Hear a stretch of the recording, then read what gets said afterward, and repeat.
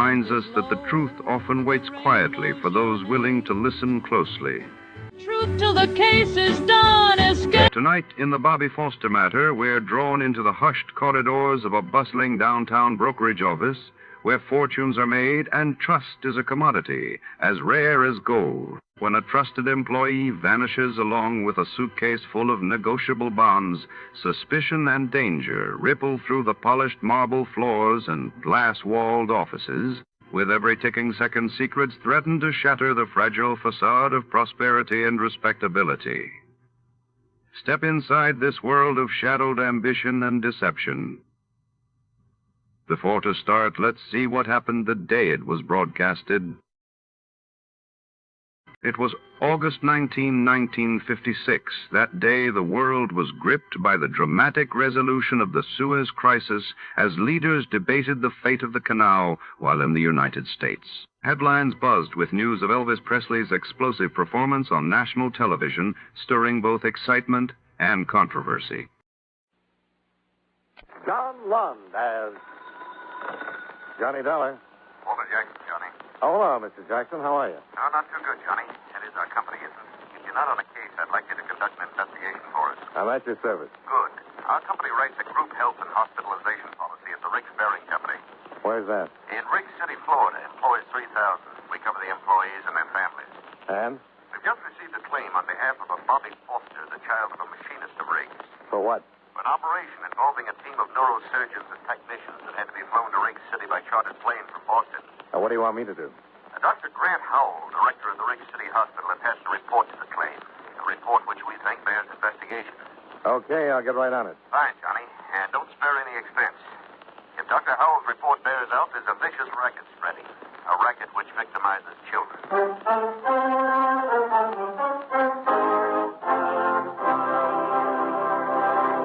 At this point in our program, I'd like to give you something to think about. Probably one of the most quoted Americans in our nation's history is Benjamin Franklin. It was Franklin who said, "Early to bed, early to rise makes a man healthy, wealthy, and wise." And never leave that till tomorrow, which you can do today. And, of course, the Lord helps them that help themselves. But probably one of his most familiar quotations is, "There are only two things in life of which we may be certain: death and taxes." Of course, what bothers most of our taxpayers is that death and taxes don't come in that order. But seriously, one of the biggest jobs handled by the Secretary of the Treasury is the collection of taxes, our government's main source of income. The government raises money through the Bureau of Internal Revenue, which collects income taxes, excise taxes, amusement taxes, and other federal taxes. The Bureau also checks to see that you haven't paid too little and, believe it or not, that you haven't paid too much. Another way the government raises money is through the Bureau of Customs, which levies taxes on imports which are sent here from foreign countries. But although the Treasury Department collects the money, it is Congress, the men we send to Washington, who actually says who will pay taxes and how much. And that's one thing from which none of us can escape.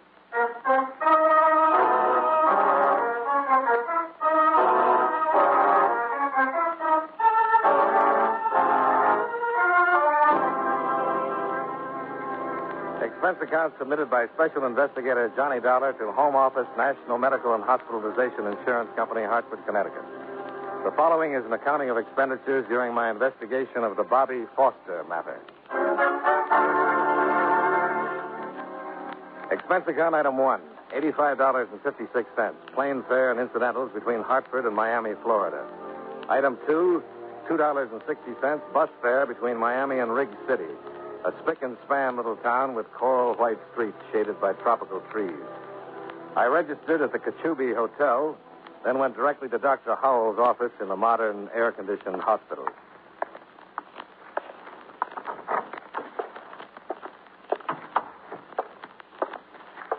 Good afternoon. Hello. May I help you? I'd like to see Dr. Howell, please. Well, the doctor doesn't see patients after 5. I'm afraid you'll have to return tomorrow. Unless it's an emergency. Well, I understand it is. My name is Johnny Dolar. I'm representing National Medical. Oh, I see. I'm sorry. That's all right.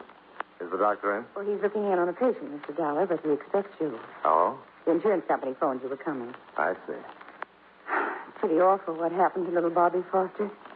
I've never seen Dr. Howell so upset. Just exactly what did happen. You don't know? Not the details, no. Well, if Dr. Howell is right, it's terrible. But he'd better tell you. Won't you sit down, Mr. Dollar? Oh, thanks. Cigarette? Oh, thank you. You see, I heard some matches. Oh, here you are. It worked. Hang out the flags. Well, how do you like Briggs City, Mr. Dollar? Well, I haven't been here long enough to know. How do you like it, Miss... Rogers. Flo Rogers. I haven't been here very long myself, just a little over 2 months. Oh? Oh, I like the sunshine, the clean streets, But what? but it's a little dull. Well, is that so? Well, maybe something can be done about that, Miss Rogers. It is Miss, isn't it? Oh, yes, definitely. Sure is. I'm glad you approve. I not only approve, I applaud. Oh, on behalf of the spinsters of America, I thank you. Oh, that must be Dr. Hall. Excuse me? Reluctantly.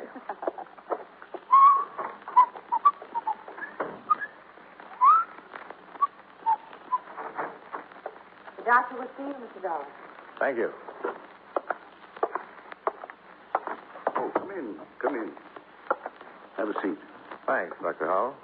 Well, your company acts fast. Only mailed that claim day before yesterday. National Medical feels it's an unusually high claim, You Doctor. suggesting I padded it? Oh, certainly not. But a team of neurosurgeons flown down from It was Boston... necessary to save the boy's life, I assure you. Well, don't misunderstand, Doctor. National Medical isn't challenging your professional opinion. I should hope not. The report you attached is what interested my company. It should. Should interest the whole country. I didn't have the opportunity to read it, Doctor. Perhaps It's a you'd... potential child killer, Mr. Dollar. A vicious, unscrupulous racket, capitalizing on panic, fear. Well, come with me. I want you to see what they've done to an innocent child. Bobby Foster? Yes.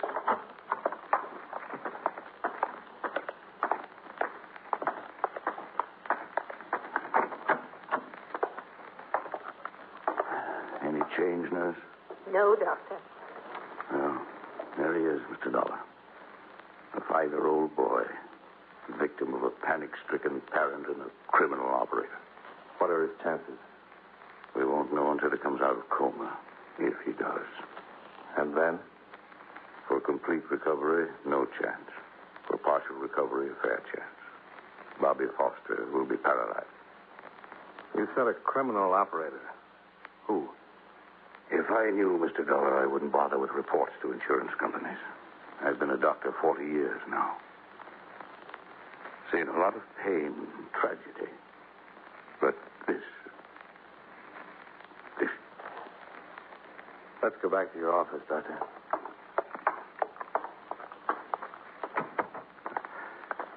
Sorry, Mr. Dollar. I must be overtired. Shouldn't let these things get to me. Well, after seeing that boy, I can't blame you. Cigarette? Yes, thank you. Now, let's have the story from the beginning, huh? Well, we had a polio scare here recently. Some of our children came down with fever, headache, sore throat, symptoms resembling polio. Was it polio? No. But to confirm my diagnosis, I called in a polio specialist from Miami. Meanwhile, epidemic rumors spread through the town. Parents got panicked. He held a mass meeting. For what purpose? They demanded I inject every child in town with gamma globulin. That's the polio preventive. Yes. And did you? Certainly not. Gamma globulin is impossible to get unless a genuine polio epidemic is threatening. The government has to ration it carefully because one whole blood donation is required to manufacture a single injection. You know how many demands there are on the whole blood supply these days. Of course. Well, to get to Bobby Foster's case, I was called to the Foster home last week. Found the boy in a coma. He had all the symptoms of embolism. Of what? Cerebral embolism, caused in this case by an air bubble entering a blood vessel and being carried to the brain. Well, that would cause paralysis, wouldn't it? Yes, and possible death. And so you called in the neurosurgeon. I didn't feel qualified to undertake such a specialized operation. Well, just how did the air bubble enter the boy's bloodstream? Through criminal carelessness, by way of a hypodermic injection. Any proof? Well, the needle mark's still on the boy's arm. And you have no idea who injected Bobby? None. But I know this. Other children in this town have been injected, too. Oh? In their cases, fortunately, no harm was done. Well, surely Bobby's parents know who injected him. That's the wicked stupidity of it, Mr. Dollar. They deny the boy was given any kind of an injection. But you think they're lying? Of course they're lying. The boy was running a fever. The parents thought it was polio. They panicked, took him to some quack for an injection of what they were told was gamma globulin. At a black market price, no doubt. To a frightened parent, price would be no object, Mr. Dollar. Well, I'll see the boy's parents. They can be persuaded to tell who's behind this racket. You're wasting your time, Mr. Dollar. I've tried repeatedly. They refuse to admit their responsibility. Afraid criminal charges will be brought against them? Perhaps.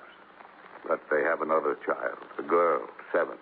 You're thinking the girl has been threatened if the parents talk? I wouldn't put anything past the ghouls who operate this racket, Mr. Dollar. Yes, it would figure, Doctor. Well, thanks.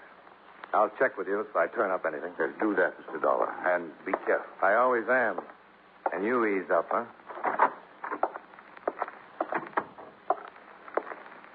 He's very perturbed, isn't he? Well, he has a right to be, Miss Rogers. Do you have the Foster's address? Oh, yes. I prepared this for you. Here you are. Oh, thanks. Well, I'll take a run over there now. I wish I could help you. You've been very helpful already. No, I mean really help. If there's anything I can do, anything you need or need to know. Well, I could use a little background information, about the town and the people. I tell you what, why don't we have dinner tonight? Then I can get the rundown on Riggs City and a little nourishment at the same time. Well... You have another engagement? No, I haven't. It's just that... Well, I didn't want you to think I was angling for a date. Oh, now, look, I have a pretty good memory, and I distinctly remember that I asked you to dinner. I know, but... I think it's your civic duty to dine with me. Well, if you put it that way, as a good citizen, how can I refuse? That's the spirit. You name the place. Well, there's a restaurant called the Tropics, a bar and grill sort of place. It isn't 21, but it isn't bad either. I'm with you. What time shall we meet? Around 6. I'll be there if I have to crawl. All right, but wouldn't a taxi cab be more practical? See you at 6.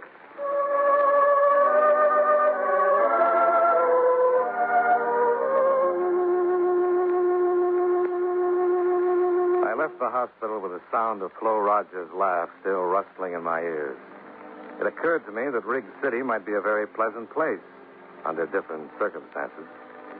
I hailed a cab and ran up expense account item 3, 75 cents. Fare and tip to the Fosters' bright little cottage, a stone's throw from the beach.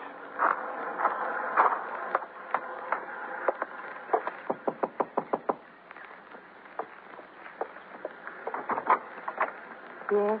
Mrs. Foster? Yes.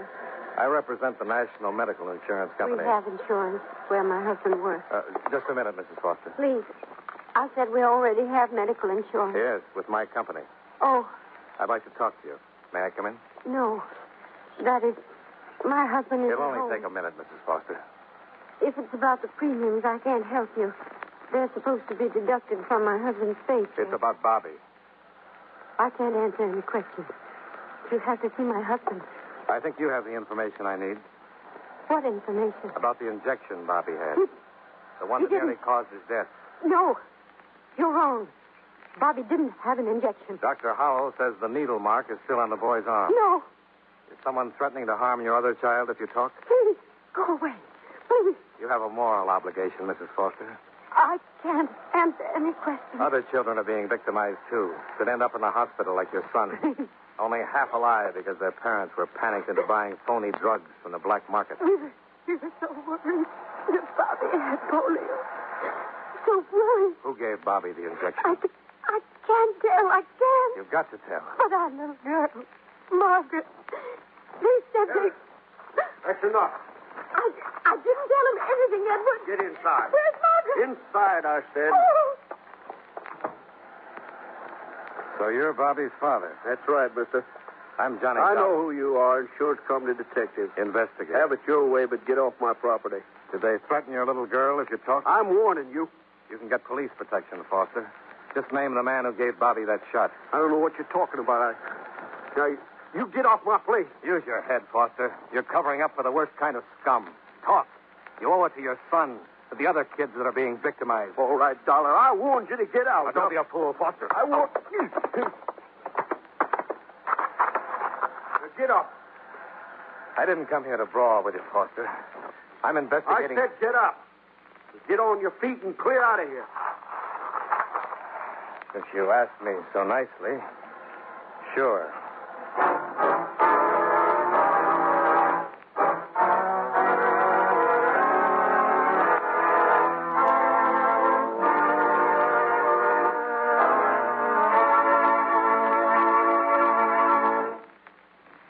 You know, many great men have attained the highest office in our land, the presidency of the United States.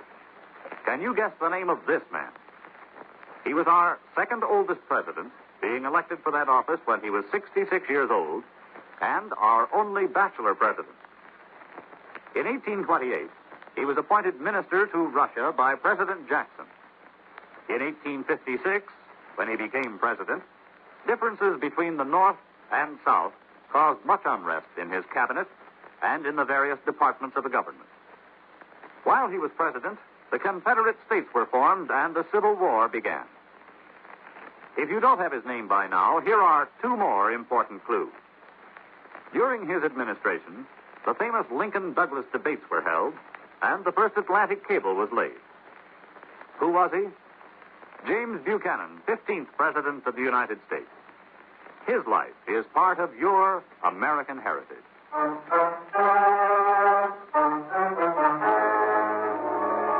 And now, with our star, John Lund, we bring you the second act of Yours Truly, Johnny Dollar.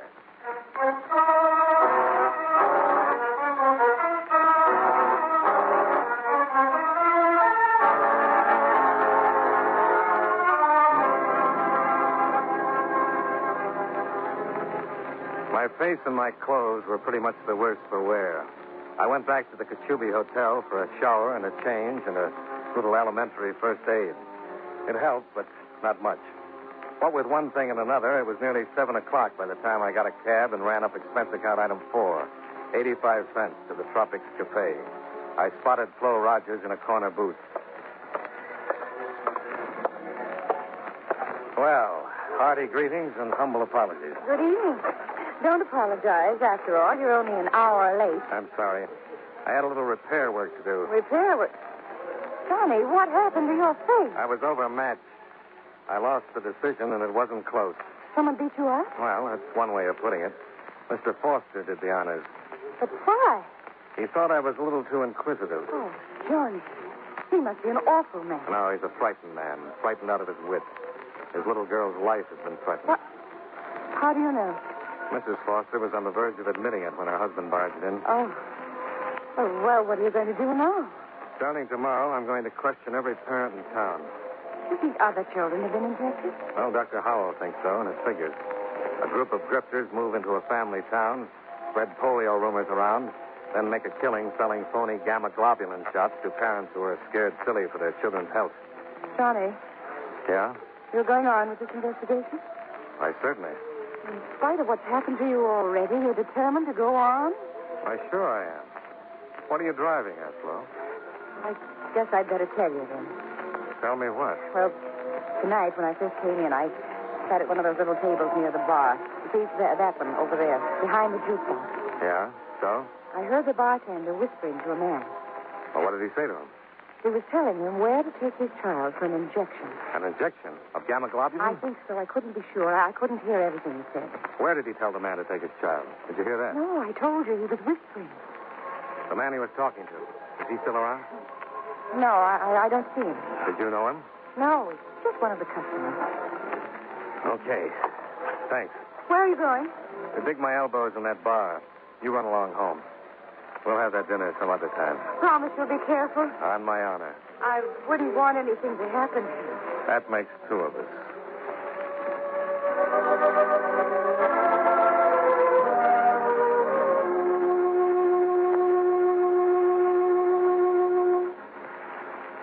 settled on a stool at the bar and ran up expense account item 5, $10.70, with which I slowly drank myself into a mood so dark that my neighbors moved to the other end of the bar. Hey, Skinny. Come here. Name's Mickey, sir. I told you before. Well, I'll show you this. So what? Well, don't just stand there, Skinny. Fill me up. I think you've had enough, sir. You need a cup of coffee, black. What I need, you can't get for me, pal. Nobody can. You sound like a man that's got woman trouble. What do you mean, woman trouble? Why, my little wife is the finest, sweetest... Yes, sure. You're crazy about her and the kids, too. How do you know I got kids? Well, you're the type. Family man. No kids. No kids. Now, look, I'll get you that coffee and then a cab to take you home to the kids. Okay? Okay. Hey, wait a minute. Come here. Yeah? You're a swell guy, Skinny. You understand when a man's got trouble. Yeah, sure. Forget it. Just that my kids are sick. Wife is worried half out of her mind. I had to get out of the house. Had to get away for an hour. You say your kids are sick? Yeah. Wife's scared of polio. What does the doctor say? Oh, a lot of mumbo-jumbo. Everybody knows there's a polio epidemic in this town. The doctors are afraid to admit it because they can't get the stuff to stop it. Gamma globulin? That's the only thing that'll save my kids, the only thing. Listen, mister. Maybe I can help you. Huh? Get you some gamma globulin. Where, Skinny? I'll pay anything. Anything. Here. Go to this address. The party there will tell you where to take your kids for the shot. Oh, thanks, Skinny. Thanks.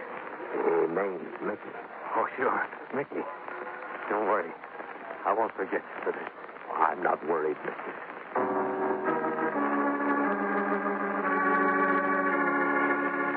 I left the Tropics bar and piled into a cab. On the way to the address Mickey had given me, I stopped at a highway diner and ran up expense account item 6, 30 cents for a carton of steaming black coffee. Not that I was in need of sobering so much. I just wanted something to take the sudden chill off my spine. If you've ever had a date with a grave robber, you know what I mean. It was 2 a.m. when the cabbie dropped me at the driveway of what looked to be a deserted beach house. I paid him off, expense account item 7, $1.20 tip and fare, and started up the drive toward the vine-covered gate. That's far enough, Dolar. Who's there? Oh! Just shut up or I'll snap your neck, Dolar. Foster! That's right. Don't give me any trouble. Okay. Ease up, will you? Will you come along easy and no funny business? Yeah. All right. Put your hands behind your head. Clasp them. Don't turn around. Okay. Where's your gun?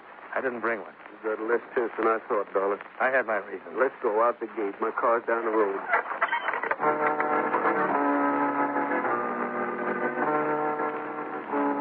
Foster drove away from town, using the back road. A tire iron clutched in one huge hand in case I got ideas. Once, out of the corner of my eye, I thought I saw the big guy's lip tremble, like a scared kid.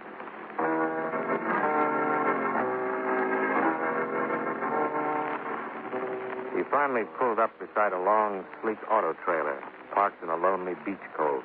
He motioned me out and followed me to the door.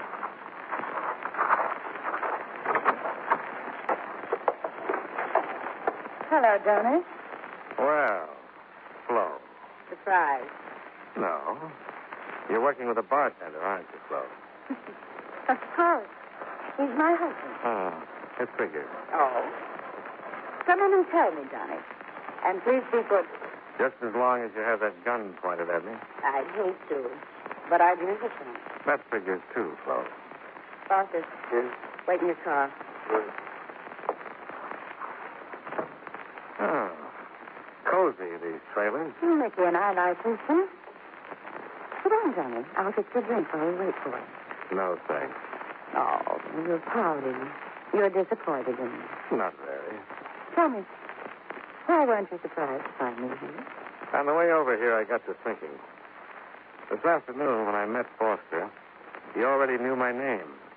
I hadn't given it to anyone but the doctor and you. Careless of me to have mentioned your name when I warned Foster you were coming. Just what kind of a hold have you got on him? His little girl. You've kidnapped her. Oh, no, Johnny. We're just keeping Margaret for a little while. You see, the Fosters have been very responsive to Mickey's warnings.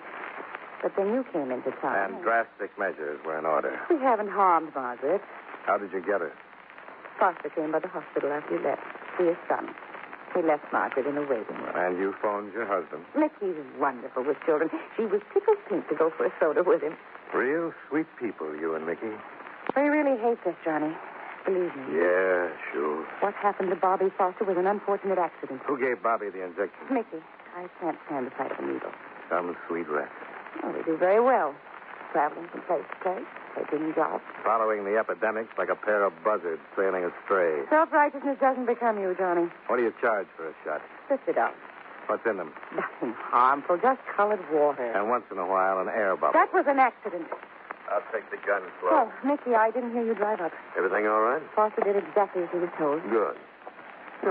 Slow, Dollar. You play a lousy drunken father. I'm usually better, but tonight I didn't extend myself. Huh? I had a hunch you'd want this meeting to take place before I started questioning the other parents in town. Because you knew I was bound to find a mother or father who'd identify you two. Ah. Then you've been willing to make a deal all along, huh, Dollar? Well, let's say I hated to spoil your fun. Especially Flo's. What's that crack mean? Ask your lonesome wife. Don't listen to him, Mickey. She plays a very convincing bachelor girl. He's trying to make trouble. A little too convincing. Shut up, Dollar. And she talks a lot. Talk? She told me everything just now. Even that you've done away with Foster's little girl. What? I didn't. I said, Mickey, behind you. Come on. A gun, Foster. Shoot, Mickey, shoot. I'll take the gun, Flo. Let me go. Now sit down and behave. You hurt me, Johnny. Give it to me, Dolly. The gun. I'm going to kill him. No, Foster. Give me the gun, The Dolly. girl's all right. I said this. You understand me? She's all right. You said he killed her. Well, I had to. It was the only way I could shock you into making a move. You're not just saying it, Dollar. Margaret's really safe. Tell him, Flo. Yes. She's all right.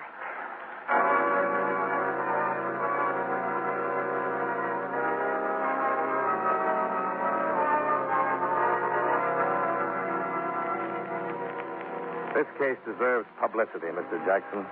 Lots of it.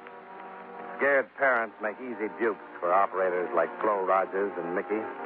And when innocent kids end up the victims, it's intolerable.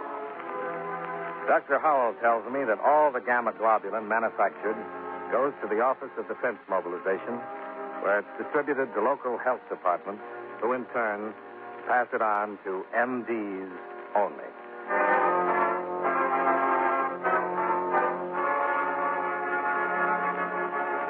Expense account item 8, $94. Bus, plane fare, and incidentals between Riggs City and Hartford. Expense account total, $196.96. Yours truly, Johnny Dollar.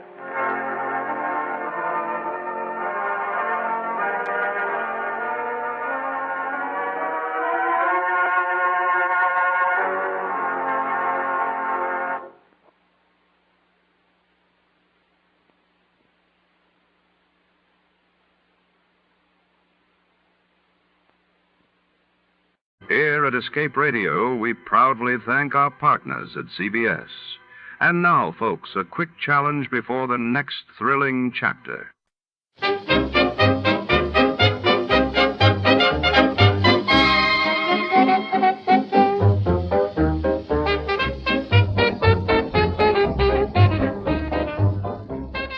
Our warm thanks go out tonight to our sister station, CBS. And before the curtain rises on another thrilling episode, let's enjoy a few delightful melodies for the road.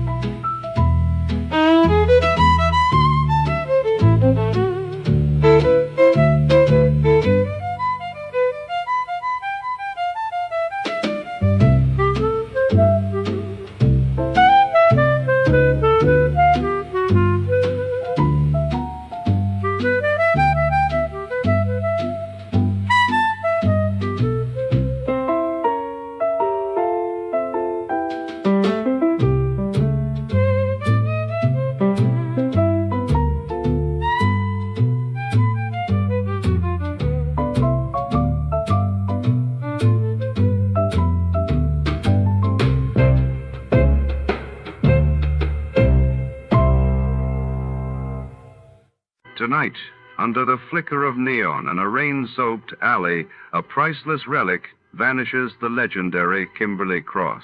Our hard-boiled detective, drawn into a tangled web of deceit, finds himself shadowed by a mysterious femme fatale, whose loyalties are as elusive as the artifact itself. As danger closes in, every clue uncovers deeper secrets.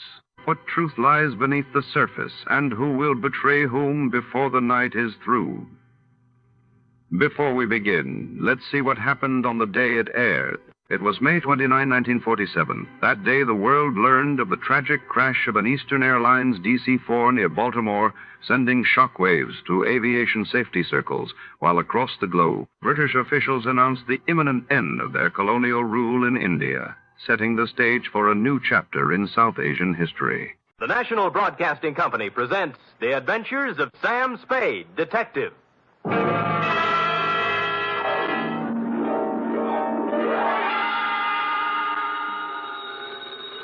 Sam Spade Detective Agency. This is Miss Bergamot. Oh, Miss Bergamot, I'm so sorry, I beg but pardon? Mr. Spade isn't in. He ought to be back any moment, however. That is, if you wish to employ him. This is his secretary, Miss Perrine. Well, as a matter of fact, Miss Perrine... Oh, he'll be available, I know. The matter he's attending to is purely routine. What he calls a humdrum number. Humdrum? Well, it's a private detective version of babysitting. You see, all Mr. Spade had to do was sit on a chair for 24 hours. And that's why I say he'll be back any minute. His last words to me were, take anything. So if you desire his Miss Perrine, I I'm do sure- not desire Mr. Spade's services. As a matter of fact, he's using mine. What? I'm his nurse at the Harbor Emergency Hospital. Nurse, another shot. Please, this time, bourbon. You must lie quietly, Mr. Spade. He's coming along quite nicely. The bullet didn't enter the cranium at all. Bullet? Cranium? Both. Mr. Spade wants to... But I Now, Mr. refuse, Spade, you nurse. I refuse. But, Miss Nightingale, I am. F.F. Wonder Girl. Sam. Ah. Oh, Sam. Dry those big brown eyes, Cherub. Fluff up the sofa and spread out some lap for me to lay my poor bullet-ridden head on. In practically no time at all, I'll be staggering in to gasp out a humdrum report on the Kimberley Cross caper.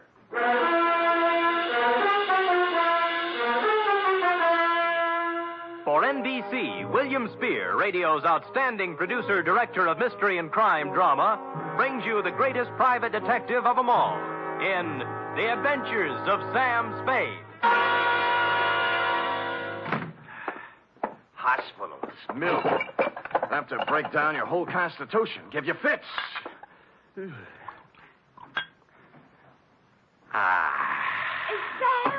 Who else? Oh, Sam. You look like the drummer man in the Spirit of 76. Nothing. As you know, Angel, no profession is without its hazards, least of all this tawdry one of ours. Now, sit down now. Oh, yes, Sam. Now, may I put my poor wounded head in your lap? Oh. Comfy? Mm-hmm. Oh, poor Sam. They're stupid, too, honey. Let's see now. Hey, new feeling. High twos, huh?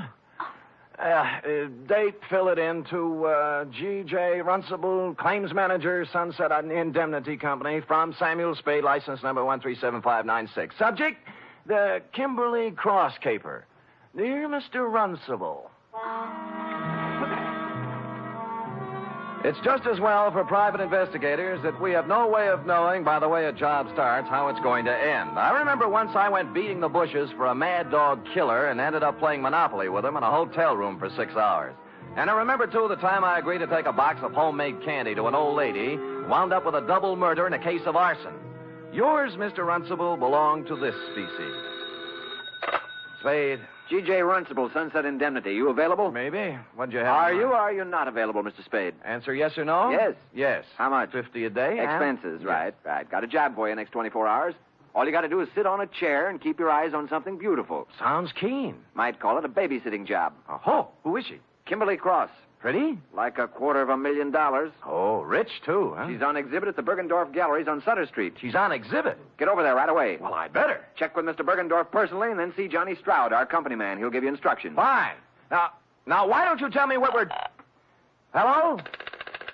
Hello? Always happens on page 6.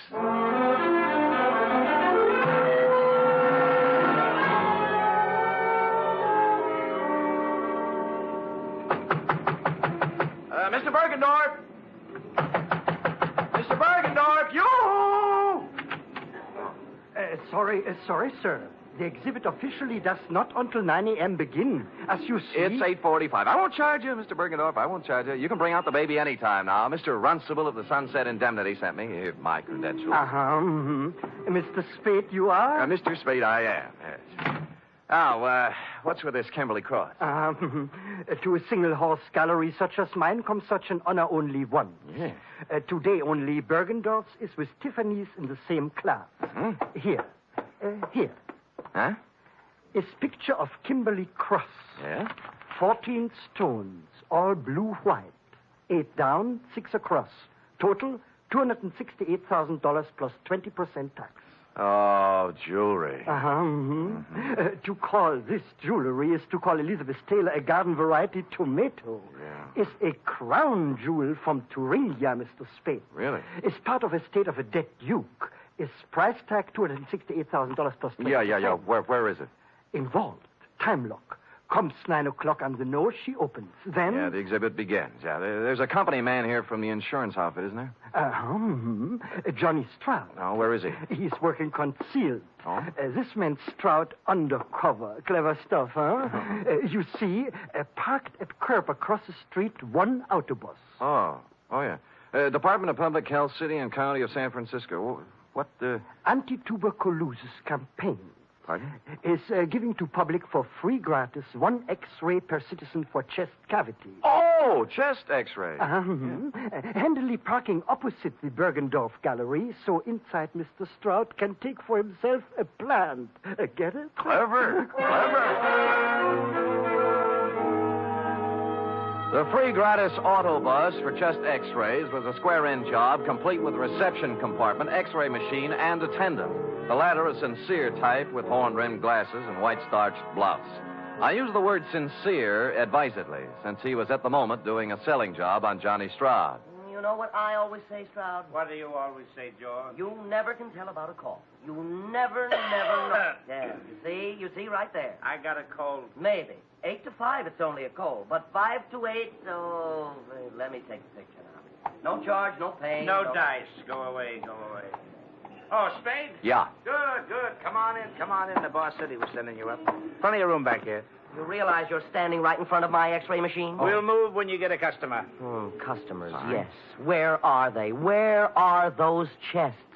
If people only knew that 8 to 5 it may be a cold. Then Did Runcible brief you on this, Spade? Yeah, it was brief, all right. How do you make it? 14 vulgar-sized diamonds looking for a buyer. Sunset indemnity insuring Bergendorf against loss during the 24 hours they're on his hands. That's 2 for you. There's 2 against me, too. Oh? Like, why does Sunset Indemnity need outside help when they have you? And why are you playing like a movie dick when the sensible thing to do is to sit down next to the exhibit with both eyes open and a rod under your arm? What are you doing, George? I'm testing my machine. Don't let me interfere with you, boy. George doesn't like me. I see that. Well, I guess the boss left out one item, Sam. A tip? Yeah. Last night, some schmo called him around midnight and got him out of bed. Oh? Runcible's a pessimist, you know. When Sunset Indemnity's on the line for $250,000, he tends to get jumpy. Who had the tip? Anonymous. They all are. Right from the oat bin, the guy says. Somebody's going to take a running jump at the Kimberley cross while it's at Bergendorf's. Mm-hmm. Needless to say, for the balance of the night, Runcible does not sleep. So today we got reinforcements. Georgie? Yes? I'm going to leave you now, George, to take my post across the street while Mr. Spade... Hey, wait a minute, Johnny. Look, in front of Bergendorf's. The dame? The dame. To paraphrase Bergendorf, calling her a dame was like calling the Kimberley cross a hunk of jewelry. But that's not what interested me, at least not right then. She was walking back and forth in front of Bergendorf's like a kid at the dentist door trying to get up the nerve to push the button. Quoting from my notes, it says 9:02 a.m., girl, 5'2", blonde, early 20s, gray tweed suit, spent a few indecisive minutes in front of Bergendorf's, finally went in. She came out almost immediately, started west on Sutter, then evidently saw a patrol officer approaching on same side of street, hurriedly crossed toward our post in Public Health Department Mobile Unit number 2 and entered. Hello? Well, good morning, good morning. Am I too early for the... Oh, you're just in time. First customer of the day. Yeah, let's see now. Name? Martin. Martin. First name? Bernice. Address? 826... She wasn't a very good liar. While she was telling him her name was Bernice Martin, she filled with a leather handbag with the initials PC on it, big enough to read from across the street. George filled the form out, then moved her around to the machine. By now, the cop she was ducking had walked by and turned the corner. Shall I... No, it won't be necessary to take off your coat. Is this all right? That's good. Stand right there. Hold still now. Take a deep breath. Hold it. There. That's all there is to it. You're doing a wise thing, lady. You think so? Certainly. 8 to 5, it's only a cold, but 5 to 8, you never know. Here's your stub with your number on it. We'll notify you in a few days. Thank you. Thank you.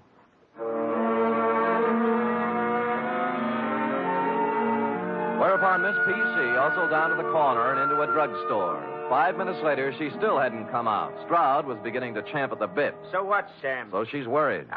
She's ducking cops. She's using a phony name. Or her girlfriend's handbag. Look, I'm going. Hey, wait a minute. I'm sure I've seen her somewhere before. Where? I don't know, but I think it was around headquarters. Now who's playing movie dick? Look, it's 10 after 9. I'll go over and settle down next to the vulgar diamonds, and you make yourself comfy with Georgie. If I get busy, out you go, Keep pal. your eyes on the customers going in and out. There's a good loud burglar alarm over the door there. You can hear it a block away. You see what I mean? It's good and loud. Holy cow. Stroud took the gallery, and I set sail for the corner drugstore, pulling up in 20 seconds flat. She was gone, of course. The druggist was at the fountain, mixing a Coke, which he spilled when I reached across and grabbed him by the lapels. Blonde, you say? Yeah, young, gray suit. I told you, Jack, she just came in here. I know. What do you want to know about her? What'd she do, telephone? Nope. She was just like you. Asked me about a guy. What guy? Larry Galliano, his name is. Wanted to know if I'd seen him come by this morning. Who's he? I don't know. Did she describe him? Didn't have to. His picture's on page 1 of the morning paper. Here, take a look.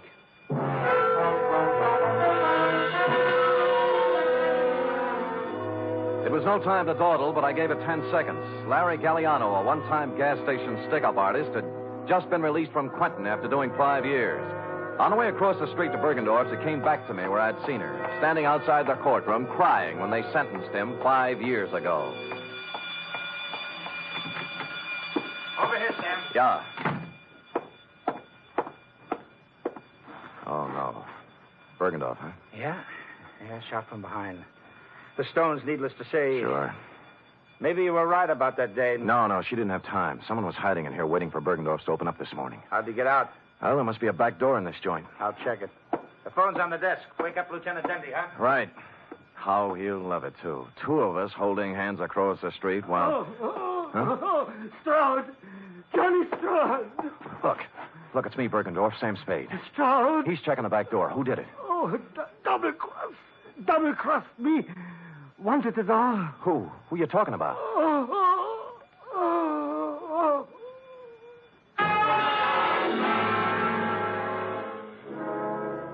It was as plain as a man in his condition could have made it. Obvious to anyone with average intelligence. But for stupid Sam, it was still a long voyage home.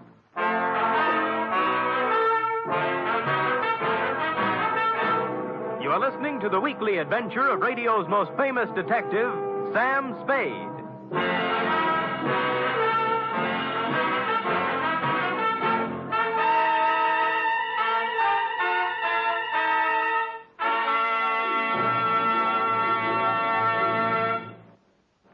Three chimes mean good times on NBC. There's music for you tomorrow on NBC with the distinctive 4-keyboard styling of the First Piano Quartet. This widely acclaimed and unique musical organization brings you a melodic blend of classical and light classical selections in 4-part harmony every Saturday. And tomorrow there's also a 1-hour concert by the NBC Symphony Orchestra under the baton of Walter Duclos. Featured in tomorrow's symphony performance are works by Sibelius and Schumann. It's the best in music every Saturday with the NBC Symphony and the First Piano Quartet.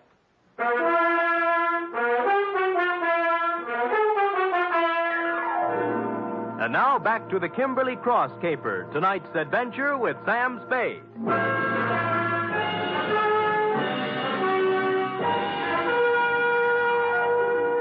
It was a dirty, selfish trick, but I left Johnny Stroud at the Bergendorf Gallery to play Porchese with Dundee and Company, knowing in advance pretty much how the patter was going to run. Then called the Chronicle and found the picture of Larry Galliano had been taken yesterday as he walked out of a flea bag on Mission Street called the Aeolian Hotel. You're, Galliano? Yeah. Sure. I know him. Stayed here night before last. Until I found out about him. Oh, found out what? That he was an ex-con. Wow. This here's a respectable a house, mister. Uh-huh. We don't cater to felons, misdemeanors, or any other members of the Demon. Demon? Yes, indeed. So, when I found where Galliano come from, why... Yeah. Now, look, did he give you a forwarding address? I don't know. Let me see, son. Yes. Oh, yeah. Christopher Apartments on Jones. See. See, you're in luck, young man. Yeah, my girlfriend's a landlady over there. Now, looky here. Don't you sweet-talk her now.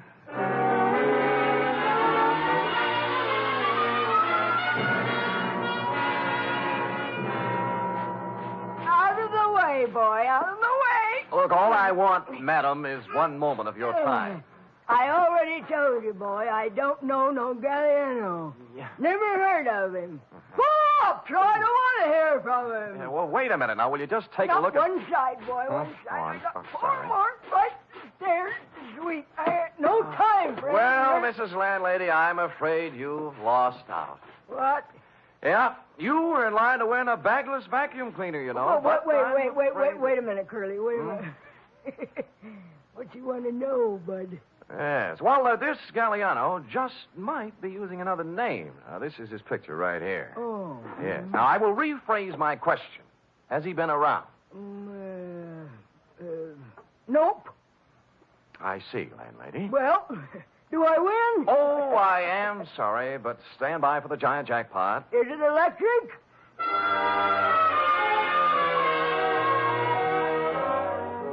I patted her cheek, made a detour around her, and left, figuring to check with the parole board.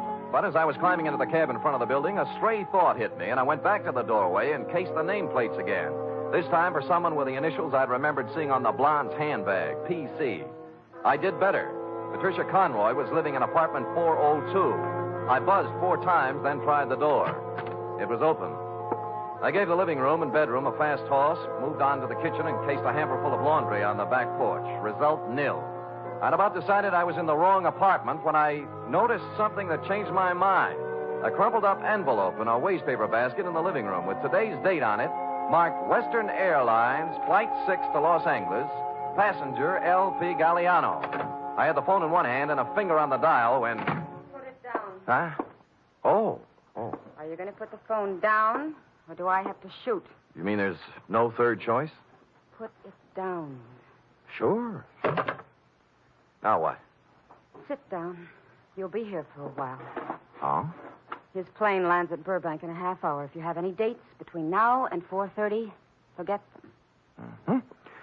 Mind if I smoke? Go ahead. Oh. You know, this is pretty heavy-handed stuff for Naj, you know. I've grown up a lot in the last 2 days. Not enough, honey, or if you wouldn't be stooging for Galliano. He can't run away from this kind of a rap, you know. 48 hours. Hmm? That's how long Larry's been out of the pen. Well, he didn't waste any time getting back in stride. Look, what's your name? Spade. Spade, what if I told you Larry Galliano had nothing to do with it? I might give you quite an argument. And I don't feel like arguing, Mm-hmm. so I'll just tell you. Good. Someone offered him the job at Bergendorf's the day he got out. Larry thought it was legitimate until he heard a couple of things by accident. Like what? Like getting hired to play fall guy in a phony robbery. You mean Bergendorf was in? Sure, till this morning. Uh-huh. They figured Larry'd be a handy guy to have hanging around with his big, fat prison record when the diamonds disappeared. That's what he told me, and I believe him. I love him. Whether or not you believe or love me or him, I do not care. I also do not care what kind of a rap you pin on me when this is all over. All I want is time. All I want is time. Enough to do a couple of errands. Now, hoist it out of that chair and put it down in the closet there. You hear what I said? Yes, ma'am.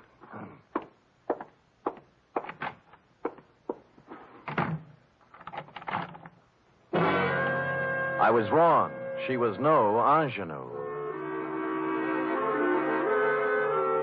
Happily, the closet had a light in it, so I settled down on a hat box and read some old copies of Mademoiselle until 5:30 when I heard the door close.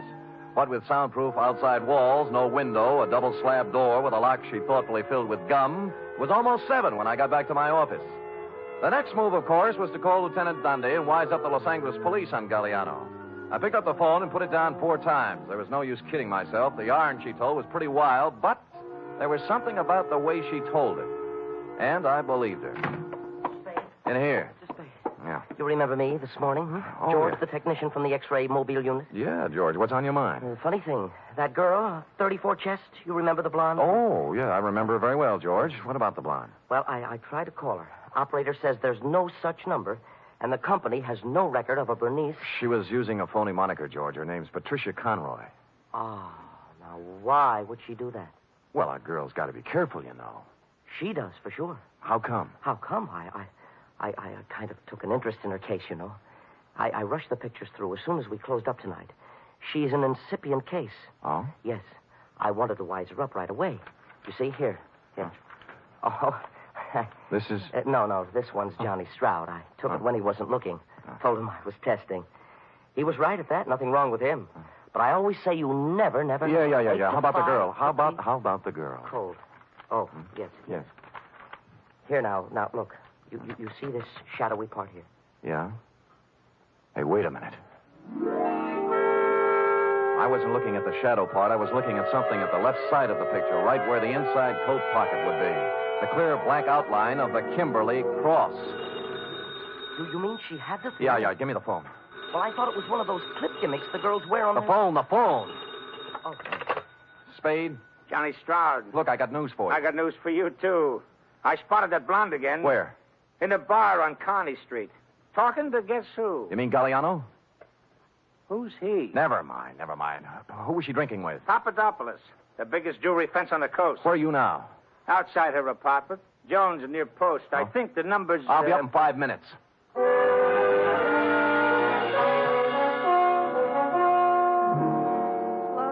like I told you, Spade, I don't want to argue. She says she doesn't want to argue, Sam. Too bad. I don't mind telling you I'm a little burned up, baby. I fell for that line you handed me this afternoon. I didn't even mind sitting in your closet for 2 hours. What's that? Sure, she's got a 32 tucked away here somewhere. Had me looking up the barrel while she dished out a lot of...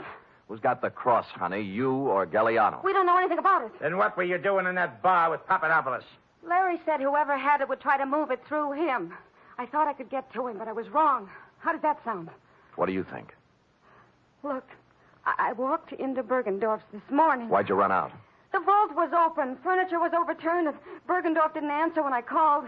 I figured it was a setup for Larry to check in, and he was on his way, so...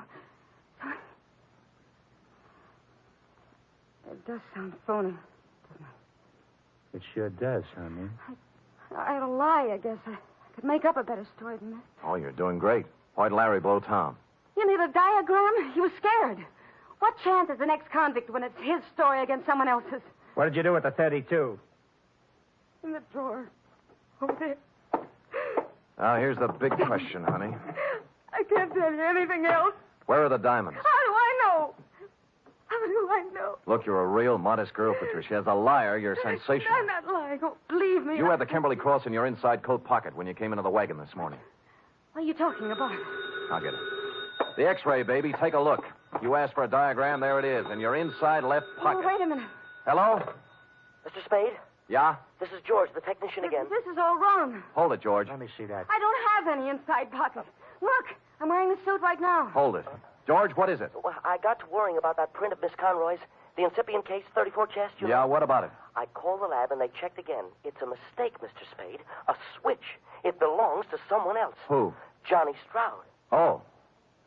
Oh, well, George, you won't have to worry about making more extra prints. What? The ones you have will do. Huh? Yeah, thanks. Thanks a lot, George. George is getting worried. Extra prints? Yeah, I had him run off a batch. Evidence, trial, DA's office, you know. Now, let's take her in, huh? Just a minute. This is crazy. I have no inside pocket. How could You wouldn't argue with a picture, would you, honey? Give me the gun, Johnny. We'll take her in together. No, wait. I want to settle something else. Johnny, you're pointing that thing at me. It might go off. Yeah, it might have that. What's eating you, Johnny? I know what's eating him. He's... Shut up. You aren't a very good liar either, are you, Sam? There aren't any extra prints. Well, there's always George. In a couple of hours, there won't be any George. Now you don't.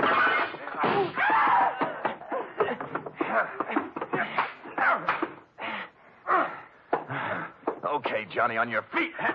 Let me go, Sam. Let me go. We can work out a deal. Shut up. Sam, your head. You're shot. Here, take the gun. Call Dundee. Get it? Dundee.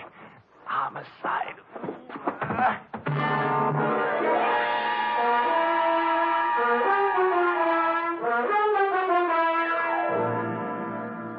And the next voice I heard belonged to cool, brisk Miss Bergamot of the Harbor Emergency Hospital. Period. End of babysitting session. How intrepid, Sam. But your wound... Nothing, sweetheart, nothing. As Hopalong Cassidy always says in Reel 6, don't worry, honey, it was only a scratch. Now... Wait.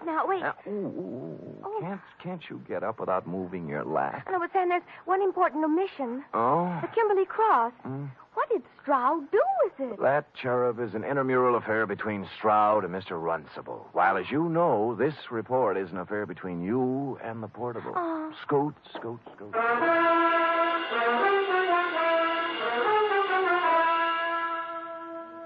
3 chimes mean good times on NBC. There's music and mystery for you tomorrow evening. For music, it's your hit parade, bringing you the top tunes in the land with Eileen Wilson, Snooky Lanson, and Raymond Scott's orchestra. For mystery, it's The Man Called X, starring Herbert Marshall as an intrepid adventurer in international intrigue who travels wherever there is mystery, danger, and romance.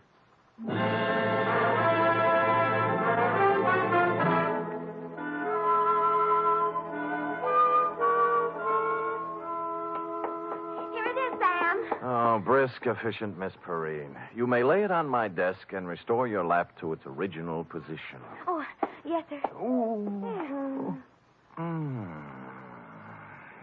Comfortable, Sam? Loving every minute. Sam, Yeah? a girl can't help wondering sometimes.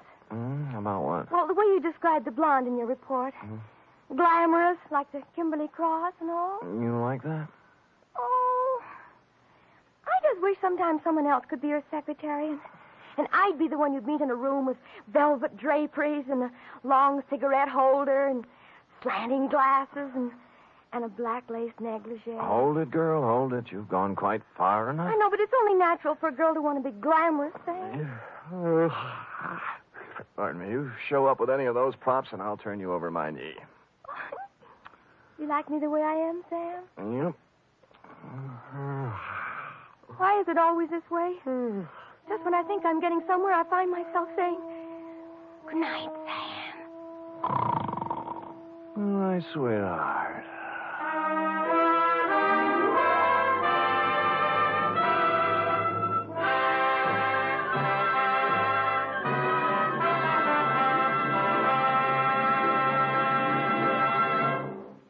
The Adventures of Sam Spade are produced, edited, and directed by William Spear. Sam Spade was played by Stephen Dunn. Lorene Tuttle is Effie. Also in the cast were Wally Mayer, Fritz Feld, Georgia Ellis, Sidney Miller, Olin Soule, Alice Wellman, and John Monahan. Script for tonight's adventure by Harold Swanton. Musical scoring by Lud Gluskin, conducted by Robert Armbruster.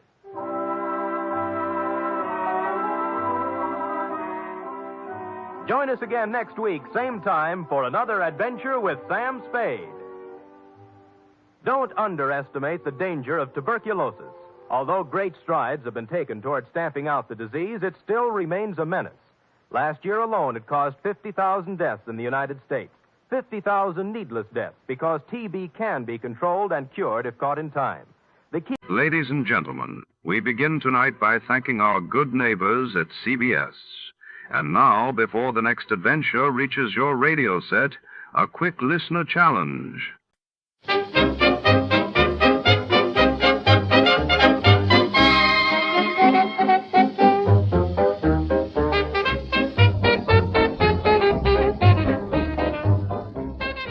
We proudly thank our partners at CBS for tonight's broadcast. And now, before our next mystery comes alive over the airwaves, here's a touch of music to set the mood.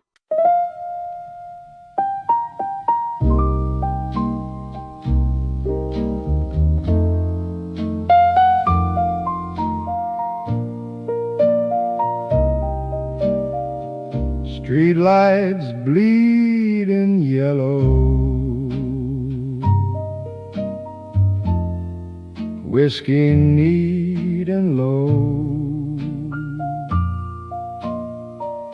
Another case, another sorrow. Where'd my good times go? Midnight shadow blues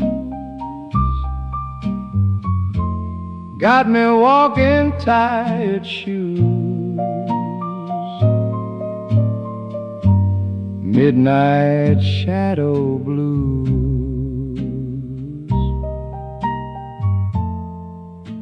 nothing left to lose.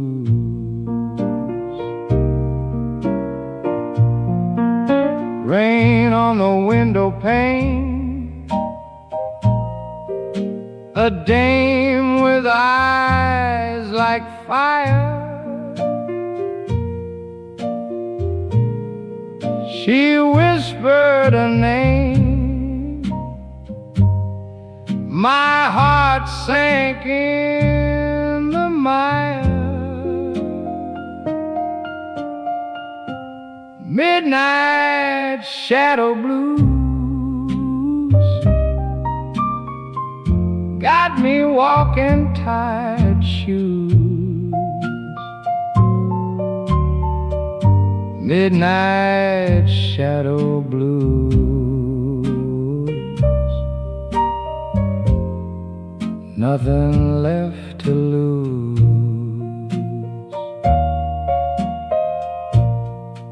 Every corner hides a secret, every smile a lie. Just a poor old detective watching the world go by. Midnight shadow blues got me walking tired shoes. Midnight shadow blues,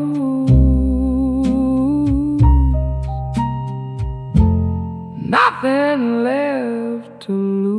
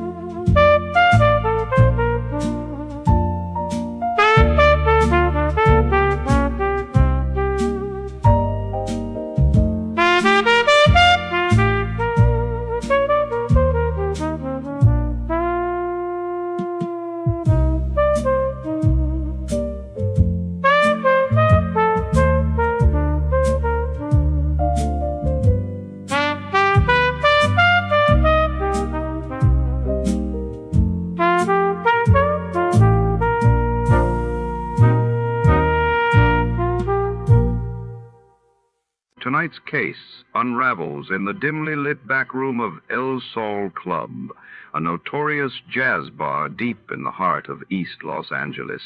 It's 1949, and the air is thick with the scent of tobacco and secrets. A pair of maracas rumored to hold more than music vanishes during a chaotic midnight set. Our detective steps in, sifting through the haze of broken dreams and sultry rhythms, chasing whispers and shadows. Someone's playing a deadly tune, and only the sharpest mind can catch the beat before to start Let's See What Happened the day it was aired. It was May 12, 1950. That day, the world watched as the first ever Formula One World Championship race sped off at Silverstone, England, while in the United States. Senator Estes Kefauver's crime hearings brought organized crime to the front page headlines. Tired of the everyday routine? Ever dream of a life of romantic adventure? Want to get away from it all? We offer you Escape.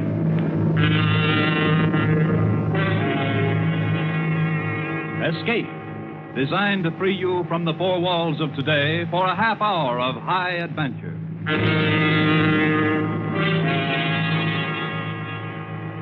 Tonight, we escape to a murderous conflict of greed and passion aboard a coastwise tramp steamer headed for Central America, as John and Gwen Bagney tell it in their exciting tale, Maracas.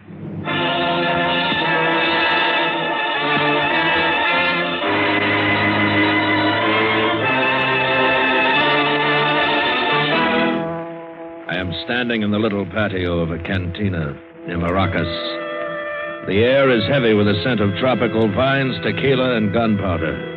There's broken glass everywhere, and the most appalling silence. Captain Kelso is standing here with me. So is Estelle.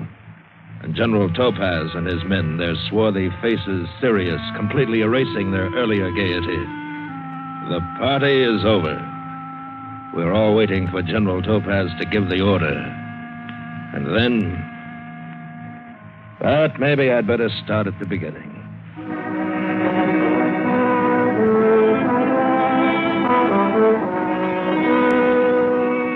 I know now I should never have taken the berth as mate on the Bruno. She's a coastwise tramp out of San Diego, but at the time I figured working under that loudmouth, sadistic, slave-driving Kelso was better than the seaman's mission. They were carrying a cargo for Santa Gardo and 2 passengers. From the beginning, the voyage spelled trouble. For one thing, we weren't long out of Dago when we ran into the blow. I wasn't too concerned about it, but I went to notify the old man purely as a matter of routine. I found him sprawled across his bunk, his mouth open, snoring. There were a couple of empties on the floor and another in the basin. Captain Kelso. Hey, Skipper. Hey, Skipper. Storm, we're running into weather. So, something wrong? No, sir, I just thought you'd like to know. Good. Now I know. Get back to the bridge. But suppose I have to change course, sir. Haven't you been in a blow before? Maybe I should have checked your papers before I signed you on. You are a sailor, aren't you? Yes, sir. I've been to sea a couple of times. Well, get out of here and quit beefing it. And don't bother me again. I got a headache. You should have. What's that, Mr. Doyle? Nothing, sir. Nothing.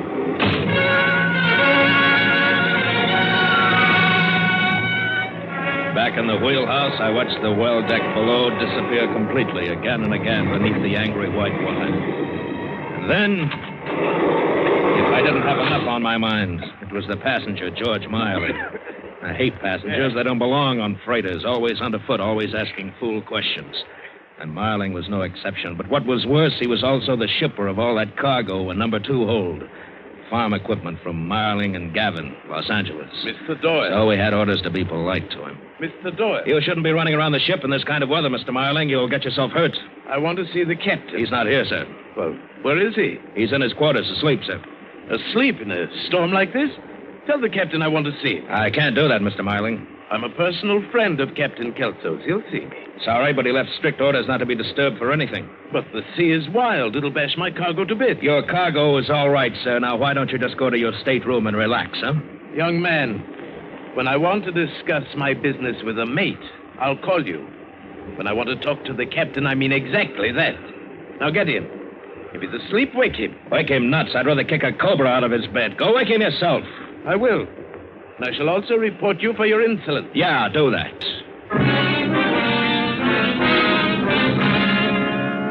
What did he think? Somebody was going to steal his precious cargo? He was on the dock when we loaded it. He was in the hold when we stowed it, and on the deck when we battened the hatches. If he was so afraid we'd contaminate it, why didn't he send it air express? I was still burning about it when the second came to relieve me. Went down to the galley to have a cup of coffee. Yanked the spigot of the coffee urn so hard that hot coffee splashed in and out of the cup and all over my pants. Oh! I spun around so mad I saw red. Yeah, I saw red, all right. A shining red page boy bob. And underneath it, a marking face. And about 110 well-distributed pounds. There were only 2 passengers on board, so that made her Mrs. Marlowe. May I have a cup of that? What? Coffee. Oh, yeah, sure. Do I surprise you that much? No. As a matter of fact, I just thought that... Yes, I know. Everybody thinks that. If they meet George first. And if they meet you first? Then I warn them about George. Oh? Was he very unpleasant? Well, he got a rise out of me, if that's what you mean. Yes, he does that to people. What did he want you to do? Stop the storm? You know him better than I do. I don't think you like me. I'm sorry. I've got something else on my mind. Oh, don't be so serious. I was only kidding you. So? So? It's going to be a long trip? Excuse me, Mrs. Marling. I've got to get back to the bridge. Everybody calls me Estelle. What do they call you? They call me Doyle, Mr. Doyle. Excuse me. Oh, Mr. Doyle. Yes. I hope I haven't rushed you.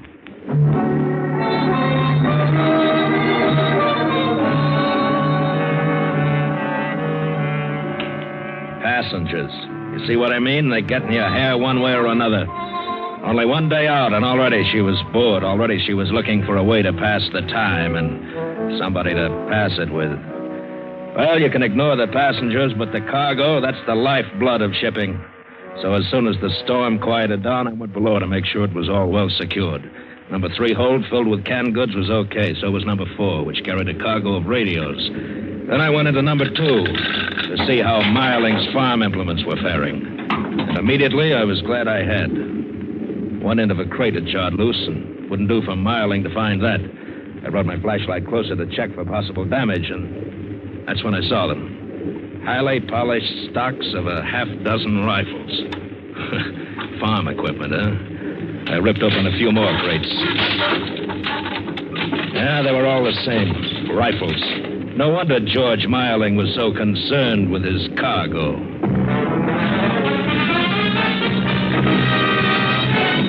Captain Kelso. I told you to keep out of here. You know what we're carrying in number 2 hold? Sure, cargo, farming equipment. Well, the only digging it'll be doing is for graves. What do you mean? The crates of rifles Marling's transporting.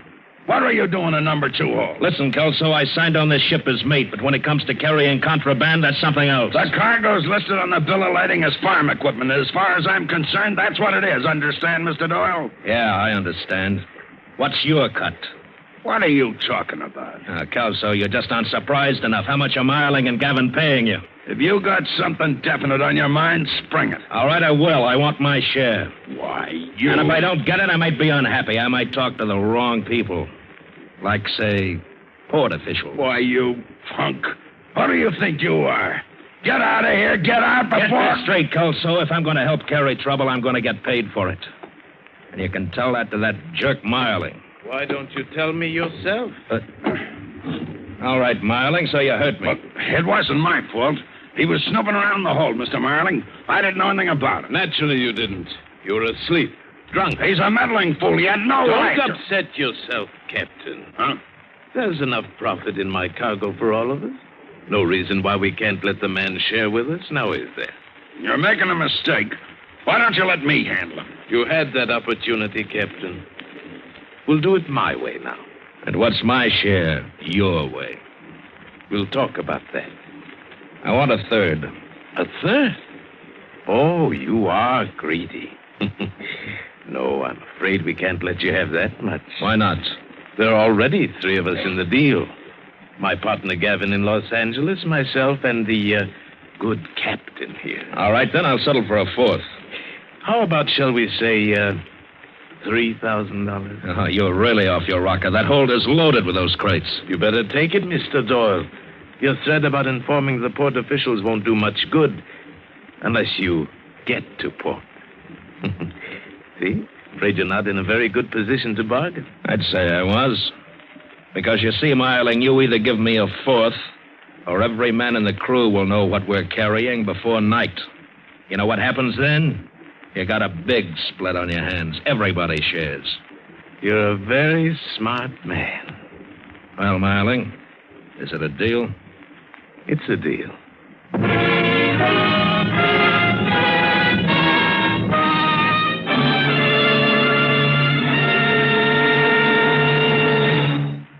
In just a moment, we will return you to Escape. There's a fellow who makes a nice little thing singing popular songs, a fellow named Crosby, Bing Crosby. Then comes another fellow named Frank Fay and begins to analyze the words to the songs this man Crosby has been singing. Is it justice? Well, who knows? But it's one of the funniest sessions on the air, if you heard their broadcast last month. Frank Fay will pay Bing another visit tomorrow night on Bing's regular Wednesday night CBS show. Bing Crosby, Groucho Marx, Burns and Allen, Dr. Christian. They're all Wednesday night stars on most of these same CBS stations. And now we return you to Escape and the second act of Maracas.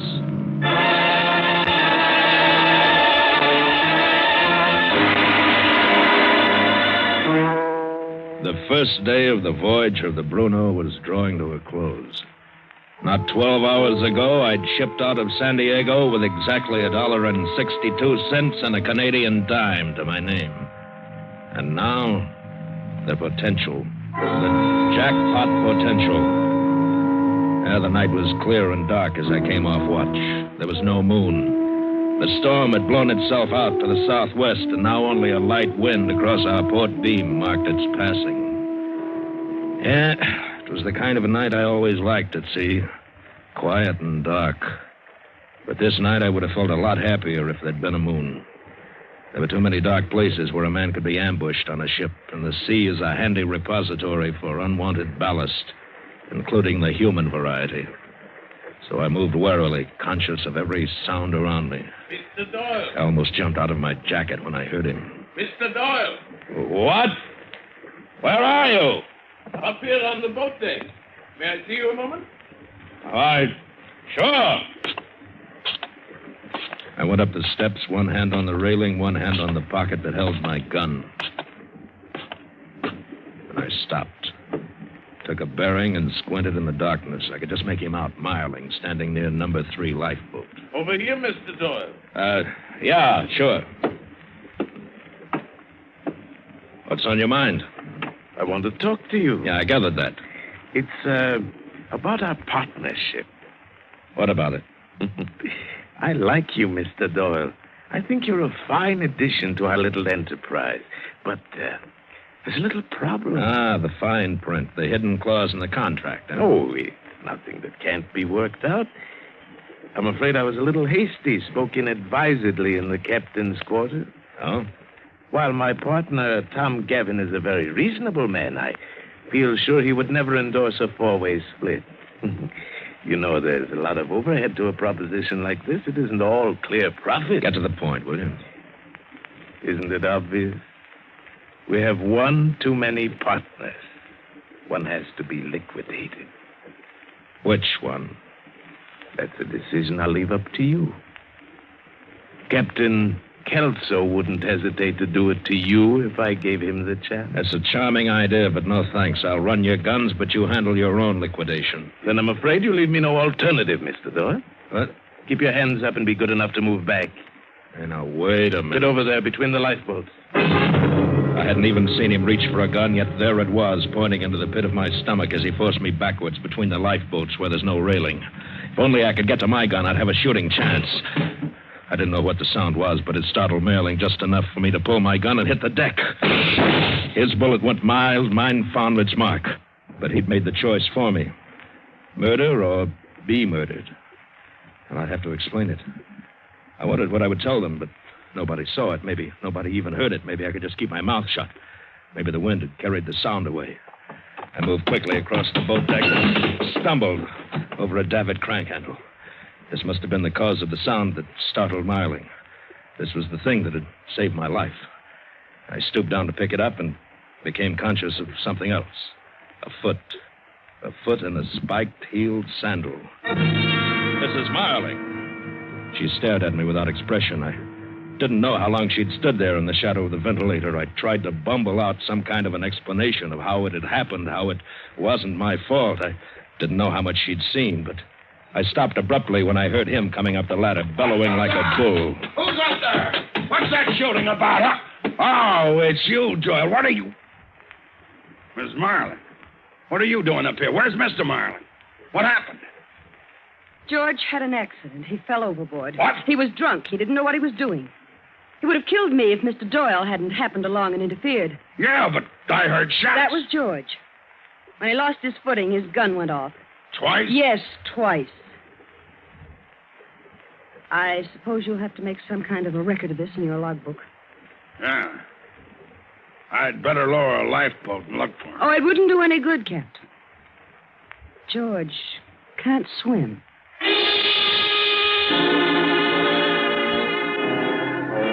I watched Kelso walk away. I knew he didn't believe any of it. The minute he was out of earshot, I turned to her. What did you lie for? Why didn't you tell the truth the way it happened? What do you care? You're in the clear. I don't like the way you did it. Well, it's done, so forget it. You ought to be grateful to me. What for? I saved your life. How do you think that thing got on the deck, that handle? You mean that That's right, I threw it. George would have killed you if I hadn't. Hey, wait a minute. That means that you wanted him dead. Earlier tonight in the galley, I thought you were just passing the time with me. I thought that You thought what? Let's just say I did you a favor and you did me a favor. Now we're even.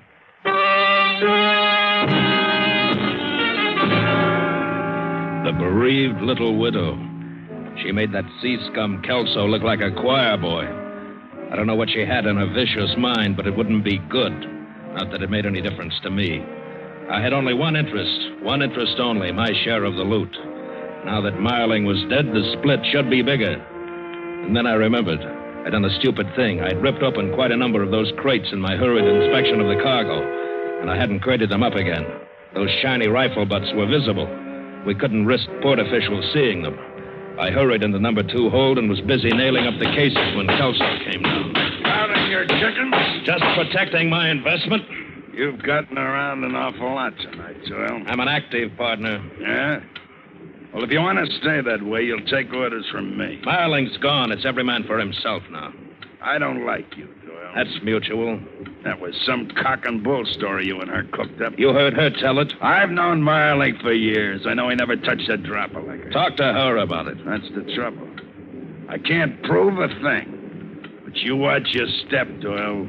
Don't you get any idea you can cut me out like you cut him out? Yeah, well, I'm going to watch you too, Kelso. I'm going to watch you close. You can quit fighting over it, boys.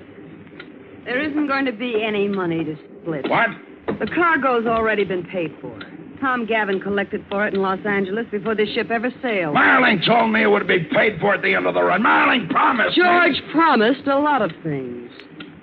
And George isn't here. You never intended for him to reach the end of the run. Is that it, Mrs. Marling? Oh, smart boy. You and Gavin had a cute little thing cooked up between you, didn't you? And I stepped in and washed your dirty linen. You haven't anything to squawk about. You're alive, aren't you? And neither have you, Captain. You'll get paid for the freight. Freight? For that measly amount, I took a chance on losing my license and my ship?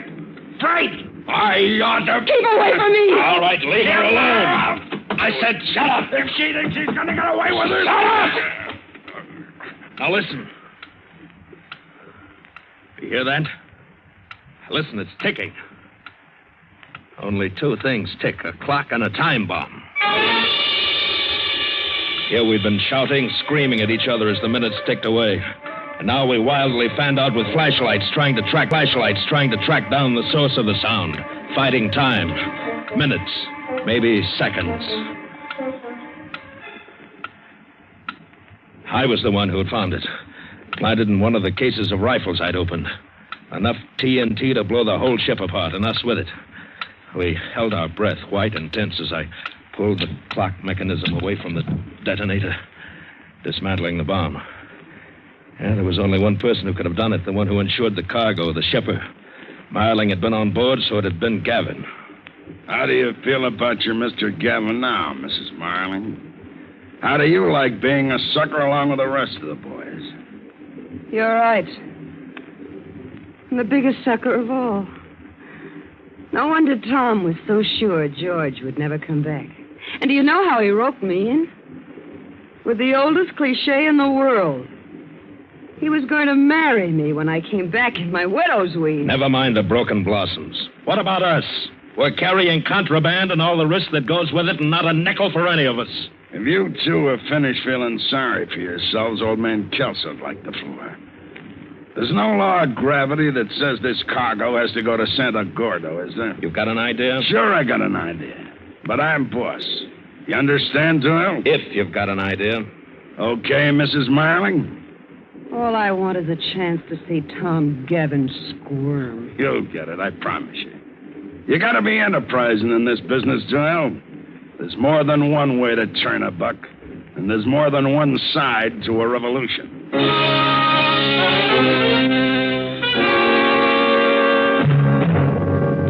Like Kelso said, no reason why our cargo should go on to Santa Gordo.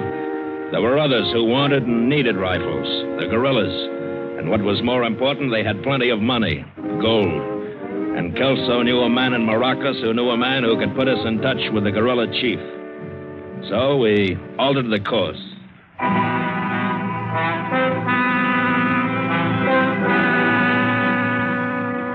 10 days later, we steamed through the Gulf of Teresa and entered the obscure little Bay of Maracas. Estelle, we were partners now. I dropped the Mrs. Marling.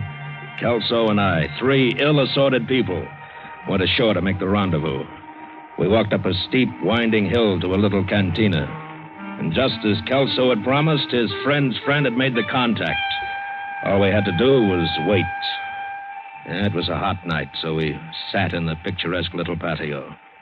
And then we heard them. First, it sounded like a roar of thunder from over the horizon. And then it took form. First a boisterous cloud, and then distinct shapes. Horsemen, a dozen or so, shooting and whooping as they galloped up. A gang of renegades, unshaven, sweat-stained, each fiercer looking than the other. All wearing crossed cartridge belts, sombreros, and sporting firearms of assorted caliber and make.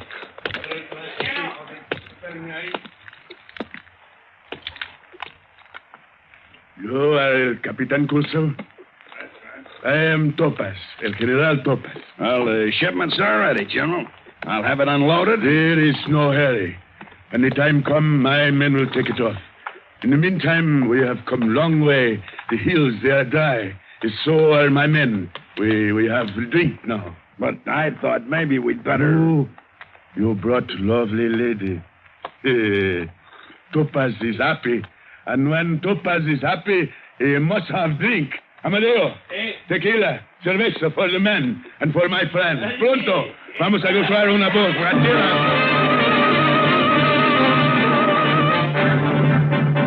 I've never seen so much liquor consumed so fast. Tequila and cerveza, a violent combination. And it had a wild effect on them. The more they drank, the more uncontrollable they became. Shouting and shooting glasses and coffee at the cobblestone parapet. We began to have an uneasy feeling. We wanted to conclude our business quickly, unload the rifles, get paid, and get out. Even Kelso began to be uneasy. Look, General, fun is fun, but we can't hang around here all night. Plenty time, my friend, plenty time. More tequila. Diego, play for us.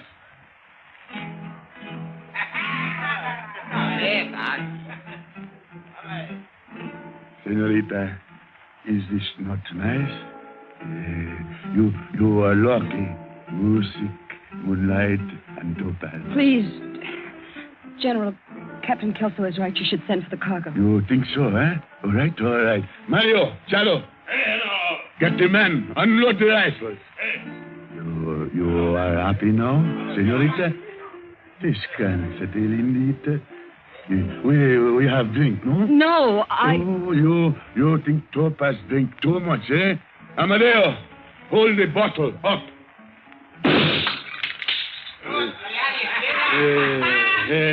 I must be drunk. I hit the bottle, not the cork.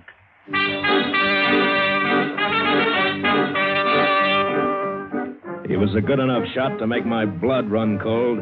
All of them were. The more they drank, the better their aim. General Topaz was having a riot at the time with his cannon of 44 shooting gourds on the post. And it was a relief when the cases of rifles began to pile up. And suddenly, the general's mood changed. He was bored with his marksmanship. Bring me one. I want to see how good the gringo's guns are. One of his men ripped open a crate. General Topaz grabbed a rifle, held it in his hands, inspected it, and threw it violently at me. What? This joke? You make fun with Topaz? Open them all! His men literally tore the tops off dozens of crates with their fingers. And I told cold in the pit of my stomach. I hoped it had been a mistake, but it wasn't. It was a grim joke. For Gavin hadn't meant that cargo to go through, so he hadn't wasted real rifles on it. He'd sent case after case of dummy cargo. Oh, they were rifles, all right, good enough to fool me down in the hold. If only I'd taken one out, examined it, I might have discovered in time that they were phony guns that would never fire a shell. Cheap hot metal imitations with highly polished pine stocks. Great stuff for kids under a Christmas tree, but not quite good enough for General Topaz. El General Topaz is important man. I have important war. And for this you pay. Mario, Diego, Nino, Chado, Amadeo, Cano, un gran tiroteo para estos canallas.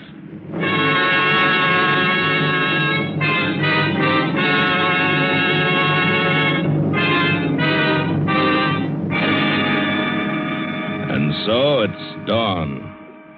And we three, Estelle, Kelso, and I, are standing here in the patio. General Topaz and his guerrillas are drunk, but not dead drunk. Rather, deadly drunk. 10 of them. The firing squad lined up facing the 3 of us. Their guns aimed straight at us. And on their dull faces, murder. The general, with his flamboyant sense of drama, raises his gun just as the first rays of the sun streak through. Listo!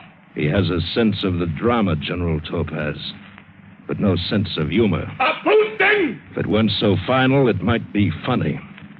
A double cross. Fuego!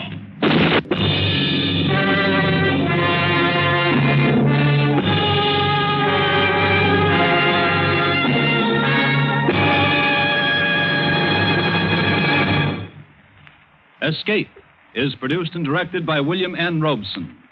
Tonight we have presented Maracas by John and Gwen Bagney. Featured in the cast were Bill Conrad as Doyle, Ted DeCorsia as Captain Kelso, Joan Banks as Estelle, Paul Frees as George Marling, and Juano Hernandez as General Topaz. Special music was arranged and conducted by Del Castillo. Next week. You were on a schooner in the South Seas, and dead ahead lies the island of Falota, and the most desperate man of this lawless region. You have never seen him, but you have sworn to kill him.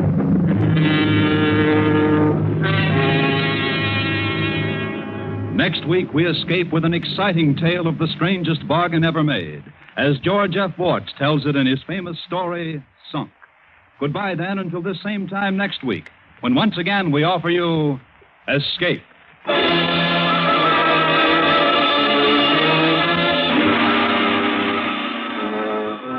Festive music for a festive holiday, 1 full hour of it.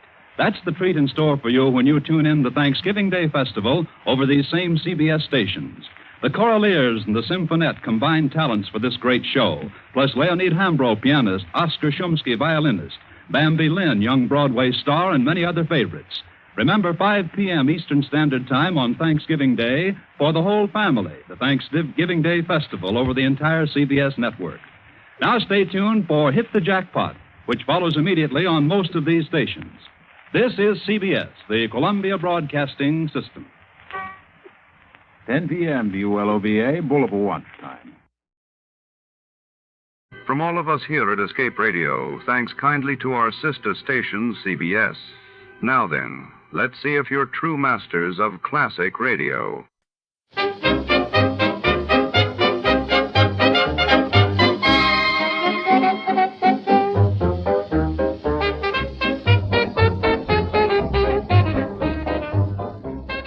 Step inside the shadowy corridors of the city's most exclusive art gallery, where priceless paintings line the walls and secrets hide behind gilded frames. Tonight, a desperate blackmailer threatens to destroy reputations with a single letter, and the only man who can stop him is our hard-boiled detective, racing against time. Before the gala begins, in this world of elegance and danger, every whispered conversation could be deadly. Before to start, let's see what happened the day it was aired. It was November 23rd, 1955, and that day the world watched as the Geneva summit concluded with leaders seeking new paths for peace, while in Buenos Aires, Eva Perón's body was returned to Argentina amid massive crowds and national mourning. Stop. Tom Mills. Wrigley's Spearmint Chewing Gum, the refreshing, delicious treat that gives you chewing enjoyment, presents for your listening enjoyment John Lund as Johnny Dollar. Philip Shaw, Johnny. Oh, fine. What have you got for me? Mr. Dale Martin is insured with National. He owns a gym, one of those bodybuilding places. Man was killed there. When did it happen? This morning, about an hour ago. Now, we don't know if it's an accident or not. The police are over there now. Anything to work on? Nothing. That's why I called you. Better get over there right away. I'll do it. But I don't take off my shirt.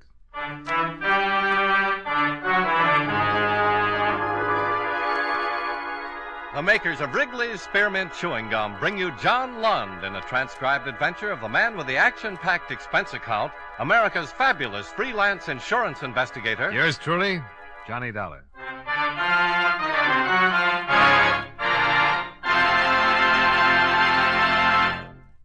Wrigley's Spearmint Chewing Gum refreshes you. Wrigley's Spearmint Chewing Gum gives you real chewing enjoyment. Yes, for chewing enjoyment plus refreshment, it's Wrigley's Spearmint Chewing Gum. The lively, delicious flavor of Wrigley's Spearmint cools your mouth, helps keep your throat moist, and gives you a nice little lift. The good, smooth chewing of Wrigley's Spearmint helps keep you feeling fresh and alert, adds enjoyment to whatever you're doing. So for chewing enjoyment plus refreshment, treat yourself often to Wrigley's Spearmint Chewing Gum. Healthful, refreshing, delicious.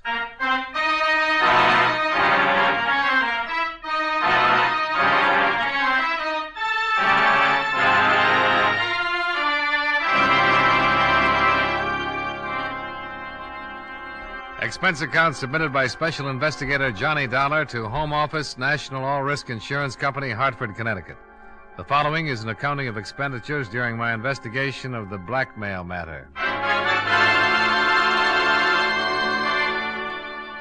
Expense account item 1, $1.40. Cab fare and tip for ride from my office to Martin's gym. After receiving what little information there was from you by phone, I arrived at 12:15 at 1084 6th Avenue in the heart of downtown. On the second floor, I found Dale Martin, a very nervous Adonis, seated at a desk in his office. A policeman at the door informed me that a Lieutenant Nathan of the homicide detail had stepped out for a minute and the coroner was expected soon. Mr. Martin? Yeah? I'm Johnny Dollar from the National Insurance Company. Oh, that's the outfit I'm insured with. Yeah, I know. That's why I'm here. I want to get the facts in case there's any claim. Now, tell me, what happened? I don't know. I went back to the locker room to check on the towels, and I found him lying on the floor. Found who? His name's Royal, Frederick Royal. He's been coming up here for over a year. Well, why did you call the police and not a doctor? Because I think he was murdered. Why murdered? I've seen a lot of accidents around this, Jim, but never saw anything like this. It wasn't an accident. What makes you so sure? Well, it looked like his neck was broken. I don't know how it happened, so I called the police. That publicity's going to ruin what little business I have. Murder always ruins something. You got any idea who might have done it? No. Who was in the place when you discovered the body? My 3 assistants and 3 fellas working out. They all still here? Yeah, all of them. Nobody else left or came in? Just the cops. Business is real slow. Does everybody know about it? No, I took the body and put it back in the rub-down room. Haven't even told my boys. Well, the officer at the door won't let anybody leave, so let's have a look at the body and see what we can find out.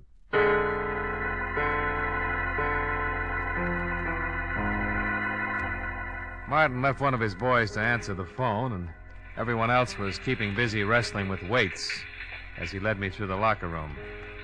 Now, one man was taking a shower.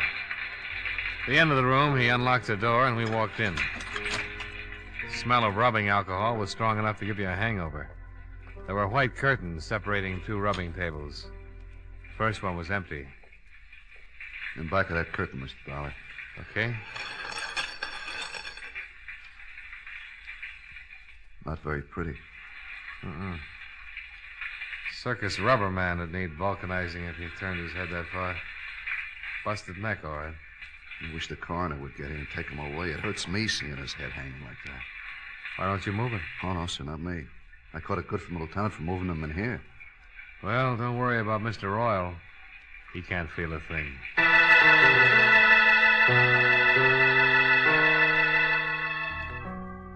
Lieutenant Nathan arrived with the coroner, and the latter confirmed our diagnosis. Nathan had Martin keep his clients and assistant muscle men busy. They started comparing biceps and forgot anybody else was there. Nathan was an old friend, so I didn't have to convince him that I was there on business. You saw the corpse, Dollar? Yeah, it took a pair of pretty strong hands to do a job like that. Yeah, that makes everybody around here a suspect. Got any ideas? Yeah, you'd have to know a man pretty well to let him get that close to you without starting something. Yeah, somebody could have been rubbing a kink out of his neck and got carried away with his work. Yeah. Why don't we start asking some questions? Yeah, I'll go out and round up everybody. Might as well start at the beginning.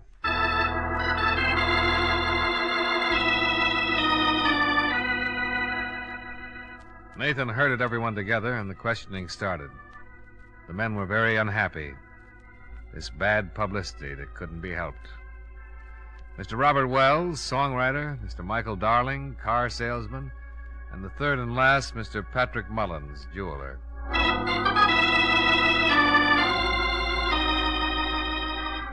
3 prosperous men, 3 prosperous denials. The assistants came next, the 3 men who worked for Martin.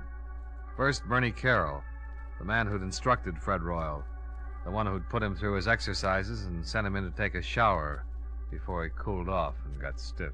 Sure. I worked him out and sent him in the shower like always. We tell him to take a good long hot shower to relax the muscles. Isn't that right, Dale? That's right, Lieutenant. That's the way it works. Bernie left him, went over to start on Mr. Wells. Bernie's a pretty strong boy. Yeah. Any one of us could have gone to the locker room at one time or another, Lieutenant. You found him, didn't you, Mr. Martin? Yeah. Why did you happen to go back to the locker room at that particular time? Well, I do it every day. Checking a towel, soap, see that everybody has everything he needs.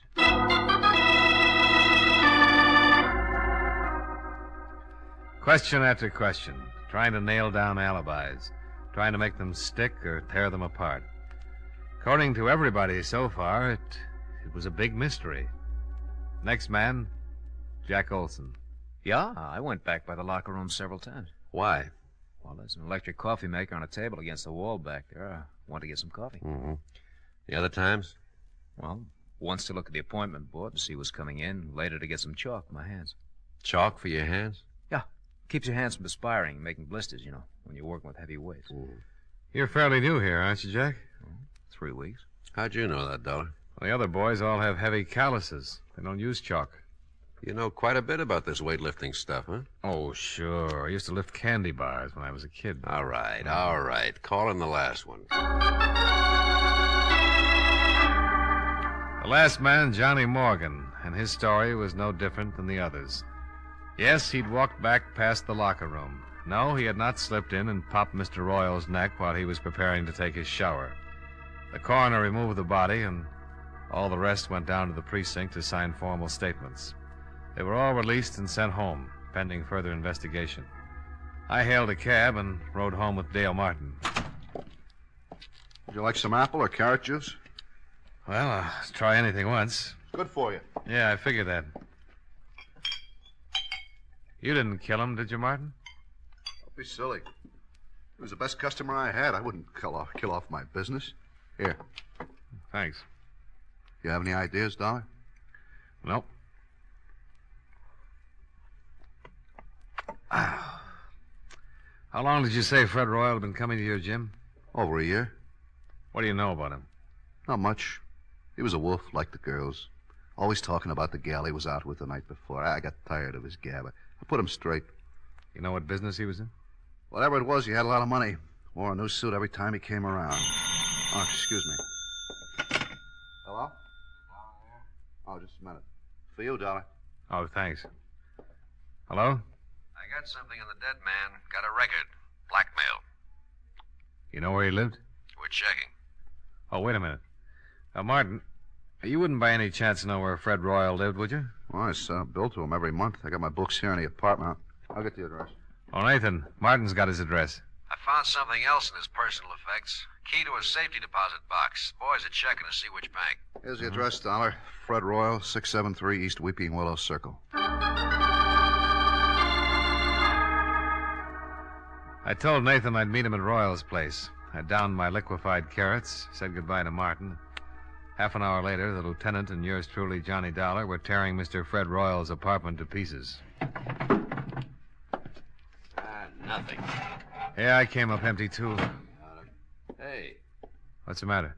here's a date book. Good. Maybe we've been working on a holiday. See, here's a name. Barbara Carroll. Carroll. That's the name of one of Martin's muscle trainers, Bernie Carroll. Same name on some of the other pages. The 5th, Barbara, 6 o'clock. Again on the 2nd, Barbara, 8 o'clock. Again on the 28th and the 22nd. Wonder if there's any connection. Oh, might be his sister. Let's give it a try. Bernie and Barbara Carroll. Sounds like something they'd play at the Palace. Well, let's go see their act.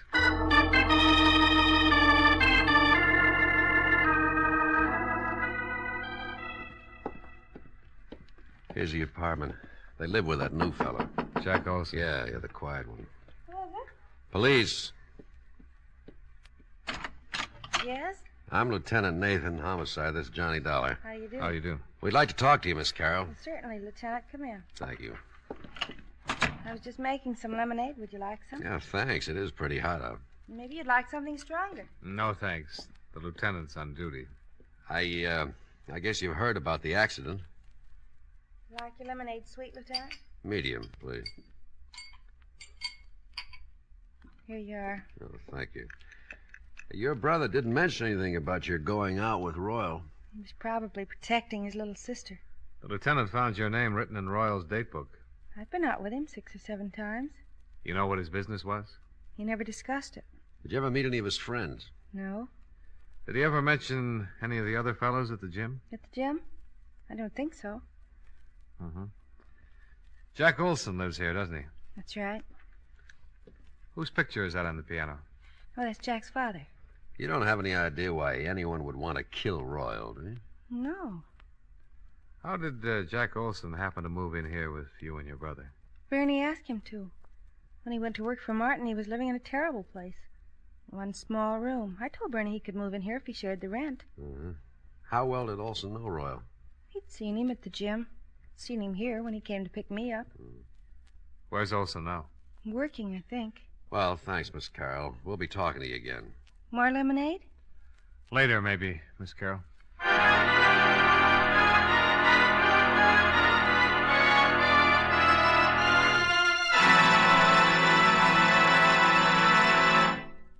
Friends, wherever you are, whatever you're doing, you'll enjoy chewing Wrigley's Spearmint Gum. Chew Wrigley's Spearmint while you're working.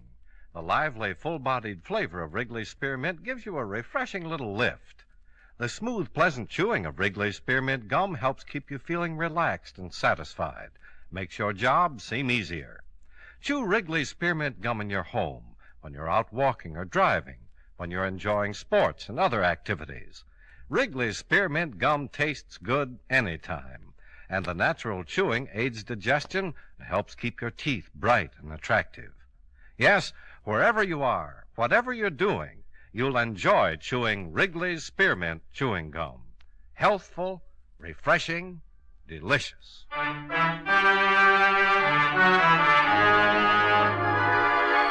And now, with our star, John Lund, we bring you the second act of Yours Truly, Johnny Dollar.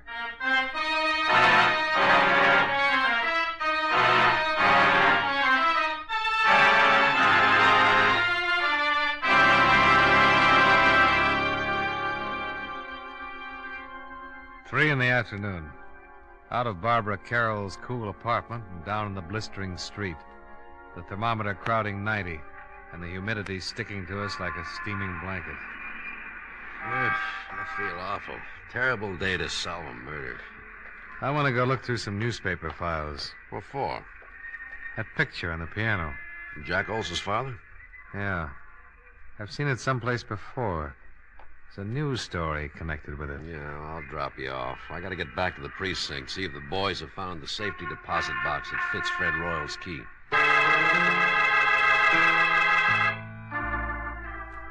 Nathan dropped me off at the newspaper, and I went down to the morgue to do some hunting. The air conditioning made the job easier, and by 4 o'clock I was headed for Nathan's office. We found the bank and the safe deposit box. Oh? Anything turn up? Yeah. Royal was doing some pretty fancy blackmailing. Here's a bundle of evidence and a list of names. Mm-hmm. Well, I can understand why someone would pay to keep these out of circulation. Yeah. Lousy photography. What'd you find out? Here. Newspaper clipping. Oh, picture of Jack Olson's father. Same as the one on the piano. Prominent banker leaps to death. William Barrett. The boy's name is Olson. That's what he calls himself. William Barrett. Give me that list we got out of the deposit box. I've just been looking at it. William Barrett's name is on here, all right. Ooh. That article you've got on his suicide mentions that he left a son and a wife. Yeah. Well, let's go pick up Jack Olson, or Barrett, or whatever his name is. Well, it might not have meant a thing, but at least we had found one person who had a strong connection with Frederick Royal other than socially. The boy who called himself Jack Olson was the son of one William Barrett, deceased, and one of Fred Royal's blackmail victims. Barrett had jumped off a tall building, and according to the newspaper, he had left no reason for his actions. There was a possibility that Fred Royal's blackmail had driven him to it, and if that was so, his son would have had a very strong reason for wanting to break Mr. Fred Royal's neck. We climbed into a squad car and hurried back to Barbara Carroll's apartment, where Jack Olson lived as a boarder.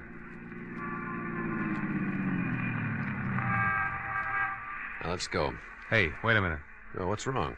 Jack Olson, coming out of the building. All right, we pick him up on the street. He's hailing a cab. Come on, let's see where he's going. Wouldn't it be easier to just ask him? Oh, stop trying to ruin my afternoon. You know, there's nothing more relaxing than a pleasant drive through quiet, peaceful old New England. We started tailing Jack Olson's cab. Across town. Along the Merrick Parkway. Across a bridge. He's headed for Long Island. Well, your Connecticut badge won't be much good over there. We kept going across the Sound, past the outskirts of a couple of waterfront towns and onto a long highway. Pretty expensive cab ride. Pretty expensive. Pretty important. Yeah. Well, they're turning off on that road. Hope we don't lose them.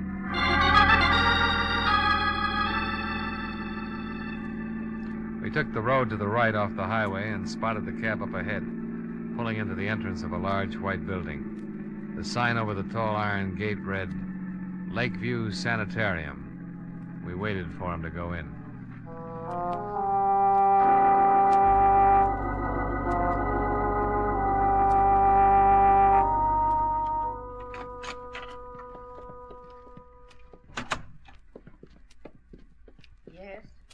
there's something I can do for you.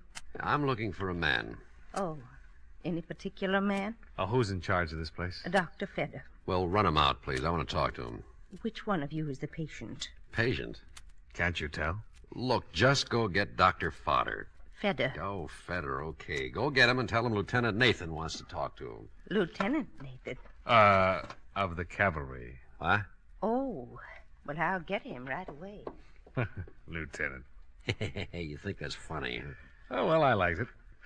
Let's see what kind of a reaction it gets out of Dr. Feder. Cavalry. Nice thing to say in a place like this. Lieutenant Nathan? Yeah, that's right. I'm Dr. Feder. Oh, this is Mr. Dolar. How do you do? How do you do? Now, are you related? No, but we've been friends a long, long time, haven't we, Nate? Yeah, I'm a police officer, Doctor. Oh. We've been following a man. He came in here a few minutes ago. Is that right? The lieutenant thinks he might be a killer. I can handle this, Dolar. Doctor, I'm with Central Division Homicide. This isn't my territory, but I'd appreciate it. Which one of you is the patient? Now, look, this is getting a little ridiculous. Here are my credentials. Oh. The man we want came in here a few minutes ago. Well, Mr. Barrett is the only one. And his real name is Barrett. Who's he seeing? His mother. What's wrong with his mother? Mrs. Barrett is seriously ill. Have anything to do with her husband's suicide? Everything to do with it. I doubt if Mrs. Barrett will ever recover. We went back out to the car and tried to put it all together. Jack's father had jumped off a roof. He was being blackmailed and couldn't take it. The shock of his suicide had driven Mrs. Barrett into a permanent breakdown, and Fred Royal had been responsible for the whole thing. Motive enough for Jack to get a job with Dale Martin so he could get his hands on Fred Royal's neck. Cavalry. Oh, stop groaning. Tell me what you think of my theory. We still need a confession. We'll get it. Mind if I make a pest of myself and ask how? Let's ride back to town and see Dale Martin.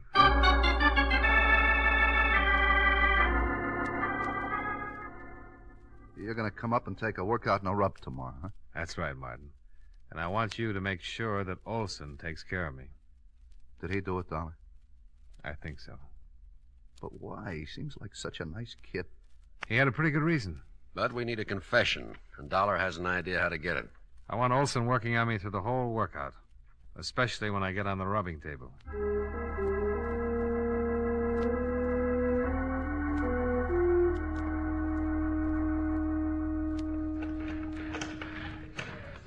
You're in pretty good shape, Mr. Dollar. Well, I'm carrying a few extra pounds. I will knock that off of you in a hurry. Don't try to talk while you're using the pulleys. Hi. Hi, Martin. He's in pretty good shape, Mr. Martin. Now, let's see. Better not do too much on the stomach the first day. I'll see you later, Mr. Dollar. Nice fella, Martin. Yeah, very nice. Tell me, have you found out anything about Mr. Royal's death? Oh, the police have got a few ideas. Lieutenant and I went up to see your roommate's sister. Yeah, Barbara told me. I hope you don't suspect her. She kind of liked Mr. Royal. She wouldn't have any reason to kill him. All right, let's go back to the rub table before you cool off. Huh?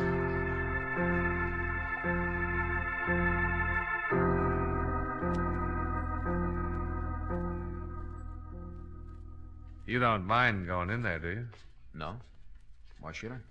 Oh, some people are funny about rooms where there's been a dead person, you know? Well, it doesn't bother me, Mr. Dollar. Martin's got all his towels piled on the other table. I can move them if you like. Oh, no, it doesn't make any difference. Royal wasn't killed in here anyway. All right. Up on your back. Yeah. Give me a good brisk rub and let me relax for about 10 minutes. All right, slide down a little. Yeah.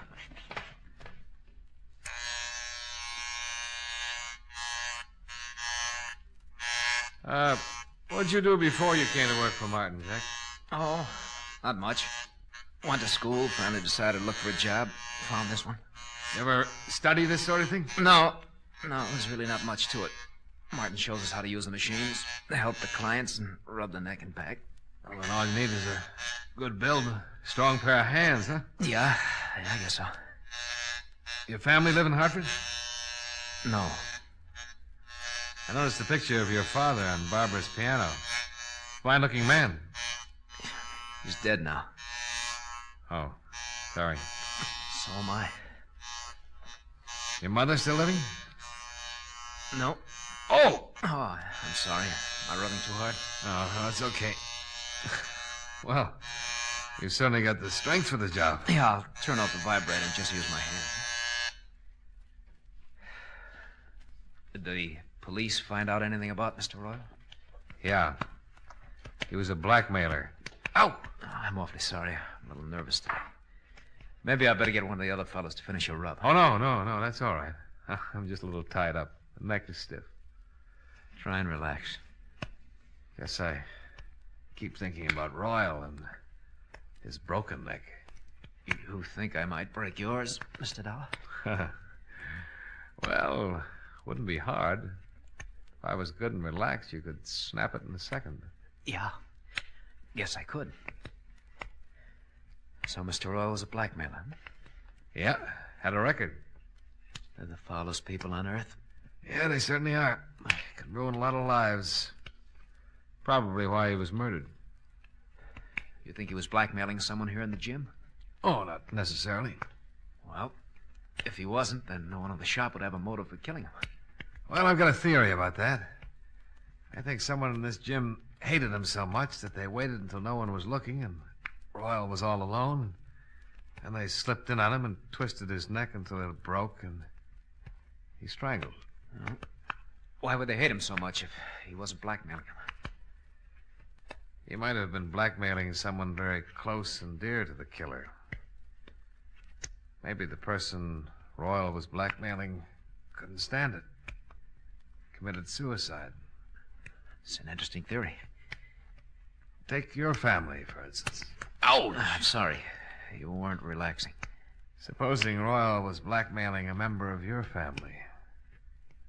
Your father, for instance. I can't rub your neck unless you relax more. Maybe your father couldn't take it. Maybe he couldn't pay him anymore. And instead of disgracing his family, he committed suicide. Just turn your head a little to the side, Mr. Dollar. That better? Much. Well, if that happened to my family, Mr. Dollar, I guess I would kill Mr. Royal, not mind a bit. How does your father die, Jack? He jumped off a roof. Now, if you just turn your head a little more, I'll try to pop your vertebrae, huh? We followed you out to Long Island yesterday, Jack. I'm going to adjust your neck, Mr. Dollar. It's better if you relax so it won't hurt.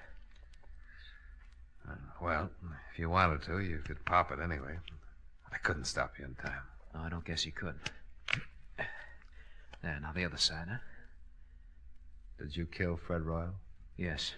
Relax. All right, Mr. Dollar. Let's go down to the police station. Lieutenant's outside with Martin.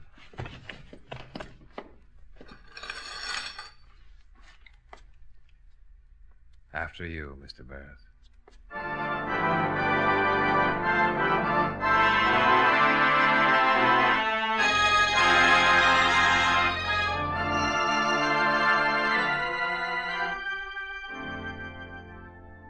Nathan took Jack Barrett down to the station and got from him a signed confession. I went with Martin, and with every drink I saw another Barrett. So finally I gave it up and came up here to my office. Expense account, item 2, $4.53, 1/5 of very dry gin. Martin forgot his health and hygiene for a couple of hours and finished what I didn't drink. Item 3, $16.75. Cab fare for a ride up through the country, all by myself. Expense account total, $22.68. Yours truly, Johnny Dollar.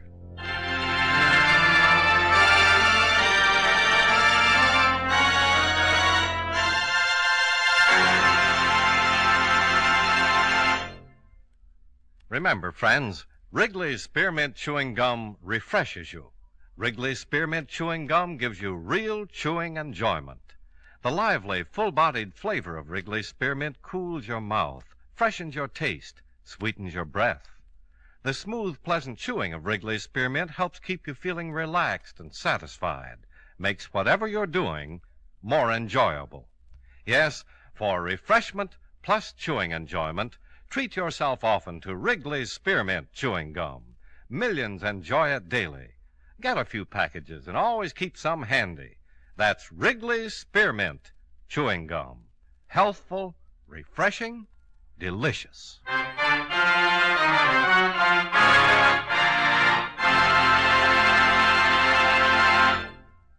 Yours truly, Johnny Dollar, brought to you by Wrigley's Spearmint Chewing Gum, stars John Lund in the title role and was written by Blake Edwards with music by Milton Charles. Featured in tonight's cast were Edgar Barrier, Hy Averback, Hal March, Jim Nusser, Tony Barrett, and Virginia Gregg. Yours truly, Johnny Dollar, is transcribed in Hollywood by Jaime Del Valle.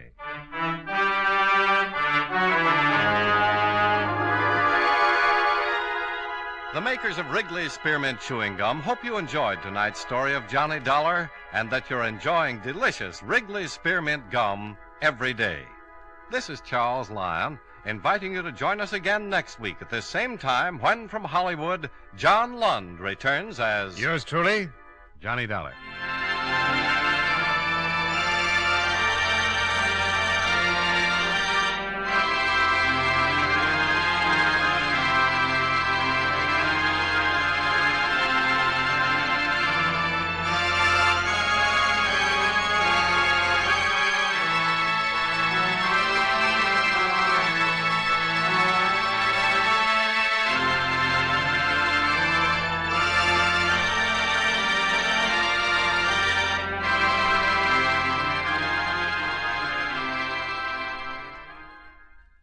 Ladies and gentlemen, we begin tonight by thanking our good neighbors at CBS. And now, before the next adventure reaches your radio set, a quick listener challenge.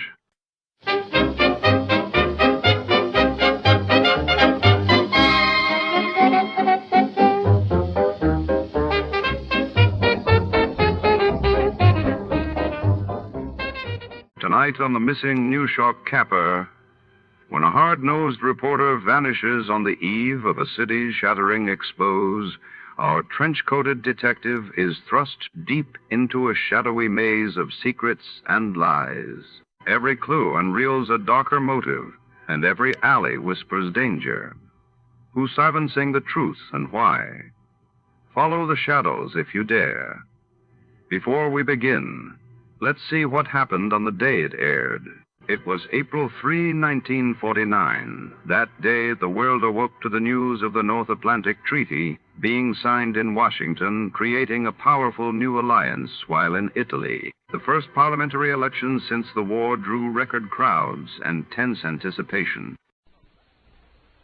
The Adventures of Sam Spade, Detective, brought to you by Wild Root Cream Oil Hair Tonic, the non-alcoholic hair tonic that contains lanolin. Wild Root Cream Oil. Again and again, the choice of men who put good grooming first. Sam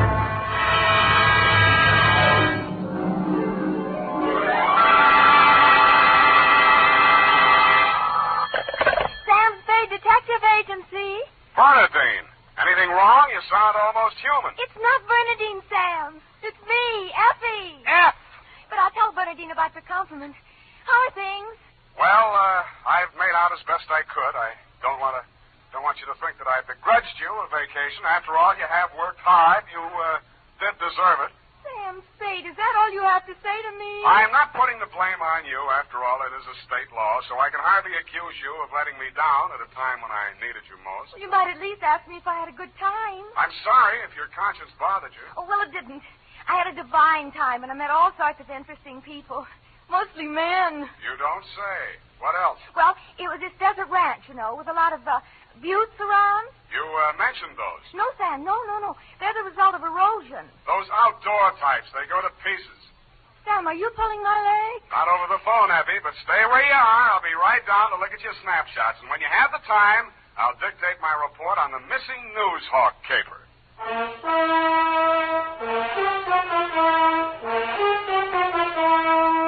Dashiell Hammett, America's leading detective fiction writer and creator of Sam Spade, the hard-boiled private eye, and William Spear, radio's outstanding producer-director of mystery and crime drama, join their talents to make your hair stand on end with the adventures of Sam Spade.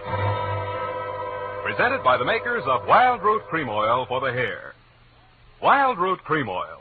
That's the famous name to remember, men, next time you buy hair tonic. And look what Wild Root Cream Oil does for you. It grooms your hair neatly and naturally. Wild Root Cream Oil also relieves dryness and removes loose, ugly dandruff. Yes, men, Wild Root Cream Oil is your shortcut to really handsome hair. So be smart. First chance you get Wild Root Cream Oil Hair Tonic. Again and again, the choice of men who put good grooming first. And now, with Howard Duff starring as Spade, Wild Root brings to the air the greatest private detective of them all in the adventures of Sam Spade.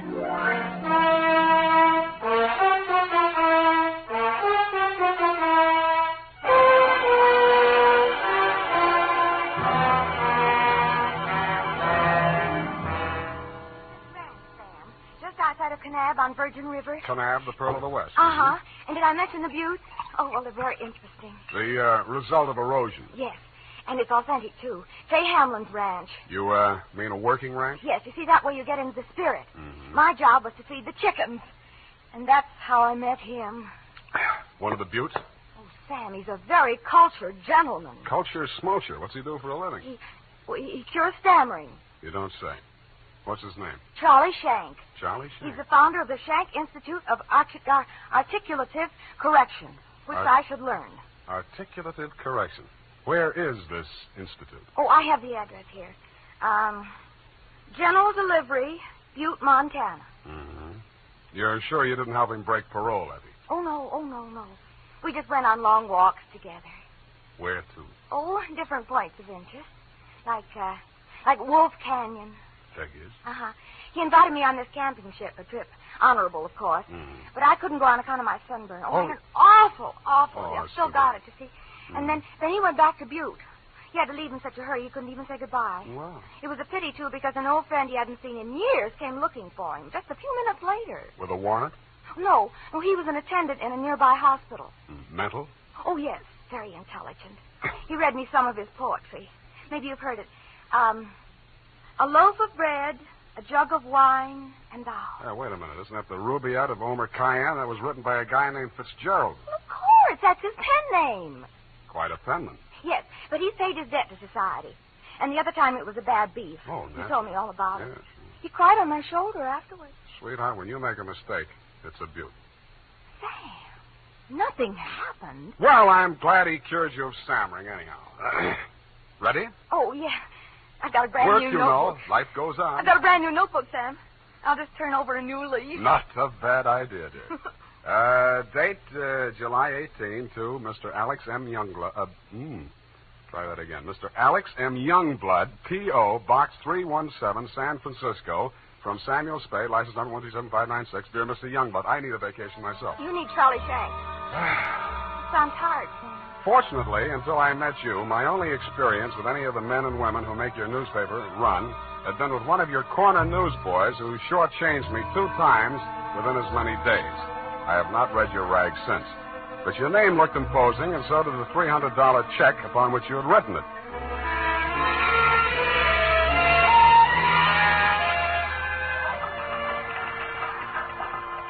Per your instructions, promptly at 4 p.m. on the 15th inst., I munched through the litter of your city room toward a door marked A.M. Youngblood, publisher, managing editor, and city editor. I wondered if you were ambitious, frugal, or 3 men. I did not know that you had good taste until I saw the trim, 20-ish, and toothsome secretary in your outer office. Hello. You're new here, aren't you? Well, I'm not exactly here. I'm just here to see Mr. Youngblood. Oh. The name is Spade. Samuel Spade? Sam, except for my most intimate friend. Well, my advice to you, Sam, is to beat a hasty retreat. He's in a foul mood. Oh? Why? Is he blind or older than he feels? I refer, of course, to your spectacular charm, Miss, if I may call you Miss. Please, this is neither the time nor the place. My name is Phyllis Watson, and my phone number is in the directory, if you're really interested. I could be. Thank you.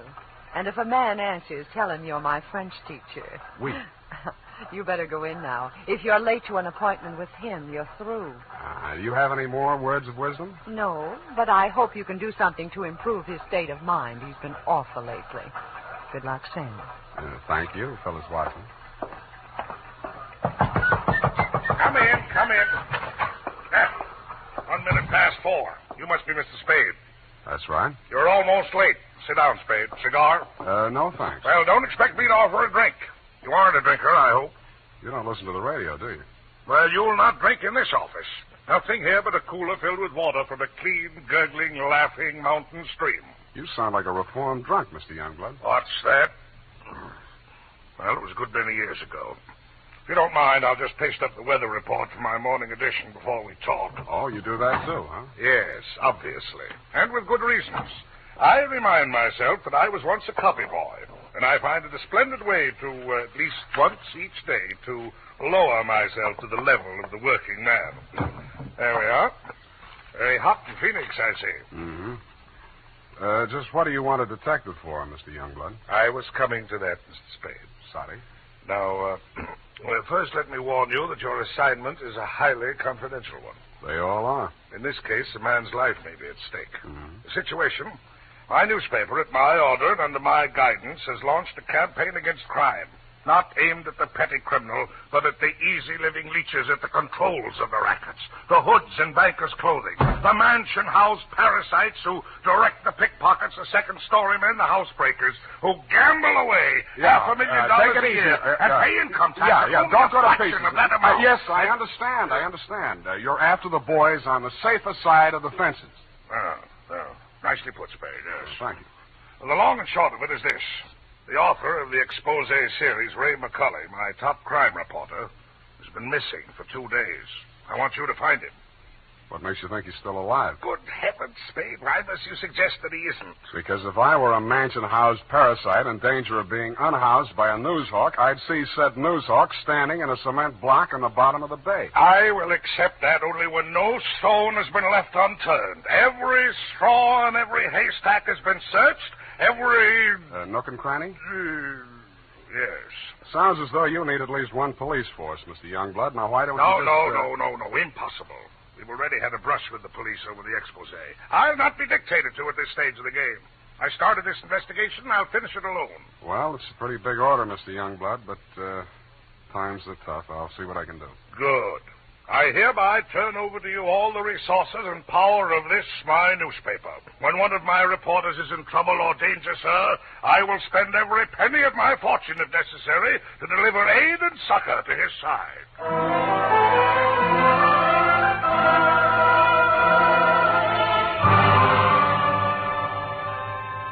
You then gave me Ray McCulley's expose stories to date. I saw why you, his family and friends, and his creditors could have been worried about him. They were hot. One followed a stolen car from the time of the heist through the alteration of the body color, tire brands, license number, motor serial number to the time it was shoved onto a used car lot. They named names all the way through. And another did the same to the firm of Otter, Badger, and Mole, furriers, and alleged manufacturers of coats from clouted pelts. Ray McCulley had dropped out of sight right after that story had been published. So I left your office hoping that I'd reach the address of Otter, Badger, and Mole before closing time. I did. The plushy showroom was occupied by a dozen attractive fur-bearing models, female, but wax. The live models, male, were wearing padded shoulders, pointed shoes, and coats tailored for underarm artillery. They would have looked more natural at Madame Tussaud's waxworks, Bertram the burglar section. Hey, what'll it be? Something for the little woman? Where do I find Mr. Otter? You the law? Leo sent me.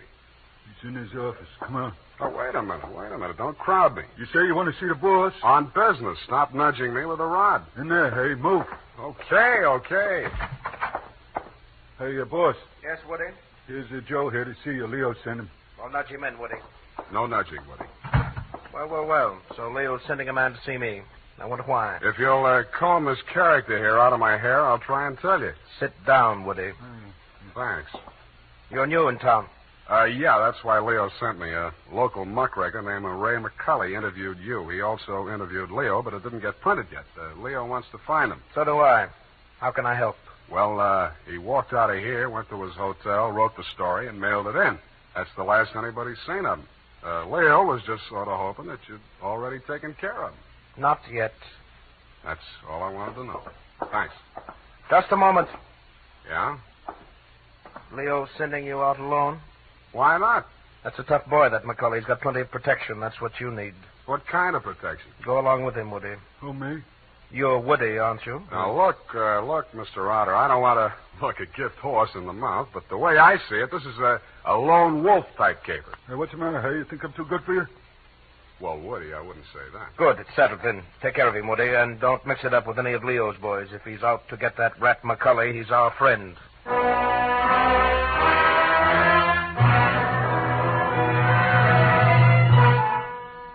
I was beginning to wonder who Leo was. I'd grabbed the name off a calendar on the wall, Leo's Van and Storage. I didn't know whether he was the Leo Mr. Otter didn't like, and I hoped I wouldn't find out. The best way I could think to keep from finding out was to shake Woody. On the way uptown, I walked him past 4 police stations. Crossing Market Street, I pushed him straight into the arms of a traffic cop who begged his pardon and let me off with a warning. At the Blue Bottle Bar and Grill, I gave Joe, the bartender, the Mickey Finn sign, but Woody liked it. He ordered another. Then he said he knew a place on Columbus where the drinks were even better. It was called Leo's Place. I wondered if that meant anything. Hey, you, hey. Who, me, huh? I want your drink. Don't you like this joint? Yeah, sure, it's fine. We're not getting anywhere, though. You really take your work serious. Me, when I go gun for somebody, I go where I'm least likely to succeed. You live lonely. Yeah. Woody, what do you know about this guy, McCully? You hear the boss. He says he's a rat. Yeah, but he said he's got plenty of protection. Who's furnishing it? Well, you see, there's a... Boy, oh, boy. Look at what just walked in. I looked. What I saw was not disappointing. She was wearing a skin-tight black satin with a plunging neckline and a new look only in places where it didn't matter. But she still looked enough like your secretary, Phyllis Watson, to be out of place in Leo's place. She didn't stay there long. She made a beeline through the kitchen to the rear exit. I made a beeline right after her. Woody was breathing down my neck as I started up the rickety outside stairway at the back of the building. I stopped the landing and turned around to face him. See you later, Woody. I didn't wait to see if he made it all the way to the bottom of the stairs. I was more interested in what was going on at the top. A door had opened, and Phyllis stepped inside. The man who let her in looked like Ray McCully. Who are you? The name is Spade. I don't know that name. Your boss hired me to find you. Private Dick? Yeah. Can I talk to you for a minute? Sure. Put your hands behind your neck and walk up slow. Okay. All right. Go inside. What's the matter? You're not acting glad to see me. This is the guy, fellas. Yes. Alex hired him this afternoon. There, you see. Now, what do you want me to tell Youngblood? You're not going to tell anybody anything. Oh! It caught me right behind the ear. The last thing I saw was that plunging neckline as Phyllis rushed forward. I didn't know whether she was rushing to my rescue or to get in a few licks of her own. 5 seconds later, I didn't care. As the design of the linoleum slammed up at me, I had just time to wonder why, of all the people who were looking for Ray McCully, I had to find him. Then I was out. Boing. Maced for my pains.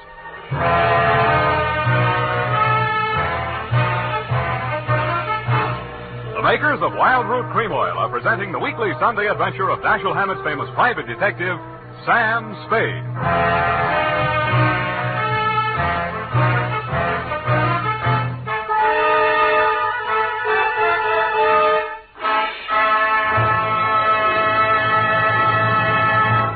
If you want the well-groomed look that helps you get ahead, socially and on the job, listen. Recently, thousands of people from coast to coast who bought Wild Root Cream Oil for the first time were asked dryness and removes loose dandruff. What's more, non-alcoholic Wild Root Cream Oil is the only leading hair tonic that contains soothing lanolin. So ask for Wild Root Cream Oil Hair Tonic. Again and again, the choice of men who put good grooming first. By the way, smart girls use Wild Root Cream Oil, too. And mothers say it's grand for training children's hair.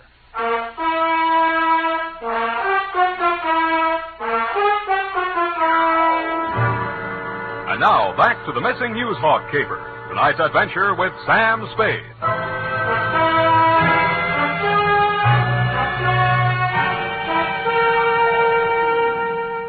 I was lying on the floor in a room with nothing in it but a sink, an army cot, a square of dirty linoleum, and a body. I staggered to my feet, ran some cold water over my head, and took a closer look. It was Ray McCulley. He was a very dead crusading reporter. He'd been stabbed clean through with a long-bladed kitchen knife. It set on the handle, property of Leo's place. I went through his pockets. In his wallet, a press card, a police card, union card, and 10 genuine, crisp, new $1,000 bills. That gave me a line on the killer. He was crazy. So was I. I left it on him, too. Folded up in his vest pocket, I found 2 newspaper clippings, one from the Chronicle and one from your paper. Both weather reports for the same date. It was very hot in Phoenix, according to both papers. But according to your weather report, the temperature in Needles, California was 135 degrees. That needled me. So did the slip of paper I found on his shoe. The number 9 and a date had been stamped on it with a rubber stamp. The date was the same as that of the weather reports. I turned it over. It said Ruthie's Booth, Manson Bowling Alley.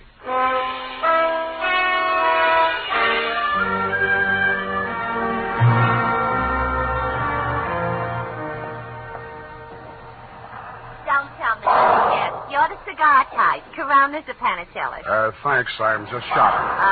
I got a nice line of notions. So have I.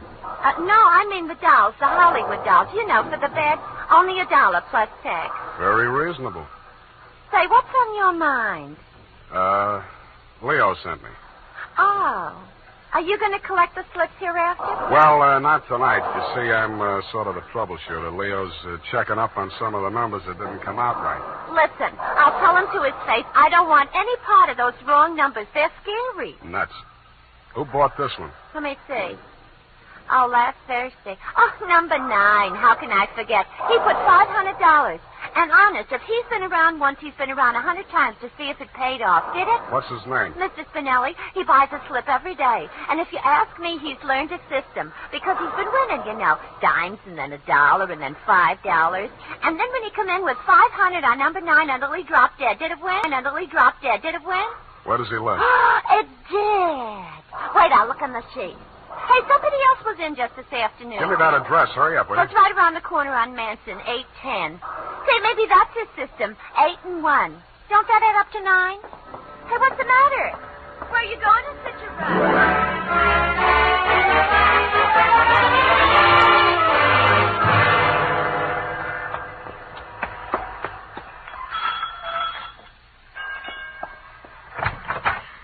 Please, come back later.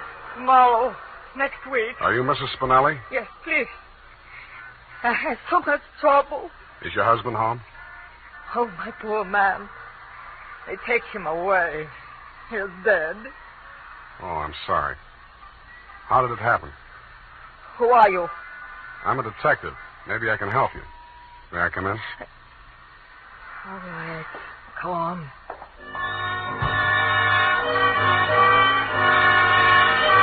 It took quite a while to gain her confidence, and after that it took still quite a while to piece together the grief-stricken grumble of words that poured out of her. When I got it down in the form of a statement, I asked her to read it over. Item, statement by Mrs. Arturo Spinelli.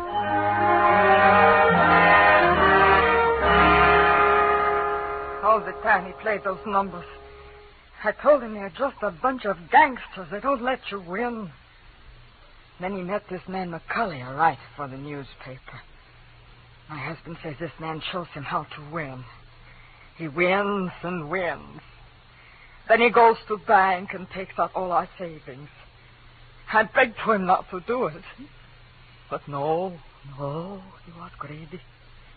And this McCulley poisoned his mind. Sure, he won. He brought the money home in his hand. $10,000. I don't want it. I'm scared. I took it while he was sleeping with wine and gave it to the men. I tell him all I want is the 500. He tried to tell me we do good. We help catch the big gangsters. I say we don't want to do so good we get murdered in our beds. So he says, okay. But if I change mine, here is address. I don't change my mind. Because already my husband, he is dead. Has home. Staff. No, I don't change my mind.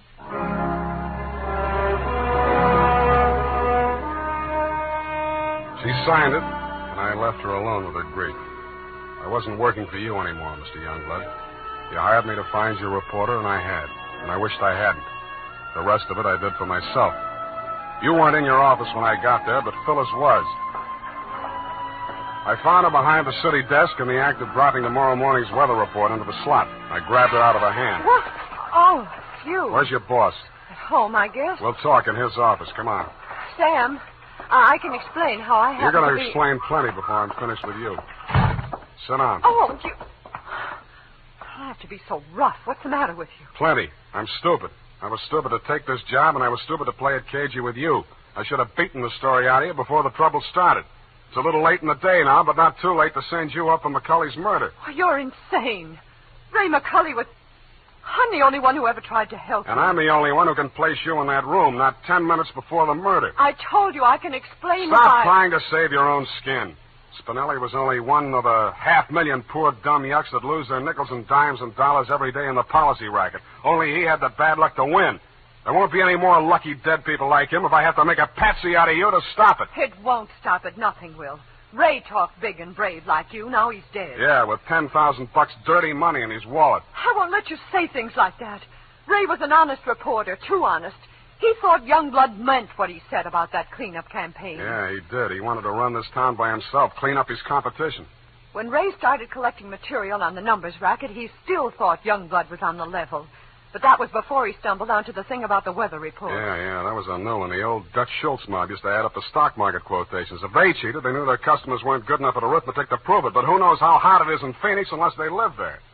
I don't know what you're talking about. Listen, that's how the number game works, sweetheart. The suckers pick a number from 1 to 10, see? The operators tally up the slips, and the least popular for that day has to win. The weather report doesn't have to pass through the copy desk, and with Youngblood pasting it up with a few strategic corrections, it was easy to make their winners look as if they were on the level. Oh. But, of course, you had no way of knowing that. You only watched them do it day after day. You know, I couldn't understand why he did those things. It seemed silly falsifying a weather report, but it didn't seem as if it could do any harm. What did you meet McCulley for? To get your cut of the 10 grand Spinelli was killed for? How dare you? I went there to warn him about you. Who killed him? I don't know. You're lying. All right, I'm lying. But I can prove that Ray was on the level. I've got the proof right here. The whole story he wrote on the numbers racket, even naming Youngblood as the head of it, his own publisher. I went there to get it. I was going to take it to another newspaper. Why didn't you? I can't tell you that. You don't have to. Mrs. Spinelli was confused, grief-crazed. She had to put the blame on somebody, and when she did, she got her revenge the only way she thought she could. She may have been right about that, but she killed the wrong man. Why didn't you tell me you knew who killed Ray? I wanted to give you a chance to tell me yourself. I'm glad you didn't.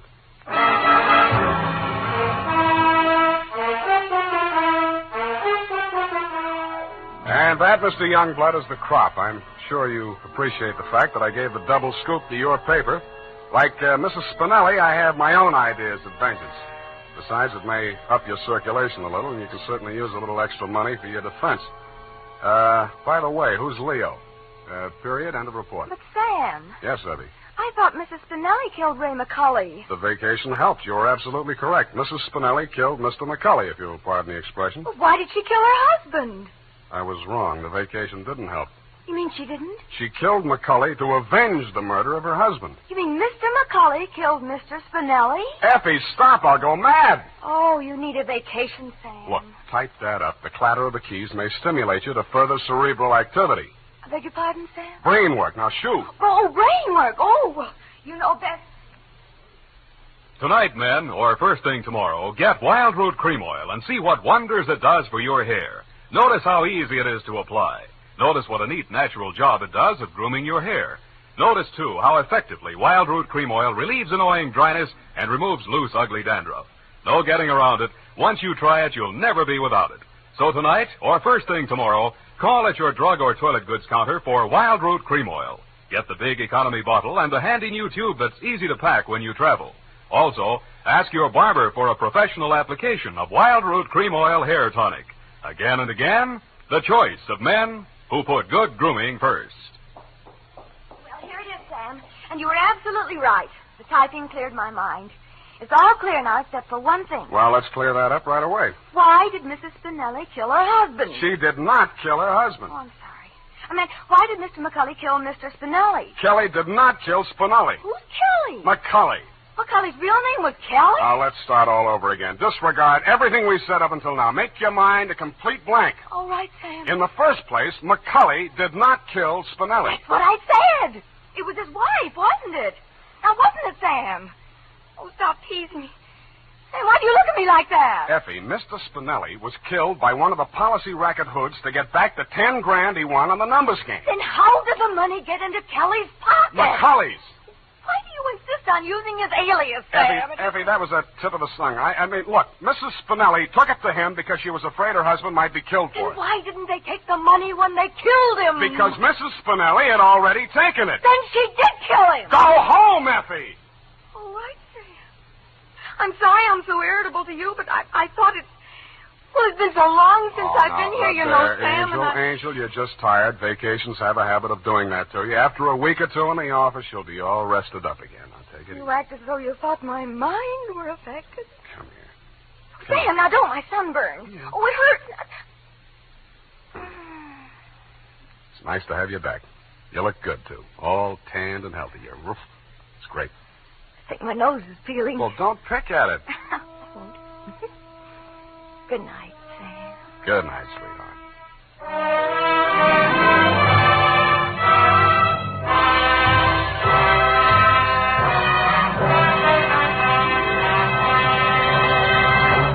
The Adventures of Sam Spade, Dashiell Hammett's famous private detective, are produced and directed by William Spear. Sam Spade is played by Howard Duff. Lorene Tuttle is Effie. The Adventures of Sam Spade are written for radio by Bob Tallman and Gil Dowd, with musical direction by Lud Gluskin. Gil Dowd directed tonight's broadcast in William Spear's absence. Join us again next Sunday for another adventure with Sam Spade, brought to you by Wild Root Cream Oil. Again and again, the choice of men who put good grooming first. This is Dick Joy reminding you to... Get Wild Root Cream Oil, Charlie. It keeps your hair in trim. You see, it's non-alcoholic, Charlie. It's made with soothing lanolin. You better get Wild Root Cream Oil, Charlie. Start using it today. You'll find that you will have a tough time, Charlie, keeping all the gals away. Hiya, Baldy. Get Wild Root right away. This is CBS, the Columbia Broadcasting System.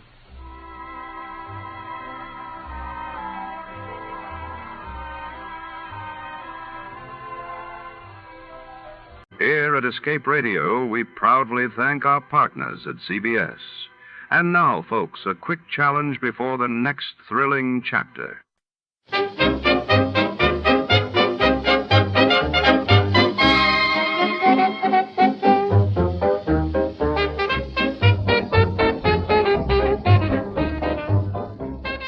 Tonight, we enter the silent corridors of the first Martian settlement, where the year is 1986, but the place is anything but Earth. A crew of American astronauts lands on Mars, only to discover a small-town America from 1926, complete with white picket fences and familiar faces thought long dead. Are these ghosts a trick of memory or something more sinister lurking beneath the red planet's surface?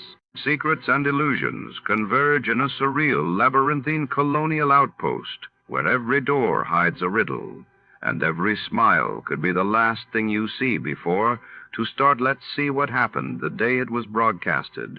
It was May 17, 1950, and that day Britain's Parliament approved sweeping new measures for post-war economic recovery, while in Calcutta, India, violent clashes erupted between rival political factions, leaving dozens injured. Tired of the everyday routine? Ever dream of a life of romantic adventure? Want to get away from it all? We offer you Escape. Escape, designed to free you from the four walls of today for a half hour of high adventure. Escape, brought to you by your Richfield gasoline dealer and the Richfield Oil Corporation of New York. Marketers of Richfield gasolines, motor oils, and other petroleum products. Look for the Richfield Eagle on the cream and blue pumps.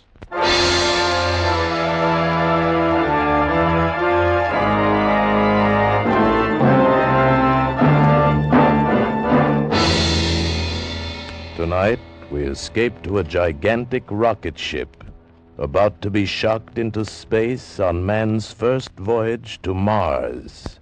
As Ray Bradbury tells it in his famous science fiction story, Mars is heaven. The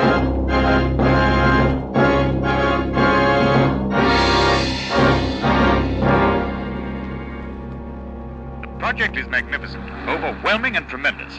We return you now to the scene of the takeoff in the desert of New Mexico. Go ahead, New Mexico. Thank you, London. This is Stuart Novins back in New Mexico. I'm standing here on the great steel observation platform overlooking the takeoff stand. As the moment for departure draws nearer, the whole area has been flooded with artificial light.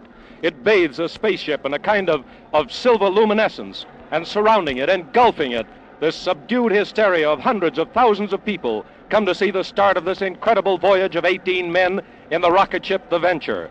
It's standing there pointing upward, pointing toward the heavens, and in a few minutes it will bloom out into great flowers of heat and color, shocked into space on man's first voyage to Mars.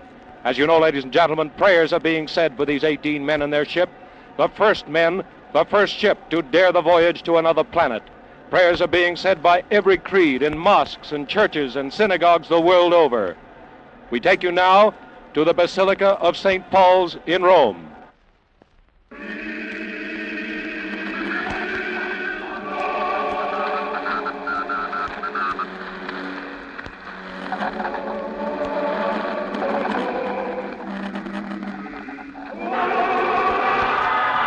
This is New Mexico again. We're sorry to cut in, but that roar you're hearing, the roar of the crowd, it's the moment we've been waiting for. I can see the crew of the Venture walking up the catwalk that leads to the spaceship.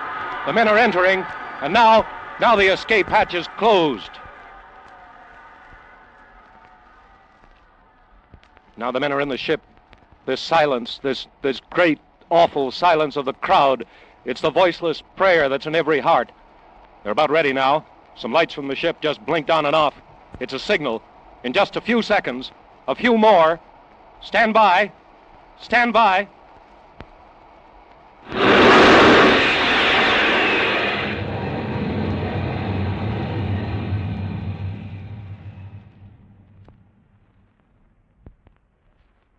They're gone. The Venture. It's out of sight.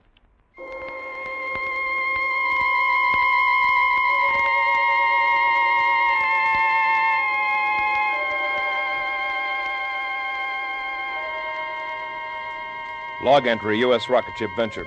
1 hour out from Earth. Destination Mars. Past Keneally heaviside layer without incident. Rate of speed, 450,000 miles per hour. With planet Mars at its closest point to Earth, 35 million miles. Calculate duration of voyage to be roughly 3.5 days. Captain John Black, Master.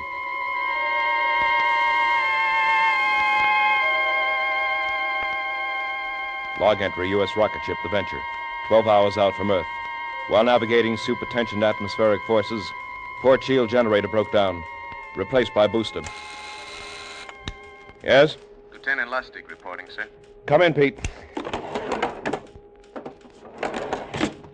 Have the report on the trajectory, sir? I'll put it on my desk.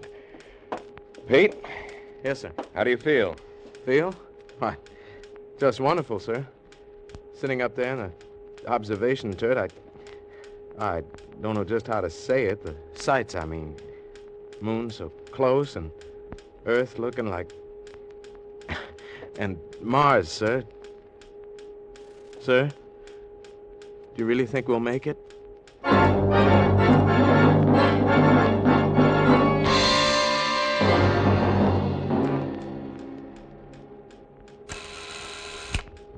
Who is it? Dr. Hickson, Captain. May I come in? Sure, Sam. You weren't a asleep, were you, John? No, Sam. Just sitting here thinking. Well, don't think about it too much. Sleep instead. You need all the sleep you can get. Who sleeps? Who sleeps and has no way of knowing what's waiting for him? Look at it through the porthole, Sam. Mars. How would you describe it, that glittering blob of red? That's good enough. Will it consume us? Spew out dust out into space? Maybe it's the Elysian fields, all charm and sweetness and moonlight shining on the restless dead. Which will it be, Sam? I don't know. All I know is that they told me I was an expert in space medicine. At Randolph Field on a plot of ground called Texas, they told me that. That's all I know. What are you doing up? You're supposed to be in the sack. Well, I'll tell you, Captain. Sometimes a man can't sleep. That happens to me sometimes. So I just wander through the ship, check on the boys, see that they're tucked in properly. That's what you were doing with me, huh? No. I just... What made them do it, Sam? What made them volunteer? Man keeps looking for something. There are no new frontiers now, only new worlds. And there'll always be men who want to conquer them.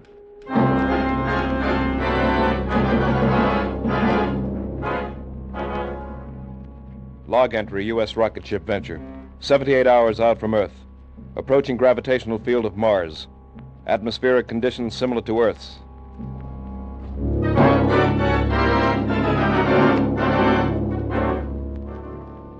Log entry, U.S. rocket ship Venture. 79 hours out from Earth. Have this moment landed on Mars at 1700 hours. We made it. Chemical analysis indicated on ship's instruments shows air to be breathable and will sustain human life. Gravity comparable with that of Earth's. Ready, John? Yes. How are the men in sickbay, Sam? Happy? They're all right, John. You ready? First one thing. Captain to crew, your attention. We have landed on Mars. No man is to leave this ship under penalty of court-martial. Dr. Hingston and I will make a brief reconnaissance. Crew will proceed with repair of ship's hull. As you know, our ship is armed against any possible aggression. I can't impress it upon you too strongly. No man will leave this ship until Dr. Hingston and I ascertain that we are not in a hostile world. That is all. Let's go, Sam. You first, Captain. It's your honor. You, the first man from Earth to walk on Mars.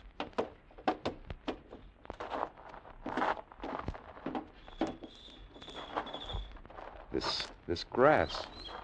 It's a well-kept lawn. John, look over there. A house. A Victorian house. Colored glass and scrolls and everything. I don't believe it. Come on. Sam, look at these. 2 iron deer on this lawn. We had a pair of these when I was a kid. Sam, you hear that? That piano from that house. Sam, this isn't Mars. It can't be. It just can't be. It can't be, John, but it is. Welcome to Mars.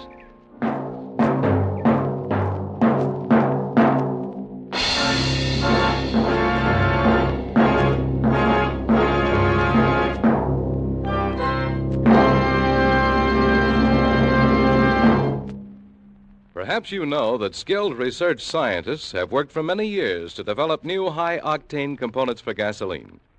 Components to give your car higher anti-knock performance and greater power. But do you know that from this research has come xylene? Xylene, one of the highest octane components in gasoline history. Now, listen. Today, every gallon of the famous Richfield gasoline contains xylene. Xylene in Richfield gasoline helps give your car new, lively pickup, new high anti-knock power, and new gasoline economy. Furthermore, there are 2 great Richfield gasolines with xylene. That means you can select the right Richfield gasoline to give your particular car the finest performance at lowest cost per mile. Richfield high-octane gasoline at regular price is specially refined for the average motor. Richfield ethyl. Ethyl at its best meets the requirements of the newest motors of the highest compression. And remember, both Richfield gasolines contain xylene. Stop where you see the Richfield Eagle on the cream and blue pumps. Get famous Richfield gasoline with xylene. And now we return you to Escape.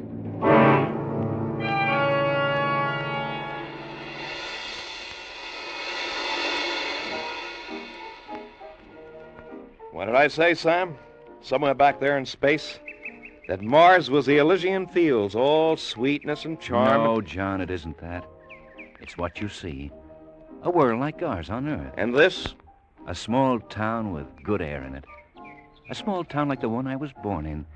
Same smell of flowers, the same sounds. You think that the civilizations of two planets can progress at the same rate, develop in the same way? I do now. Well, I don't. Oh, look at that house. A Victorian house on Mars? You expect me to believe that? A house with lace-curtained windows, with port swings, with something that sounds like a piano and probably is a piano, playing beautiful Ohio. You believe all that? I believe it. I admit it's strange, but I believe it. Strange nuts. It's impossible. We're going back to the ship. Wait, John. It could be. It could be that there are similar patterns of thought, movement, civilization on every planet in our system. Maybe we're on the threshold of the great psychological and metaphysical discovery of our time. Maybe we... Well, go on, Sam. Maybe this proves the existence of God. Not everyone needs proof. I don't. But how else can you explain all this? John, it fills me with terror and joy. I don't know whether to laugh or cry. I admit it looks peaceful and cool. Pretty much like Council Bluffs, where I was born. That was a good, quiet place, Council Bluffs, Iowa. Do you see that, Sam? Do you hear it? I see it and hear it. It's there. A horse and carriage going down the street. Just suppose that by accident or something, we landed on a planet in space in another time. Suppose that this is Earth, 30 or 50 years ago. Maybe we got lost in the dimensions. What do you think, Sam? So much like my hometown. That house. That room up there with the beaded lamp near the window. When I was a kid, I used to sleep and do my lessons in a room just like that. I'd lie there in the night, and I'd be awake, and I could hear the freight trains across the river, and... John, do you hear that? I hear it. Let's go. Where? We're going up to that house and ask questions. Where else? Come on.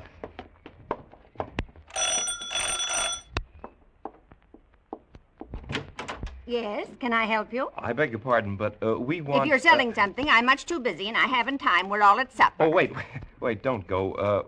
What town is this? What do you mean, what town is this? How could you be in a town and not know what town it was? Oh, I beg your pardon, but we're strangers here. We're from Earth. And we want to know how this town got here, how you got here. Are you census takers? No. What do you want, then?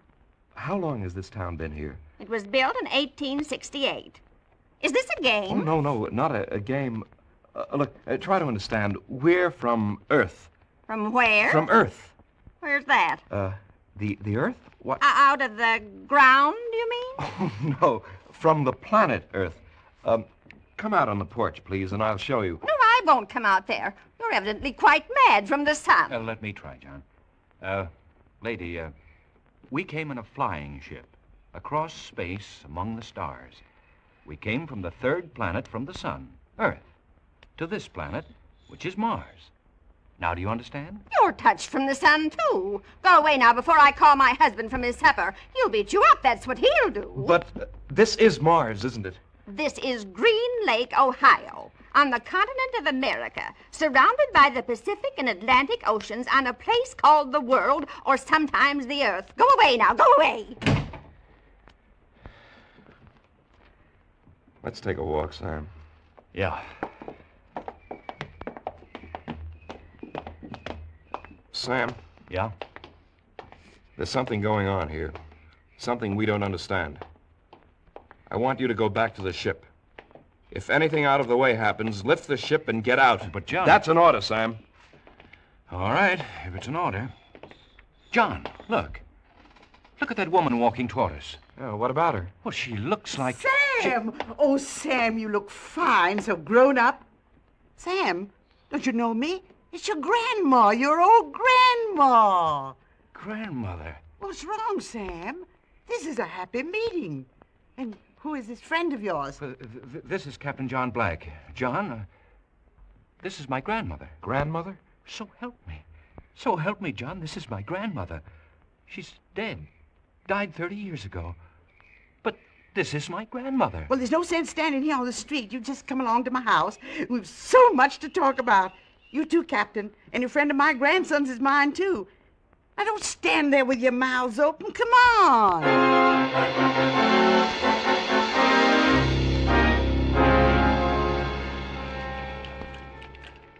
Here, Sam, have some more iced tea. Would you like some more, too, Captain? Oh, thank you. I would. Well, here's to our health. Well, how long have you been here, Grandmother? Ever since I died. What? Don't look like that. I said ever since I died, 30 years ago. Sam. Who are we to question what happens? What's living, anyway? All I know is I'm alive again and no questions asked. Here, Captain, feel. Go ahead, feel my arm. Solid, isn't it? You hear my voice, don't you? You hear it, don't you, Captain? Yes, I hear it. Grandmother... Well, then why go around questioning? Well, it's just that we... Well, I never thought I'd see you again, Grandmother. Mrs. Hingston. Yes, some more iced tea, Captain. Oh, no. I just want to ask you a question. Mrs. Hingston, is Mars heaven? Nonsense. No. It's a world, and we get a second chance. It's like another Earth. How do we know there wasn't one before Earth? That's a good question, John. Well, maybe we better get back to the ship, Sam. It's been nice, Mrs. Hingston. Thanks for the drink. You'll be back, of course. For supper, I mean. We're having fried chicken Wait with a minute. mashed potatoes. Wait a minute. What's that? Excuse me, Mrs. Hingston. Sam? Sam, come here. Hey, well, what do you know, John? A parade with a brass band. But the crew, my crew marching behind the band with all those people. But they're heroes. These people are welcome as heroes. The abandoned ship. They had orders. I'll court-martial every one of them. Oh, John, listen to me. They found old relatives and friends just like I have. They had their orders. What would you have done? Obeyed orders. I... What's the matter? Sam, I don't believe it. It's impossible. John, they said I would find you here. Phyllis. Of course, darling. Phyllis. Of course. Who did you think it was? This is Phyllis, Sam. My 10 years ago. After that, I never got married. We're waiting for you. Your mother and father. They're alive? Waiting for you. At your old house. On Maple Avenue. You heard that, Sam, didn't you? This is Phyllis talking. And she said Mother and Dad and the house... You understand it now. The crew. Same thing has happened to them. Yes. When I open my eyes, it'll all be gone. Phyllis will be gone. Open them, John. Phyllis. Oh, my darling. My darling.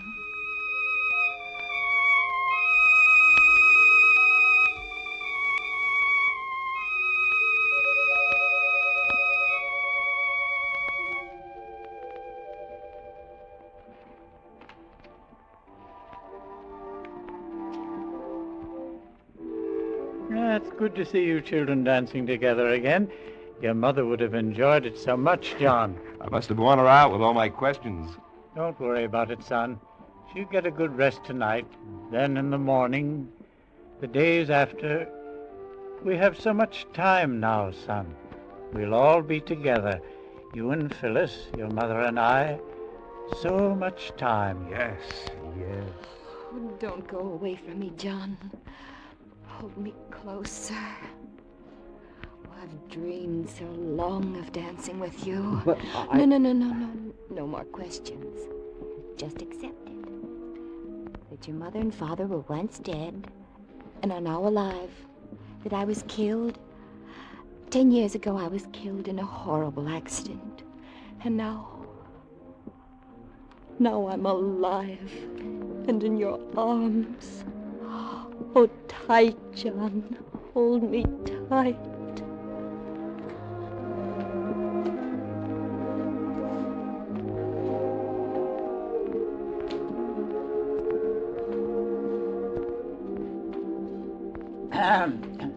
Well, I think I'll run along to bed now.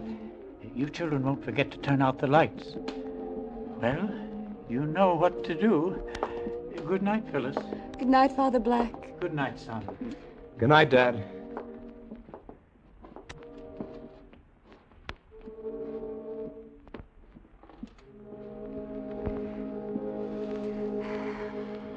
Shall we go out on the back porch, John? Like we used to long ago. Come with me, John.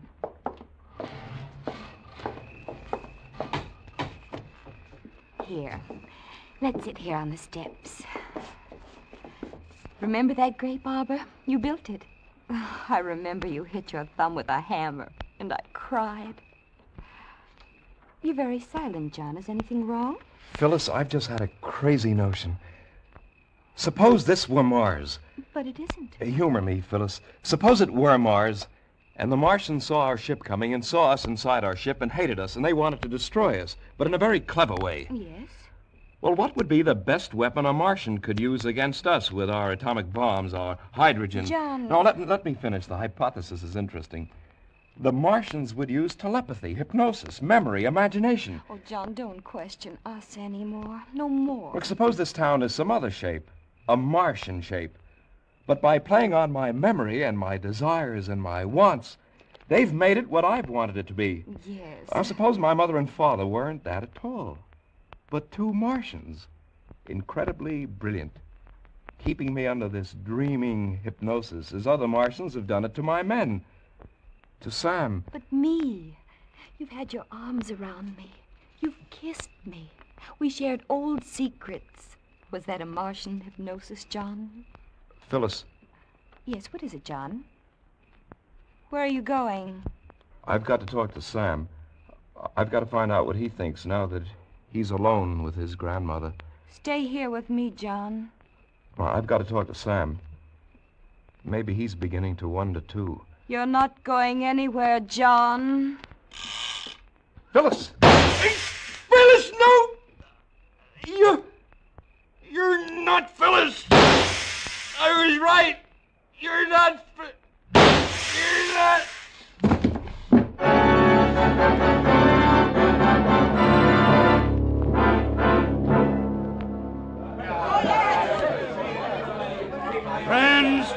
Friends, comrades, fellow Martians, this is a great day for Mars, a day of great rejoicing. As number one of Quadrant 327B of Sector Q, it is my proud privilege to read to you this message from the planetary All-High. It says, congratulations on your splendid work in meeting the barbarian invaders and atomizing them. You have proven the complete efficiency of Plan A, and hereafter, mass hypnosis will become standard operating procedure in repelling any further invasion from outer space, be they submartian, from Earth, or any other creature from any other planet. Well done. I can add little to this unstinted praise from the All-High, but I would like to point out to you that what you have accomplished could not have been done had it not been for our space heroes who have risked so much and often given all in recent years to keep the planet Earth under close surveillance. This surveillance, as you know, has been accomplished by our space patrols, known to Earthmen as flying saucers. They were courageous, these Earth creatures, to brave space in that crude ship, but they were inferior beings, and therefore they had to be atomized. Their extinction was necessary to ensure our way of life. Yet perhaps, since this has been your first encounter with creatures from outer space, you whose glorious victory this has been, may want to say something. Is there anyone who wants to say something? You? Yes. It was a very interesting experience. He said his name was John Black. He was a nice young being. Nice. He thought I was his father, whatever that is. I guess that's all I want to say. And you? No, I don't think so. Well, I thought of something, but I forgot. I see. And you? One of them asked me if Mars was heaven. What's heaven? I don't know. Now for the business at hand. The ship they came in. The destruction of it. Disintegrator squad. Ready. Proceed. Compress charge. 16 atmospheres. Charges compress. Low velocity. Trajectory 2. Low velocity. Trajectory 2. Release. Charge!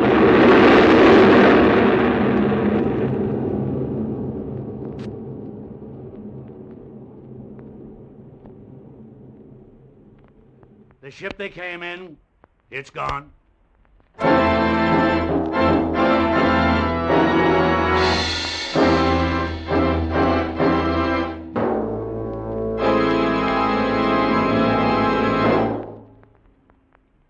Motorists, did you ever consider that taking care of a car is something like caring for a baby? It's easier when you've got a system. And in caring for your car, the Richfield gasoline dealer has a system. It's called Richfield All-Point Safety Service. Have the Richfield dealer service your car tomorrow, because hot weather is hard on lubricants. Wear and sudden breakdown can occur before you realize there's anything wrong. With All-Point service, the Richfield dealer will change your oil to fresh, Rich Lube all-weather motor oil and give your car a careful all-point lubrication job. Chassis, differential, front wheels, and transmission. And that includes service of automatic transmissions with the new Richfield automatic transmission fluid. Richfield All-Point Safety Service also includes inspection and care of all the likely trouble spots, such as battery, spark plugs, tires, and radiator. So save time, save money with this one-stop service. Get warm weather protection for your car now with Richfield All-Point Safety Service. Look for the Richfield Eagle on the cream and blue pumps. Escape is produced and directed by William N. Robeson. And tonight has presented Mars is Heaven by Ray Bradbury, adapted for radio by Morton Fine and David Friedkin. Featured in the cast were Jeff Corey as Captain Black, Florence Bates as the grandmother, Bill Johnstone as Dr. Hingston, Walter Catlett as number 1 of Mars, Elizabeth Root as Phyllis, Paul Frees as Peter Lustig, Ian Wolfe as the father, and Stuart Novins, who played himself. Also heard were Ruth Parrott and Ben Wright. Special music arranged and played by Ivan Ditmars. Next week. You're standing on the floor of the ocean, pronging up a fortune in sponges.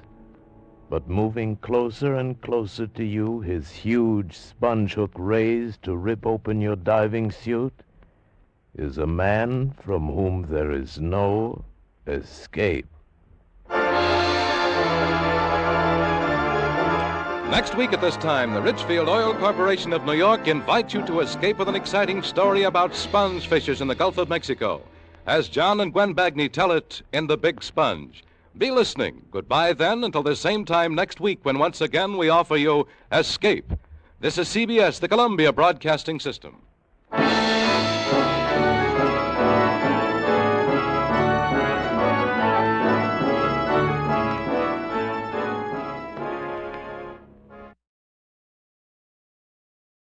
A warm word of thanks tonight to our sister station, CBS. And before the next thrilling episode begins, let's see how much you know about your favorite radio heroes.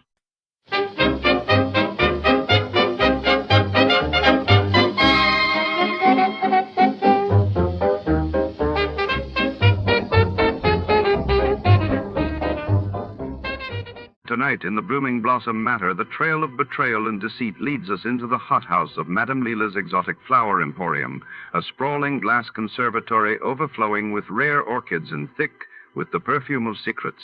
When a prized blue orchid vanishes and a body is discovered among the lilies, our detective must untangle a web of jealousy, blackmail, and forbidden love beneath the humid glow of greenhouse lamps.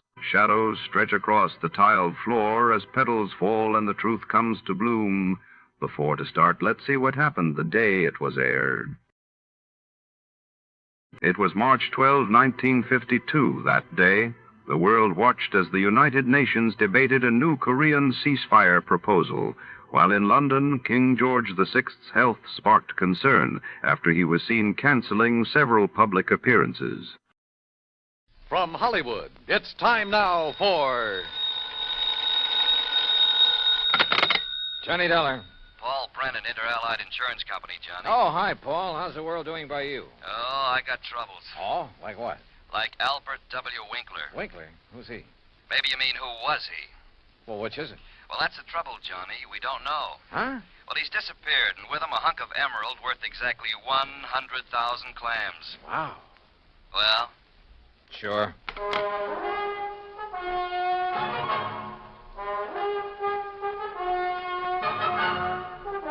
Bob Bailey in the exciting adventures of the man with the action-packed expense account.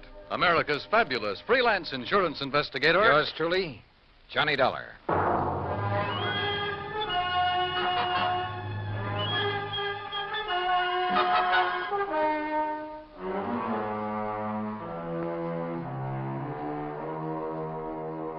Expense account submitted by Special Investigator Johnny Dolar to the Inter-Allied Insurance Company, Dawson Building, Hartford, Connecticut.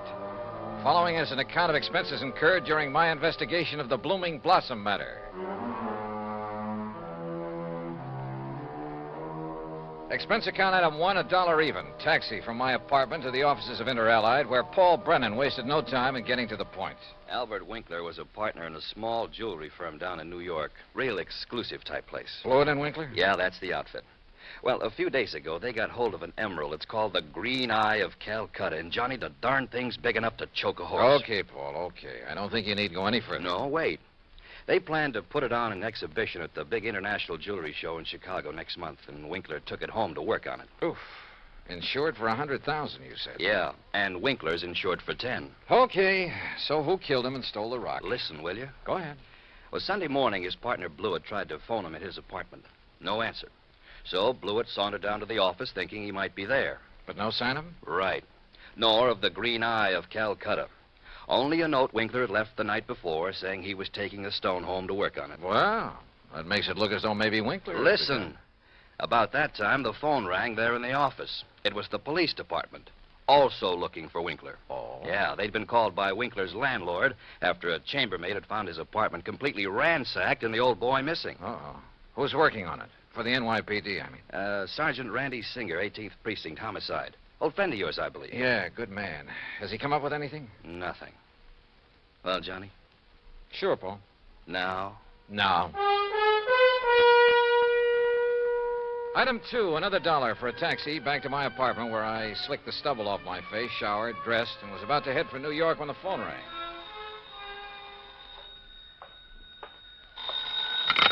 Johnny Dolar. Johnny Dolar? That's right. Oh, good. Well, who's that? Oh, yes, of course, Mr. Dolar. Huh? I must talk with you, sir. It's important, very important. Well, who are you? Me? Well, this is Wilbert Kenworthy Blossom. Yes, and I must see you right away. Well, what's this all about, Mr. Blossom, did you say? Oh, why, that's right. How did you know that? Oh, is this some kind of a gag? Certainly is not. And to think that now I'll be working with you on a... Oh, it's wonderful, just wonderful. What are you talking about? Why, you, don't you see? I follow every single one of your cases, sir. Either in the newspapers or on the radio. Oh, I'm your biggest fan. Is that all you called to say, Mr. Blossom? It is not. I'm calling about the mysterious disappearance of Mr. Albert Winkler. Winkler?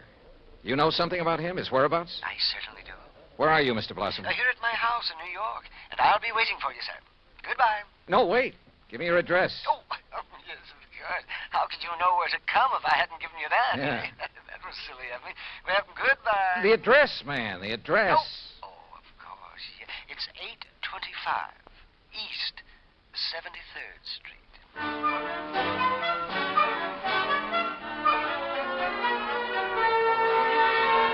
Item 3, $9.20, transportation and incidentals to New York City and 825 East 73rd Street.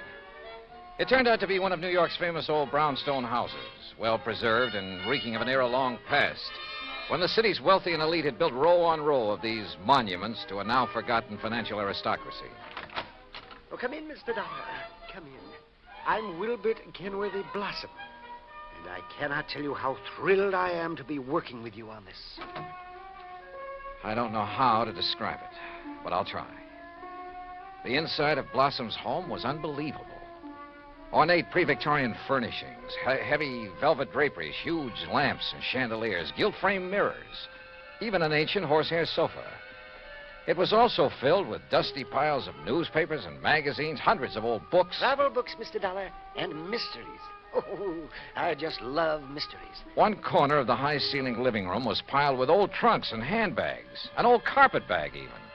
Boxes of tools and utensils were stacked about, an ancient Victrola, beat-up sewing machine. You just never know when you might want to sew something, do you? Old guns and pistols, some of them museum pieces. A stringless tennis racket. A pair of rusty handcuffs locked to the base of a floor lamp without a shade. A broken bicycle pump. That's just in case I ever find a bicycle to go with it, you understand. Yes. Against one wall stood an old metal cabinet loaded with rusty surgical instruments and a worn-out catcher's mitt. Yet directly opposite was a corner shelf full of priceless porcelain figurines and rare pieces of china. Some of the old clocks and jewelry on the mantelpiece were collector's items. Fine original oil paintings lay among piles of old shoes. All in all, it looked as though the contents of half a dozen pawn shops had been dumped into it. At auction sales, Mr. Dollar. Oh, yes, sir. I just cannot resist an auction sale or a bargain. But what are you going to do with all this stuff? Oh, just keep it. I like it. I like a lot of things. Yeah, so I see. Including 12 gross of Spencer's superlative steel-tip shoelaces, patented 1841. They were a bargain, Mr. Dollar. Just like all this fine artwork is, too. Yeah, I'm sure. Some of my friends pamper me a bit, though. You know, send me things they pick up at sale. Yeah, now look, Mr. Blossom, you told me you know something about Albert W. Winkler. Oh, yes. Yes, indeed. Well? And think of that magnificent emerald. Gone. Disappeared. Yeah, but now you said... And that poor Interallied Insurance Company. Oh, my. That's how I knew you would be called on this case.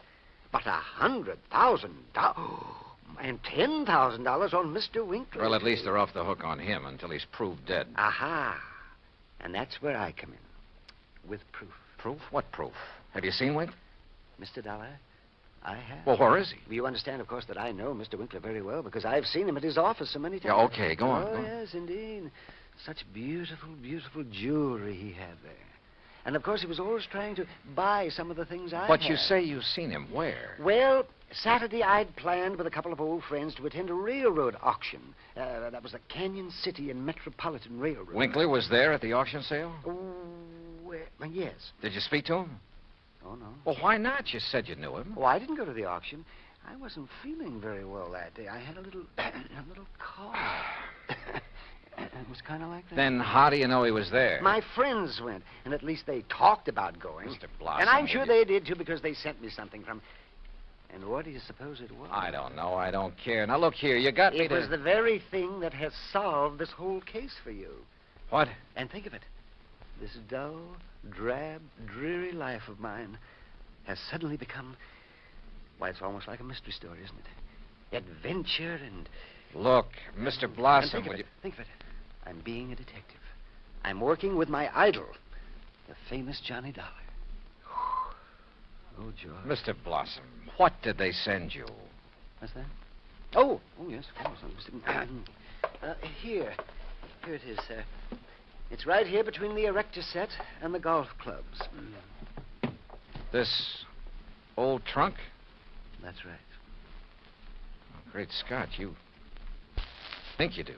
But at first, of course, I thought of calling the police. But knowing all about you... Mr. Blossom, let me see that. Excuse me.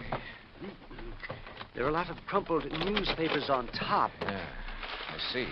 As old as the trunk. Good Lord. It isn't pretty, is it?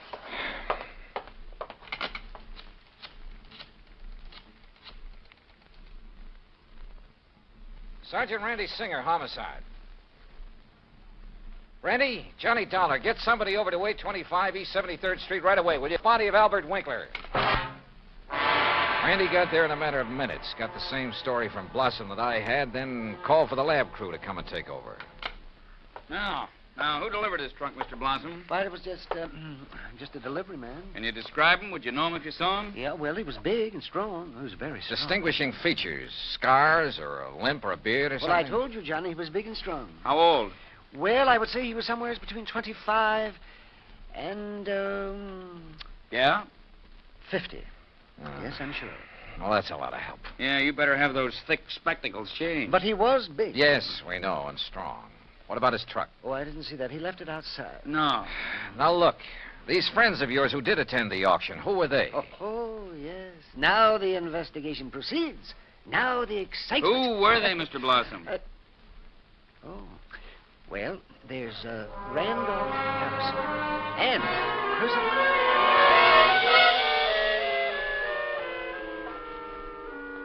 Randy Singer took down the names of Blossom's 3 auction-minded friends. The lab crew arrived. Randy took off to dig up Blossom's friends, and I took a cab. That's item 480 cents. To the apartment of Elwood Blewett, Winkler's partner in the jewelry business. Blewett lived alone in a modest but tastefully furnished 5 or 6 rooms on East 52nd Street. Of course, Mr. Dollar. I'll be glad to help you all I can. Albert's death has been a terrible blow. Yes. Well, tell me this, please. Yes? Did Mr. Winkler make a habit of taking valuable pieces of jewelry to his residence? Yes, Albert often took pieces home with him to work on them, clean, polish, and so on. Wasn't that a rather dangerous practice? Frankly, I always thought so, but he felt there was far more chance of being robbed if he were alone at the office than at his flat, where he wouldn't be expected to have anything of great value. Well, who has seen the Green Eye of Calcutta besides you and Mr. Winkler? I'm not sure. Of course, almost anyone would have been able to recognize it. Because of the publicity and pictures when you brought it over here? Yes. Come to think of it, Blossom indicated he'd been much impressed with it. Wilbur Blossom? Yeah. You know him? He's been in the office many times. He and Albert were always bickering over pieces that either of us Bickering? had. Well, it was really something of a joke. Albert always wanted some of Blossom's heirloom pieces, and Blossom wanted some of the finer things we had. Did he ever buy? Never. He always wanted us to put them up at auction or at a bargain price. Hardly our way of doing things, needless to say. When did you last see Blossom? Why, last Friday. I was busy with an important client, and from the back room where Albert worked, I remember hearing Blossom insist that Albert show him the emerald. What did he? I don't know. The silly argument got so noisy that I closed the door on them. Oh, now wait. Certainly you aren't thinking that perhaps Wilbur Blossom... I'm not quite certain what I'm thinking, Mr. Blewett.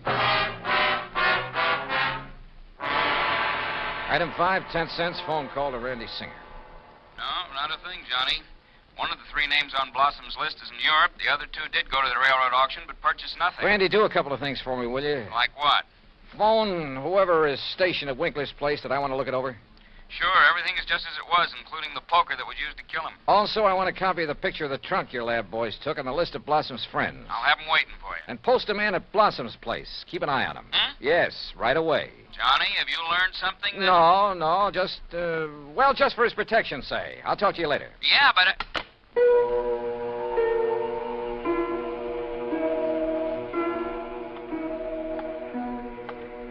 Blossom. Yeah, Blossom. Maybe I hadn't given enough thought to the strange little character. Or to why the trunk with Winkler's body had been at his place. But if he were involved, why call me in? Cover up? Possibility. But Wilbert Blossom kill a man? Yeah, maybe he could. Maybe he did. I'd better see him as soon as I get through with the inspection of Winkler's apartment. Mr. Dollar? Oh, hi, officer. Did Sergeant Singer call and tell you that... He's on the phone here in the Winkler apartment now. Wants to talk to you. Says it's very urgent, sir. Okay, thanks. Johnny Dollar. Johnny, how did you know? Huh? The man I sent to cover Blossom's house for you got there too late. What? Whoever got in and attacked the poor old coot got away. Attacked? Blossom? Yeah, really did a job on him. Johnny? Okay, Randy. Thanks.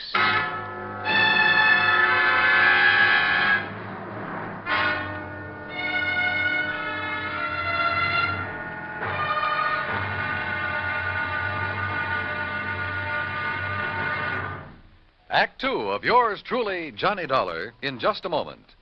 Democracy. As everyone knows, democracy means many things. Self-rule of the people, a higher standard of living, freedom of speech, press and religion, rights and privileges, liberty. But the most vital promise of democracy is mankind's right to dignity. For it is through the dignity of man that democracy has given mankind its greatest legacy of freedom. Now, Act Two of yours truly, Johnny Dollar, and the Blooming Blossom Matter.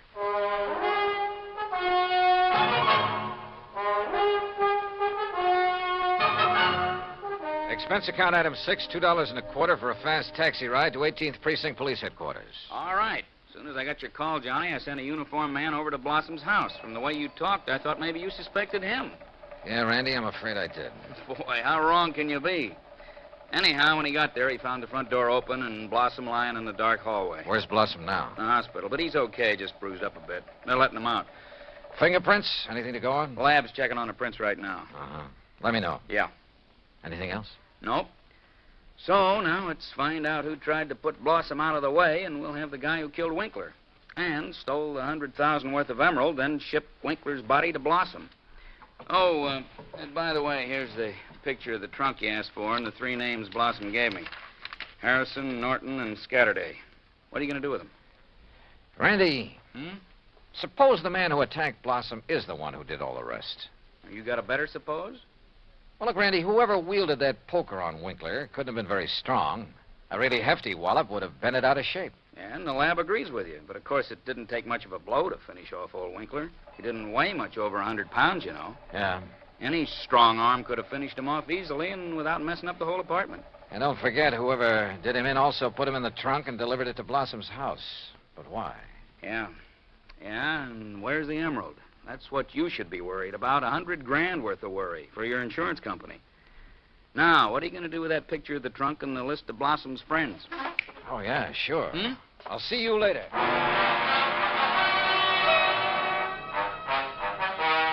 Item 7, $5.50 for a taxi to the warehouse of the Canyon City and Metropolitan Railroad over in Jersey. There I finally managed to track down a man who knew something about their occasional auction sales of unclaimed baggage and stuff. Insurance investigator, huh? That's right, Mr. McKinney. One of those boys with a fancy expense account, eh? Well, that's a matter of opinion. Look, you had an auction sale here last Saturday, didn't you? That's right. Handled it myself. Want to know something about something we sold off? Exactly. Then I'm your man. Always remember all about every single item I sell and who bought it and all about them. That's fine, because I want to know if any of the names on this list bought from you on Saturday. Yeah? Randolph Harrison. Man by the name of Harrison buy anything? Nope. How about Percival Wentworth Scatterday? Nope. Ellsworth Norton? Nope. You sure, Mr. McKinney? I'm sure. How about Blossom? That a man's name? Yes, Wilbert Blossom. Well? No, sir. Nope, never heard of him. And like I told you, I never forget the stuff I sell or the fellows I sell it to. Wait. This picture of a trunk. Huh? Have you ever seen this trunk? Well, yes. Did you sell this trunk on Saturday? Yes, I did. To whom? Come on, man, it's important. Well, I was real early in the sale. Yeah, before most of the people got here. Bought this trunk and had it sent to his apartment in New York. And his name? Well, it was a funny kind of name. Blinky or Winky or... Oh, no. Winkler. Winkler. That was it. Albert Winkler. Item 8, $2, 2 drinks for myself at the nearest bar. But they didn't help to kill my feeling of utter frustration. Item 9, $5.50 taxi back to 18th Precinct headquarters in New York for want of a better place to go. Oh, it's about time you got here, Johnny. Oh? We matched up the prints we found after Blossom was attacked. You know who made them? Yeah, here's his card. Carlo Bernasconi. Any reckon? Couple of a dozen arrests, only one conviction. Anything to do with jewelry? Better. Accessory to a hijack operation a couple of years ago. He drove the truck. Hey. Sure. Got a mugshot of him? We got him. Downstairs. Come on, I'll take you down. Randy, what's he look like? Like you'd expect the truck driver to look. Big, husky brute. Has he admitted anything? Well, the threat of a murder charge made him talk all right, but... Has he admitted anything? Well, the threat of a murder charge made him talk all right, but none of it makes any sense. Of course it doesn't. But he's our boy, all right. He killed Winkler, beat up Blossom. I thought your lab decided whoever killed Winkler was a small fella. Yeah. So the theory about the same man killing Winkler and beating up Blossom doesn't work. But, Johnny, holy... Come on down. Let's talk to this Bernasconi. After I make a phone call. Huh? Who to? Yeah? Get me a man named McKinney, Canyon City and Metropolitan Railroad warehouse over in Jersey. Make it fast, please. Yes, sir. Hey, you been over there, Johnny? Just before I got here. Did you find out anything? No, but I'm going to now. Like what? Randy, for the first time, this whole thing is beginning to make sense. Here's your party. Mr. McKinney? That's me. This is Johnny Dollar, remember? Sure do. Good. And say, Now- I've been reading in the paper since you left here about that body found in the trunk over there in New York. Yeah, well, look. Is that the same trunk you was over here asking about? Yes. Now, you told me that trunk was bought by a man who gave his name as Winkler. That's right. Do you remember what he looked like? Sure do. Why, I can give it to you as accurate as if it was in the police files. Well, Height, 5'9", maybe 9.5. go on. Weight, between 155 and 58. You see, when I was young, I worked with a carny show guessing weight and height, and if I didn't guess it right... Yeah, okay. Now, how about the color of the eyes? Well, I noticed them because of the way he squinted through them thick, old-fashioned steel glasses. Thanks, Mac. I'm sending you a 10-spot on the next mail. Well, now. Well, Johnny? Come on, Randy. Let's go down and see this Bernasconi. You find something out new? Yeah, and I don't like it. I don't like it.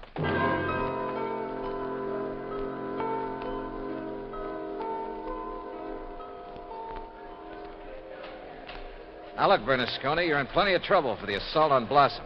Maybe even more. But I'm the man who can save you from a murder rap, if you'll answer a couple of questions. Sure. I told the cops. All right. Did you pick up and deliver a trunk yesterday morning? Sure, I told him. For a guy named Winkler. You got the trunk from Winkler? Sure, at his apartment on East... What did he look like? How tall? Maybe 5'8" or 10. What? Johnny... Slight build or heavy or what? I'd say about medium. Maybe 150 pounds. Johnny... Now, look, mister. Now, wait a minute, you look. Did you deliver that trunk to a man named Blossom? Sure, at 825 East 73rd Street. What did he look like? Him I never seen. I knew it. He hollered from a window that the door was open and I should put the trunk in the living room. What a junk house. But you must have seen him later when you came back and assaulted him. It was night then. When he come to the door, I just slugged him and let him lay there. Then I went inside where the lights was on to look for... Well, I looked for the big rock I'd read about in the paper. But then I heard a prowl car coming, so I beat it. Trunk wasn't there anyway. Okay, Bernasconi. See you later, Randy. Now, just a minute. Hey, Johnny. and what about me? You said it...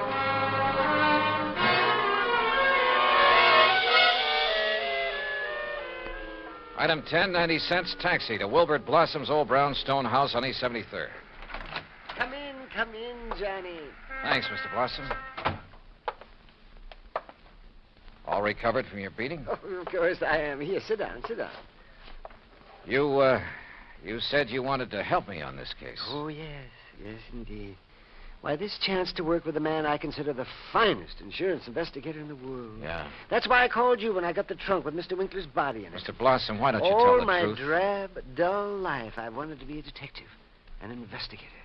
And this was my chance. My chance... Tell the truth, did you say? Mr. Blossom, listen to some facts for a minute and see what conclusions you draw from them. Oh, deductions. Like a detective. To begin with, this house of yours so full of, well, junk. I told you, Johnny, I like things. I like things. But it also has a lot of fine paintings, sculpture, china, jewelry. Oh, I like all sorts of things, especially if they're fine and rare. And bargains. Like the green eye of Calcutta? Oh, the most beautiful emerald in the world. And I would conclude that you'd do just about anything to have that stone. Yes, sir, Johnny. I'd reach the same conclusion. Okay. Now, when Albert Winkler and the emerald disappeared, it was in the papers that Inter Allied had written policies on them. Conclusion? Yes, sir. I would deduce that you would be called in. Wouldn't it be smart, then, if the killer was afraid I'd eventually get around to him anyway? Wouldn't it be smart for him to call me in and offer to help me? As a cover-up for what he'd done? Oh, yes. Yes, indeed. Or at least he'd think it would. Oh, yes, I guess he thought it would. Another thing, Mr. Blossom. Oh? What is it, Johnny? The body was packed in the trunk with old newspapers. Like these you keep piled around. Oh, why, yes. And I would deduce... So obvious that both Randy Singer and I overlooked them completely. Oh, well, there's so many things piled around here. You couldn't be expected to... Johnny. Yeah. What really made you decide that... Well, I'd like to know. All right. Albert Winkler was a frail little old man, about 4'11", not much over 100 pounds. Yes, he was. But the man who bought the trunk and had it sent to Winkler's apartment, who gave his name as Winkler, that man was about 5'9", 155 pounds. And he wore thick, old-fashioned steel-rimmed glasses. But, Johnny, I can't see without them. Then there's the truck driver. The man who ordered the trunk delivered to this house gave his name as Winkler, too. But Winkler was dead by then. Dead from a blow inflicted not by some big bruiser, but by somebody of, say, your build. Oh, that awful truck driver who thought the emerald would be in the trunk and came here to steal it and who beat me up. I suppose you want the emerald. Yeah.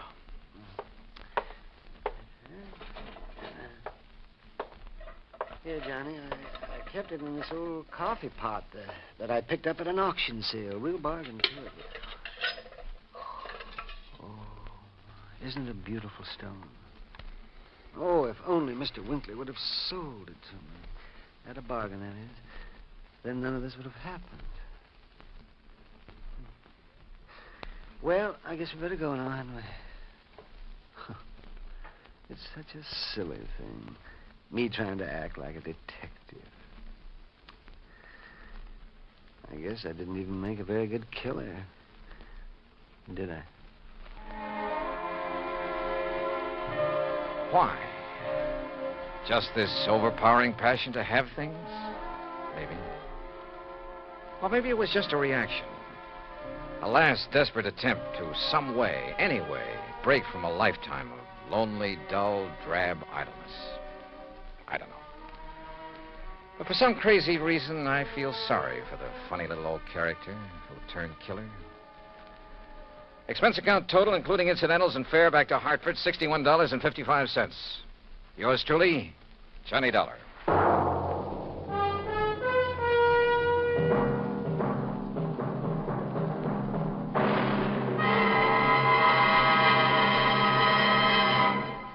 Now, here is our star to tell you about next week's story. Next week, a case so simple, so easy, so obvious, that it proves almost impossible to solve. Join us, won't you? Yours truly, Johnny Dollar.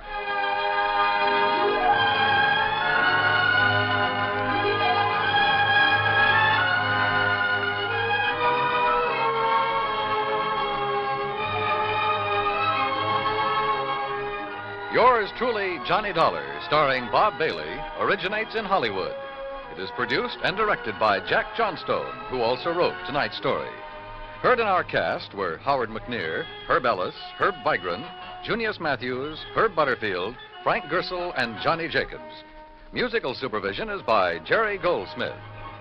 Be sure to join us next week, same time and station, for another exciting story of yours truly, Johnny Dollar. Dan Kimberley speaking. Johnny Dollar has come to you through the worldwide facilities of the United States Armed Forces Radio and Television Service.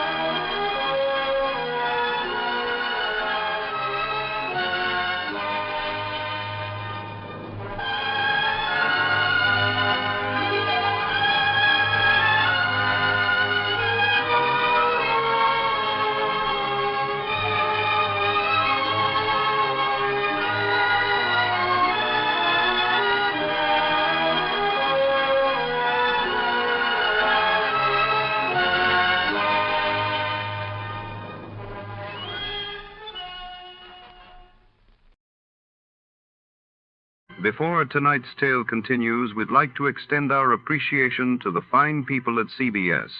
And now, listeners, sharpen those minds for a quick radio quiz.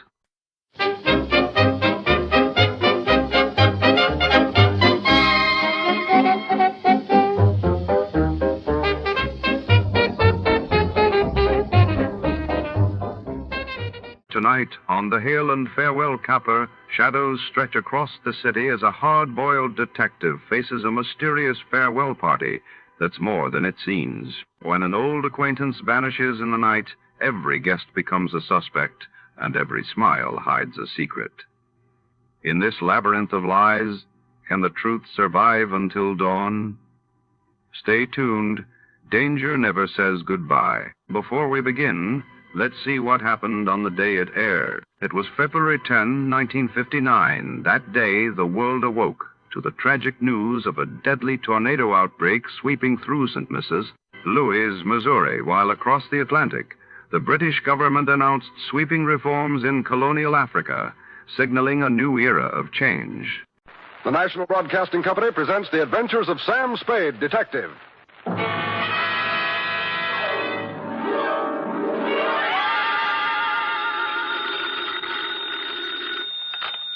Detective Agency. Me, sweetheart. Oh, Sam. Now, take it easy. The papers are on the street. I saw them. So did I. There'll be some red-faced editors ducking behind their green eye shades tomorrow. What do you mean, Sam? You don't print up the score until the returns are all in, F. This applies to presidential elections, boxing matches, and executions at San Quentin Prison. Sam, you mean Willie? I mean Willie. Batten down the hatches and turn over your foam rubber cushion, Wonder Girl, for even now I'm homeward bound with a stride-by-stride account of a 12-hour marathon, which I shall call, for obvious reasons, the Hail and Farewell Caper.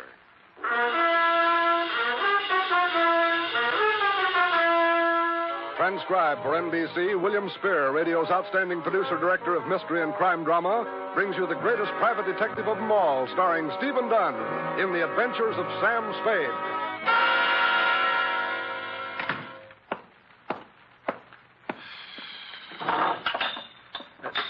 I've been robbed. Effie? Sam? Brought in here this minute. Oh, yes, sir. Have I done something? That's what I was about to ask. Have you been sticking your delightful, freckle-covered, upturned little nose into my schnapps bottle? Well, answer me, girl. Sam, you know I don't do... All right, then who? Well, the nervous little man who was here did open the drawer to find a pencil and paper and leave a note. Okay, you're clear. Oh, Sam, what about the little man? A good and leading question, F. Shall we attempt an answer? Oh, I'm at the ready, Sam. Shoot. Date, fill it in. To Justice Edward Benjamin, State Supreme Court, from Samuel Spade, license number 137596. Subject, the Hail and Farewell Caper. Dear Justice Benjamin, my relationship with the spindly little man goes clear back to a week ago, Thursday, possibly even before that. But that was the day I first noticed him. I remember it was Thursday because I was having corned beef and cabbage at Schroeder's. With him, it was a glass of water at the next table. He was paying little mind to the menu, having decided to spend the lunch hour staring at me. A couple of times, he put down his glass of water and pushed back his chair as if he were going to come over and talk. But he changed his mind. I put away the corned beef and cabbage and was halfway past the pie when he finally did it. Excuse me, sir. Hello? You, sir, are Mr. Spade? I am. The detective, Sam Spade, detective agent? At your service, sir. Now, what can I... You see, do you have a match? I gave him a match, and he thanked me and went out. On Friday, I saw him in Ben's grotto over a plate of wrecked sole. We got just about as far, then he returned the match he owed me. The following week, I saw him 4 times, once as I was going into a show, once at the post office, and twice as I was going into my office building. Each was the same. We'd get up to the point where he was about to tell me something, then he'd back down and ask me what time it was, or did I have a horse in the fifth at Golden Gate, or would I lend him a cigarette. Then he'd bustle off as fast as his spindly little legs could carry. And thus matters stood yesterday. Place, my office, time, 1:37 p.m. Sam Spade. Mr. Spade, this is a gentleman who... Yeah, don't tell me I know the voice. Now, what is it this time? like to see you, Mr. Spade. I must see you. I know. I'll save us both a trip. The It is date is vital. April 26th. The time is 1:38 p.m. All It is trains, really urgent. planes, and streetcars are leaving on schedule. The most And for the important- favorite at Golden Gate tomorrow, consult your nearest Please, bookie. please, sir, please, Mr. Spade, please, do not jest. This is a matter of life and death. I see. Fine, then I'll see you tomorrow for lunch, huh? I won't be here, Mr. Spade. Oh, where'll you be? Dead? Look, I'm tired of this, Mr. Spindley. Give it to me straight or sign off. Now, what is it? Gotta listen to me, Mr. Spade. It's most important. It's a life or death. It's a life. Hello? Mr. Spindley? Hello?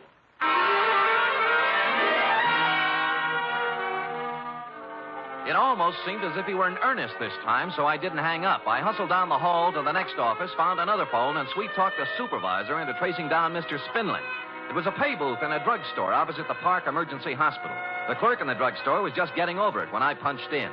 Spindley had collapsed in the booth and had been hauled across the street to the hospital. On the bed there. Oh, thanks, Doctor. Life and death, Mr. Spade. Terrible. You gotta stop it. It's murder. He's been Legal muttering murder. like that ever since we brought him I know in. to- Hop, huh? I know. The legal kind. You see before you an overdose of sleeping tablets. You mean he tried to kill himself? I can't think of an easy way anyone could feed him 2 full bottles, can you? Pull through? Probably. We gave him a good pumping. Don't let them do it. Don't. All right. It's all murder. right. Now, murder. now, Mr. Doe, don't carry on so. But I know who did it, sir. You must stop him. All right. I know who is Take it easy. He's got a lot of strength for a little guy. Mr. Doe, huh? No name. Yeah, nothing to identify him. Funny thing, that. What do you mean? I'd almost guarantee the man's undernourished, hasn't eaten for days, shabby clothes and so on. Yet look at the roll I found in his pockets. Hmm? How much? Almost $800. Oh, did you find anything else? Yeah, this. Huh? What do you make of it? Well, front page of the Star Times. It's a galley proof, isn't it? Kind they run off in the linotype room before they start the presses. Yeah. Killer dies tonight. Willie Johnson, hitchhike murderer, to enter gas chamber at midnight. Innocent man. All It's murder. It's murder. Down you go, Mr. Doe. But I know who did it, sir. I know everything. Everything. I know. A frame. It's a skillful frame. You mean Willie Johnson? Yes, sir. Yes, sir. I know who it was. It was hail and farewell, sir. Hail and farewell. Who was it? Come on, Mr. Doe. Wake up. Mr. Doe. Yeah. I was waiting for that. Hit him? Like a ton of bricks. He'll be incommunicado for the next 24 hours or longer. Hail and farewell. A broken down actor. Huh? Only an actor would think more of an exit line than an innocent man's neck. You mean you believe he knows? I don't know what I believe. The guy's been trailing me for 10 days, driving himself nuts, tries to knock himself off. It's a cinch he believes it. Well, there's no chance of bringing him around before tomorrow. Yes, and Willie Johnson dies tonight. So what happens? So I'm stuck for taxi fare to San Quentin.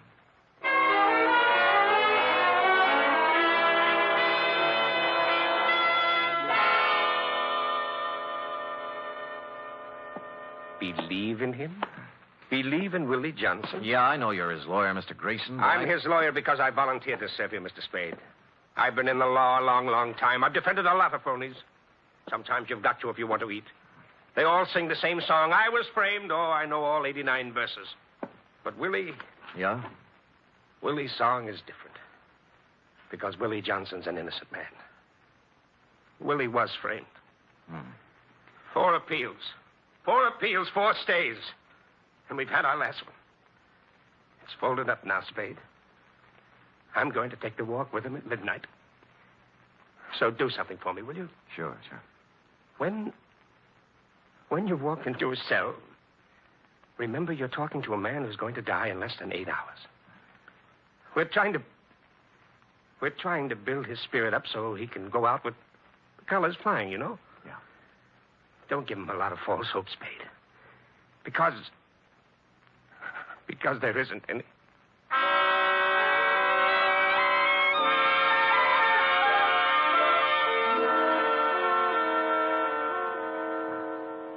I don't quite understand, Mr. Spade, sir. I told my story so many times. I'd like to write something about you for the papers, Willie. Oh. Yes, sir. But all the newspaper gentlemen been here and gone. Yeah, I know. Could you tell it just once more, Willie? Well, all right, sir. It's more than a year ago, I guess you know that. Yeah. I was broke, you know. Things hadn't been going so well, sir. I was down to my last 2 bits that night. I walked into Sherry Dugan's. That's the bar on the waterfront, huh? Yes, sir. I got to talking with a fella sitting at the bar there. He bought me beer. Who was he? I never did find his name. I ain't seen him since that night. If I could find him, I don't reckon I'd be where I am, sir. Oh. He had a paper with him. Was reading the classified ad section. You know the part about autos, transportation, and so on? Yeah. Well, there was an ad there. I'd say, we'll pay $500 plus expenses to drive car to Mexico City with a phone number. Mm-hmm. And the fella said if he were in my shoes, he'd call up and inquire, so I did. I inquired, and I got the job. Well, sir, about an hour later, I met a man with a car at Southern Mason by the gas station there. And he gave me the $500, and I start out for Mexico City. Who was he, Willie? Never found his name either. We tried, too, Mr. Grayson and me. Never could find him. I see. Well, it was raining that night, sir. I remember. It was raining. And I hadn't gotten more than 50 miles south of town, somewhere around Morgan Hill it was, when a siren blew off behind me, and the first thing I knew, well, they was asking me questions about a girl. A girl named Georgia Lyon. Uh-huh. It was her car, it seems, and the officer claimed I stole it. They made me raise my arms, and they searched me. And there was a knife in my pocket, you see, with blood on it. There, and I don't know how it got there. And the $500, that had blood on it, too. And there was blood on the seat. And when they opened the turtle back, there she was. This Georgia Lyon I told you. All doubled up there and dead. And they said I'd done it for the money in the car. And I guess I just went crazy, Mr. Spade, with this all coming at me at once that way. You see, I tried to make a break for it, and I got away. And I knew it was a terrible wrong thing to do. I know that. Yeah, what about the trial, Willie? Well, sir, Mr. Grayson done everything in his power, sir. And so did I. I told the truth as close as I could recollect it, but it didn't make no sense. We never found the man in the bar or the man who drove up in the car. What about the phone number in the ad? Oh, that turned out to be a fancy dress. That turned out to be a fancy dress shop on Powell Street called Mason Francine. And the classified ad, sir, that was the queerest thing of all. Well, what do you mean? Well, Mr. Grayson went through every newspaper in the country for 2 weeks either side of the night, and there wasn't any such ad in any of them. So they said I was lying. They said I was lying. I made it all up in my head. And now they're going to kill me for it. Yeah. I don't know, Mr. Spade. I've heard it so long now. Maybe I did kill her. Maybe they're right. Maybe they're right. But there was something in the way he said, maybe they're right. I told you they were wrong. I thanked him and told him I had what I wanted for my story and said goodbye. There was no hope in his face, but no despair either. He knew what was coming, and he was ready. And that's all. I hit the homeward-bound commuters on the wrong side of the Golden Gate Bridge, so it was almost 7 when I checked in at Sherry Dugan's bar on the waterfront. A girl was sitting 3 stools down from me, a class-type dame in a black file suit from Magnum's, and a hat that must have set some good-time Charlie back $50. That's the kind of a dame you'd expect to be sitting in Sherry Dugan's, least of all as drunk as she was. Well, here you are, Jack. 60 cents. Thank you. Wait a minute. Huh? This is a one-man operation, isn't it? Yes, why? Well, then you'd be Sherry Dugan, huh? No, I bought the joint from Sherry a few months back. Why? Well, I'm doing a story for the papers on Willie Johnson. Tell me, was Sherry here on the big night? Oh, yes. Only Willie Johnson wasn't. You could look it up, what Sherry testified. Where is he now? Oh, South America. And there he'll stay. You know why? Why? Sherry has brains. For a man in his shoes, there's no better place right now than South America. Oh? Well, tell me more. He needed a rest the worst way, Sherry did, after all he'd been through. Tending bar can be difficult at times, right, Tim? Oh, yes, indeed. Show me a good bartender, and I'll show you a barn diplomat. And more besides. Well, here's to Sherry, wherever he is. Keep running, Sherry. Keep running. You know, Sherry's like a dog running away from a can tied to his tail. We all are. Who's we? All of us, the world. Give me another drink, Tim. Oh, now, listen, lady. I don't think I Don't better, give me any lip. This is a first-class wake, isn't it? A send-off for Willie, isn't it? Poor. Marilyn, what are you doing here? Oh, just in time, Georgie. Sit down. Come on, we're going home. Take your time, George. 2 of the members present. 1 more. We'll have a quorum. Pour him a drink, Tim. You want me to carry you out of here? Might be fun. Where's Daddy? Pacing the floor. Now, come on. You know something, George?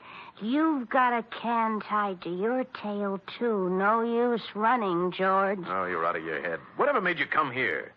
Kind of appropriate, don't you think? Special night tonight. Black dress. All fixings. Gonna have us awake. Not here we aren't. Are you coming? Nope. All right. Where we go? Going home. Bye, Timmy. And you, whoever you Wait a minute. How about to have Hold it. How much does she owe you? Right, that's $3.45. Here. It's worth it. Now tell me, who is she? Oh, it's a model. Some dress shop uptown. Oh? Like the Maison Francine, for instance? Yeah. How'd you know? Just a hunch. What's her name? Oh, Marilyn Hale. Her old man runs the Star Times, you know, the publisher. Yeah. The guy is his partner, George Farewell. You must have heard of the firm Hale and Farewell. I had, but it was a slightly different reading from the one Mr. Spindley gave me at the hospital. I looked at my watch. Willie was 4.5 hours from the end of the line when I took off for the press room at the Star Times.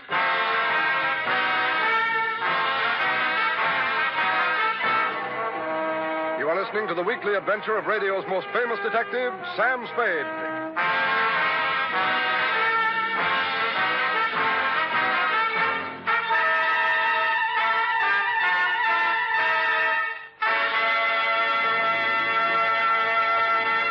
Three chimes mean good times on NBC. There's fun and music for you tomorrow evening with the Dennis Day Show. There'll be songs by Dennis and another typical tangled comedy situation, the kind of hilarious mix-up that could happen only to Dennis Day.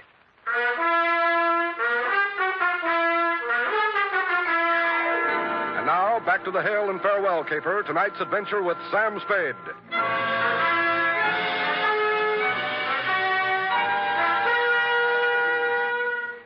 Time 8:11. I got out of the elevator in the basement of the Star Times building on Mission Street and started looking for the press room foreman, somebody named Joe Fortescue. I finally found his feet sticking out from under a sick linotype, hauled him out, and tried to make him understand what I wanted. Yeah, I know who you mean. I know, a little bandy-legged guy. Can't hear you. I say, he's a little bandy-legged guy. Yeah, that's the guy. Hello, what about him? Come on. Go ahead, you first. Now, who is he? Charlie Forrest, he's nuts. I know, but that's not what I Been off his rocker for a year. Look, you see that picture on the wall over your head? Yeah. That's Mr. Hale, the Iron Fist. Oh. Won't tolerate no inefficiency, you understand? But this screwball, this Charlie Forrest, I personally canned him twice, and both times Iron Fist sends it back to me. Yeah. So it don't make no never mind to me, brother. Leave him come to work, stewed all the time. Leave him lay off for 2 straight weeks like this time. Don't make no never mind. Yeah. Now, look, I'm up with you now. How long's Charlie been this way? A year or so. I know just when it started. When Willie Johnson was hauled in on the hitchhiking killing, right? Oh, you've been talking to Charlie, huh? Yeah. Funny thing how that hit him. You'd find him sitting in a corner by himself, mumbling all the time about the guy being innocent. Mm-hmm. What do you suppose Charlie had to do with that? Oh, I don't know. Got real crazy toward the end, you know. Said he was killing Willie Johnson. And you'd ask him with what, and he'd say a linotype machine and a hunk of newsprint. One day he even offered to prove it, you know. How? I don't know. He said he had proof. He said he had the evidence that would save Willie's neck, hid in his room. Boy, was he off his trolley. Look, I've got to find out where he lives. They don't know upstairs. I don't know. We don't know downstairs neither. He moved out of his apartment 3 weeks back, and don't nobody know where he went. Look, he was in this morning. Picked up a galley proof of page 1. Hey, that's right. Yeah. I'll tell you who might know where to find him. Oh, come on. Yeah, about 10 o'clock he leave here. Said he was going to look him up. Somebody named Spade. Thanks. Sam Spade. He's a detective. That remains to be seen.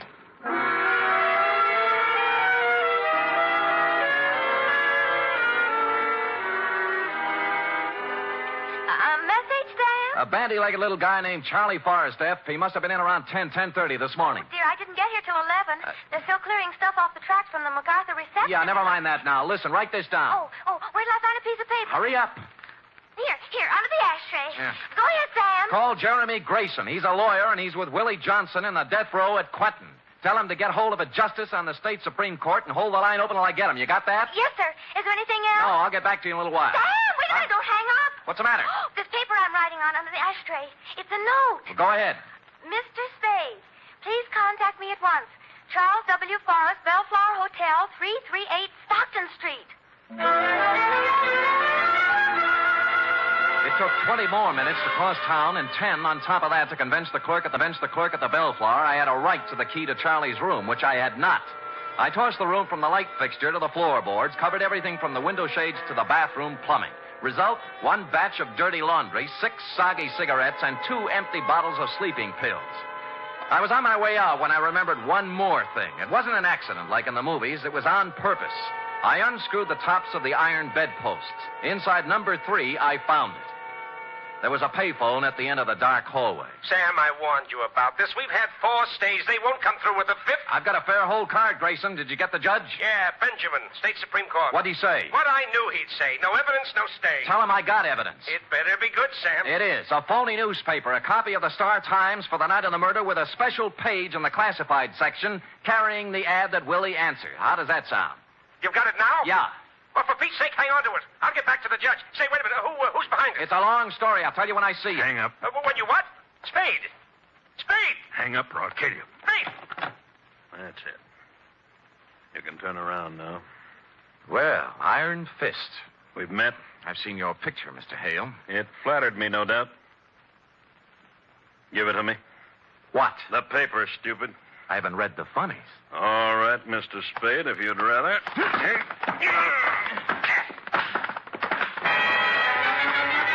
Iron Fist knew other games besides publishing. He moved up, I went for the gun, which suddenly wasn't there, and he was giving me a fast demonstration of judo for beginners. First thing you know, I was sprawled on the floor, and he was looking down at me along the barrel of his .38. I could kill you, I suppose, but why? Why? He backed off toward the window, spread out the paper, and crumbled it up. No. You know what you're doing with that match, Hale? Shut up. You're burning Willie Johnson at the stake. I said shut up.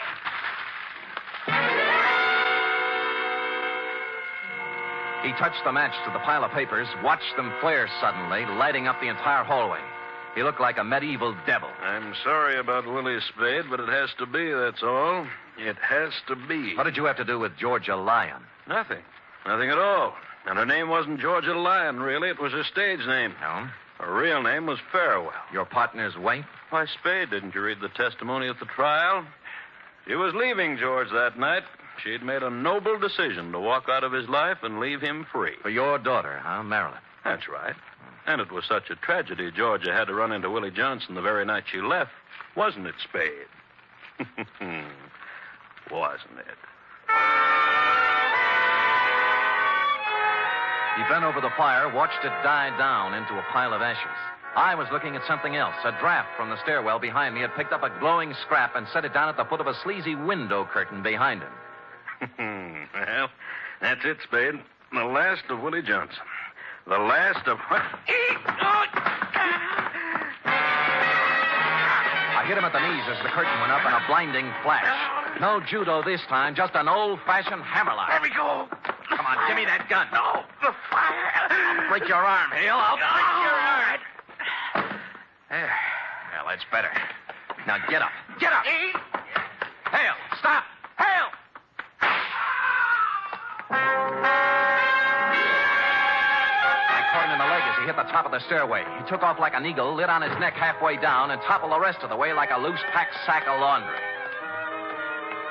He was dead when I got to him. Score, with 1 hour and 5 minutes to play, no evidence, 1 dead witness, 1 unconscious one, 1 killer, and accomplice at large.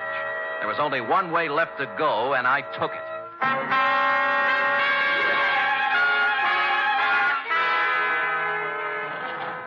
Floor, please. George Farewell's apartment. That's the penthouse. Yeah, is he home? Oh, I don't know what's the matter up there, sir. I think something's wrong, awfully wrong. He went up there early this evening with the young lady, and The door to the roof is locked at the 8th floor. That's never happened before. Any other way up?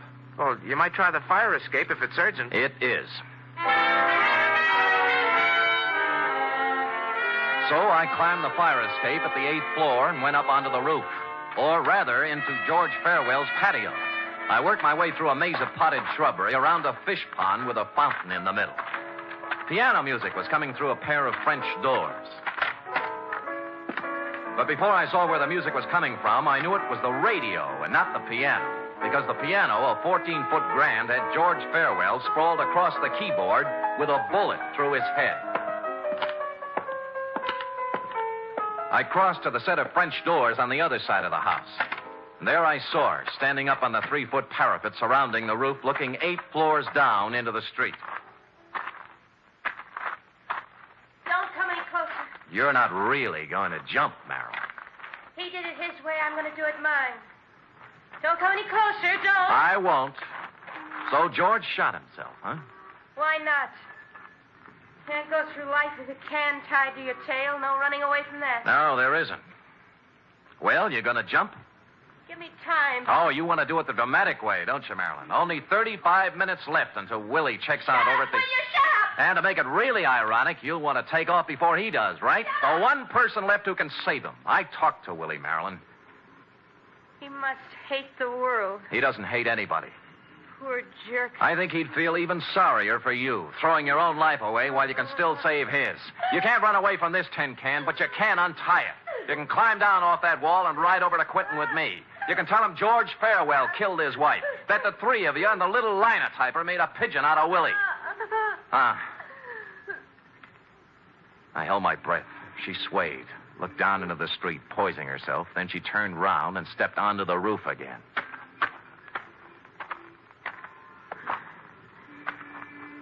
Let's go. Congratulations. Yeah. Only George Farewell didn't stab his wife that night. I did.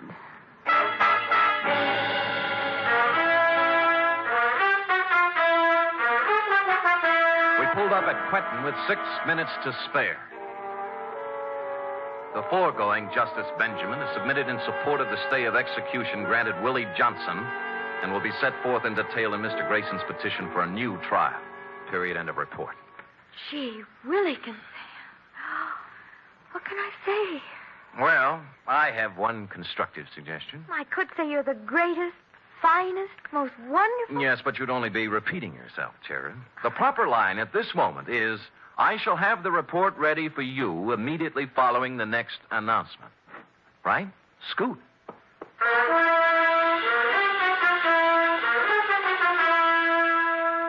3 chimes mean good times on NBC. Listen to the stars on this Sunday's big show. Jimmy Durante, Ethel Merman, Milton Berle, and Gordon McRae, plus Meredith Wilson and his orchestra. Your MC on the big show, of course, is the glamorous Tallulah. You're invited. Here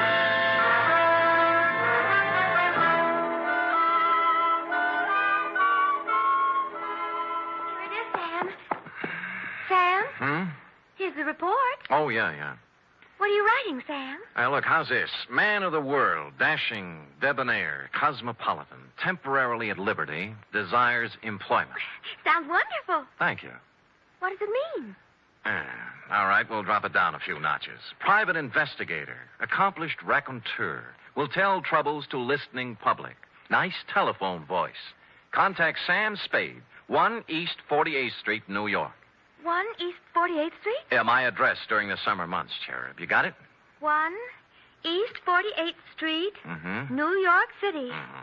Oh, maybe a lot of people will write, Sam. I'm sure they will. Think so? There'll always be a Samuel Spade Incorporated. Will there? Look ahead. Smile through the tears, Sam. I am. The day will come soon again when the phone will ring and you will say... Sam Spade Detective Agency. Yes, and I will say... Me, sweetheart. Buck up, old girl. Stout fella, stiff upper lip. Good show. Not goodbye, but au revoir, Sam. Hail and farewell. Good night, sweetheart.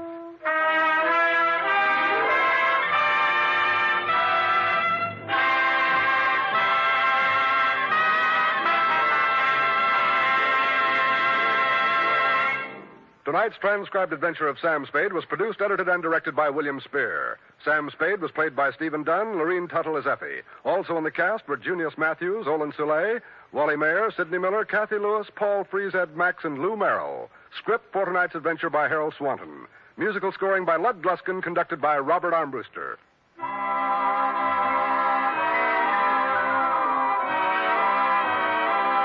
This is Escape Radio speaking, with our thanks to the fine folks at CBS.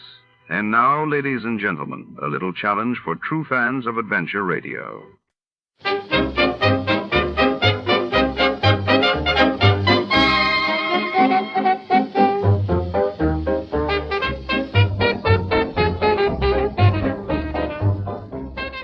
Tonight, under the neon glow and swirling smoke of a Macao casino in 1949, secrets are shuffled between velvet tables and high-stakes strangers. Our hard-boiled detective is drawn into a labyrinth of intrigue, where fortunes and lives are wagered behind crimson curtains and every shadow hides a potential threat.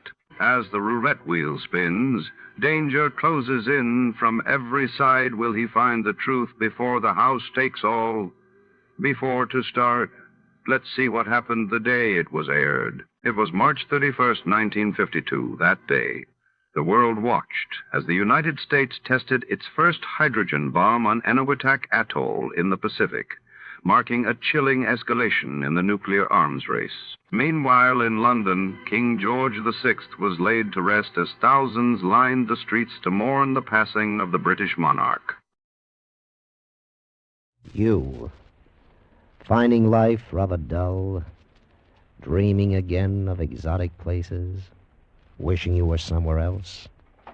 We offer you Escape.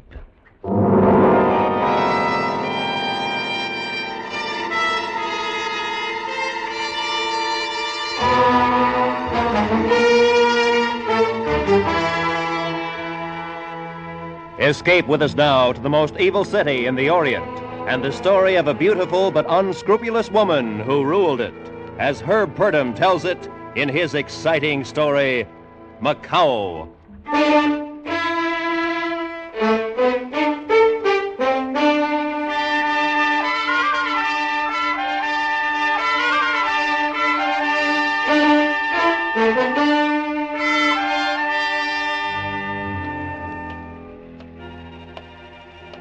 The streets are dark. It's raining on my hair, my good dress. All very unimportant now. I only know it's a good night to die. Where do you begin a story like mine? I think it began when the devil gathered the filth and evil of the world. He shaped it into a city and placed it on the south coast of China. He named it Macao. And because the devil enjoys a bad joke, he made me queen of Macao's rottenness. And worse, he made me like it.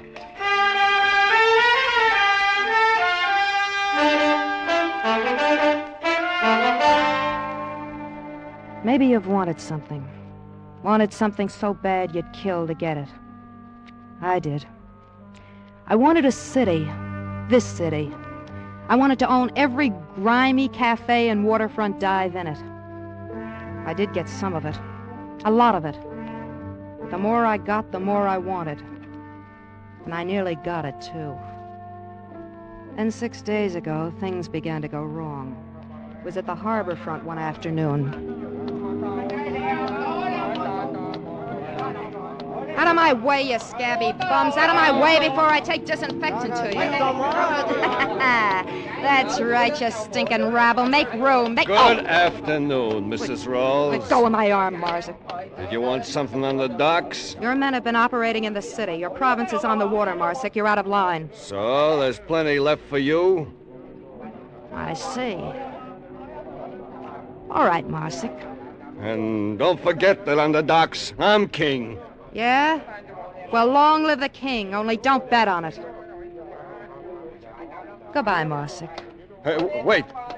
There's no reason for us to fight. I'll do anything. Goodbye, Marzik. Yeah, of course, only if I offended you, Mrs. Rawls. I'm sorry. We could be friends. I'm on your side. You just be sure you're on my side. Lady, that man bothering you? What? If you're unhappy with the way that big character's heart acts, maybe I can help. His heart? Sure. It just keeps beating and beating. It needs a rest. Oh? Who are you? Johnny Hook. Oh, don't bother to introduce yourself. Everyone in Macao knows Mrs. Connie Rouse.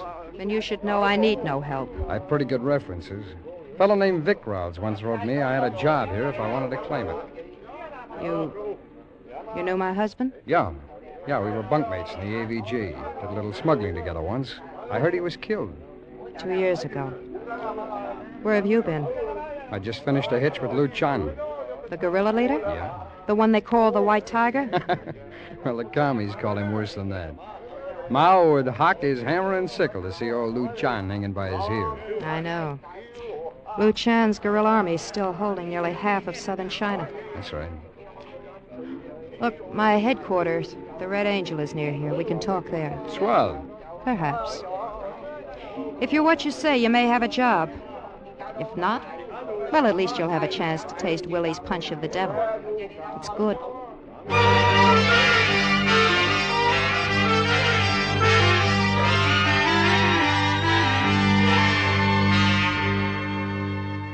And you add a jigger and a half of cognac and a dash of bitters. Then take a lemon, twist, and rub it gentle. That's very important. You rub it gentle around the rim of each glass. See, most guys toss the twist into the drink, but that way, it's too strong.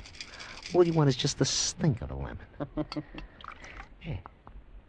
Here you are. You wrap a tongue around a punch of the devil. Thanks, Willie. I don't know about the drink, but your monologue will do. Hey, that's all right. I told you. Well, dummy, what are you waiting for, a medal? Get out, get down to the bar. Sure, Miss Ross, sure. You know, that's what I like, a dame with sentiment. Why didn't you just kick him in the stomach and be done with it? He's used to me. I'll bet he is. You know, you're pretty, you're smart. I can see why Vic married you. But how do you run a setup like this? Vic spoke Cantonese. He knew the people. You? It isn't necessary. All brain work, huh? Well, honey, you gotta be human, too. You gotta understand feelings. Like this one, for instance. There. Is that all? No, I'm liable to kiss you again. Fusung. What? Well, sliding panels. Who's the Chinese gun-toter? The name is Fusung, foolish one. Huh? You look a little old to be playing games. Honey, aren't you being a little melodramatic over a kiss? Shut up. Oh, now look. Shut up. You think you're tough, Johnny Hook. Too tough to obey a woman. Well, Fusung, teach Casanova the penalty for misjudging me. Oh, now hold up, sister. All I did was... You! Give him another one, Fusung. I don't want him to make a mistake about me again. As you wish. I think he's softening, Fusung. Pull his head back. He's dripping blood on my rug. All right, Johnny, you're not out. Let's talk a little. What's your name? Johnny Hook. The real one. John Butterfield. We'll call you Hook. You say you knew Vic. Describe him. Tall, dark-haired. He had a scar over his right eye. How'd he talk? Drawled. He was a Texan. You wanted any place? No. Ever kill a man? Sure, in the war. Who didn't? Otherwise? A couple. Look, what's with all the talk? Why'd you quit Luchan? Luchan, you fought for the White Tiger? Sure, but my salary started coming in the form of promises. I like to get paid for my work. So? That is the economic necessity of life. But you must tell me of Louis Chan sometime. Later, Fusung. Johnny, you wanted to know how I run this setup. Well, Fusung handles the Orientals. He speaks a dozen dialects. Go on. As a rule, I don't hire white men. They can't be trusted. Maybe I'm an exception. Maybe. We'll see. Your first job will be on a man named Peter Marsick. I want 6 of his boats destroyed tonight. You'll be supplied with bombs and a fast speedboat.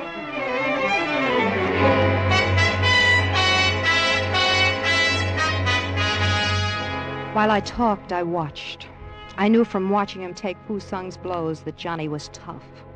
I hoped he was tough enough, for I was lining him up for the world's most dangerous murder.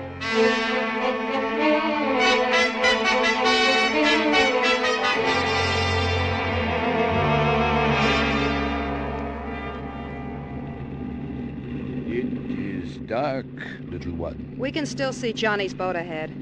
You take quite an interest in him. Would you like some gum? No. It is good gum, made in your country. Chewing gum quiets your nerves. There's nothing wrong with my nerves.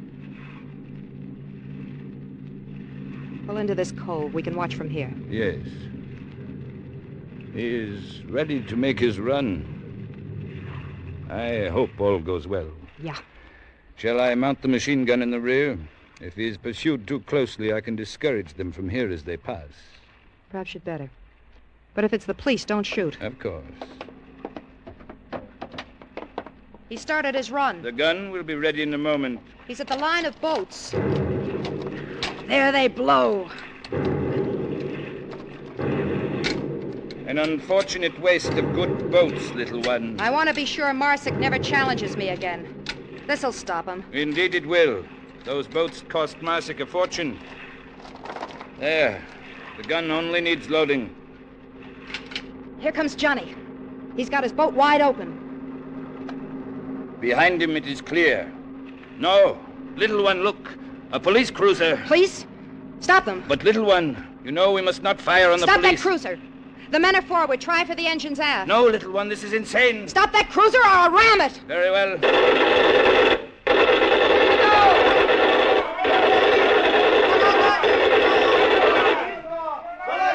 You did it. They're on fire. They're jumping. Please, little one, let us go. Yeah.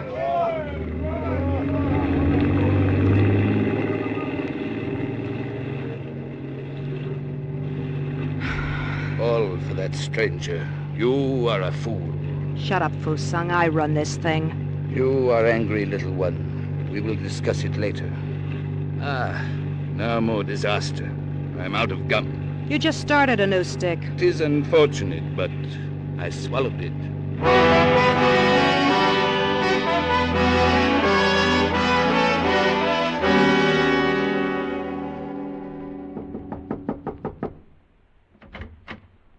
Hi, Connie.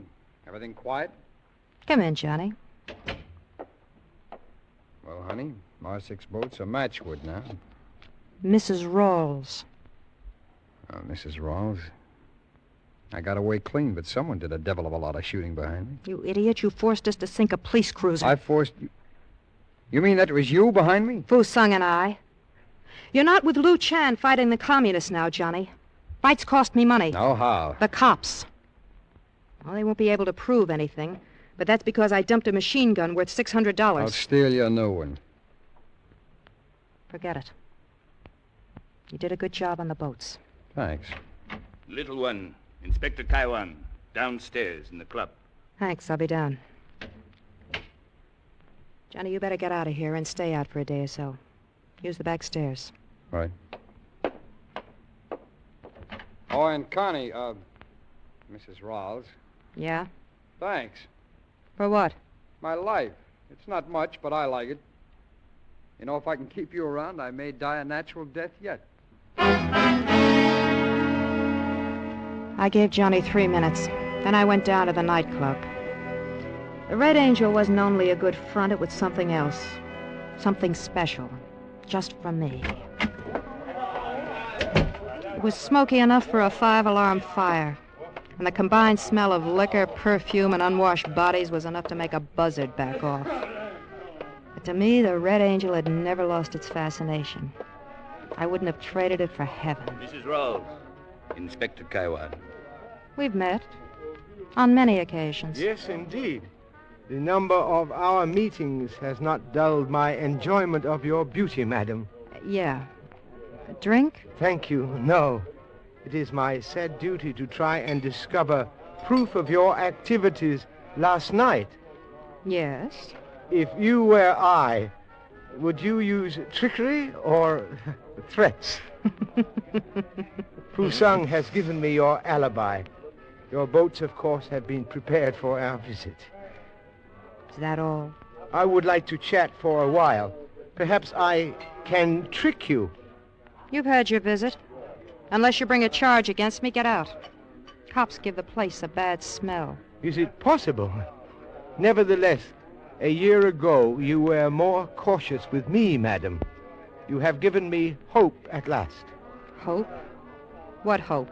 The most powerful drug in the world is power. The addict destroys himself. And you, madam, have become an addict. Good night.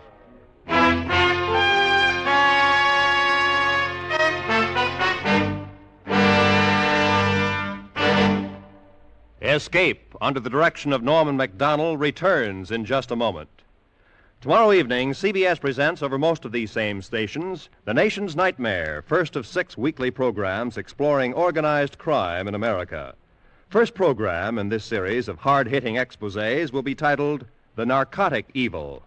Gathered from major centers of addiction, information about government activity against this vice, words spoken by its victims, and the progress in the fight to correct it will be reported tomorrow night on The Nation's Nightmare over CBS. And now, back to Escape.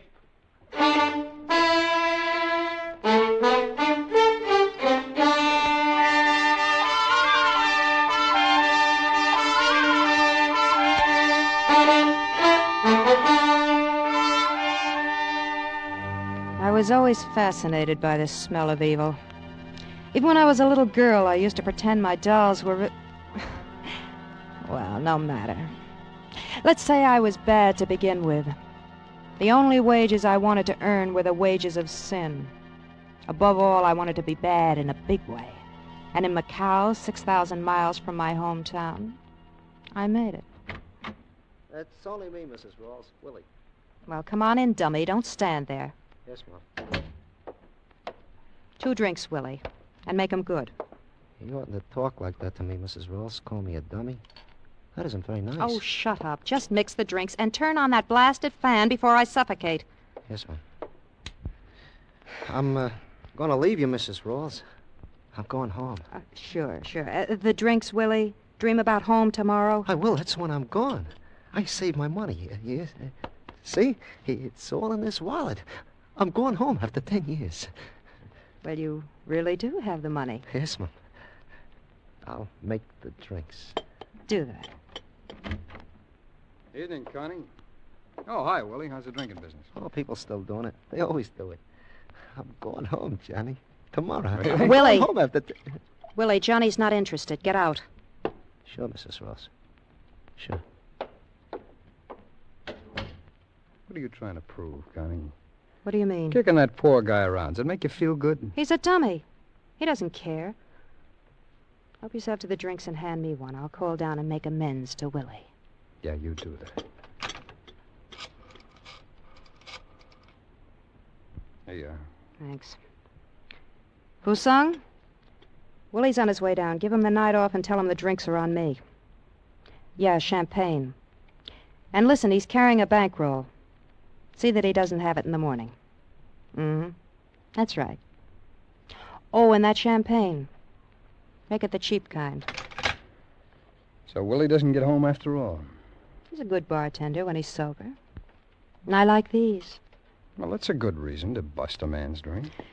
Inspector Kaiwan has dropped his investigation. He knows it's you. He can't touch me. I'm too big. Yeah, you're too big. But it's nothing to what it will be. And you too, Johnny. If you can bear the way I treat my bartender. Oh, I'm a louse already. I may as well go all the way. $250,000? What? Help you make the trip? Quarter? Hey, how many of those drinks have you had? You want in? Do I want to breathe? It's a big order. Dangerous job. So was the war, only it didn't pay so well. Go on. Mao's communists are taking over in China. I'm going to help them for $250,000. And? Macao. Macao? You mean the whole city? The whole city.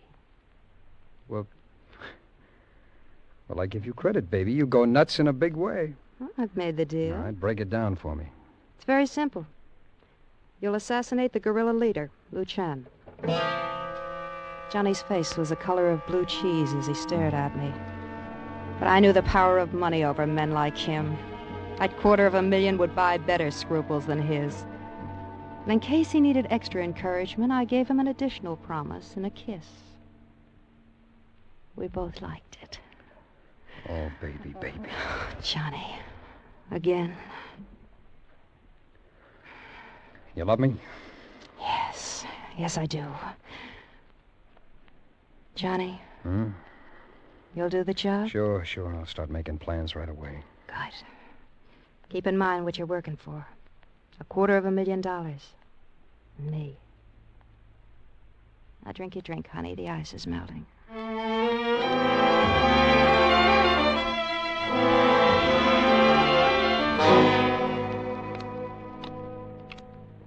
8, 9, 10. Your play, little one. I should stop now. I never win against you, Fusung. 4 of diamonds. Mrs. Rawls, you gotta give it back to me.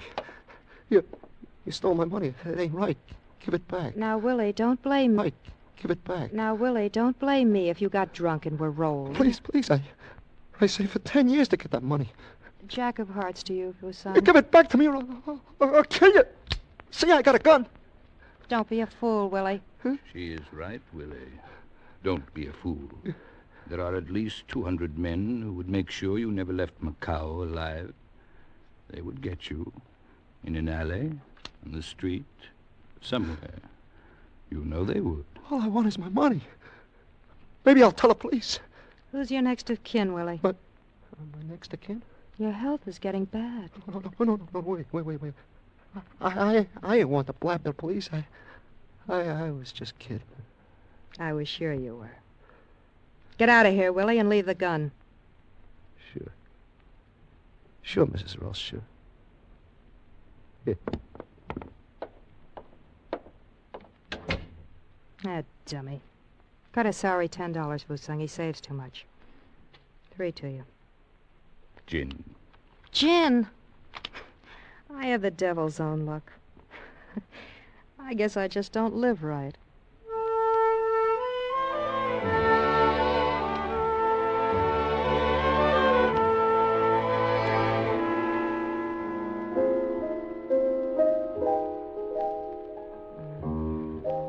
That's nice, Frankie. Little one, it's been a good night. The money flowed in. Good. Tell Willie to make me a drink. Go on, Frankie. Good evening, Mrs. Rawls. It is indeed a lovely melody. No, hello, Inspector. Slumming? Slumming? I do not believe I understand this word. Forget it. Play some more, Frankie.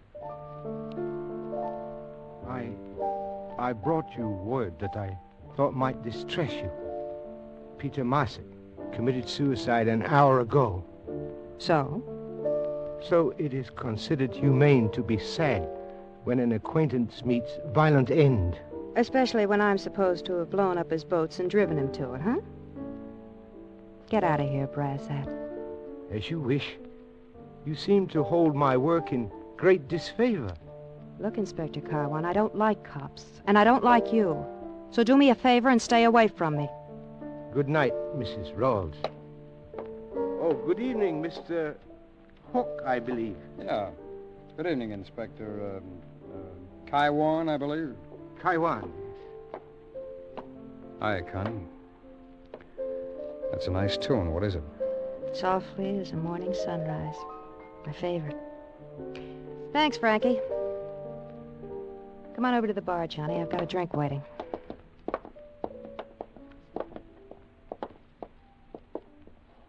Here's your drink, Mrs. Rawls. Wally, fix me one, will you? I need it. Sure. Well, Johnny, figured out your plan? Yeah. Well? Oh, don't mind Willie there. Tell me. I figured out a way to kill Luchan, but I'm not going to do it. Say that again. You heard right, Connie. I'm out of the deal. Yeah, Johnny. Thanks, Willie. Oh, boy, you're still as good as ever. Thank you. Glad you like it. Johnny Hook, you're not backing out of this deal. I'm already out. Oh, look, Connie, you had me tabbed right, I guess. For that kind of money, I'd kill a man. But not if it means the end of what a lot of guys I knew died for. Died for? This'll mean more power for us than we ever dreamed of. I don't dream. I have nightmares. How about you and I, Johnny? Doesn't that count at all? I told you once, Connie. Sometimes it isn't just brain work. You have to understand the way people feel. Oh, I'm sorry. You don't know what I'm talking about. Johnny! Johnny! You stupid, sentimental fool. You're forcing me to... Another drink, Mrs. Ross? No, I'm going upstairs. Clean up and lock up. And if you drink any of the liquor, pay for it.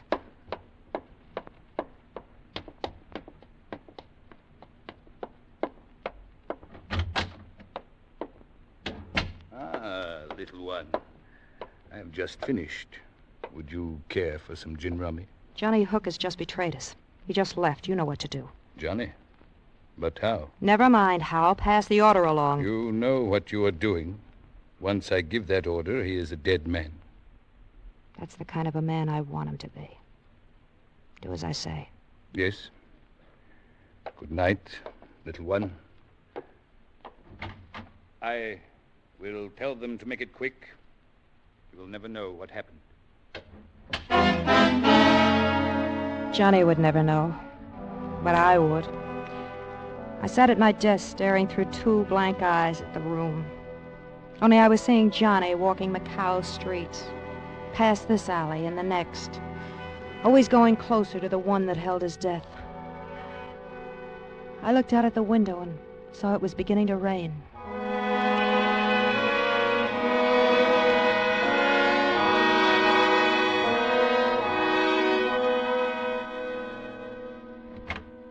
Mrs. Rawls. Go away. I give the order, Mrs. Rawls. Then go away. What did you call me? Mrs. Rawls. But I'm your little one. You always... There is no little one. You killed her when you plotted to betray my people. What? So Willie shot off his mouth. As you say, Willie shot off his mouth. All right, so I didn't tell you about it. I would have cut you in on it later. Even now you do not understand. You betrayed my people, the men who make up your organization, me. Louis Shan is all that stands between us and communist slavery. Get a soapbox, patriot. Everybody's waving a flag tonight. I wished only to tell you that you are through in Macao. You forgetting I own this place? This and all the other places, the cars, the boats, the guns, everything? But I control the men. So I'll get new men. Now get out. Get out. Get out! I'm sick of the sight of you! Certainly. Only, it is just fair to tell you, Mrs. Rawls, the penalty for betrayal in our organization is death, as you know. I passed the order for yours. Tonight.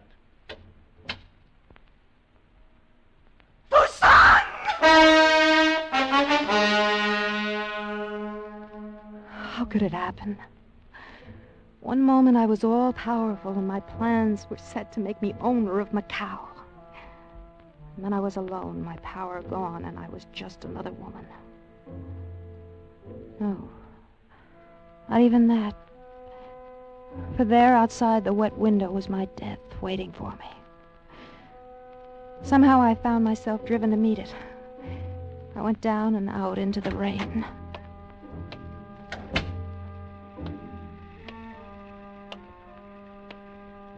Well, hello there, cutie. How's about a nice warm drinky, huh? Hey, what's the matter? Too big to drink with a sailor? Snooty dame. Which one? Which doorway will it be? Rain is so clean. The cow glistens like a polished black diamond now.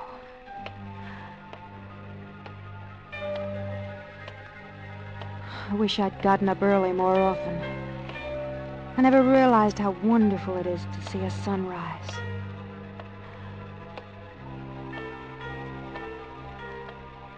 I like walking in the early morning. Perhaps if I hurry, I can catch Johnny.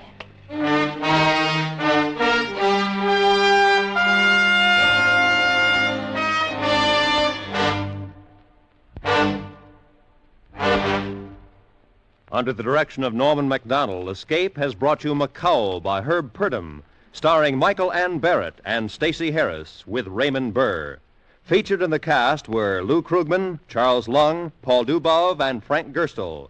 The special music for Escape is composed by Leith Stevens and conducted tonight by Wilbur Hatch.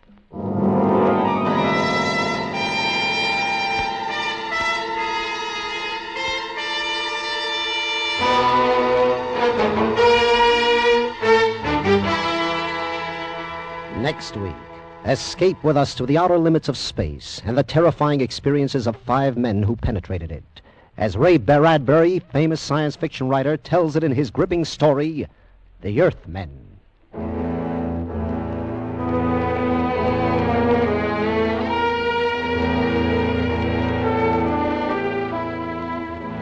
Immediately after station identification over most of these same CBS stations, yours truly, Johnny Dollar, played by Edmund O'Brien, investigates the Neil Breer matter for an insurance company.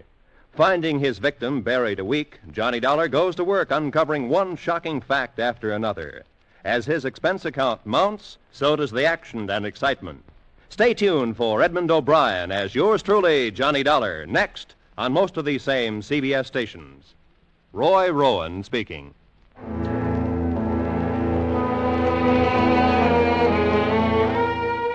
This is CBS, where you hear the FBI in Peace and War every Thursday night on the Columbia Broadcasting System.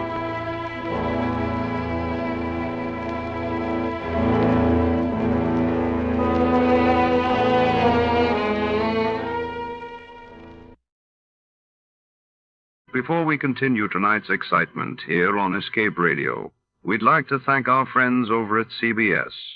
And now, a quick quiz for our loyal listeners.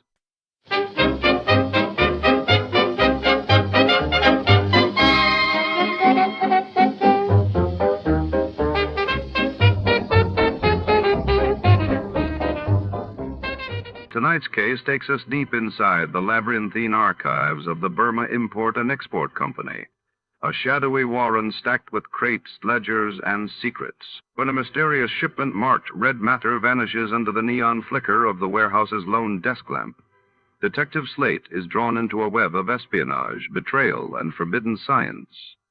Who wanted the red matter, and why? As the rain beats against the barred windows and typewriters clack in the background, nothing is as it seems.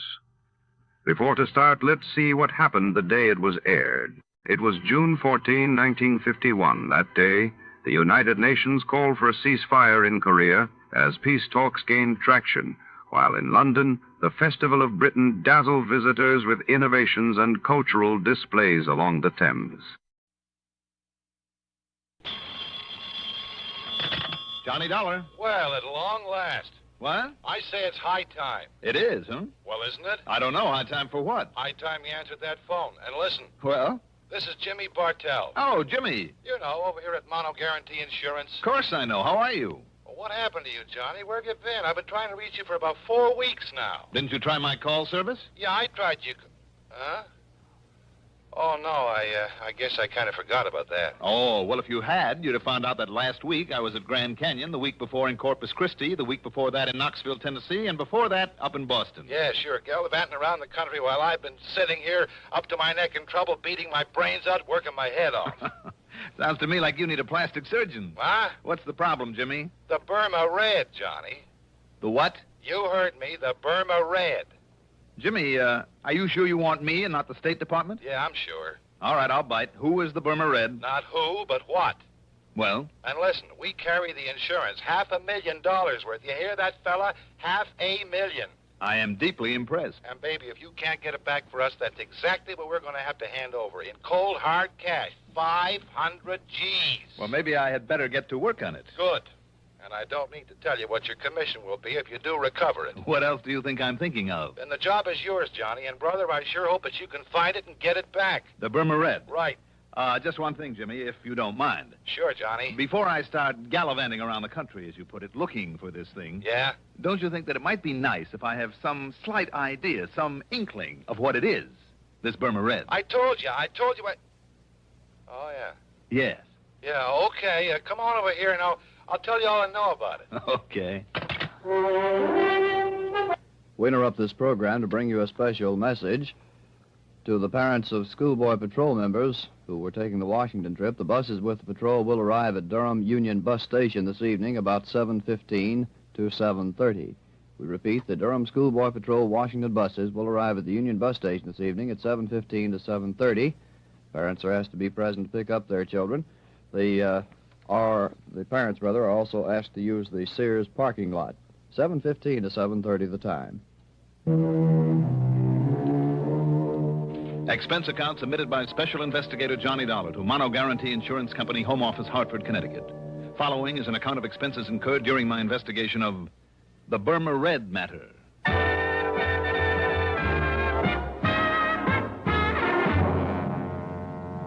Expense account item 1. $1.20 for a cab from my apartment to Jimmy Bartell's office in the Spear Building down on the square. Jimmy's specialty, incidentally, is property insurance, especially where fine artwork is concerned. And in this case... Yeah, Johnny, 4 solid weeks I buzzed that phone of yours, and what I thought of you for not being there to answer it wouldn't be fit to print. All right, I'm here now, so stop bellyaching. But maybe you're too late, fella. He's already gotten into the country with it. The Burma Red. That's right, the Burma Red. Which is what? I told you, Johnny, it's... Oh, yeah, that's right, I didn't. Now, listen. I'm listening.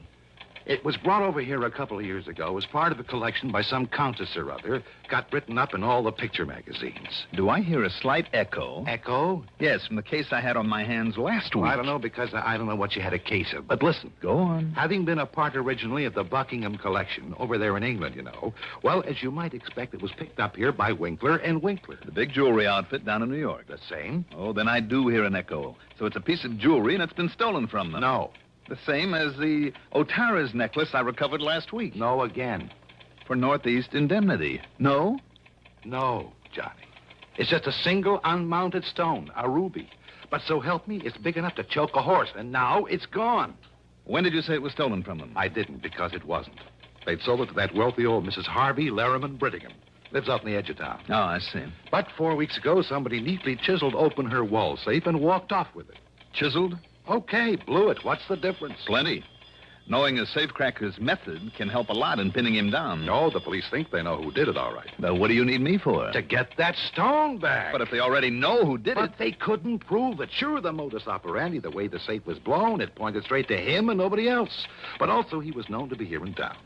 Who? But they couldn't pin it on him. He had himself a perfect alibi. Who, Jimmy? So maybe it was rigged. They couldn't break it. Jimmy... But, Johnny, it had to be Oscar Mayfield. Mayfield? They held him as long as they could, went through everything he owns, checked out every contact he made while he was here in Hartford. And all that got him was nothing, and not very much of that. I'll say this. If Oscar Mayfield, the old master, made that heist... So what could they do but let him traipse merrily on back to New York, where he's been living lately? Look, Jimmy... But I figure, despite the police report on all the work they did, I figure that somehow Mayfield got away with that ruby. Jimmy, I'm inclined to think you may be right. I know Oscar Mayfield. He's clever. I've tangled with him before. And, come to think of it, he made a promise to me once. Mayfield made a promise? Mm-hmm. What was it, Johnny?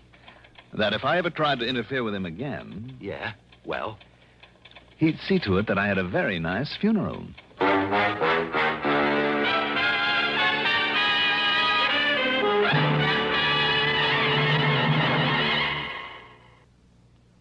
To look neat in the heat, look for Dacron on the label, 'cause Dacron is a man's best friend.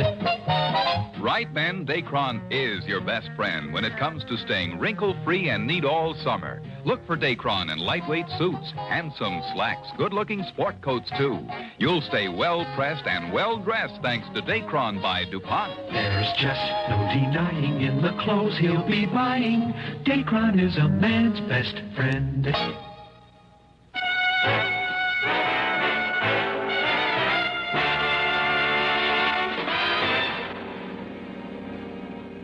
Expense account item 2. 65 cents for a cab to police headquarters where, after some inquiries, I ended up talking with Sergeant Holly Holcomb. He wasn't very encouraging. Sure, Dollar. He was known to be in town. Known to have tried to leave right afterward. Trademark he left on the wall safe was his. Plain as the nose on your face. Mm-hmm. And we pride ourselves on knowing the MOs of all the safe men within 1,000 miles. Yes, I know you do, and rightly so. But he couldn't pin a thing on him. All the direct evidence we didn't have on him because of his alibi apparently checking out all the way. We simply couldn't hold him on nothing more than suspicion any longer. No. Especially with that smart mouthpiece he dragged in. If he tried, he would have sued us from here to Kingdom Come. I mean, if you know Oscar Mayfield. Only too well, Sergeant. You know what I mean. I suspect him just as much as you do. But till we have something definite, some real tangible clue... Well, anyhow, he went back to New York. Have you notified the police down there? Sure I am. Lieutenant Singer at the 18th Precinct. And, isn't he an old friend of yours? Randy Singer? He certainly is. Well, I haven't heard a word from him, not in over a week now, so why don't you call him? Or better still, go down there and see him. See what goes. All right, Sergeant. Maybe I'll do that.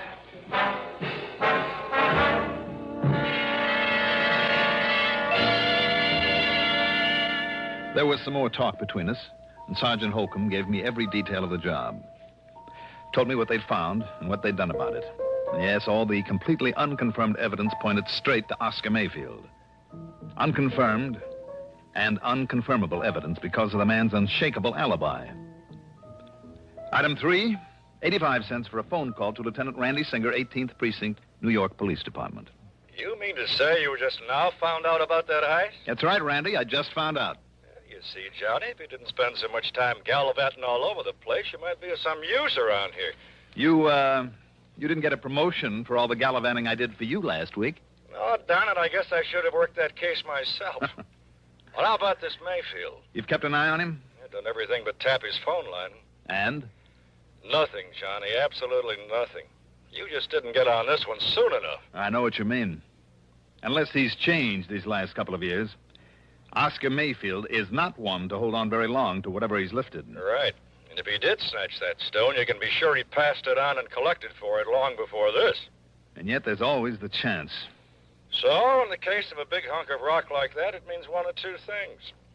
The guy who bought it from him is either carting it out of the country and far away, or having it cut up into little ones that nobody will ever be able to identify. I guess Mayfield would have passed it along in one big fat hurry. I know we couldn't find it. Anywhere on or around him. We tried every trick. And I mean trick, Johnny. Until he started to yell at the DA, and the DA started yelling at us. Johnny, I understand. I've just heard this, mind you. Yeah? Well, I understand that one of my boys... Oh, well, he was off duty, of course, so it was completely unofficial, you understand? Yeah. Well, I heard he even went so far as to roll Mayfield one night in the alley back of a nightclub. What? Not a sign of that, Ruby. Randy, if the department ever catches up with these unofficial tricks of Look, yours... I told you, Johnny, I only heard that. But I know myself it isn't hidden anywhere in his apartment. Oh, you do? I do. Randy, didn't you and your clever little boys completely overlook the Otara's necklace that was hidden in the back of a camera just about a week ago? Oh, now that was different. So that I had to get lucky and find it for you? Okay. So you happen to guess right. For once. So maybe I better get on down your way and look around for myself. Tell me, where does Mayfield live? A hotel apartment over at 614 East 49th. But it's no use, Johnny. Why, just because he's always gotten rid of things quickly in the past? No. Or because you knuckleheads couldn't find the ruby? No, Johnny. You haven't been able to hold him on suspicion and make a real investigation? I mean because by the time you can get here, he won't be. All right, then I'll grab the first plane I can and... What was that? Your pal Mayfield has paid up his rent and he's moving out. He's got himself a reservation on a plane to Mexico City this afternoon. Uh-oh. And by the time you get to his place, he'll be gone. Randy. Yeah? Can't a genius like you come up with some excuse to hold him there for me? Oh, flattery will get you nowhere, Johnny. The answer's no. I've run out of tricks. Anything else I might try would only get me into hot water. No, wait, Randy. Yeah? Maybe I know a little trick to hold him over. Well, don't expect any official help from me or the department if you do come down it. What kind of a trick, Johnny? What's the difference? Now, look, if you're thinking of doing something illegal... Oh, Randy, how you that would talk. only get us in order to clamp down on you. Don't worry about it. I'll be in touch.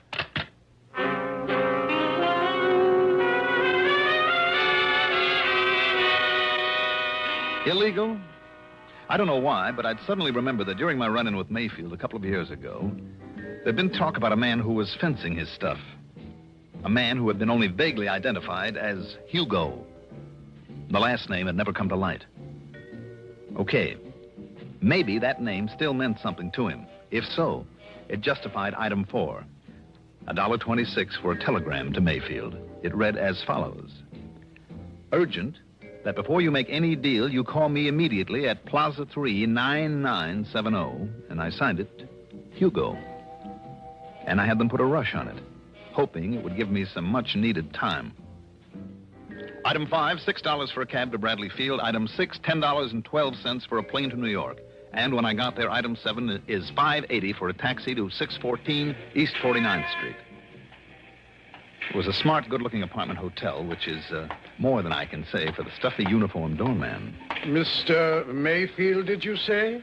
That's right. Mr. Oscar Mayfield. Is he still here? Is he in? Whom shall I say is calling, sir? Don't. Don't? Just give me his apartment number. Your name, please? Now, don't worry about it. I'm sorry, but I must have your name, sir. It's Dolar. Now, what's the apartment number? Dolar. Very well. No, you don't. Just put the phone down. I beg your pardon. It's granted. Now, the number of his apartment. Not unless I announce you, sir. Now, look, I am a special investigator. Oh, you are? Yes, and if you'd like to call the police and check on me, only I haven't time. Look here. These are my credentials. And I tell you, sir, that unless I... Oh, I see. Mr. Johnny Dollar. That's right. The insurance investigator. Yes. I didn't know. Well, you do now. Well, nonetheless, Mr. Dollar... Just give me Mayfield's apartment number, please. Now, what is it? Well, it's 7G. Okay, thank you. And I'll phone that you're on your way up, sir. You do, and I'll break your neck. 7G, Just in case he remembers what he once promised, I better make sure that this thing is working properly.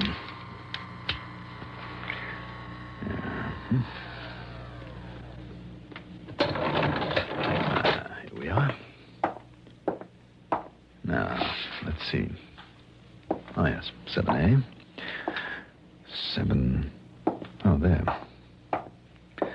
7E, 7F, and 7G. Well, Mr. Mayfield, I hope you are still here. Mr. Mayfield?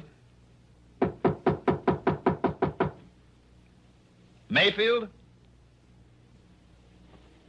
Doggone it if he's already flown the coop. He left it wide open.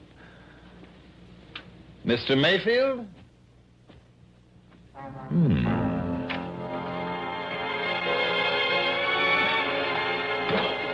The well-furnished living room was empty. And so was a kind of study off at one side and a little bar kitchenette beyond it. As for the bedroom in the back, well, as I started through the door, I caught sight of a couple of handbags in front of a chest of drawers. So he was still here. What I didn't catch sight of, though, was the gun shoved around the side of the door into my back. Just lift them up slowly, Dollar. Slowly, while I see whether you're armed.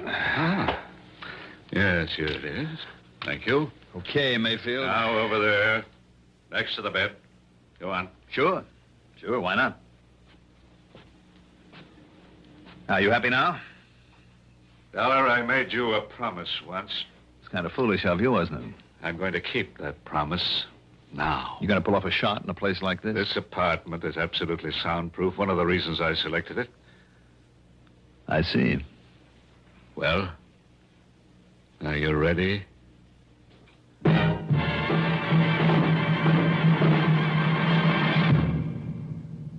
Have you tried the mild, kind taste of Kent? You should, because you'll feel better about smoking with the taste of Kent. Kent with the micronite filter refines away harsh flavor, refines away hot taste. It makes the taste of a cigarette mild as a balmy day in the month of May. Kent is the best for the flavor you like. Kent is the best for the flavor you like. Yes, Kent is the best for a mild, kind taste. Smoke a carton of Kent without switching. Discover the kind taste of Kent's blend of the world's finest quality tobaccos. Then try your old brand. What a difference in taste. Kent with the micronite, Kent with the micronite, Kent with the micronite filter refines away harsh flavors, refines away hot taste. You'll enjoy the mild, kind taste of Kent with the micronite filter.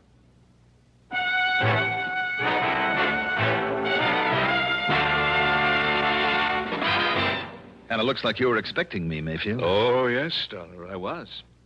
You see, I figured right from the beginning that you might be called in on this case. Then you do have the Burma Red, the ruby. Now? Oh, of course not. You should know that I wouldn't hold on to a thing like that. Let's say it's been successfully disposed of. And why do you hang around here? Because I'm waiting for... Yes? I was waiting for you. To settle my old score with you.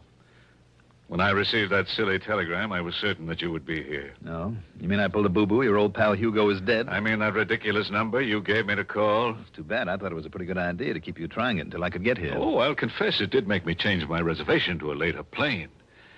But after all, when I got nothing but a busy signal 8 times in a row, I naturally called the operator. And she told you? Yes, that it's a number used for testing. That a busy signal is all it ever gets. Obviously a trick, then. Worthy of you. So I waited for you. And when the doorman, following my explicit instructions, called me, told me you'd arrived, Oh, but I'm wasting time. What's more, I'm expecting someone else. So, Dollar, this is it. Expecting me, maybe? What? Randy. Just drop it right there, Mayfield. Gently, now. All right, now dollars again. Now sit over there in that chair next to the window. All right, anything you say, Lieutenant. Oh, Randy, you're like the U.S. Marines. Here, you better keep this gun of his.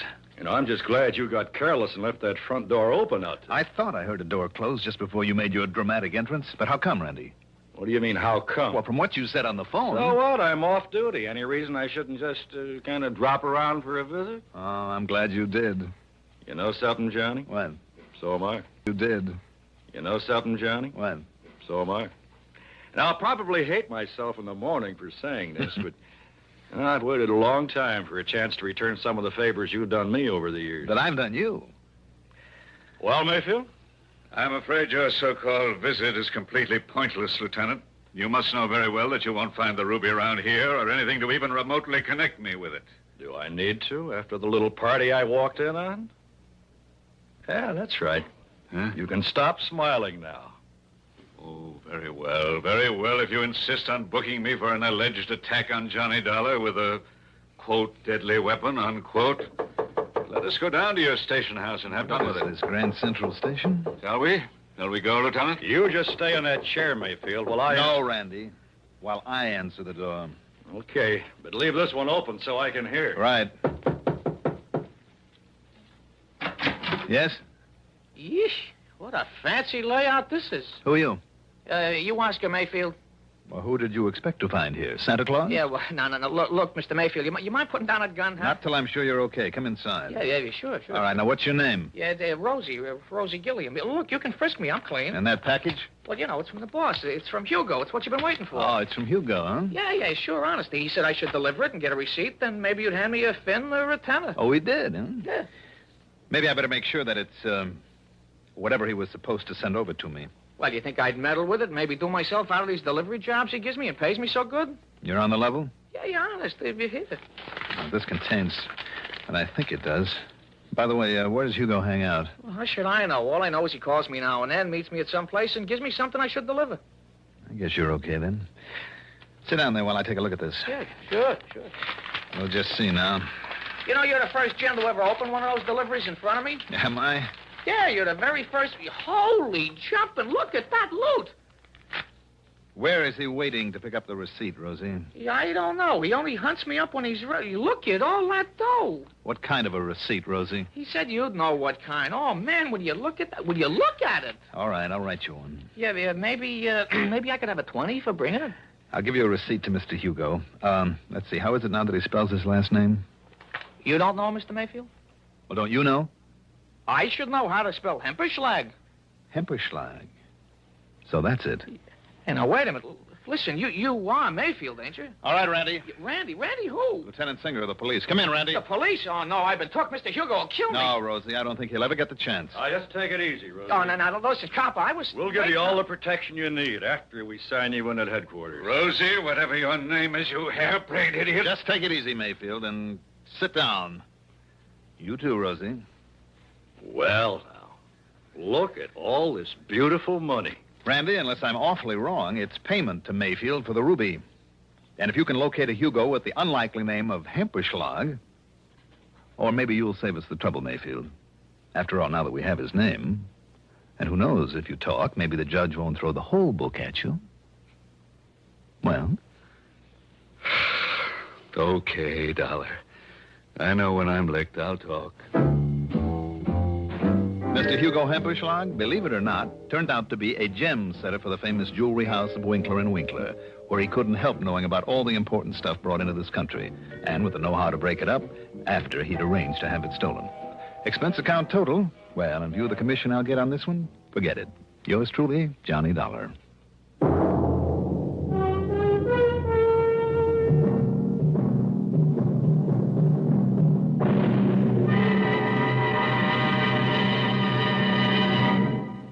Now, here is our star to tell you about next week's story. Next week, I'll be back with a rather unusual story.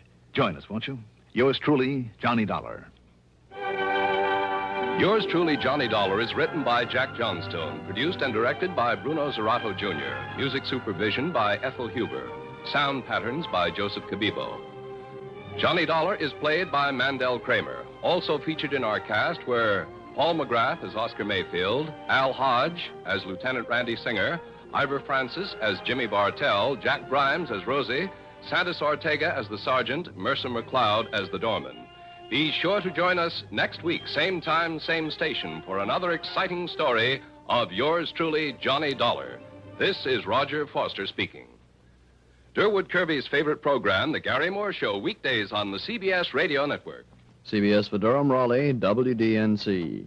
Here at Escape Radio, we proudly thank our partners at CBS. And now, folks, a quick challenge before the next thrilling chapter.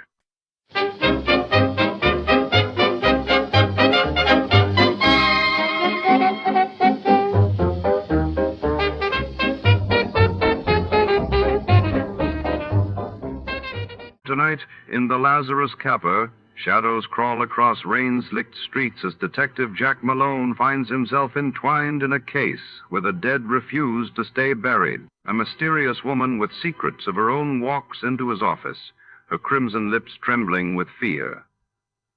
As the city's heartbeat quickens, a single question lingers. Who is bringing the past back to life, and at what cost? Stay tuned. Every answer leads deeper into darkness. Before we begin, let's see what happened on the day it aired. It was April 9th, 1947, that day. The world learned of the dramatic rescue of 12 men trapped underground after the Centralia coal mine explosion in Illinois, while over in India, Mahatma Gandhi broke his fast, signaling a crucial step forward for independence negotiations. The Adventures of Sam Spade, Detective.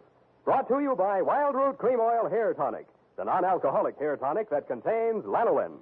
Wild Root Cream Oil. Again and again, the choice of men who put good grooming first.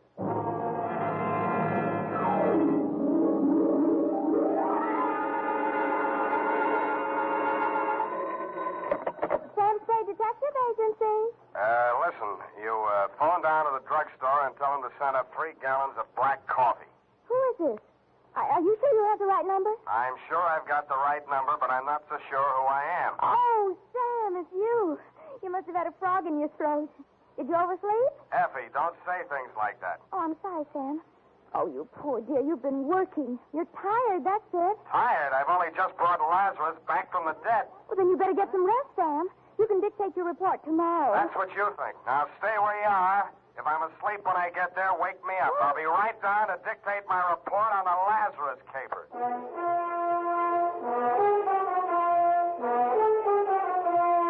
Dashiell Hammett, America's leading detective fiction writer and creator of Sam Spade, the hard-boiled private eye, and William Spear, radio's outstanding producer-director of mystery and crime drama, join their talents to make your hair stand on end with the adventures of Sam Spade. Presented by the makers of Wild Root Cream Oil for the hair. Next time you buy hair tonic, be sure you buy Wild Root Cream Oil. For you see, Wild Root Cream Oil gives you these advantages. It grooms your hair neatly and naturally, relieves annoying dryness, removes loose, ugly dandruff. Wild Root Cream Oil is non-alcoholic and contains soothing lanolin, so much like the natural oil of your skin. Yes, friends, next time you buy hair tonic, look for that famous name, Wild Root. Get Wild Root Cream Oil Hair Tonic. Again and again, the choice of men who put good grooming first. And now, with Howard Duff starring as Spade, Wild Root brings to the air the greatest private detective of them all in the adventures of Sam Spade.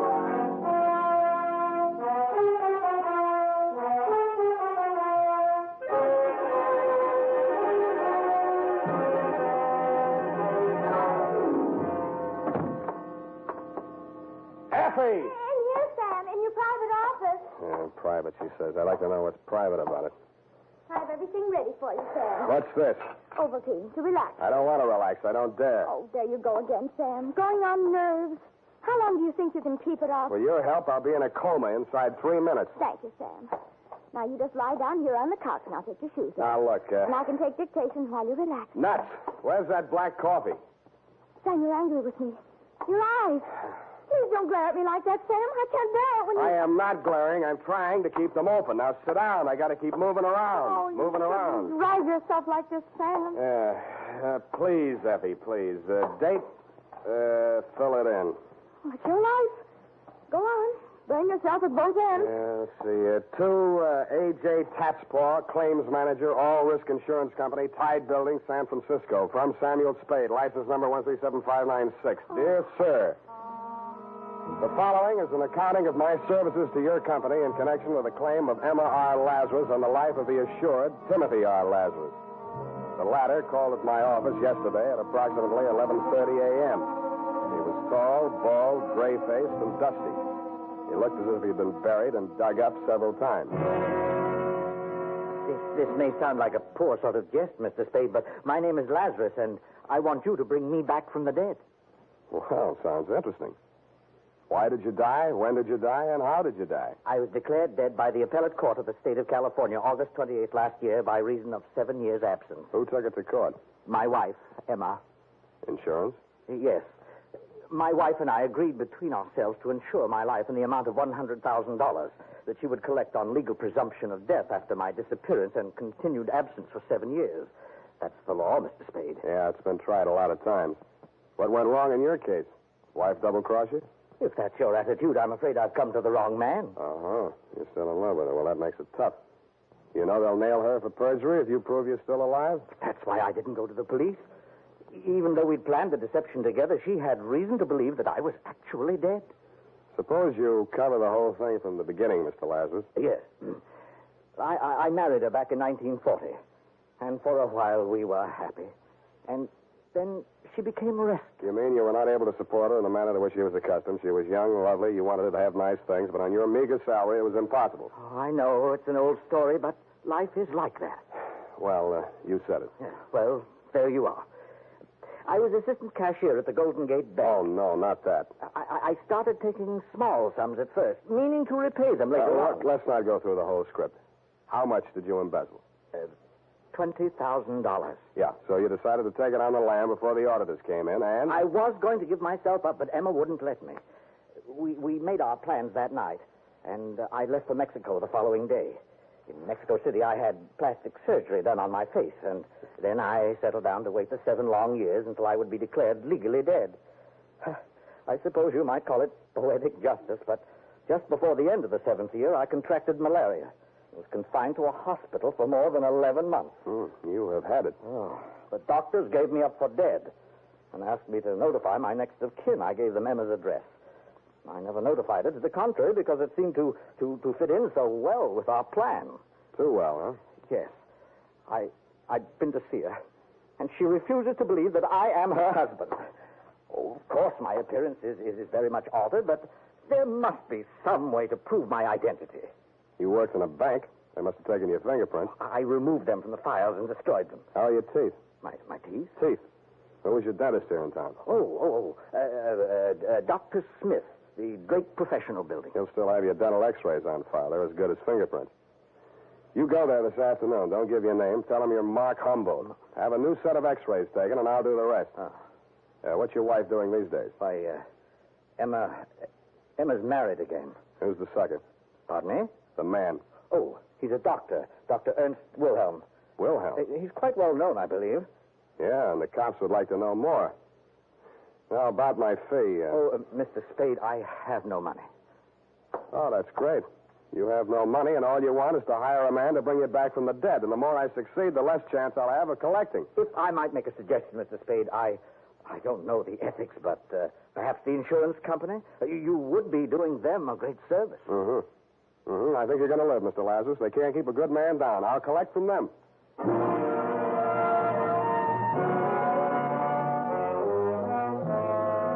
I knew there wasn't a chance in 100,000 of shaking a fee out of your company. After all, you have your own investigators in the payroll, and contract work isn't deductible under the new tax law, but something about Lazarus had gotten to me. Something else about him got to me at the Blue Bottle Bar and Grill, where I stopped for lunch. Mr. Spade? Yes, indeed. I'm Emma Wilhelm, Mr. Spade. Emma Lazarus Wilhelm? I see you do know who I am. May I sit down? Slide in, Mrs. Wilhelm. Thank you. I'm glad to know you have a sense of humor, Mr. Spade. It's about that man, of course. Surely you didn't believe a word of his story. Which word? Oh, I'll admit there are slight traces of the truth in his raving. My first husband, Timothy Lazarus, was an embezzler. He did disappear, and it's quite true that I have collected the insurance on his life. I might even believe that Tim is still alive. But that man is not he.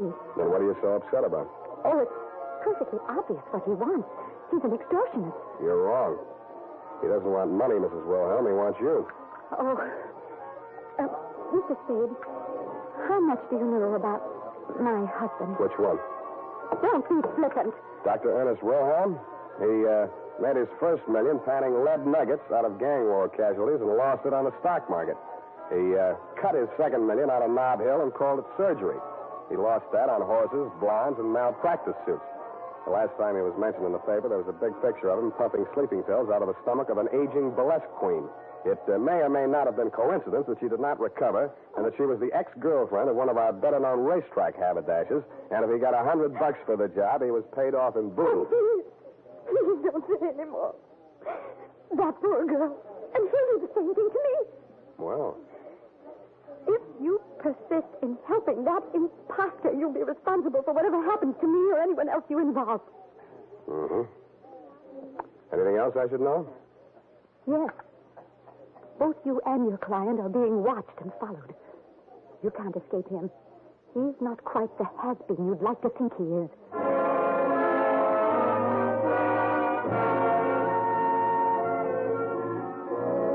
After she had gone, I scraped the tears off my butter, finished my lunch, washed my hands with a nationally advertised soap, and mushed over to the Drake Professional Building.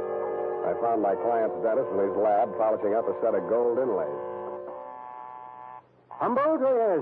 His x-rays have come through. Only set today. They're on the clamp there. Don't touch them. They're not dry yet. Oh, I'm sorry. What's your interest?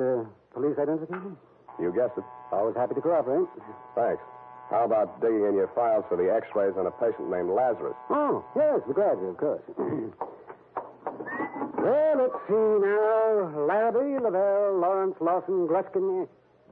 That's a G. What's that doing here? Ah, Lazarus. Timothy R. Is that your man? That's the name. Oh, dear me, April 1940. Should have been in for dental hygiene. Have to remind Miss Baker. That's my nurse. These pictures, how do they compare with this new set? Well, now, let's have a look. Switch on the light there, will you, please? And let's see. Malocclusion, impacted third molar. Ah, erosion inlay. Yes, it's very interesting. You mean they're the same in both sets of pictures? Oh, dear, no. A man's mouth could change a lot in 7 years, couldn't it? Yes, especially with dental neglect, but that would never cause a man to grow new teeth. Oh, well. You see here, Humboldt has one more lower incisor and 2 more molars than Lazarus. And the whole character of the mouth is different. Well, these 2 men would not look even faintly alike. Well, could there have been some mistake in filing? Oh, dear, no. Miss Baker's been with me for 10 years. Never made a mistake yet. Could I talk to her? Not in today. Been out since Tuesday. Cold. Oh, say, by the way, you're a detective. How's this for a mystery? She phoned me this morning and thanked me for sending a doctor around to examine her. Now, this is the peculiar part. I have no recollection of having done so, and I'm not acquainted with the doctor she said I sent her. That wouldn't be a Dr. Ernst Wilhelm. Why, yes. Wilhelm. That was the name. Do her another favor, will you? Call a doctor you do know and tell him to get over there as fast as he can.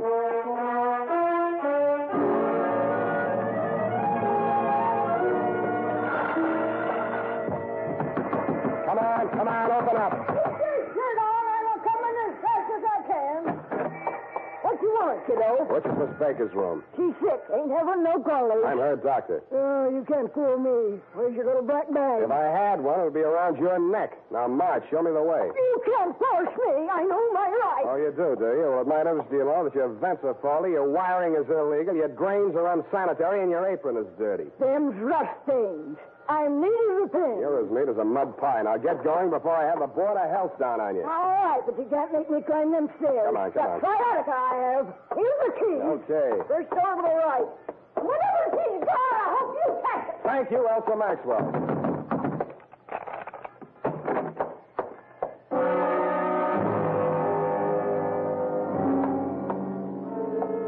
She was stretched out on a bed, her left arm twisted under her and her right dangling over the edge. On the floor beneath it was an empty pill bottle. A few red capsules were scattered near it, and some more were spilled out among the bedclothes. It was a standard sleeping pill suicide scene, but I didn't believe it. The body was still warm, but no pulse. I didn't waste time giving her the mirror test. Instead, I looked around for a phone. It was on a table near a window. I meant to dial the police number, set her 12020, but SU was as far as I got. Felt like a bee sting or a quick jab with a needle. I spun around and swung out blindly. The face that I missed was suntanned under a shock of iron gray hair. I was wearing the same white-toothed grin that Dr. Ernst Wilhelm always wore at the newspaper photographers. I started towards him, and he backed away, still grinning. Come ahead, Spade. Come and get me, but hurry. You have only 20 seconds more. Shall I count them off?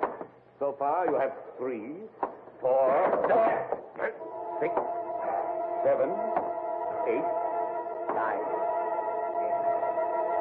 The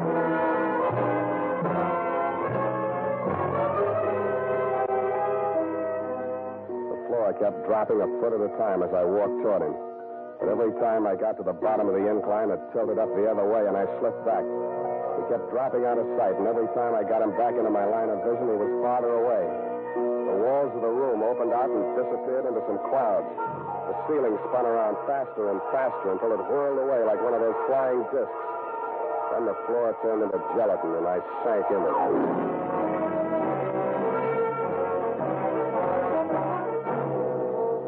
The makers of Wild Root Cream Oil are presenting the weekly Sunday adventure of Dashiell Hammett's famous private detective, Sam Spade.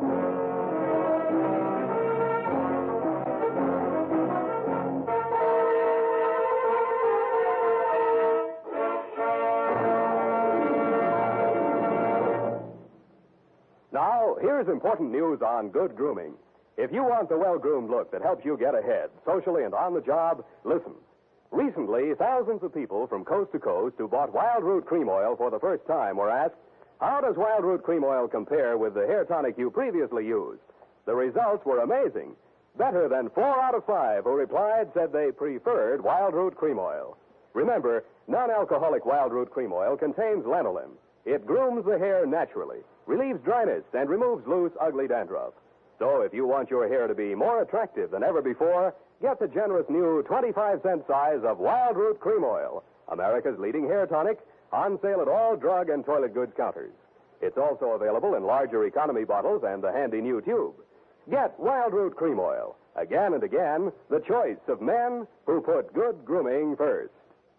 By the way, smart girls use Wild Root Cream Oil, too. And mothers say it's grand for training children's hair.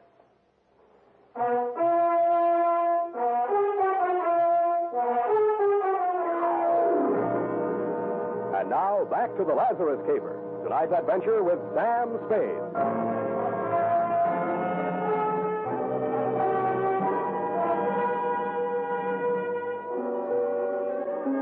The dream lasted about 300 years. Around Christmas time in the year 2247, another bee stung me.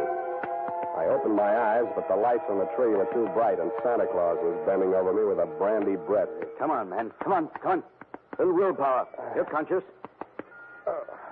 That's it. Sensation returning. Here, try and sit up. There's a girl. How about her? Too late. Did everything I could. Suicide pact? Well, one of your brothers in Apollo was a little too handy with a needle. Here's the mark on my arm, and you'll find one on that stiff. Those sleeping capsules were a plant to make it look like suicide. You'll be feeling better soon. Now, come along. Up on your feet. Must keep moving. Restore circulation. Yeah. Hip. There. Thanks. Thanks. You the man Dr. Smith called? Yes. So you're a private detective. How do you feel now? I'm still dopey. You give me something to pick me up? I've given you as much stimulant as it's safe to administer. For the rest, you'll have to sleep it off. And you will. I advise you to hurry home. Get into bed before this wears off. How long have I got? A couple of hours if you keep moving, maybe 3. Yeah. But if I were you, I wouldn't stay out. Don't want to fall asleep in the middle of Marcus Street, get run over by a bus. Worst things can happen to you in your own bed. Look at her. Murder?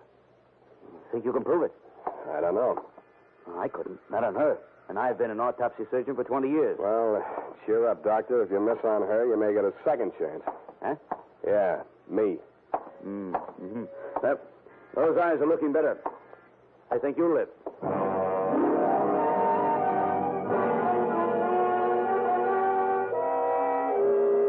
I wasn't so sure.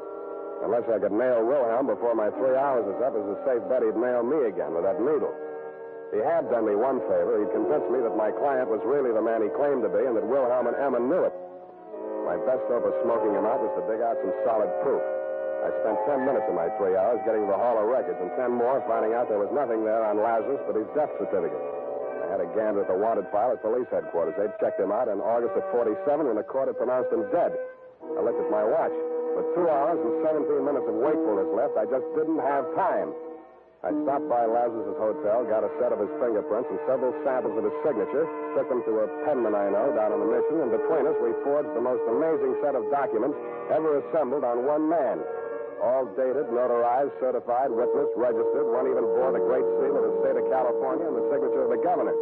I squeezed them all into a large briefcase, propped my eyes open with toothpicks while I drank half a gallon of black coffee, then phoned Dr. Wilhelm's night number. I told him I was one of Russian Leo's boys, and a cop had just winged me on the lam from a jewelry store job. He agreed to meet me at his office.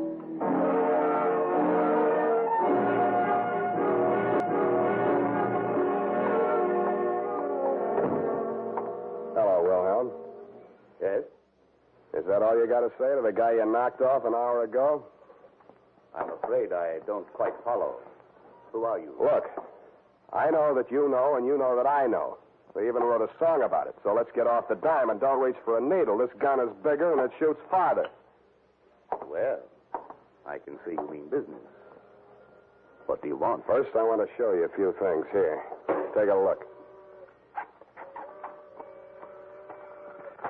Mm-hmm. Well, this is very impressive. Yeah, I thought you'd be impressed. You, need any more proof that Lazarus is Lazarus? What's the matter, Spade? Getting sleepy? Don't get your hopes up. I can squeeze this trigger in my sleep. Mm-hmm. Are these papers for sale? Why do you think I brought them to you? What's the price? Half the take on Lazarus's insurance. That's very high. I haven't finished. This time, Lazarus has got to be really dead, and you're going to do the job. Come on, stop stalling. I can't do that. Why not? Why, Emma, she'll make trouble. She said she would. She's still in love with him? Why do you say that? I just wondered. What reason did she give you for not wanting him knocked off? Well, the cops work harder at identifying a dead man than they do a live derelict that looks and talks like a crank. I had the same idea myself. Then you're stupid. With him dead, she can tell any story she wants to. With him alive and all this proof of identity, he's in a position to nail both of you for fraud, conspiracy, perjury. Shall I go on? One thing. Does Emma know about these papers? Sure. You're lying. Sure I'm lying. And those documents are forgeries if that's the way you want it. I haven't got time to argue. I can't stay awake much longer, and you can't bring it off without me. I'll have Lazarus at my apartment in 30 minutes. Bring your needle and the $50,000. All right, Spade. I'll be there.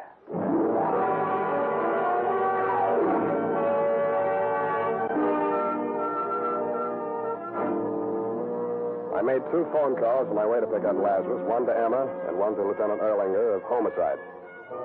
Dundee was asleep. The lieutenant and Sergeant Fullhouse were perched on the fire escape outside my window, and Emma was waiting in the living room when we got there. Jim. Oh, my poor darling. Emma, do you recognize me? Of course, darling, from the beginning. But I didn't dare speak out in front of Ernst. I know. Mr. Spade's told me. Now, listen to me, you two. You're sure you can go through with this? Oh, are you sure there's no danger? That's him now. Come on, Lazarus, get in the bedroom there. Now do what I told you. Don't worry, Emma. Oh, I'm so frightened. Quiet.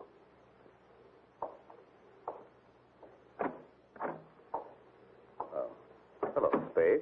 I got here just at... Emma, what are you doing here? Mr. Spade phoned me. I agreed. It's the only thing to do. I wanted you to know that. Well, I'm glad to see that you've come to your senses for a while there. You see, you were wrong, Spade. Did you bring the stuff? Here's your money. I have a hypodermic in the case here. It's already loaded. We won't need a sterile needle. Where is he? In there on the bed. He was asleep a minute ago.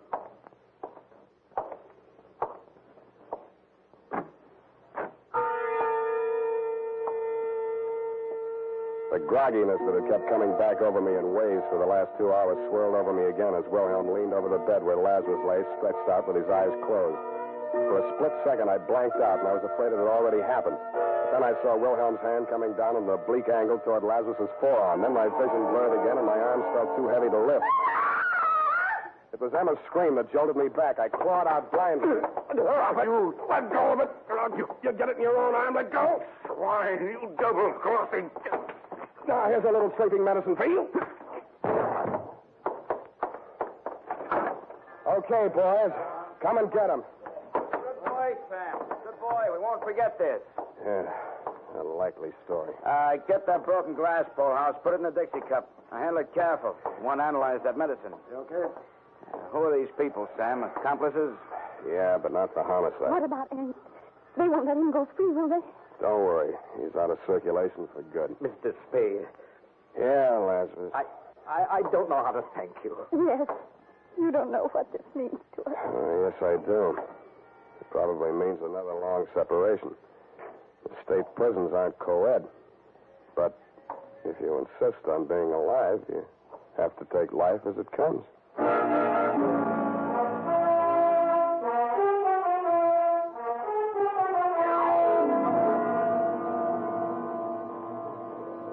Period. End the bedtime story. Oh, Sam, it's so sad. That poor couple, so much in love. But you had to do your duty, didn't you, Sam? They had to pay their debt to society, of course. That's why you had to be so hard and unrelenting and not give in to your better nature. Oh, that's right. That's right. Never give in to the ship. Don't tread on me. There was Hobson's... what was it that Hobson... you may fire when ready. You know best, Sam. I'll just go type this up.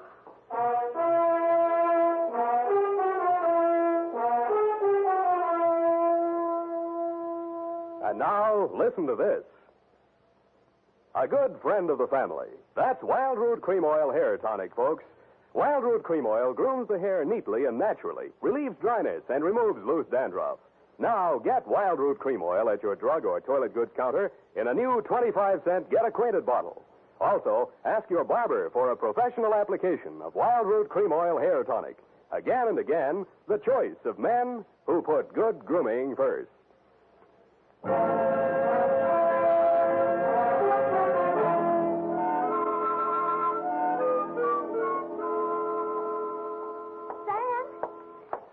Sam, wake up. Well, go away. Your apron's dirty. Sam, I'm not wearing an apron. Then why don't you let me sleep? Sam, you've got to wake up. Your coffee's here. And tell them I'm in conference. No, Sam, no. The black coffee. You said to order 3 gallons. What? I couldn't carry it all. I'll make another trip. 24 cardboard containers. You'll have to drink it up fast now. They're leaking already. Abandon ship, all ye who enter here. Oh, Sam, what am I going to do with it? Open the restaurant. Good night. Oh, good night, Sam. Number 3 turrets, open fire.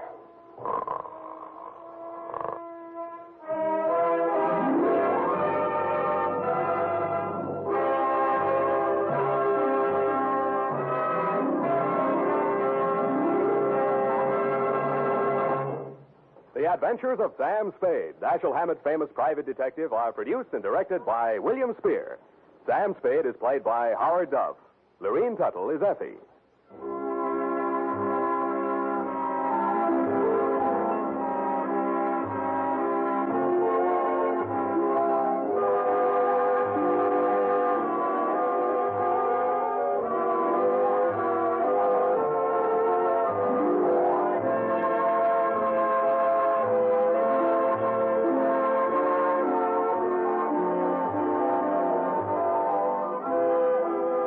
Adventures of Sam Spade are written for radio by Bob Tallman and Gil Down. Musical direction by Lud Gluskin, with score composed by Renee Garrigang. Join us again next Sunday when author Dashiell Hammett and producer William Spear join forces for another adventure with Sam Spade. Brought to you by Wild Root Cream Oil. Again and again, the choice of men who put good grooming first. This is Dick Joy reminding you to Get Wild Root Cream Oil, Charlie. It keeps your hair.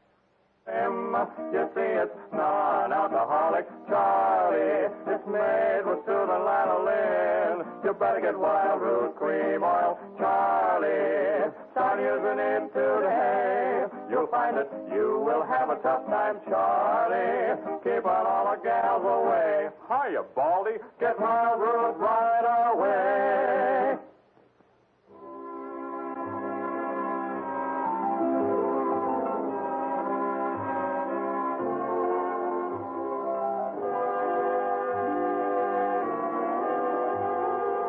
This is CBS, the Columbia Broadcasting System. Good evening, friends. With a special word of thanks to our sister network, CBS, we invite you now to test your memory of the great radio adventures.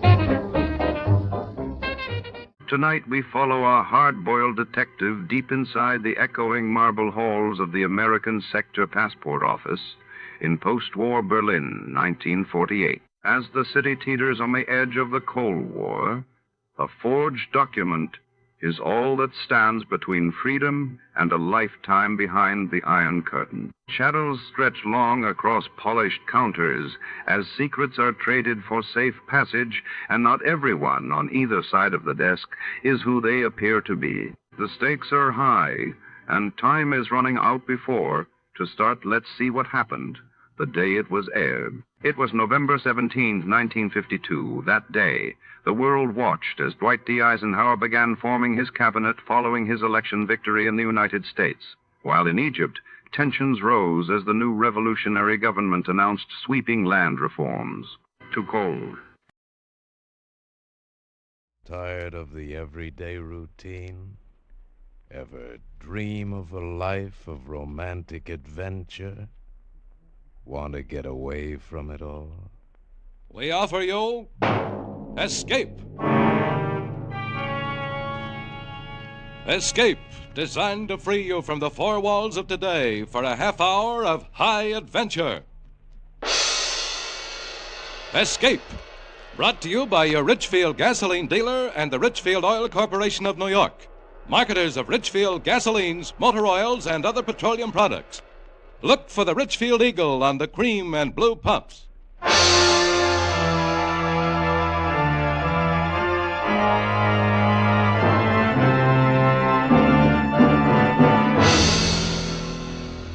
Tonight, we escape to Berlin and the story of an occupation GI trying desperately to break through a web of death that is being spun around him, as Morton Fine and David Friedkin tell it in their exciting story, Pass to Berlin.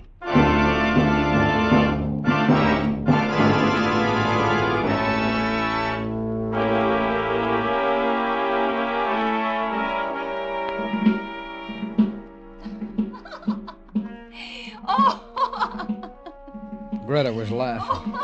For me, there was no joy in it anymore. I looked through the window at Berlin, spread out like a half-buried skeleton. Berlin after a war, shock-carved in jagged concrete, and reflected in the window, Greta. Greta standing behind me with a drink in her hand. Oh, Schatz! Oh, Liebchen! Oh, drink your drink! Oh, drink with me, soldier boy. No, forget it, Greta. Oh, such a pretty name. Ed Sawyer. Such a handsome face. But such a frown. Now, come. Make Greta laugh. That's all Greta wants. To laugh a little. To forget her loneliness. Sure. Laugh and forget, just the two of us. Me and Greta, and let the rest of the world go by. Well, you made your loneliness, baby. You and Hitler. Oh, you. I'm funny, huh? A real funny man, huh? Oh, Greta should have met you a long time ago. Greta likes you, soldier boy. Well, nurse a broken heart, kid, because I'm leaving. Like that. Leaving. Greta remembers when you said love to her. Yeah, I remember, too. Only now I remember why I'm in Berlin wearing a soldier suit. American. Amerikanisches Schwein. Candy bar American soldier. The conqueror from the cigarette democracy. Now, just dream it, kid. Dream your dream about how an American soldier was once nice to you. Right now, that's all. Wait. What? Oh, wait a minute. Come on, Greta, get out of my way, will you? Oh, Greta is sorry. See? Look, Greta is sorry. She's sorry. Please, don't go. Well, the mood moves you real fast, kid. All right, so now you're sorry. Oh, kiss me, big soldier boy. Handsome soldier Come boy. on, I said out of my way. Dirty American, you Dreckschwein, Saukerlschweinehund, you murderer of my country, you democracy weakling. Hey, oh, I could kill you. Kill you. Listen, I said get out of my way. Take your Get hands off. out of my... Take this off. No. Get... No, don't.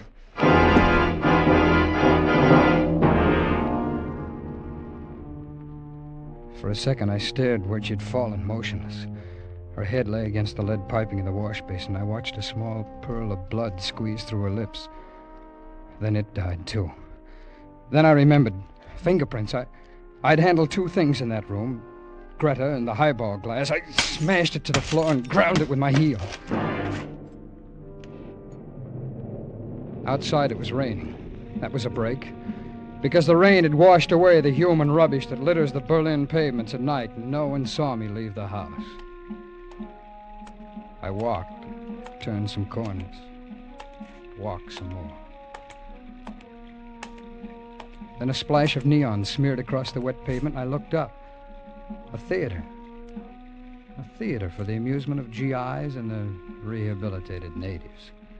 I bought a ticket and went inside and found a seat.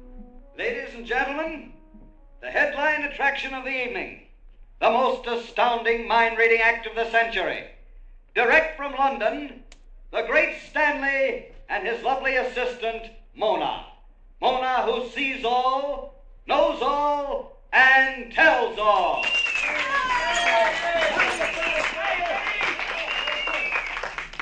Ladies and gentlemen, there are those among you who will disbelieve what you are about to witness. To these I say only, wait. You must. I will descend among you, walk down the aisle, and here I ask one of the audience for some small object whose description is known only to himself. Do you have such an object, sir? Yeah, I got some. You call that something? Blow out your barracks bag, you guys. Yeah, here, give me a reading. Thank you. Mona? I listen, Stanley. What is it that I hold in my hand? It is something that has come from far away. An envelope, postmarked Vincennes, Indiana. Yes, correct. An envelope postmarked Vincennes, Indiana. Mona? I listen, Stanley. What precious thing do I hold in my hand now, Mona? Stanley. Reach into the spaces beyond space and tell me, what do I hold in my hand? A locket. Ja, das ist right, ein Locket. A golden locket, and inside there is a strand of golden hair. A child. Ja, das ist das Haar von meinem Kind. Na, also sowas! Oh, they were good, the great Stanley and Mona. Slick, poised, and professional. Two glittering phonies who knew the score, and they kept it up. Mona! I listen. Do not lose your concentration. Now, identify this object. Stanley? You must, Mona. You must. There's darkness here. Only darkness. Come on, what's the matter? Something stands in the way. There's a murderer here. A murderer. A murderer.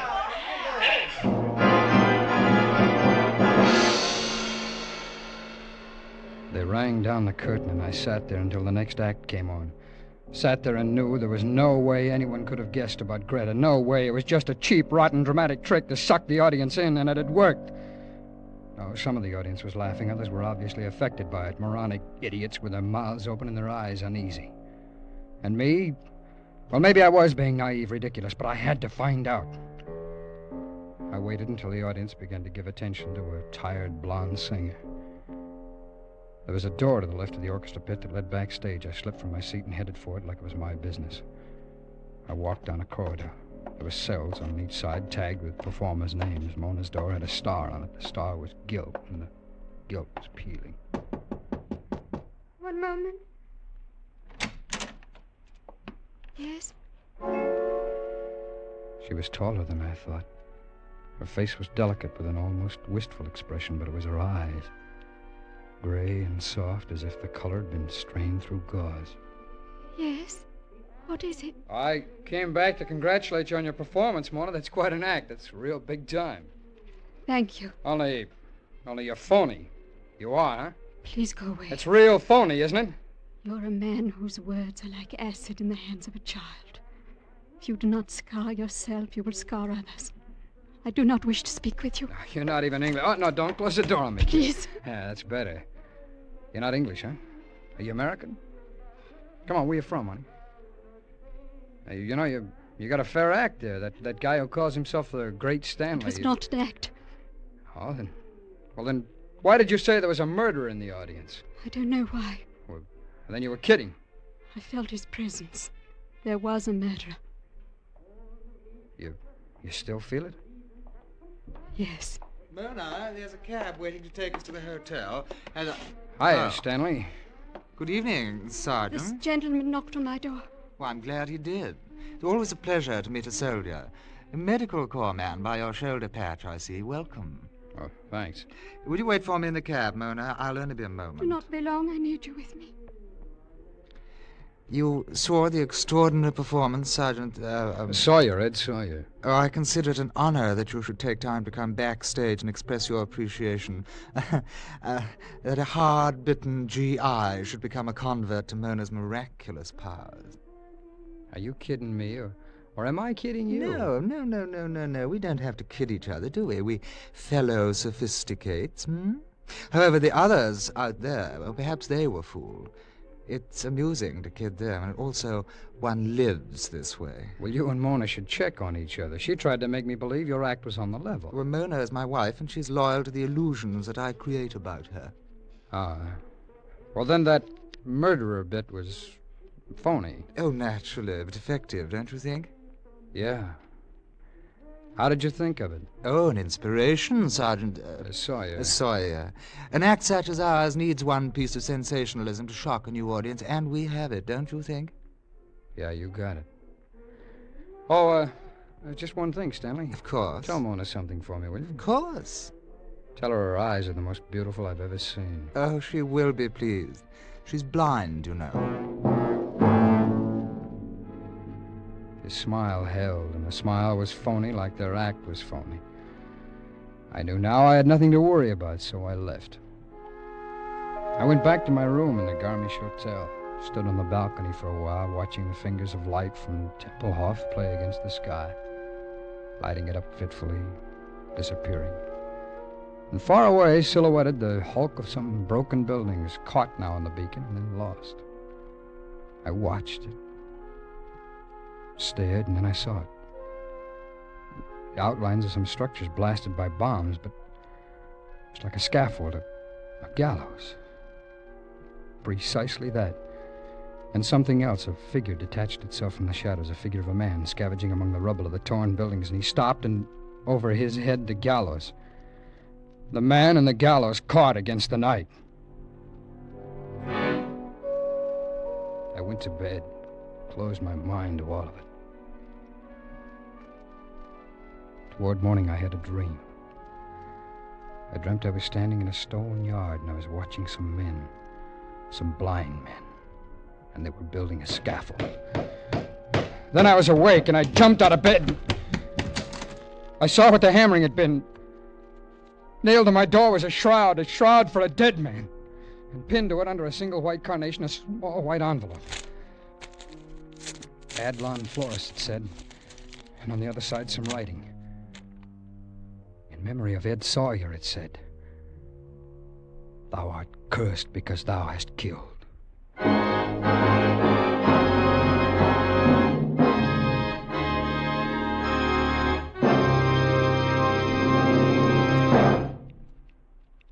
What does the word xylene mean? To a scientist, the word xylene means a superoctane gasoline component, one of the highest octane gasoline components ever discovered. To a motorist using Ridgefield gasoline, xylene means new flashing power in the toughest highway grind. Xylene means new high anti-knock that gives you a quiet running motor, and new lightning acceleration to snap you out ahead in busy traffic. Why? Because today, every gallon of Richfield gasoline contains xylene. What's more, your Richfield dealer offers you a choice of 2 great Richfield gasolines with xylene. Select Richfield Ethyl for best results in highest compression motors, or Richfield High Octane at regular price for the average car. Each contains xylene. Each is a champion in its class. Stop where you see the Richfield Eagle on the cream and blue pumps. Get Richfield High Octane or Richfield Ethyl gasoline containing xylene, one of the highest octane components ever discovered. And now, we return you to Escape.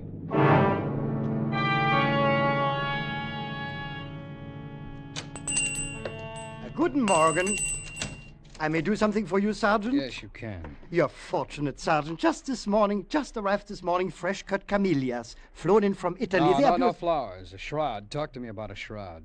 A shroud? My heartfelt condolences, Sergeant. A shroud, of course. If you'll come this way... A shroud that was delivered to the Garmisch Hotel, room 312, this morning from your shop. Yeah, natürlich. I remember such an order. I pray it met the requirements. I'm crazy about it. Why was it nailed on my door? Why?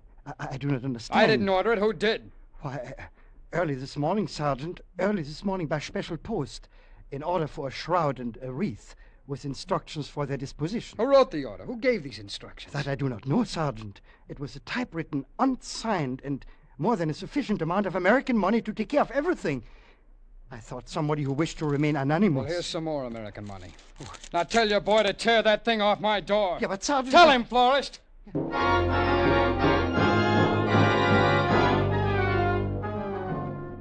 I left him there. Nobody knew I'd killed her. Nobody. I went back to the hotel to think about it some more, to try and think it away. I made myself to home, kid. I knew you wanted to see me. He wore a derby hat and a tight overcoat with a moth-eaten fur collar. Cheeks ruddy, eyes red-rimmed, and a replica of his nose could have been bought in a carnival supply house. Oh, jolly, a jolly fat punk with a mission. Sit down, kid. Take a load off the brain. The man is here who will take care of everything, just like the corpse that died in the good old USA. Who are you, and what do you want? Here, take one. That's my card. I can see it from here. It's real pretty. Now, what does it say on it? Joseph Scarn, it says. That's my name. Mortician, it says. That's my business.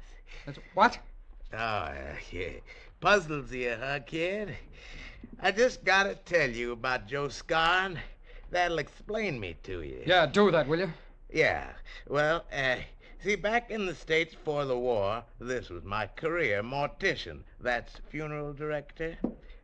Then they demobilized me right here in Berlin. Now, this is the break I've been waiting for all my life. Where better to pursue the career mortician than right here in good old Berlin? Come on, get up. Come on, now, get out of here, will you? Come on, get out. Kid. I'm going to make the final arrangements for the funeral. Funeral? What funeral? Nobody's dead. Nobody's even feeling bad. Well, this overjoys me tremendously, son, but look, about the casket. Look, this is a joke, isn't it?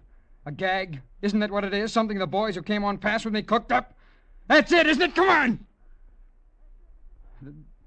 They sent you here... That's it, isn't it? Come on, will you talk to me? Take your hands off me, soldier boy. You got the hysteria. Come on, who sent you here? Come on. A letter. A letter this morning with money and instructions. Typewritten, no signature? Oh, you peak. Come on, tell me. Yes, that's right. It said to come to this hotel room and make arrangements to receive the body.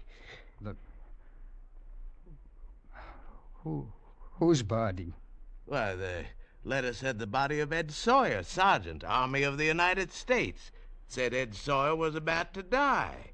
It said he was going to be executed for murder.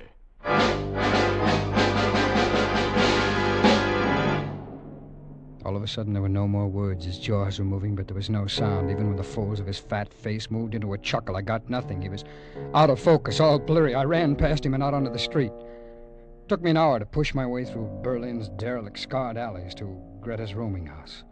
If someone in that house recognized me as a murderer, I would know it. No matter how he tried to hide it, I would know it. Face him and take it from there. That was what I had to do. Bitte? Was wollen Sie? Have you ever seen me before? Bitte? Oh, don't kid me, all you krauts know English when you need it. Now, have you ever seen me before? Come on, talk, will you? Lassen Sie mich Answer me, los! lady. Come on. Heinrich! Kommen Sie schnell! Ja, was ist, Else? Was ist los? Was ist... Der Soldat will etwas wissen. Yeah.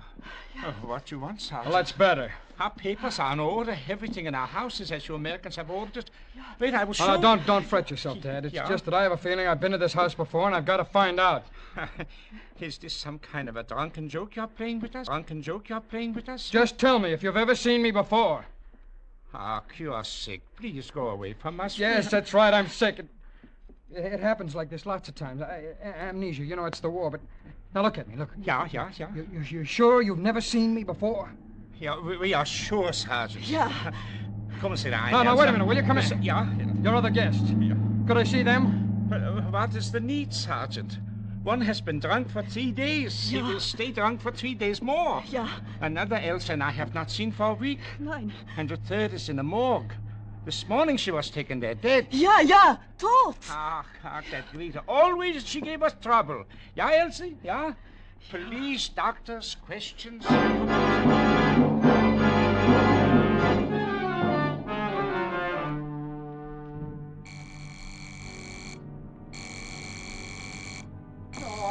right, I'm coming. Yeah. Sergeant Sawyer? Sergeant Edward Sawyer? Yeah? This is Stanley speaking, the great Stanley. Oh. Will you do me the honor to meet me at 11:30 tonight in the Tiergarten in the Seekers Alley? The statue of Frederick the Great will be a charming spot. Well, charm me over the phone, Stanley. I don't like the cold night air. It can be healthful. Bring penicillin with you. Bring what? Penicillin. They're so desperate for it here in Berlin, they pay fabulous wads of money for it on the black market. Bring all you can. And later, as I ask you for it, you'll bring more. Now, look, For an American soldier in the medical corps, it's so easy. You gone crazy, Stanley? Oh, my dear Sergeant, a murderer does not question another's sanity. To him, all other beings are insane. Haven't you found it so? How would I know about murderers? Ask Greta. Greta? How did you find out about her? You told me, my dear boy, when you were so curious about a murderer after the performance. You told me when you permitted the grisly humors of the shroud and casket to force you to revisit the scene of death. You followed me. Yes, of course I followed you. Each of your flights of terror was more and more promising, and when you went to the rooming house, I made inquiries. They told me of the lonely girl who'd been murdered, and they were very accommodating. You're still there, Sergeant? Yes, I'm still here. But then I can expect you then at 11:30. It'll give me time to change after the performance. Sure, 11:30. I'll be glad to do you the honor, Stanley.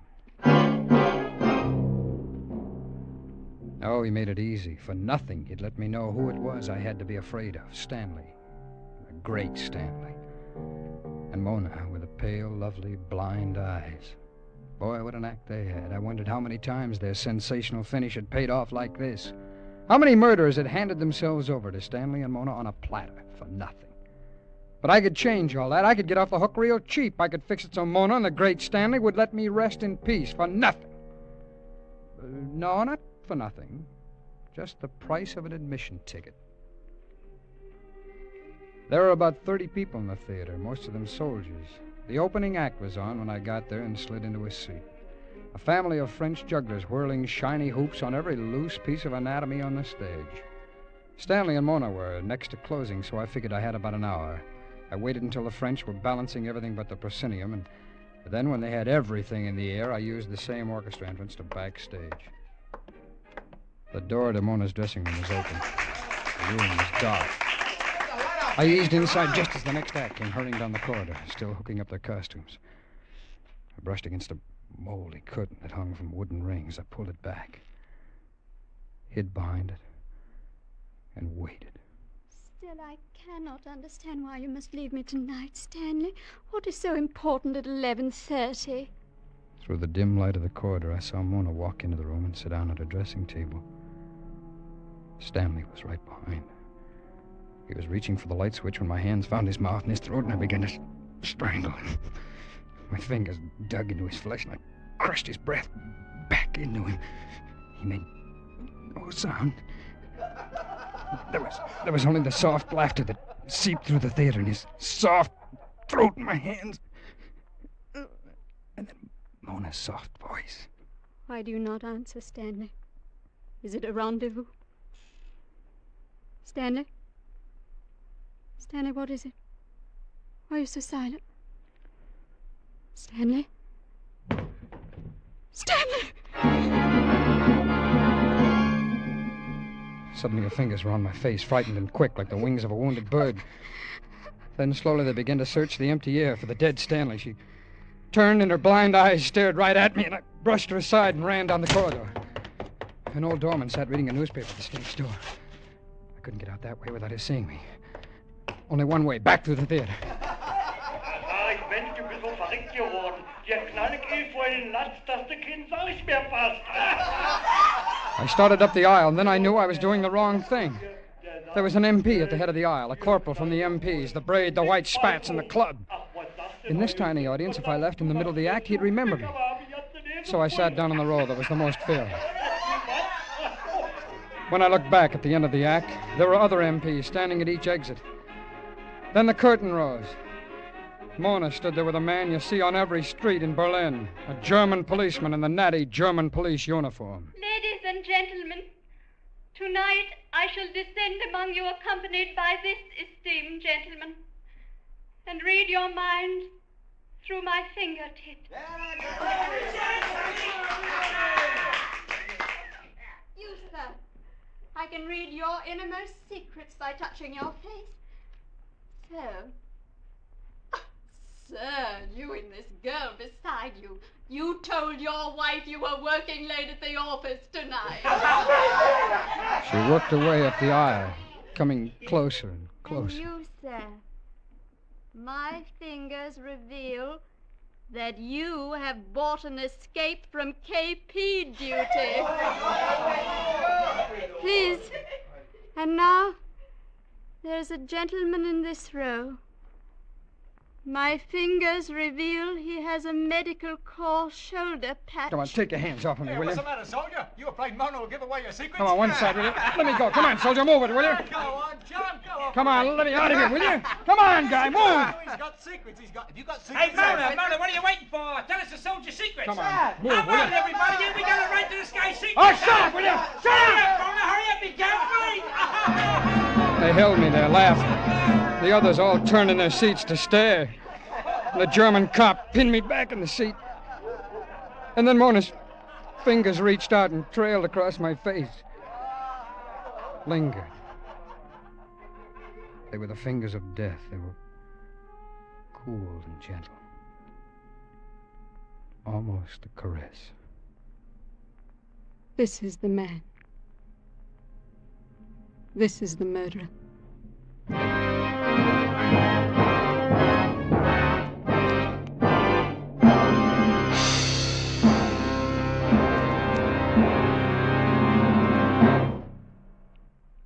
Spring weather is hard to figure. Cool one day, summer heat the next. Those quick temperature changes are tough on you. And they can be tough on your car, too, unless it is properly protected. Don't take chances. Get Richfield All-Point Safety Service now before damage is done. Get the protection that a careful All-Point lubrication job from chassis to motor can give your car. In addition, Richfield All-Point Service includes a safety check and proper care of all likely trouble spots, such as the battery, spark plugs, tires, and radiator. Drive into the Richfield gasoline dealer station tomorrow. Save yourself time and trouble by having all the necessary spring servicing done at the same time by a man who knows how to do it right. And while you're there, ask for Richfield's informative new 32-page baseball book. It's free. Ask for your copy while the supply lasts. Escape is produced and directed by William N. Robeson, and tonight has presented Passed to Berlin by Morton Fine and David Friedkin. Featured in the cast were Stacey Harris as Sergeant Sawyer, Peggy Weber as Mona, and Ben Wright as Stanley.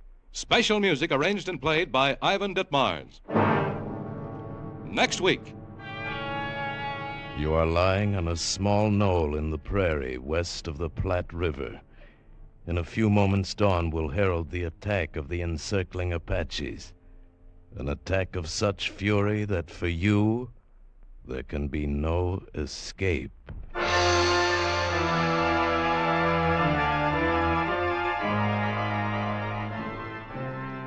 Next week at this time, the Richfield Oil Corporation of New York invites you to escape with an exciting tale of the Old West, as James Warner Bella tells it in his thrilling story, Command. Be listening. Goodbye, then, until this same time next week when once again we offer you Escape. Tom Hanlon speaking. This is CBS, the Columbia Broadcasting System.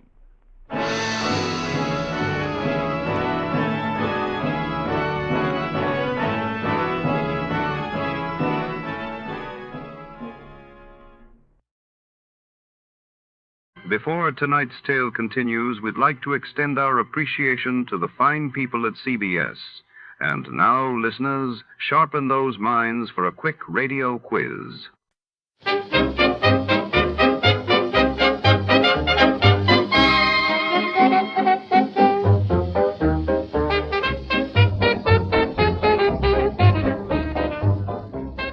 Tonight, the mystery unfolds within the shadowy back room of a high-end antique toy shop where secrets are hidden among rare porcelain dolls and ticking wind-up curios. When a priceless black doll vanishes and a man turns up dead, Detective Nick Marlowe wades through deception, envy, and obsession tangled between the cluttered shelves. What sinister tale lies behind the glinting glass cases and velvet-lined drawers? Stay tuned. Before to start, let's see what happened the day it was aired. It was January 17, 1949. That day, President Truman unveiled his ambitious Fair Deal program to Congress, promising sweeping social reforms, while across the globe, Londoners awoke to one of the worst fogs in the city's history, paralyzing transport and cloaking the capital in a ghostly haze. Listening enjoyment, John Lund as Johnny Dollar. Philip Shaw, Johnny. Oh, yes, Mr. Shaw. Our company holds a policy on Miss Judith Thompson. She was killed. How? Somebody shot her. You'll have to go to Los Angeles. I'll book space right away. Fly down to the office as soon as you can, and I'll give you the details. Show her and a shame, and I'm yours.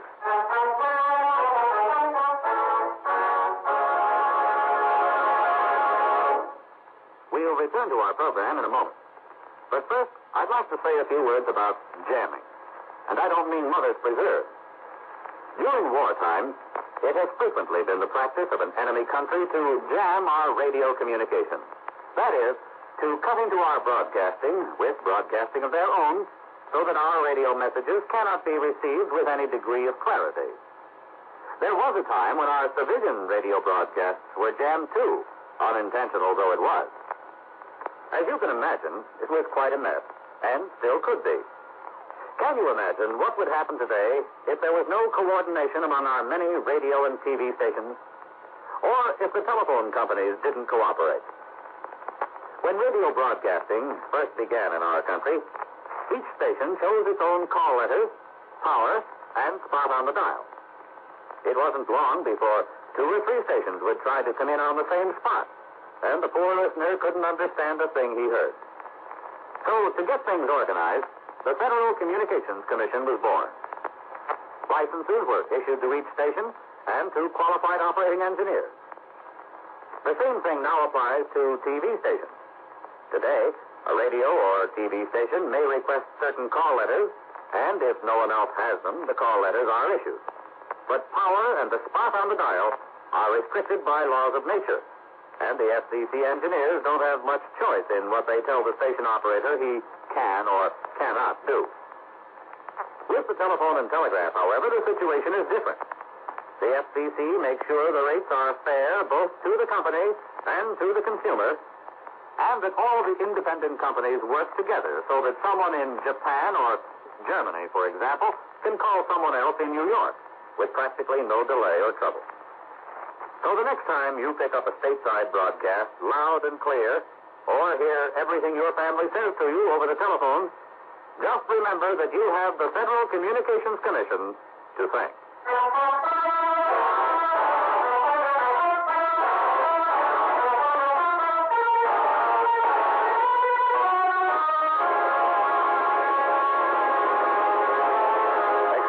Submitted by Special Investigator Johnny Dolar to Home Office, National All-Risk Insurance Company, Hartford, Connecticut. The following is an accounting of expenditures during my investigation of the Black Doll matter. Expense account item 1, $189.95. Plane fare and incidentals to Los Angeles, California. I arrived at 10 o'clock the morning of the 12th and went directly to Hollywood, where I registered at the Wentworth Hotel. Then proceeded to Central Division Homicide and Lieutenant Brickford. Got a teletype this morning that you were coming, Dolar. Supposed to give you all the help I can. I'll be glad to have it. Can you tell me something about the dead woman? Well, shot once with a .38 in the chest. Killed between 1 and 2, night before last. Any suspects? We've been checking on the people she knew. Talked to several of them. Couple, Mr. and Mrs. Lyon, a girlfriend, Miss June Fisher. She'd seen her during the day, but can't tell us very much. The Lyons hadn't seen her for several days. They couldn't give us any reason why someone might kill her. We've got some more names we've got to run down. Boyfriend, William Carnes. Works for Timken Aircraft. Test pilot. Girlfriend says Carnes and the dead girl started seeing each other about 2 weeks ago, but she didn't believe it was anything particularly serious. She was killed in her apartment? Yes. Killer entered by back door and flipped the screen, but wasn't robbery. Nothing was touched. Somebody just walked in and killed her? Yeah. That's the way it looks. Lab hasn't come up with anything that'll help so far. No prints. They got the bullet, but we need the gun. What did she do that night? Well, that's something we still got to find out. We are pretty sure she went out. There were some clothes on the chair, slacks and a coat. Wouldn't wear the coat around the house. What about this boyfriend? I was going out to talk to him this morning. I wanted to check on him first. Pilot in the last war. Went to work for Timken right after he was discharged. Seemed like a pretty solid citizen. A lot of citizens are pretty solid until they kill somebody. Yeah. Well, you want to run out the field with me? If you don't mind. Well, not a bit. Give me somebody to talk to.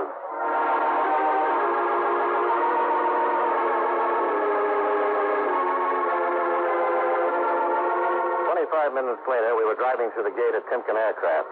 As we passed the long, low line of gray buildings, I saw a plane sitting on the starting line. A bullet-shaped jet with stubby, swept-back wings. Inside the main building, we were shown into Mr. Rudolph Timken's big presidential office. Come in, gentlemen. Which is Lieutenant Brickford? I am, sir. This is Mr. Dolar. I'm pleased to know you. What can I do for you? Well, we'd like to talk to one of your pilots, Mr. Timken. William Carnes. Bill? Oh, certainly, but I'm afraid you'll have to wait a while. He's just getting ready to take up the XR-200. Is that the jet I saw on the line? Yes, it's a beauty. Oh, thank you. We think it's the best. Hey, if you'd like to come out on the field, this test isn't security. The last 2 years we've been under wraps, but since we got the bugs out and the Army's given us a contract, would you like to watch? Oh, sure would.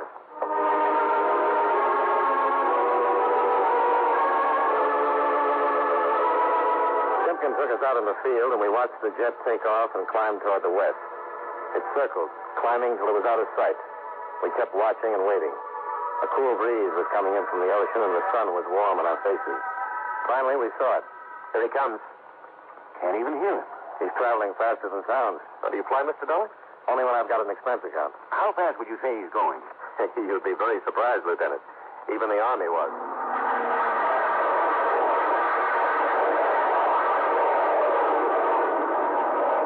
Hey, impressed? Yeah. I'll stick to being a cop. He's in his turn now. Yeah. Come in across field. He's even lower. Here he is.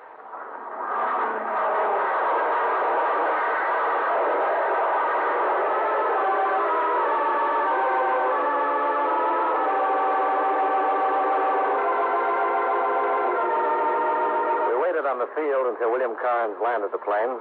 Then we went back to Timken's office. The president of Timken Aircraft gave orders for Carnes to report as soon as he could. And about 20 minutes later, the young pilot was shown in. Timken introduced us and then left. What can I do for you, Lieutenant? Just a few questions. Do you know a Miss Judith Thompson? Yeah, what's wrong? She's dead. Somebody killed her. Killed her? Don't you read the papers, Bill? Yeah, well, usually, but I've been so busy the last couple of days. She was killed night before last. What did you do night before last? Stayed home. Any way of proving it? Well, no, I live alone. I just stayed in. You don't think I killed her?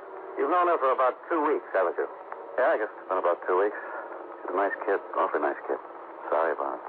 And you stayed home the night of the 10th? That's right. All night? Well, yeah.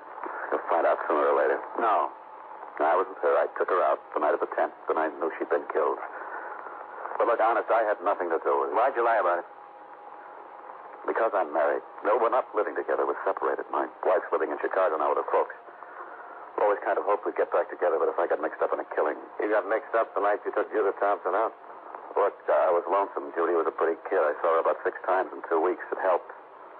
But I'm in love with my wife. I've always been in love with her. You can understand it, can't you? Sure. The night of the 10th, where did you and Judy go?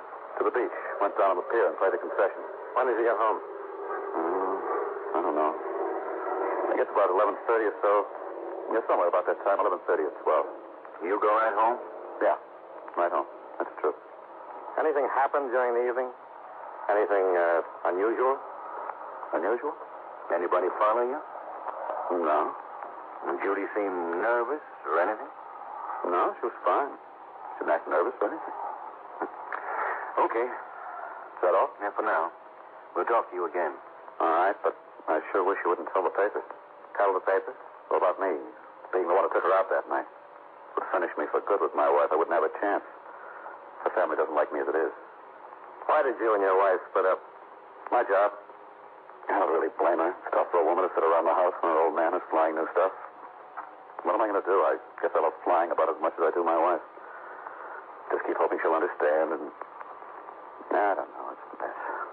Well, we'll see you later. Okay, Lieutenant. Nice meeting you, Mr. Dolar. Nice meeting you.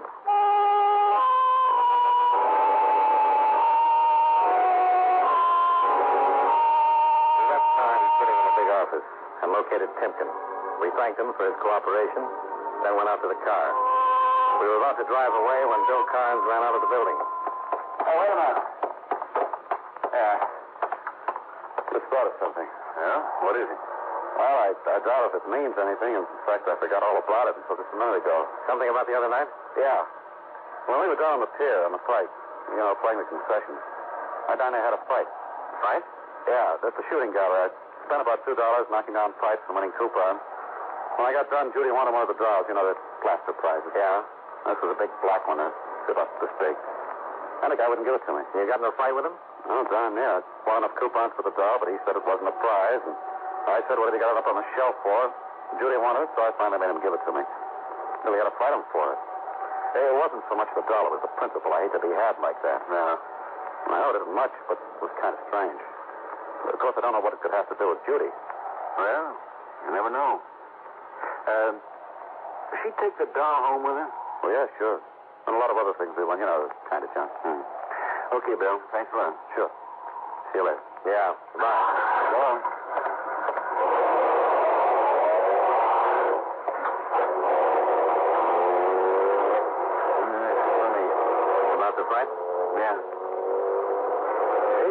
the doll home with her. Why? Wasn't it in the apartment? No. All the other junk from the pier was. I remember it scattered all over the dresser. Scattered? Yeah.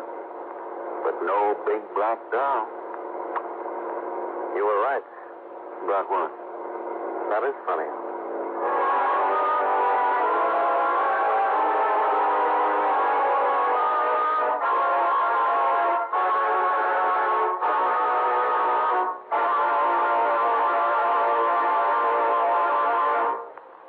You know, many great men have attained the highest office in our land, the presidency of the United States. Can you guess the name of this man? According to historians, no other single man ever did as much for a country as this president did for the United States. After a brilliant military career, he was called from retirement to preside at a federal convention in Philadelphia, where he was unanimously chosen president. He was also unanimously reelected for a second term, but refused to run for a third. Although a Federalist, he named a man from another party, Thomas Jefferson, as Secretary of State. If you don't have his name by now, here are two more clues. During his presidency, the cotton gin was invented, and the first census was taken. Who was he? George Washington, first president of the United States. His life is part of your American heritage.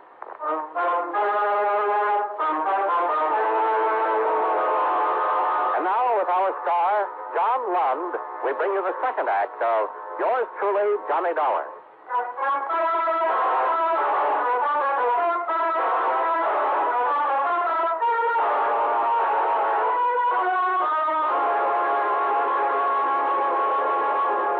Lieutenant Brickford drove across town to the dead girl's apartment just off Franklin Avenue in Hollywood. A uniformed cop was still staked out at the door. He gave Brickford a casual salute as we let ourselves in. Yeah, body was here. Shot from where? From over here. The position of the body and wound puts the killer somewhere in this area here. Which way is the back door? Through there. And here's the stuff on the dresser. Uh-huh. Everything you'd win at an amusement fair. Everything but a big black doll. Why would a plaster doll be so important? I couldn't even guess. Well, it's the only lead you've got so far. You want to check it, I suppose. Concessions on the pier open around 6. You got any plans for this evening? I'm with you. Let's go talk to Bill Carnes again. I think it'd be a good idea if he came along with us tonight.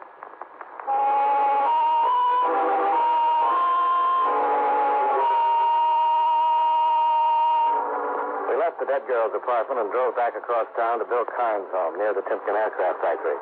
Bill met us at the door and showed us into an attractive living room. Did you find out any more about...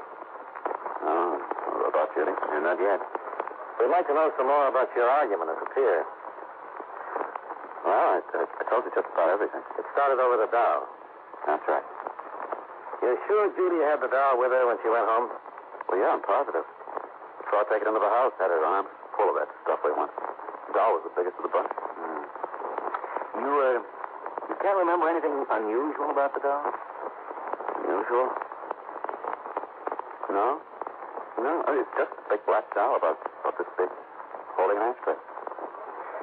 You'd know this guy again? Oh, sure I know. He runs a concession. At least he was the only one there. Well, can you go down with us tonight? To the pier? Yeah. Yeah, sure. You think the argument had something to do with Judy getting killed? We don't know. But that black doll wasn't in her apartment. It wasn't? Well, I saw her take it in with her. Well, it looks like somebody else took it out.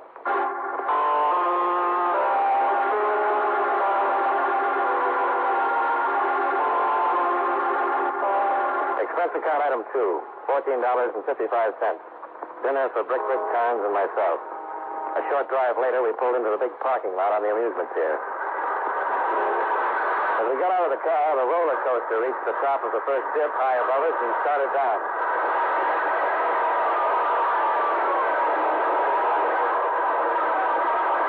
We crossed the parking lot and walked out of the pier. I haven't been down here in a long time. Where's the shooting gallery? It's down at the other end. walked the length of the pier until we reached the shooting gallery where Bill had won the Black Doll. All right, step up and try it up. The man running the concession was in his late 40s, short, stocky, and bald. We stopped a few yards away. That's the man? No, he's not the one. All right, come on, boys. Try it up. There's 6 shots for a quarter. What can we win? Anything on the shelf. On the top shelf, one just like it. How about the big Black Doll? Sure, but you gotta hit all the clay pipes. Well, go ahead, darling. Aren't you going to try it? If you don't hit them all. Okay. Let me see. There you are.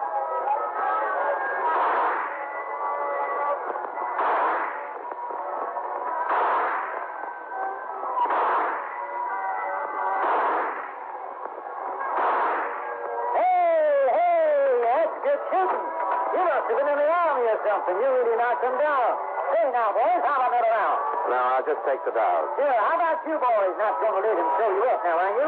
He already did. Another round and you can win a carton of cigarettes. Just the dolls. Okay. There you are. The way you shoot, you could win anything I got here. Say, you the only man who runs this place? Yeah, right. You weren't running it 3 nights ago. Oh, what do you mean? The crawler guy, younger than you, nasty disposition. He was here then. Oh, you mean Charlie? If that's his name. Yeah, he just works for me. Where is he? Why, that's an examination. We just want to know where he is. Oh? Are you a cop? Why? Hey, you act like a cop. You win yourself a dolly. Where is he? I don't know. He quit. When did he quit? Last night. What's his full name? Charlie Gilbert. Where can we find him? I don't know. He worked for you and you don't know where he lives? That's right. I gave him a job one night. Didn't ask him where he lived. Why did he quit? How do I know? Just quit. Said he was through and took his pay. Ain't nothing illegal about that, is there? You ever been arrested? Me? You? No. I want you to tell me everything you know about Charlie Gilbert.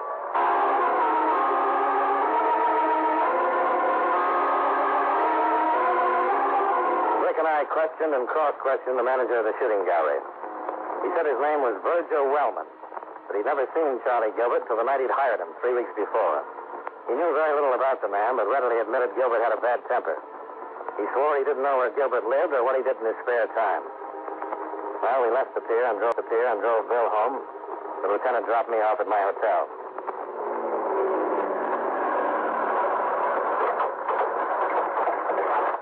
Oh, thanks. Thanks for the dinner. What happens now? Well, get some sleep and try to find Gilbert. Well, you got a pretty good description. Yeah. I'll put out an APB and check the mugs. Just might have a record. I'm going to check on that guy at the shooting gallery, too. I think I've seen that face somewhere. What are you going to do with the doll? Have the lab look it over? Bet you don't find anything. Then I'll give it back to you. You want it. Gee, thanks. It's just what I always wanted. Good night. Good night.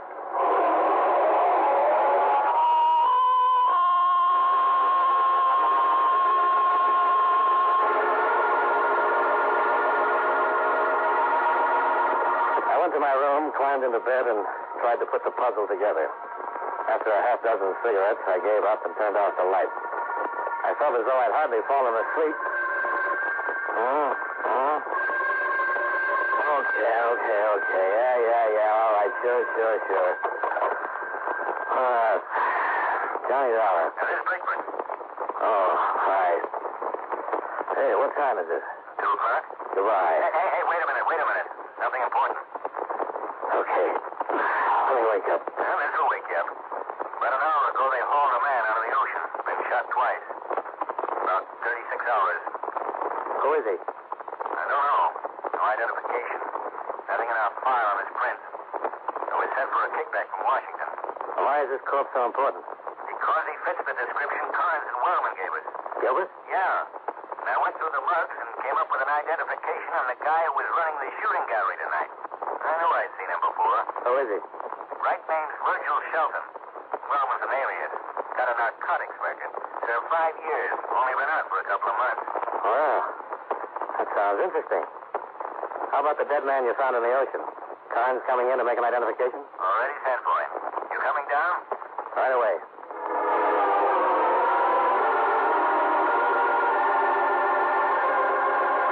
Expense account item 3, $2.60 cab fare to the City Hall, where I went directly to homicide and Lieutenant Brickford.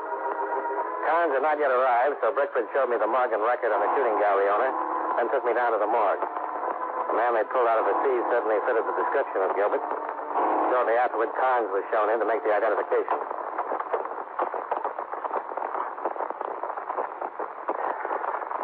Yeah. That Gilbert? That's the man I had the argument with. You sure? Yeah. I'm sure.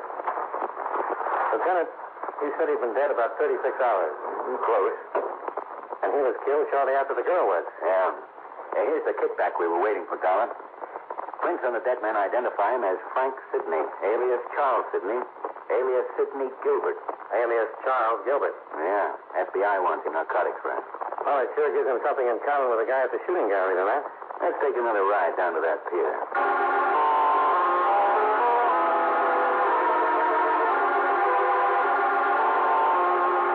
Well, we had our first positive connection. Both of the men who worked at the shooting gallery had federal records and were wanted on narcotics raps. Now all we had to find out is why the girl was killed, who did it, and how did the missing black doll figure. Brickford told Sergeant Hardy to take Carnes home. Then we went down in the garage and climbed into the lieutenant's car.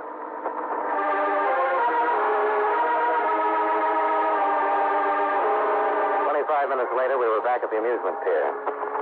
The concessions were all closed. The entire pier was dark except for a few work lights at the entrance. We walked to the shooting gallery and stopped. Could be a front. Yeah, it could. The lab find out anything about the doll? No thing. Well, remind me to give it to you. Yeah, I'll tie a string around my finger. Yeah, let's take a look around back. You know, I got a hunch. About the doll? Yeah, probably the same one you've got. Suppose the doll Carnes had the argument about was supposed to be picked up by a particular party, expected about the time Carnes arrived. Yeah. That dog you won tonight's hollow. Big space. Could hold a couple of bindles. Nice way to pass the stuff, huh? Oh, hold it. Boat coming in at the end of the pier. Come on. Let's take a look. You got a gun? Yeah. Might just be a fisherman. Might, but I doubt it. Better take it easy. The boat was pulled up to a small landing where a ladder led down from a spot a few yards away from us. We got down on our hands and knees and crawled to the pier railing for a better look. Below us, we could make out 2 men in the boat and 2 on the landing. One of the men in the boat stood at the wheel while the other passed a large crate to the men on the landing.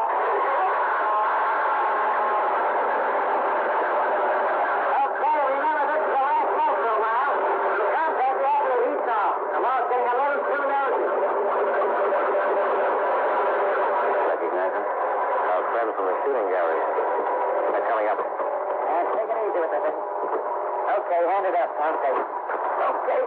Now let's get out of here. We got to be in Fresno by 7. Hold it right there. Look up. Look out.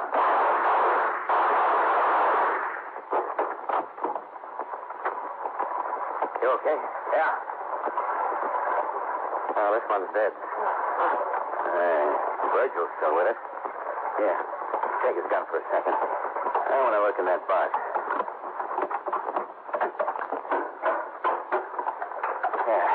You got a match? Yeah, right here. Well, looky here. Dolls. Big black dolls. And look what's inside. Mr. Dolar, looks like we've just cracked a king-size narcotics ring. Sure looks that way, Lieutenant.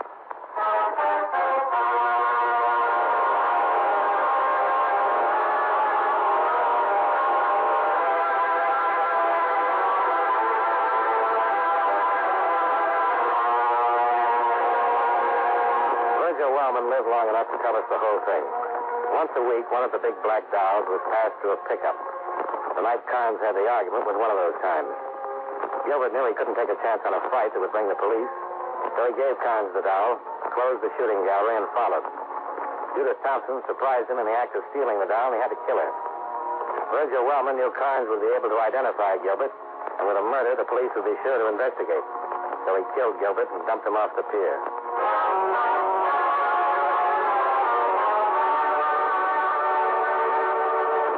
Expense account items 4, 5, and 6. $260.50. Hotel bill, breakfast, and plane fare back to Hartford. Lieutenant Brickford drove me to the airport, thanked me, and gave me the big black doll I'd won at the shooting gallery. It looks awful, but it makes a fair ashtray. Expense account total, $467.60. Yours truly, Johnny Dollar.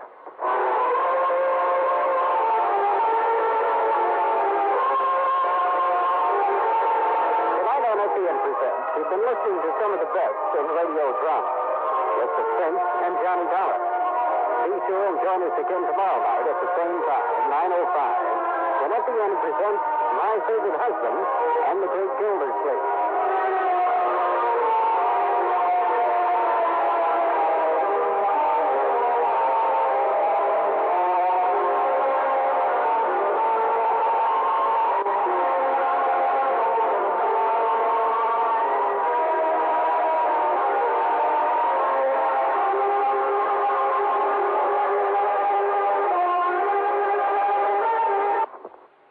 We tip our hats tonight to our partners at CBS. Stay tuned, folks, because before the next story begins, it's time for a fast and fun radio quiz.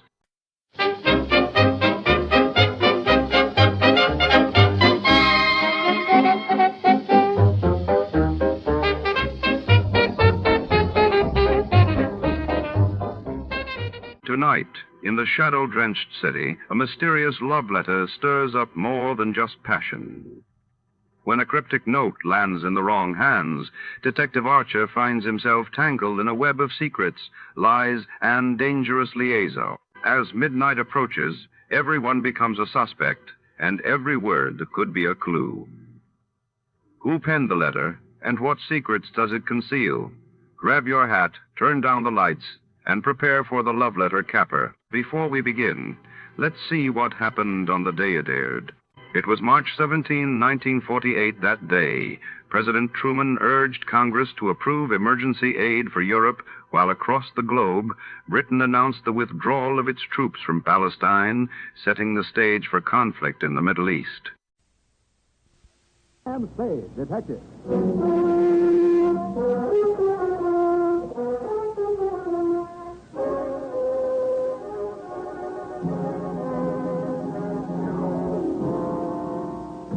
Since the world began, woman was meant for man. I must say, this is a sort of honeymoon in my experience. After you've been keeping something from me. Oh, I wouldn't blame myself if I did. It isn't exactly telegraphed this time. Come on in, Angel, and I'll tell you as much about it as I think you should know. And what, may I ask, is a large parcel with a pink ribbon around it? Love letters, what else? Well, I must say, for a whirlpool romance. Whirlpool? I mean, writing all those letters. When did you find time to get acquainted? Stop pulling at that blouse. What's the matter? Does it itch? Oh. Now that your marital service is no longer quo, well, Sam, these little routines will marry me. Don't you think we should be a little more stilted with each other, yeah? In the hereafter? Then, perhaps, and not a minute before. To Sergeant Joseph Walsh, Bunko and Fugitive Detail, San Francisco Police. From you-know-who, license number 137596. Subject, the, easy as. Subject, the love letter caper, or how to be happily married, though single. The start of it was last Wednesday morning. I had just arisen, shaved, bathed, weighed myself in the bathroom scales, and decided on a breakfast of black coffee and rye crisp.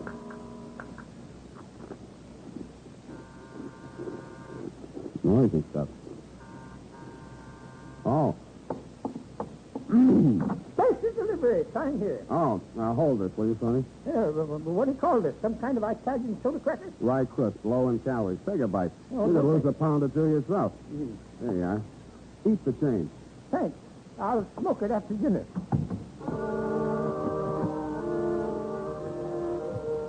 First thing that fell out of the envelope was a photograph, glamour type. It was inscribed, to Sam, body and soul, Ella. The letter was in the same tone of voice. Sam. Oh, Sam, my darling. Last night was so beautiful, but now my arms are empty and I'm filled with strange fears for the future. Unless I see you soon, I don't know how I can go on living. Come to me tonight, my darling. Wait until the house is dark. Then slip in through the west gate and I'll meet you beside the fountain. If you fail me, I don't know what I'll do. But I know you won't. All my love, forever. Ella.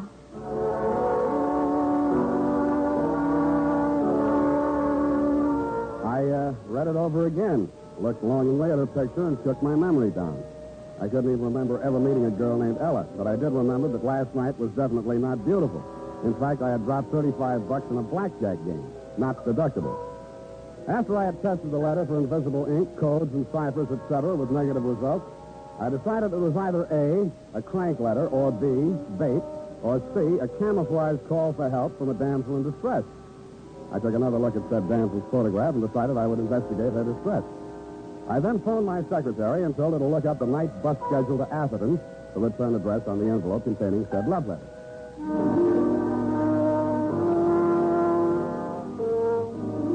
It was around 11 in the p.m., and the moon was just clearing the treetops behind the Comstock mansion when I slipped in at the west gate for the instructions in Ella's love letter and took a plant beside the aforementioned fountain.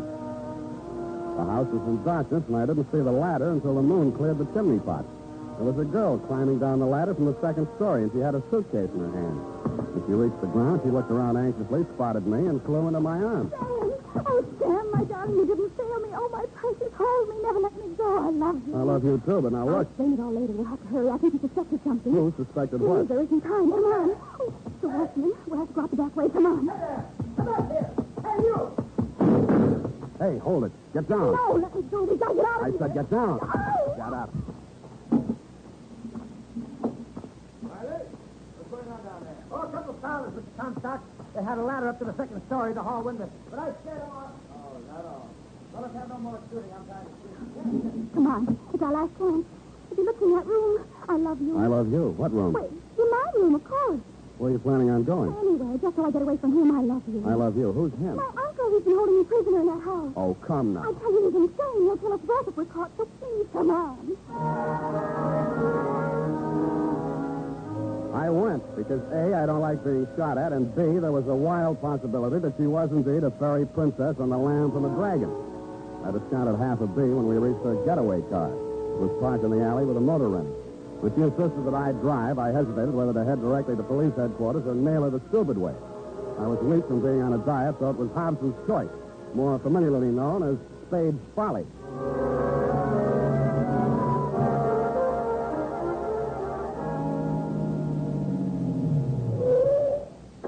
What is this place? It's where I live. You wouldn't lie to me. Not about that. Look at the address. Your love letter arrived here. Come on. Here, let me carry your bag. No, it's all right. I'll carry it. Come on. It's okay. No cops, no booby traps. Now, let's have a look at that suitcase. No, you must Come on. Give it to me. No, you can't. Why not? Because you get the wrong idea. Oh. Well. What have we here? I knew you'd get the wrong idea. The only thing you seem to have missed is the Hope diamond. That jewelry is mine, every piece of it. It's all I have in the world. Poor kid. Let's see now. Diamond bracelet, not more than 10 grand. Emerald necklace, second hand, of course. All told, I don't imagine this stuff will net you a penny more than $100,000. I know, but I'll just have to get along as best I can. I don't have any money of my own. Yeah, why did you write me that crazy love letter? Because my uncle reads all my mail. And I didn't want him to know I was hiring a detective. Why did you? I couldn't very well walk around without these jewels without some protection, could I? Oh, my uncle, he followed me here. Suppose it's the cop. Oh, no, it's he. I know it. Where can I hide? In here? Don't you have a bedroom? Yeah, but it has a window and a fire escape in here. Go on. Go on. Spade? Yeah. I suppose she's told you about me. You or Uncle? Oh, good heavens, no. I'm Stuart Mason. I'm her fiancé. Or was, till she ran away with you. Maybe you'd better step inside, Mr. Mason. Thank you. Sit down. I'd like to... No. I just brought a few things I'd like to leave to Ella. Here. This bundle of letters. Love letters to me. I suppose she'll want to destroy them. Now, wait a minute, Mr. Mason. Don't jump to any rash conclusions. I saw her come down the ladder. I saw her throw herself into your arms. Yeah, but... I can't blame her. I've been a coward. I told myself it was for her own sake that I discouraged her from escaping with me. But now I know that, well, it was at least partly fear for myself. But I might die as the others did. Yeah, but, what others? The men she's known. They've all died under mysterious circumstances, and didn't she warn you? Well, all she told me was that her uncle was insane and wouldn't let her out. Crazy like a fox. As long as she remains unmarried, he controls the money. $3 million of it. Uh-huh. Well, only the brave deserve the fair. Alas. If you'll just give her these letters and tell her that I... You tell her yourself. Come on out, Ella. Stuart, why did you come here? Your letters, my dear. And I wish you every happiness. Stuart. You too, old man. Good night. Oh, Stuart, darling, I can explain everything. Don't try, my dear. Stuart, come back. Hey, Ella. Hey, Ella, your jewelry. Your love letters. Hey, we'll take care of those letters, Spade. Keep the gun on him, Riley. Inside, you. Over there, sweetheart. What do you want? Spade, I've been aware for some time that you've been carrying on a surreptitious love affair with my niece. Look, Mr. What's Comstock. Tim, Riley? Don't worry, Mr. Comstock. I advise you against trying to jump him, Spade. Why should I? You're both nuts, but not crazy enough to take a shot at me here. Try me and see. I wouldn't waste the energy. I haven't made a penny on this caper so far, and it doesn't look like I will. Ha! Not a penny, he says. The king's ransom and jewels extorted from a foolish, lovesick girl. Oh, how did I manage that? Don't you play the innocent with me. This packet of love letters will satisfy the police. Blackmail. You're crazy. Those letters weren't written to me. You deny that Ella has ever written you a letter? One too many. In fact, one. Well, how do you explain these? Darling Sam. Sam, my dearest one. What? Sam, my great, big, beautiful detective. Stated last October. Hey, let me see those things. I told you not to move. Yeah, so you did. Well, what now? Very well.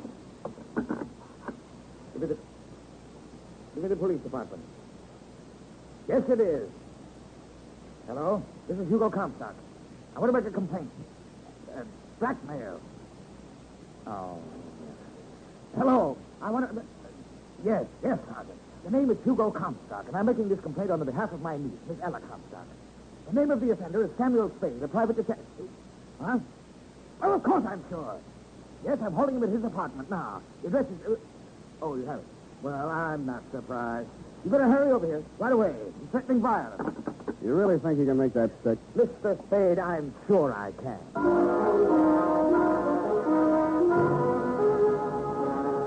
Dirty words and foul imprecations were forming on my trembling lips. But he had letters from his niece to one Sam, a great, big, beautiful detective. And I had the jewels, and before the night was over, Sergeant Walsh, you had me. Booked, bothered, and bewildered. What bewildered me was how to raise the $2,500 bail. Sam Spade, innocent dope. I mean dupe. The United States Armed Forces Radio Service is presenting the weekly adventure of Dashiell Hammett's famous private detective, Sam Spade.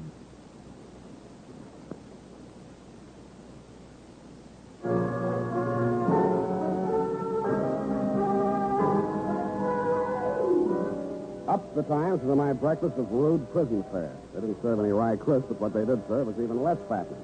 I thrust my emaciated arms through the bars of my cell and clawed at the lapels of a passing bondsman and begged him for succor. He says I didn't need any because I was it. I hurled him aside and sat down to think. About then, you, Sergeant Walsh, hove to in front of my cell. Okay, Sam, get moving. You're free. Gee, thanks. Who stood my bail? Great kidder, aren't you? Sergeant, am I to understand that the charges have been dropped? Get out of here. All right, I know when I'm not wanted. Mine not the reason why. And don't come back. Your inhospitable words cut me to the quick, Sergeant, but I bit my lip, swallowed my pride, very low calorie, and strode bravely out into the sunlight a free man. I fought until I bought a newspaper. Right there on page 1, it said, Heiress reveals secret marriage to private detective. Blackmail charges against Sam Spade dropped. All a mistake, says Uncle. Next to the item was a picture of Ella leaning over a hot stove in my kitchen. It was captioned, Surprise bride prepares breakfast for incarcerated mate. We'll keep things hot for him, says Mrs. Spade.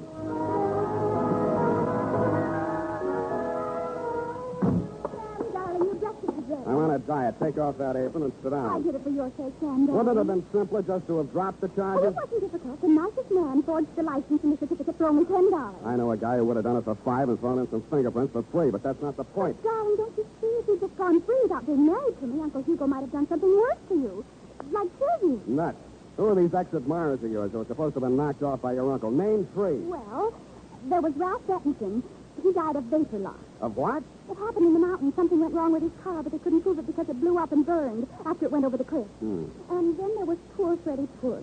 They called him a piggy bank suicide. Why? He found $5 worth of pennies in his stomach. Oh. And then there was poor Nicky Nato. He was a ballet dancer. That's enough. Now about those letters. Why was your friend Mason returning love letters you'd written to some detective named Sam? Well, that was just coincidence. He always went by his initials, like GBS for George Bernard Shaw, SAM is for Stuart Andrew Mason. Stuart Andrew is his pen name. He writes detective stories. And the rest of the coincidence was that love letter you inadvertently mailed to Sam Spade Detective, thereby sending your uncle out gunning for Sam instead of SAM? What could I do after he read my diary and my confessions to myself about SAM? And the references to his brilliant mind on criminal subjects. You were a natural stand-in for SAM. Pronounced SAT. But I wasn't going through it, Sam. Not after I met you. Why not? Because the moment I saw you, I knew that all those things I'd said in that love letter were really true. Really? Last night was so beautiful? I think I must have dreamed of you. Exactly. Oh, Sam, darling, I'm so lost and frightened. Yeah. You don't know what my life has been. Oh, I can imagine. Boyfriend's dropping dead right and left. You're the only one who can stop it. If Uncle Hugo thinks we're really married and he can't use my money anymore, then he'll stop having accidents happen to people. Won't you please be my husband, Sam? Is that so much to ask after what I did to you? Yeah. Go on. You spring me out of that blackmail frame so I can help you compound a felony. But, Sam, what am I going to do? You forge the marriage, go forge the divorce. Where are you going? Back to jail. I'll see you there. Oh, dear me. It's your foot, is it? Cast iron. Don't make them like that nowadays. My foot. Yes, your foot. I meant the strong box. Oh. Coming in or going out? I think I'll sit down for a minute. Oh, Sam, you poor dear boy. Here, let me take off your shoes so it can swell if it wants. Get away from me. I only wanted to help. I love you. Well, I don't love you anymore. Oh, first little fat, is it? Who is this guy? Hi, Sam. I'm sorry. This is Curtin. You can say that again. Curtin. Harwood L. Curtin. L for Lacey. Attorney at law. I represent the estate of the late Gertrude Comstock, Ella's mother. You, Mr. Spade, have married into, shall we say, money. Look, Curtis, it's time to raise the blinds on a couple of things. In the first place... Please. As you know, Ella, your grandfather, the late Commodore Ezra Comstock, left his fortune to be divided equally between his legitimate heirs, that is, your mother and your Uncle Hugo. Upon your mother's death, the residue of her part of the estate was left to be administered by your Uncle Hugo as he saw fit until your marriage, at which time it should go to you. Well, where is it? Yeah. All in good legal time. First, here is this old strong box. Strong box. Containing family mementos handed down to you from your grandmother. It was your mother's wish that this be delivered into your hands upon this auspicious occasion. Here is the key, in addition to which I leave with you both my best wishes for your future happiness. Good day. Mr. Spade, I shall forward along to you the statement of my fees for services in this case. Wait a minute. Who's paying my fee? No more questions, please. Good day. Well, I guess we might as well open it. I'm sleepy. Oh, no. Let's see what's in here. All right. It didn't take long to go through Grandma Comstock's mementos, and I got more and more wide awake as we went along. The strong box contained 4 items: a teapot, a bundle of letters, a photograph album, and a family skeleton. The letters were love letters from one Elmo Pinckney. There was a tin side that said Pinckney in the album. He was a dead ringer for Uncle Hugo, which might have been a coincidence, but wasn't. I started scanning through the love letters. Find any money yet? Huh? Well, there's a Confederate 10 spot. I'll let you know if I hit any pay dirt. Well, at least he left me a pot to make tea in. What? But if there wasn't any money, why wouldn't Uncle Hugo let me get married? Now, look, why don't you go and wash out that pot and make some tea, huh? Probably leaked. Oh, something in it. Hmm? No money. His grandmother's marriage certificate and Mother's and Uncle Hugo's birth certificate. Let's see those. Oh, it's cracked. I might have known. I wonder who that is. That will be your Uncle Hugo. Well, that doesn't need to worry us anymore, does it? Here, put these things back in the teapot and put the teapot on the mantelpiece. But it's cracked. So am I, so do it anyway. Come right in, Uncle Hugo. You too, Cousin Riley, you fool. Very funny. Now, don't be silly, Riley. Well, accept your poor old uncle's blessing on this happy occasion. I don't want your blessing, Uncle Hugo. You're a mean old man, and you killed all my fiancés. Well, it appears that Mr. Curtins has already brought you a legacy. I believe I recognize your grandmother's strongbox. Mementos of a strange romantic chapter in the history of a great family, Mr. Spade. You who have joined that family so unexpectedly will have a privilege that even I was never granted. Oh, how come? My mother was a strange woman in some ways. I'm sure she was. I suppose we shall never know what prompted us to leave these personal oddments to Ella's mother, nor why my late sister chose to keep their contents a secret from me. I don't suppose I might be allowed just a peek into that Pandora's box. Go ahead, help yourself. Really?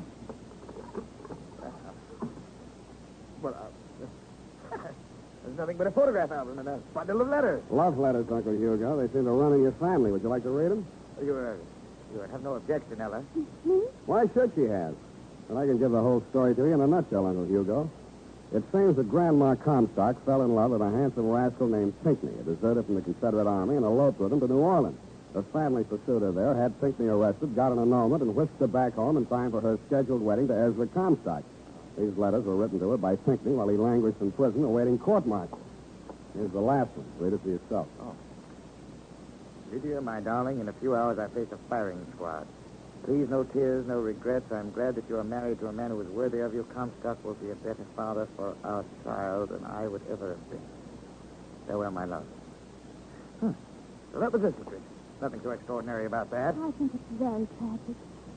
Think of her married to a man she didn't love, about to have a child, and her lover facing a firing squad. Nonsense. Sentimental nonsense. Well, what do you know about such things? I should know a little. After all, I was that child. Oh, I'm sorry, Uncle Hugo. Ah, wow.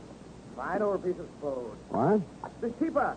I don't remember seeing it before. Just something I picked up in a junk shop. It's a very rare piece. You mind if I look at the mark? Go ahead. Indeed. Genuine example. Pity crack. Oh! Now, that was clumsy of me. Well, there's no good saving the pieces. I'll just toss them in the fire. Wait a minute, Comstock. I'll take care of it. Oh, it's no trouble. Well, what's this? It's your birth certificate, Uncle Hugo. That. Oh, no. What are you going to do with it? Put it back where it came from. Right. Yeah, Mr. Comstock. Spade, I'm going out of here, and I'm taking that strongbox with me. And don't think I won't kill you to get it. He will, Sam, just as he did the others. And you, too, if you don't shut your trap. Hand it over, Spade. Sure. Come and get it. Okay, let's have it. There you are. Riley, what's wrong with you? My foot is broken. Oh! Sit down and rest it. Oh! Hold it, Comstock. I've got the gun now. Well, Spade, seems you've won the day. How does it feel to be a rich man? You'll have to tell me, Comstock. The reports of my marriage to your niece are slightly exaggerated.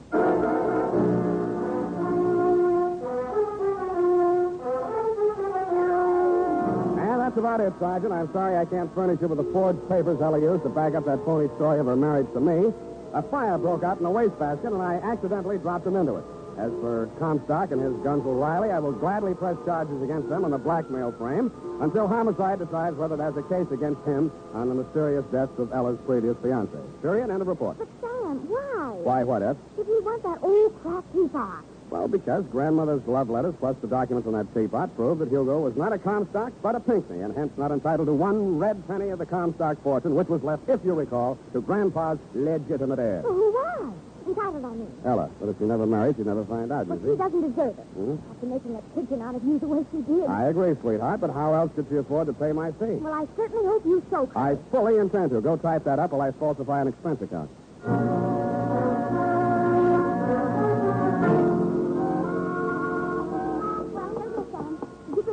No, still a couple of fingers in there. Break out another glass. No, I meant the expense account. Oh, that. Well, it was nothing much, just bus fare. Free breakfast in the pokey? No, that was fine. Well, I took the liberty, Sam, of drawing up a statement. Did you look it over? Yeah. New letterhead. Well, it's only a sample I had done in Huh? sending your approval. Do you? Well, yes, very classy. I like the coat of arms, but I'm not quite sure about the motto. Oh, but Sam, you are the greatest private detective of them all. You know, that's Effie. And then, for an extra $100, we could have it printed in Rady ink. In what? Luminous ink, Sam. Shines in the dark. Even as you and I. Oh, Sam.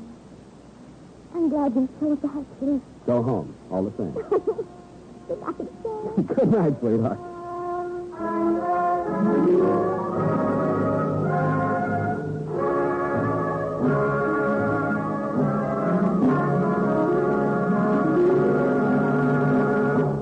Adventures of Sam Spade, Dashiell Hammett's famous private detective, are produced and directed by William Steer. Sam Spade is played by Howard Duff. Lorene Tuttle is Effie.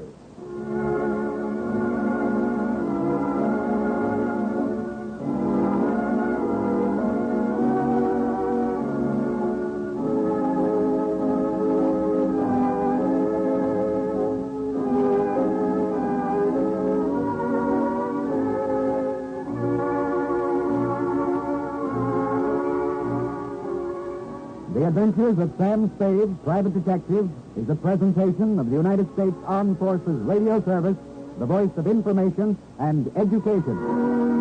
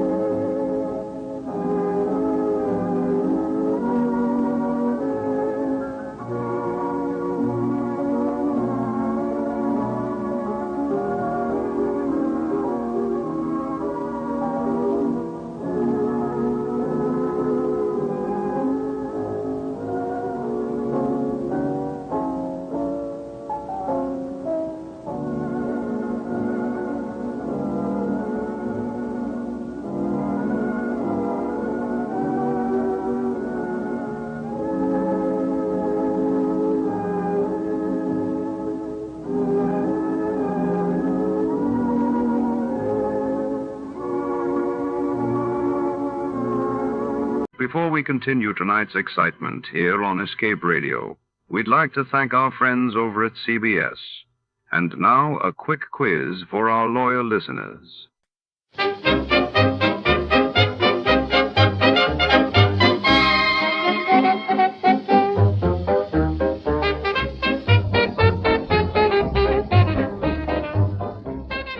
Tonight's tangled tale begins in the backroom laboratory of a glittering Beverly Hills cosmetics company, where science and secret share the same cramped shelves. It's 1949, and beneath the scent of expensive perfumes, a deadly formula is about to rewrite the fate of everyone who touches it. Betrayal, ambition, and a whisper of cyanide swirl in the air as a private eye steps into a world where beauty could kill.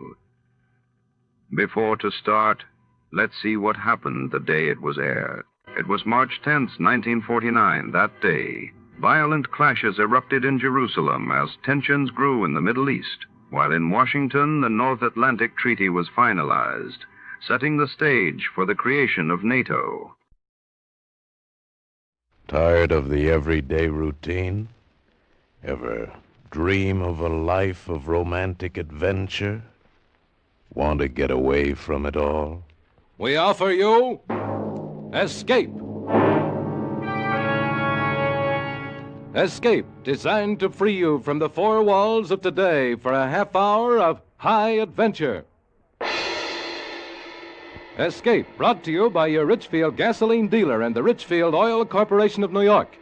Marketers of Richfield gasolines with xylene, Rich Lube, all-weather motor oil, and other famous petroleum products. Look for the Richfield Eagle on the cream and blue pumps.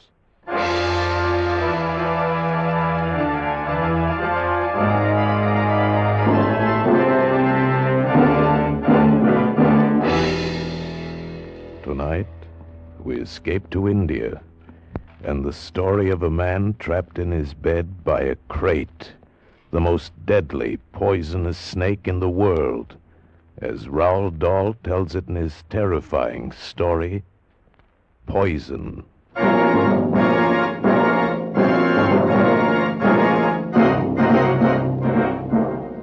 Listen, it's an awful good story, but to get the point, you got to understand about two things.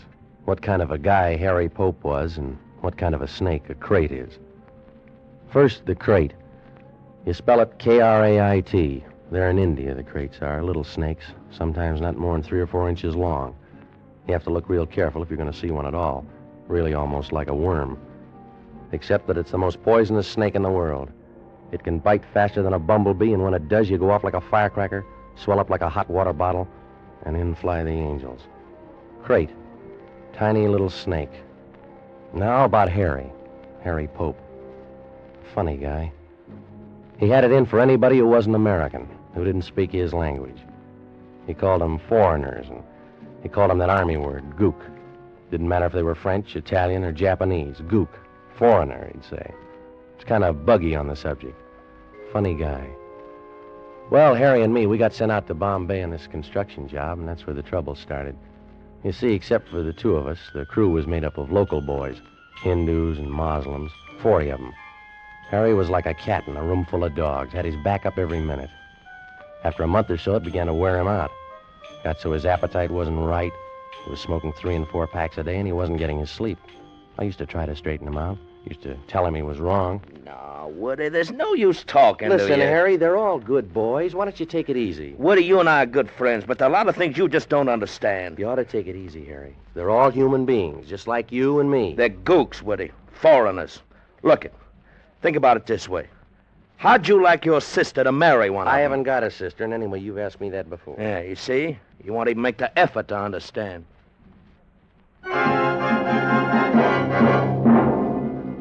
Well, that's how it was with Harry, and you know about the crate. Now about what happened. It was June of last year. It was hot and sticky, even though the sun was down. I was putting on a clean shirt to go out. Oh, man, I'm really beat tonight. What's with you, Woody? What's the clean shirt for? Going out. What do you got, a date? No, I thought I'd stop off at Dr. Ganderby's. He promised he'd show me the photos he made down in the leper colony. Ganderby? Yeah. These photos are supposed to be pretty interesting stuff. Well, how about it, Harry? Would you like to come along? Ganderby? He's a Hindu. A gook. Foreigner. I don't want to spend no evening with a gook. Shoot, not old Harry. So I went off to the doctor's, and Harry went to bed with a detective story. I had a very interesting evening. Later, old Harry was plenty sorry that he stayed home. I didn't leave the doctor's until around midnight, and when I drove back through the sleeping city, it was very quiet and dark. I thought about the pictures of the lepers I'd seen. I remember thinking, I hope Harry's awake, because I'd like to tell him about those pictures. And when I got home, I was glad to see the light in his room was still burning. Harry, you up? I didn't get an answer. Probably fell asleep reading. Harry, you awake, Harry? Shh. Woody, stop yelling. Harry, boy, what's the matter, kid? Shh. Stop, Woody. Take off your shoes. I couldn't tell what was the matter, but I knew he was serious, whatever it was about, so I did what he wanted. He was in bed, under his netting, with a reading light on, his book on the floor. He lay quite still, and the sheet came halfway up his chest. He was wearing those corny pajamas of his with the big checks all over them. And the pajamas were soaked in the sweat that was rolling off his face. He lay like a corpse, flat on his back, with his hands lying dead on the bed. His hands, even the backs of them, were sweating. His eyes looked like he was watching somebody saw his leg off. Woody, what's the matter, boy? It's a crate. Crate? Where? For Mary's sake. Shh. Where? Where's the crate? In here. Under the netting? No. Under the sheet. Where'd it bite you? It hasn't. Yet. Where under the sheet? Right on my belly. Holy son. You can wake it up if you don't cut out that yelling.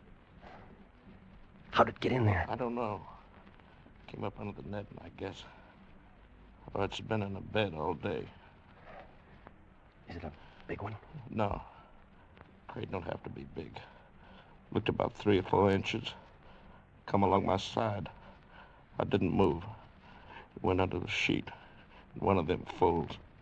One of them wrinkles there over my belly. How long ago did it come? Hours. Hours and hours and days and weeks. Woody, I've been waiting a year for you to get home. It must be sleeping in there, huh? Yeah, I think it is. All right, now listen, Harry. Maybe it'll wake up and go away. Go home or something, huh? I can't wait, Woody. I've been lying here scared I'd move sudden and wake it up. Yeah, you're scared and it'll bite. I've been lying here scared to death I'd cough. All right, don't you worry about a thing, Harry. I know just what to do. Where you going, Woody? Don't leave me. The thing was to be ready to cauterize the bite right away. I'd heard about one method. I went out to the kitchen, and I got a whole fistful of those big kitchen matches, and I took them back to the bedroom, arranged them all with the heads together, held them like you'd hold a torch. What are you going to do? What are the matches for? Now listen, Harry, here's how it goes. These'll cauterize, see? So we count 3, flip back the sheet, and you jump out of bed. Now, you follow me? You're out of your No, mind. listen, Harry. If the crate bites you, I strike the bundle and press it against the spot, and it burns out the poison, see? While the matches... Get away from me. You're a bubble-headed maniac. No, Harry, I'm only trying to... Shh. Listen, Woody, take your matches and your bright ideas and get the heck out of here. Call the doctor. The doctor? I never thought of that. Shh. Now get to it. Okay, Harry. Who do you want, Ganderby or Forsyth? Forsyth. Things are bad enough without you. Gotta bring that gook in here.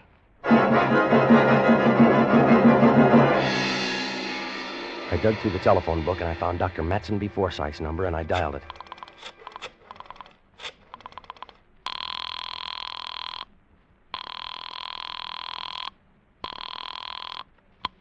This is the residence of the Dr. Matumbi Forsyth, please. Yeah, let me speak to the doctor. It's very urgent. Who is calling, please? Arthur Woods. Who? Woods. Arthur Woods. Spell, please. Woods. W. W. O. O. O. You have already said O. I have already written O. Have the kindness to give me the next letter, please. O. It's O after O. Please? Look, my name is Woods. Spell, please. W. O. O. D. W-O-O. Aha! D-S. Woods. Woods. W-O-O-D-S. Mr. Woods. That's right. That's just right. Now, let me speak to the doctor, please. Sorry. Doctor not in. Call tomorrow. Across the room, Harry lay very still, sweating, trying to keep every muscle relaxed. His face was beginning to twitch a little. I was scared. If that twitch should spread... I called the doctor's house again. Please, I do not understand. Look, I said if you don't tell me where the doctor is, I'm going to come over there and pull your arms off, and then I'm going to take you by the neck and... The doctor is at the club, please. What club? The country club. Ring 673. Harry lay very still, fighting the twitches, trying to keep from jumping out of his skin, while I waited for the bartender at the club to locate Dr. Forsyth. After about 5 minutes and nothing, I got this. Are you there? Listen, Doctor, you got to get over here right away. This is Arthur Woods, and my partner. He's got a snake in the bed with him. Doctor? Would you mind repeating that, old boy? I said snake. He's got a snake in the bed with him. Snake? Oh, jolly, jolly. I say, who is this? Is this Captain Smythe speaking? Please, Doctor, you got to get over here right away. It's urgent. Smythe, you can't. You don't fool me. Not for an instant, you don't. Please, Doctor. Snake in bed. Listen, is this Dr. Forsyth speaking? I say, of course not. It's Colonel Harcourt. Oh, well, let me speak to the doctor, please. Oh, but you can't, old fellow. Why not? Why, he's jolly well passed out, don't you know? Passed out. Like a mackerel. Snake in the... Listen, Harry, you gotta forget all this prejudice stuff. Ganderby's your only chance. No, he's a gook. He went to Oxford, Harry. He's a gook. It's him or the Undertaker. He's a gook. I'm gonna call him, Harry. All right. Go ahead, call him. But he's a gook. I called him. And when I mentioned crate, he was quiet for a good 10 seconds, and then he said he'd be right over. And he was within 5 minutes. He was wearing felt slippers, and he moved silently into the bedroom. He was carrying his black satchel, and when I saw the lamplight glinting softly in his steel-rimmed spectacles, saw his wise, gentle eyes, his bald brown head, I thought to myself, why, he looks just like Mahatma Gandhi. He looked silently at Harry and smiled encouragingly. Harry looked at him, looked at me, and looked away. Now, first we must very carefully remove the netting from about the bed. Mr. Pope, I want you to pay no attention to us. You are to concentrate on being very quiet, on letting the little snake sleep. It is a very little snake, and it is very tired. You must tell yourself this, and you must believe it is necessary for it to sleep. Yeah. Yeah. Mr. Wood, help me lift the netting. Very slowly. Up. And up. Good. What are you going to do for me? Think about the little snake. What do you think I'm thinking about? What are you going to do for me? The snake. It is here? It's in one of those folds over his abdomen, Doctor. Now we all know where it is. Pretend you are the mother of the little snake. You are keeping it warm. It is sleeping. That is good. Just so as it don't wake up and want breakfast. You joke? That is good. I wish I was back home in the good old USA. Now then. What are you going to do, Doctor? I have a serum here. We will inject it into the blood of Mr. Pope. Then, as he puts it, the little snake may breakfast to his heart's content without harm to Mama. His hands were brown and slender and astonishingly deft. He poked the hypodermic into a capsule of thick yellowish stuff, the serum, and then with infinite care he drew the plunger slowly and steadily upward. The glistening chamber filled. He withdrew the needle, laid the hypodermic down, and then with all the gentleness in the world, he began to fold back Harry's sleeve. It was as though he were folding rare old lace. He inched the sleeve carefully, under and up Harry's arm until the vein came into view. I'm going to fasten a tourniquet on your arm now. It will be just above the elbow. Do not move your arm. Do not twitch your muscle. Gently he tightened the rubber tourniquet, and Harry's arm began to flush dark. The vein began to swell, blue and tight.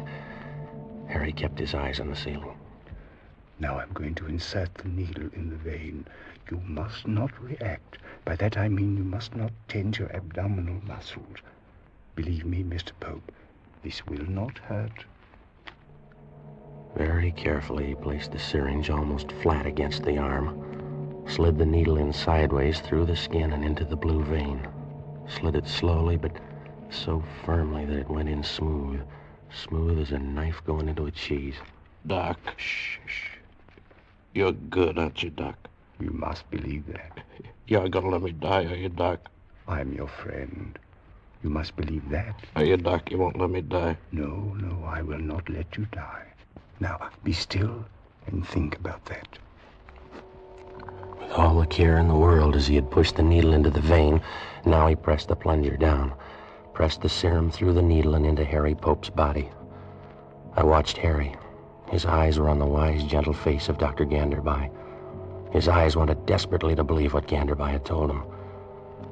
Now the hypodermic was empty, and slowly it was withdrawn. And then slowly the deft, graceful little hands loosened the rubber tourniquet. And then Ganderby looked up, met Harry's eyes, and smiled. Harry tried to smile back, but the smile jumped and twitched and died. You're taking care of me, huh, Doc? Yes, my son. Now you must be still while the serum is pumped through your body. Be very still and be very assured. I'm your friend. Oh. The serum will save you. You will escape harm. He beckoned to me, and I followed him out of the room and out onto the dark porch. The air was heavy and hot. Ganderby stared out at the blackness, drummed his fingers softly on the railing. Your friend is in grave danger. Yeah, but the serum. You gave him the serum. I gave him the serum. It isn't any good. It is the finest known to medical science, and it is worthless.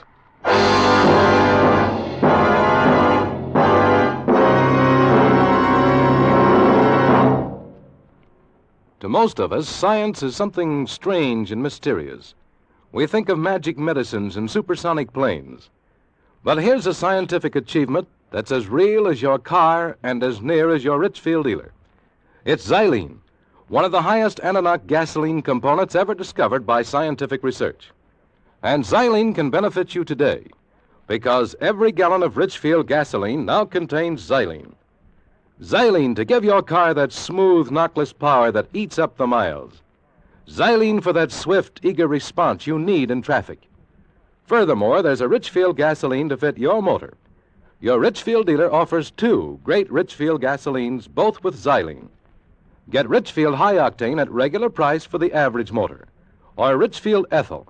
Ethyl at its best for top results in highest compression motors. Get Richfield gasoline tomorrow. Stop where you see the Richfield Eagle on the cream and blue pumps. And now we return you to Escape. So there it was. Harry Pope, the man who had been an enemy of anyone and everyone who didn't come from his country or speak his language, was now halfway through death's door, and his only hope lay in a Dr. Ganderby of another race, another creed, another country, and another color. Now, for the first time in his life, Harry had made a gesture of friendship toward a person of another race. First time. And it seemed to me the last. No, my friend. The serum is worthless. What can we do then? The snake is bound to wake sooner or later. Harry'll move. He won't be able to help himself, and the snake will strike. We must think. Yeah. Look, I'll shoot it. I can hold the gun low and flat so that even if I hit Harry, it won't be a penetrating wound, and I'll blow the snake sheet and all, clear the bed, huh? But you don't even know which of the many folds and creases in that sheet is the harbor of the snake. Yeah. You might shoot the air. Yeah. You would most certainly wake the snake then. No, we can't do that. I think I have a solution, Mr. Woods. Yeah? We will anesthetize the snake. Yes. We will use nitrous oxide, or ether, or chloroform. I think the last. Chloroform, yes. We put the snake out right while he's lying on Harry? Is that the idea? That is it, Mr. Woods. Now, if you will please drive quickly down to my house, my boy will show you where I keep my supplies. The chloroform is in a bottle with an orange label. Orange label? Yes. Bring it back as quickly as you can. I will stay with Mr. Pope and try to keep him assured. He seems to like you. We all like the doctor when we are sick. I drove it as fast as I could. The houseboy at the doctor's thought I was a madman at first, but then he decided in my favor, showed me where the stuff was. I found the bottle with the orange label, smelled it to make sure, and then took off back to the house. I eased the car up the driveway and tiptoed into the bedroom. You're my friend, Doctor? Huh? My pal? Yes, I am your friend, and I am not going to let any harm come to you. Here's Woody. He's my friend, too, Doc. Here's the stuff, Doctor. Woody, I've been an awful dope all my life. You know that, Woody? It's okay, Harry. You're going to be okay from now on. The doc here, my friend here, I didn't like him when he first come into the room. Why? Because he wasn't an American or even an Englishman. What do you know about that, huh?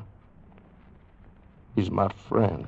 It's okay, Harry. You're going to be okay now, boy. I've been a prize dope. Mr. Woods, you'll have to help me. Right. He pulled a prescription pad out of his case, tore the cardboard backing off, and twisted it into a neat little funnel. He laid this on the edge of the bed. And then he took the piece of hollow rubber tubing which had been used as a tourniquet, and he began to slide it into the sheet. It went in where the sheet ended, across Harry's chest, and he slid it down. He slid it slowly, so slowly that although I was watching it, I didn't see it move.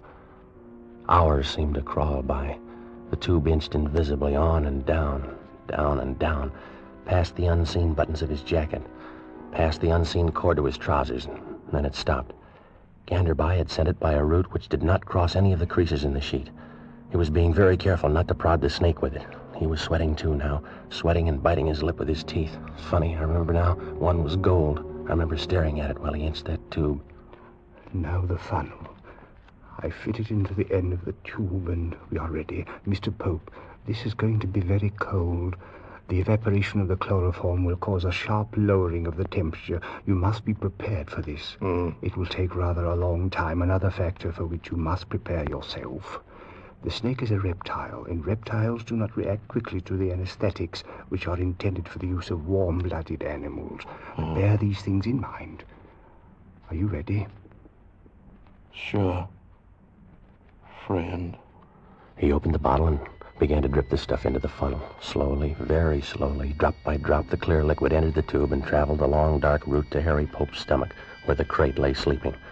Drop by drop, A pale, swirling vapor hung over the funnel. Down there on the sheet where the tube ended, a wet gray patch began to spread, the chloroform spreading and evaporating, spreading and evaporating. The room began to reek of it. And I remembered other places and other times. Hospitals, operations, the death of loved ones, smell of chloroform. Harry began to twitch now, his nose. He seemed to be in agony. Woody. Harry, what is it? I think I'm gonna sneeze. Don't do it, boy. Hang on, Harry. You gotta hang on. Don't. Ganderby looked at Harry's face. He reached up, pressed his knuckle against some nerve on Harry's upper lip, and the agonized look vanished. The relentless dripping of the chloroform continued. Harry was getting cold. I could see goose flesh along his arms, across the top of his chest where the jacket was opened. Ganderby looked at this and stopped pouring. That is enough.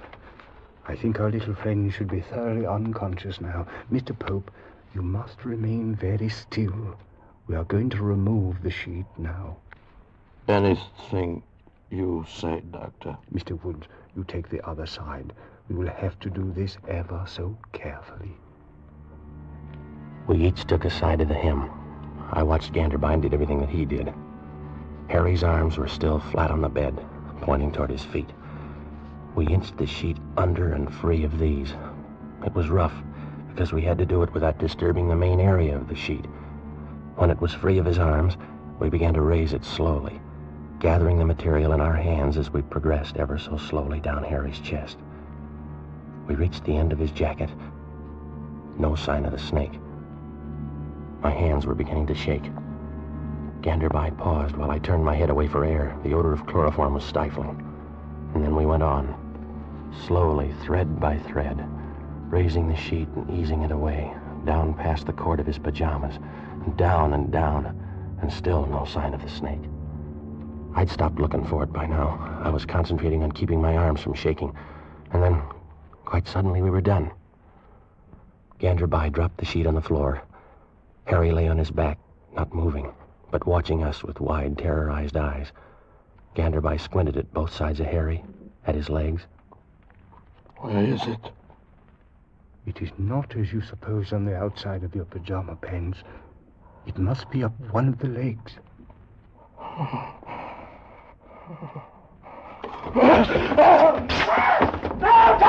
Harry, no! You fool! Stop it! Stop it! No! Stop it! Stop it!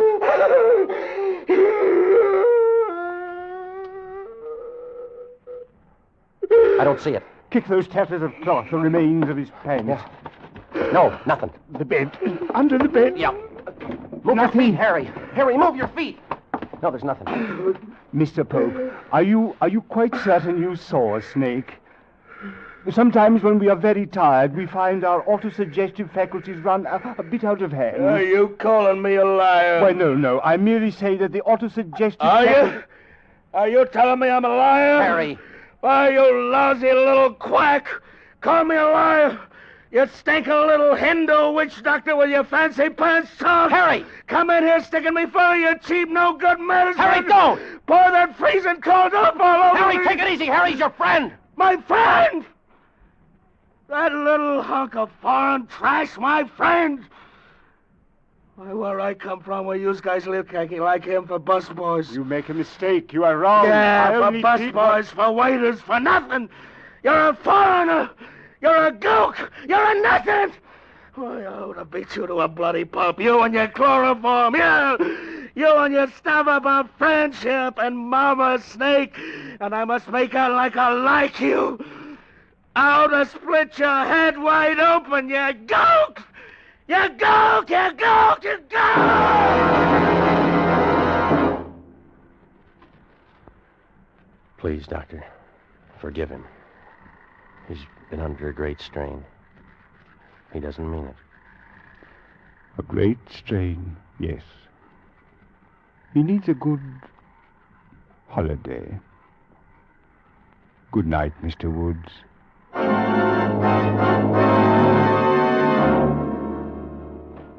That's all.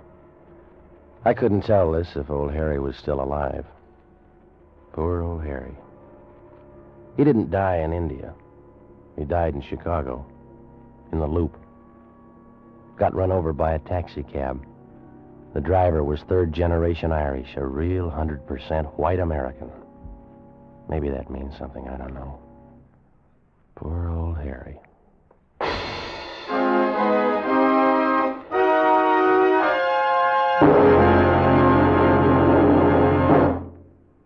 Believe it or not, but the very life of your car depends on oil. Without oil, your motor would grind itself to pieces in a matter of minutes. That's why you need an oil that stands up under every driving condition. That's why you need Rich Lube all-weather motor oil. Rich Lube is refined 100% from the finest Pennsylvania crude oil ever discovered. That's your guarantee that Rich Lube won't burn up even under the terrific heat of hard summer driving. Its tough, long-lasting oil film is your faithful watchdog. It protects your motor every mile you drive. You can depend on it. Moreover, Rich Lube motor oil combats carbon and other harmful deposits by its special cleansing action. It cleans as it lubricates your motor. Keep your motor young, keep your motor clean. See your Richfield gasoline dealer tomorrow. Ask him to change your oil to Rich Lube all-weather motor oil.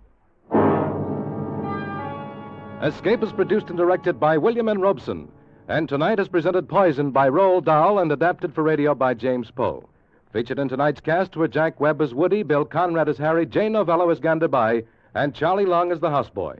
Special music arranged and played by Ivan Ditmars. Next week. You are lost in the headhunter territory of New Guinea, fighting your way through the swamps in search of gold. With you is a giant brute of a man and his beautiful wife, who doesn't care which of you is killed or who kills him, and from whose evil treachery there is no escape. Next week at this time, the Richfield Oil Corporation of New York invites you to escape with an exciting story of evil and violence in the deadly swamps of New Guinea, as Jules Archer tells it in Two Came Back. Goodbye, then, until the same time next week when once again we offer you Escape. Tom Hanlon speaking over CBS, the Columbia Broadcasting System.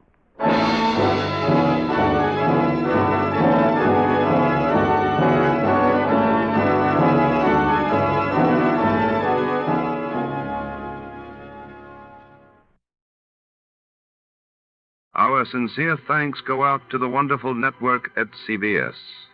And now, dear listeners, let's put your knowledge of the airwaves to the test.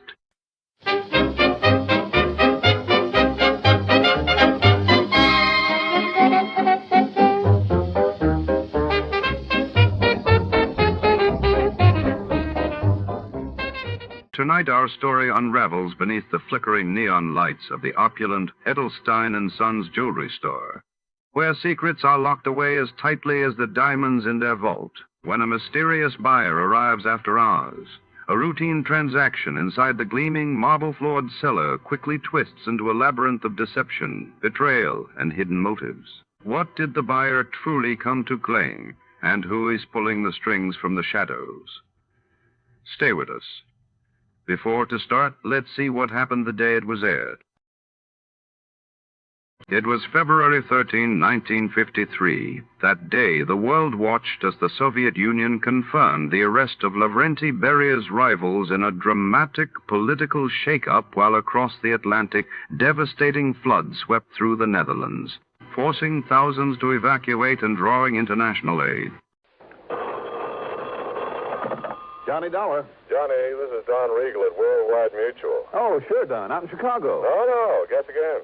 You've been moved? Yeah. Where? I hope it's been a promotion. Well, Johnny, I'm sitting here looking out the window of my office at the vast blue expanse of the mighty Pacific. Or at least I would be if the fog weren't so dark this afternoon. San Francisco. Right. One of my favorite towns. Go on. I'll bet you say that to every city in the United States. No, I mean it.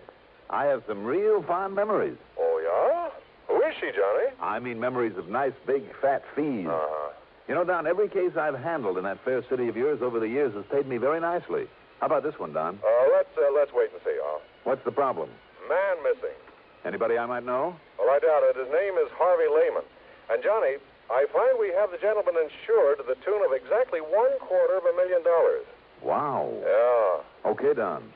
I'm on my way.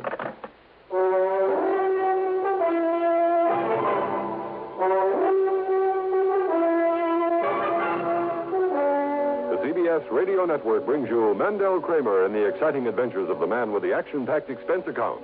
America's fabulous freelance insurance investigator, yours truly, Johnny Dollar.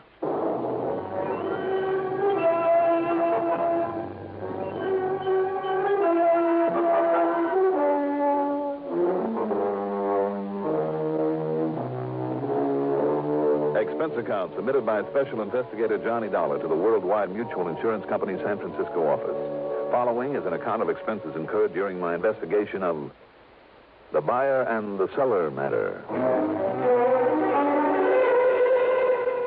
Item 1, after a quick early dinner, is $6 for a cab out to Bradley Field, and item 2, $175.70 plane fare. It was quite late by the time we set down at San Francisco International Airport, so item 3 is another $6 for a taxi into the Huntington Hotel, high on famous Nob Hill, where from my window I could look out over Telegraph Hill and Chinatown, Fisherman's Wharf, the Embarcadero, and other familiar spots of this wonderful, colorful city. First thing in the morning, I dropped in on Don Regal at his office right near station KCBS that carries these reports of mine on CBS Radio every week. You know, come to think of it, the last time I was in San Francisco, a couple of the men at KCBS helped me solve an important arson case. Yeah, I remember that one, Johnny. Where are you staying this trip? Over at the Huntington, as usual. Well, I hope you didn't bother to unpack your bag. Oh, why? Well, you may have a little more traveling to do. What do you think I did to get out here? Had my way, I'd stick around and enjoy this time of year for a little while. Well, no reason why you shouldn't. You can come back after you've cleared up this case for us. And believe me, I hope you can, Johnny. What's it all about, Don? Well, as I told you on the phone, the man's name is Harvey Lehman. As I also told you, he's disappeared. And if somebody's knocked him off, you'll have to pay a nice hunk of insurance. Yeah, exactly $250,000. But if that man ever had an enemy, I'm crazy as a bedbug. Well, I've always suspected that. Who's the beneficiary? His wife, Doris Lehman. They've been getting along all right?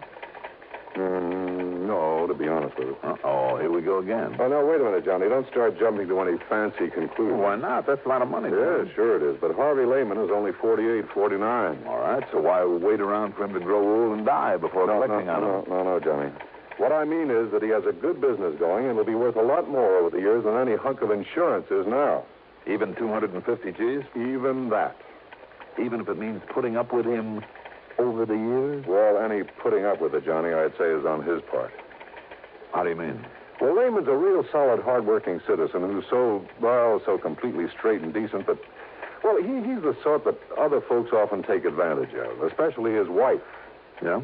Domineering. She's overpowering.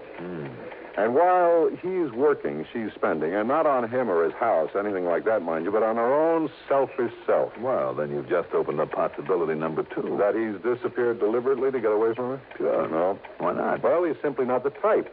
And there's a stubborn streak in him, Johnny, and I'm sure he'd keep trying to make a go of it in the hope that she'd get over this extravagance and nagging one day, and, well, I just don't think he'd give up. I know he wouldn't run away. Maybe. Maybe not. I'm sure of it. How long ago did he disappear? By the way, what sort of business is he in? Well, he's a buyer, Johnny. I guess you'd call him a commission buyer. Oh, buyer of what? Well, antiques, that sort of thing. You want a giant ruby from some ancient Persian idol, Lehman would get it for you if anyone could. Or the suit of armor that King Arthur wore. Or even a whole room from some Scottish castle. You know that sort of thing. Well, anyhow, he left here just a week ago. A week ago?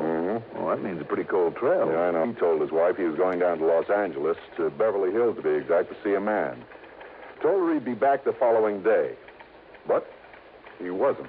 Any reason why he couldn't have just stayed over for a while? Well, look, Johnny, if Lehman said he'd show up at 9:16 on Tuesday morning, he'd be there at 9:16 on Tuesday morning on the nose. Not a minute sooner, not a minute later. That kind? Yeah, that kind. Anyhow, Johnny, I've checked every hotel and apartment down there, so have the police. There's been no sign of him. What about this man that he went to see? Well, his name is John Arthur Whittington Maynard. I've been on the phone with him. The police have been on the phone with him half a dozen times. Lehman never showed up. Maynard. John Arthur Whittington. Yeah, you remember him, Johnny. Big producer-nick of a lot of big movies some 30 years ago. Well, at least they made a lot of money. Yeah. All of them horror films, Edgar Allan Poe and vampire and werewolf sort of stuff, before all this science fiction type of stuff came along. The old screwball made himself millions. Well, why did Lehman say he was going down? Well, like I said, Lehman was a buyer of some pretty unusual stuff on commission. And I understand Maynard has a house full of it. Now, wait a minute now. Don, isn't he the one who had an old movie set, an old capsule moved onto some property to use for a home? Yeah, that's the one.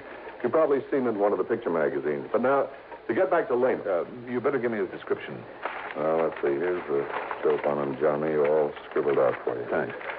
And if you want a picture without having to go to the police, his wife has promised to have one for you. Good. Because she's the one person that I want to talk to about this. Now, have you got a car I can use? No, sure, you can have mine. But listen, Johnny, so far as Mrs. Lehman is concerned, I thought I made it clear a couple of minutes ago Okay, Don, okay. Let's just wait and see. The Lehman house was up in Marin County over the Golden Gate Bridge, and it was quite a mansion. From the minute I stepped inside, it was plain who dominated this household. The rugs, every piece of furniture, every bit of decoration, everything was in the unmistakable taste of a woman. Even Lehman's so-called study would have done much better as a sewing room. There was certainly no place where a man could open his collar, take off his shoes, put up his feet, and relax. And the more I talked with Doris Lehman, the more I became convinced that one of two things had happened. Either he, in spite of what Don had told me, either he'd skipped out simply to get away from her, or she had done him in for that insurance.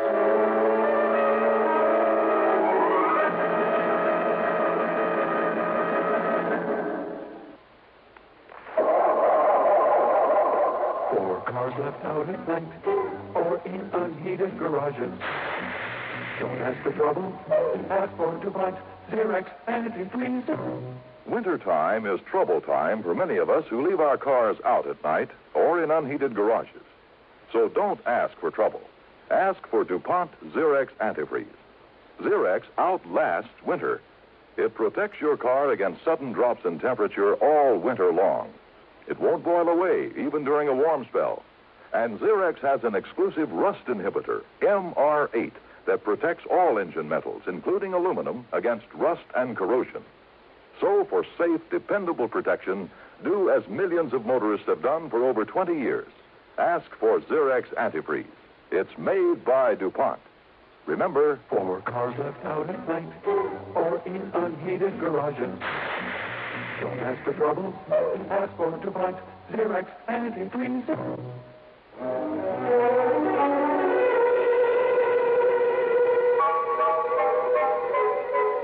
Now, just a minute, young man. If you came out here to insult me... I'm sorry, Mrs. Lehman. You very well should be. But in my job, we have to consider all the possibilities. Ridiculous. Do you think for 1 minute I'd dirty my hands with such a low act as murder? It's ridiculous. Even for $250,000? Make no mistake about it, Mr. Dolar. Harvey is worth a great deal more to me alive than he might ever be dead. He's done very well for me and will continue to. If you can find him and bring him back to me. I'm sure he will. Of course he will. Have you considered that he might have just wanted to get away from you for a while? I beg your pardon. Harvey just run off and leave me? Well? He wouldn't dare. I wondered. Well, you can stop wondering right here and now. Harvey would no more... He would no more... Yes? Go on, Mrs. Lehman, or if I hit a sore spot. Mr. Dolar, if I thought for 1 minute, if it were possible that you were right... No, I refuse to believe it. And if you have no better theory, I suggest you get out of here and forget the whole thing. If he's to be found, the police can do it. Have they accomplished anything as yet? No. Big, talking, do-nothing men. They haven't accomplished a thing. And those bumbling, movie-struck police down there in Beverly Hills are just as bad. Now, just a minute. It just happens that Beverly Hills is a mighty fine police department. I know. I've worked with them. Then why haven't they found him? That's where Harvey went. Well, how do you know? How do you know that he ever got there? Because he telephoned me from Mr. Maynard's home. If you can call that atrocity a home. He said that's where he was calling from? The night of the morning he left here. Harvey always calls me when he gets to a destination, wherever it is. I insist on it. And naturally, Harvey obeys. I'm sure he does. Did you tell that to the police? Of course I... Yes? No, I guess...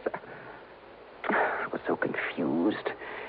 These stupid police annoy me so with their endless questions and insinuations. They're even worse than you are.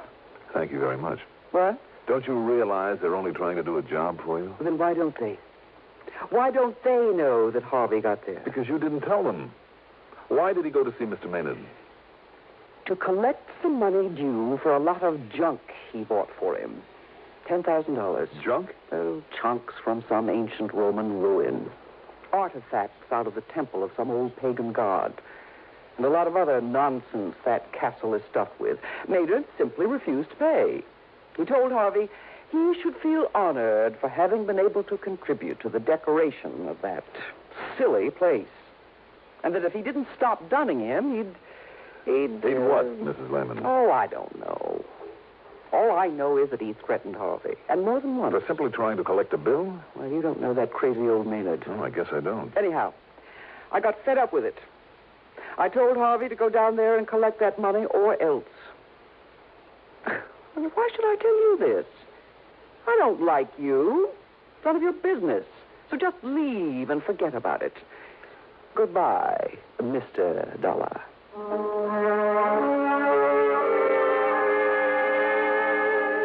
I was afraid if I lingered any longer, she'd literally throw me out. So I got the next bit of information, her telephone number, from the phone book in my room at the Huntington. Then I put through a call, not to her, but to an old pal of mine. Under the circumstances, it wouldn't be diplomatic to give his right name, so we'll just call him Brady. Sergeant Brady, the Beverly Hills Police Department. And 15 minutes later, he called me back. Johnny Dollar. Brady, Johnny. Yeah. Well, as you suggested, I snooped the phone company, and yes, there was a call to that Marin County number the same night Lehman should have arrived down here. All right, then, Brady. So maybe old Maynard called to see why he hadn't. He must have known Lehman was planning to come. I don't think so. I don't think Maynard would have called because I don't believe he did know Lehman was heading your way. Oh, you don't, huh? What's more, it was Lehman himself who made that call. No, wait a minute. You're sure of that? Yes. At least that's what I was told by... Yeah, Johnny? Well, maybe I'm not sure. Well, if you're thinking that maybe Lehman did get here and that maybe they had a fight or something, well, Johnny, we thought of that, too. You see, we know that wacky old Maynard pretty well. He's a real nut. And if you don't believe me, just dig up some of those old horror pictures he used to make. Wow. I know what you mean. Made a lot of the props for him, too, with his own little hands. Anyhow, just in case, some of the boys and I went through that joint of his from stem to stern. And? Nothing. Zero. No sign of Lehman or anybody else. We even tapped on walls and took measurements, looking for hidden rooms or secret panels, that sort of thing. Nothing. But you did suspect him. Did? Yeah. But only because that crazy old man, just to be dramatic, might try most anything, just for kicks. Even murder? Murder. So what's a murder to him? I mean, after all those he put on film? But you know something? No? If that ham ever did kill somebody, why, Johnny, he'd be the first one to ask us over. He'd probably lead us right to where he'd hidden the stiff after fixing it so we wouldn't see it. Just to show off? Yeah, sure. That's why we went over the place so carefully. Even poked around in all the old suits of armor that he kept pointing out to us. Brady, how long are you going to be on duty? Well, I'm off in half an hour, but now listen, Johnny, if you think you have some Well, idea... I'm not sure, but maybe I'll run on down there.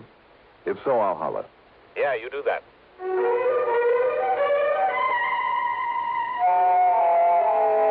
Item 3, $83 even for a cab to the airport, a jet to Los Angeles, and a deposit on a rental car. I drove into Beverly Hills to police headquarters. As I suspected, Brady wasn't there, nor did a phone call raise him at his home. However, the officer on the desk promised to keep trying and gave me some directions, so I took off.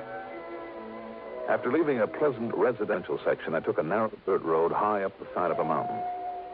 I could see all of Beverly Hills and most of Los Angeles spread out below me, and Catalina Island over 20 miles out in the blue Pacific like a jewel, fairly sparkling in the late afternoon sun. I could also see the crummy castle where John Arthur Whittington Maynard lived alone among the tattered glories of his past in the film business. And suddenly, that wee, small voice in the back of my brain spoke out loud and clear. Watch it, Dollar. You may be getting into more than you bargained for, so watch it, Dollar. Watch it.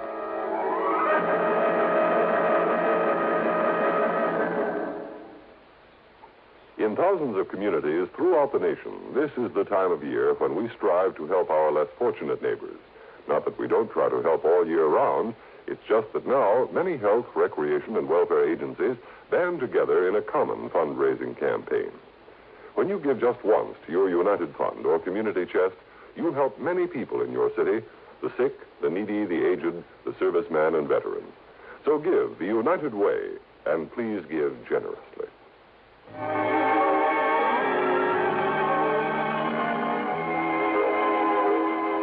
Picture it for yourself.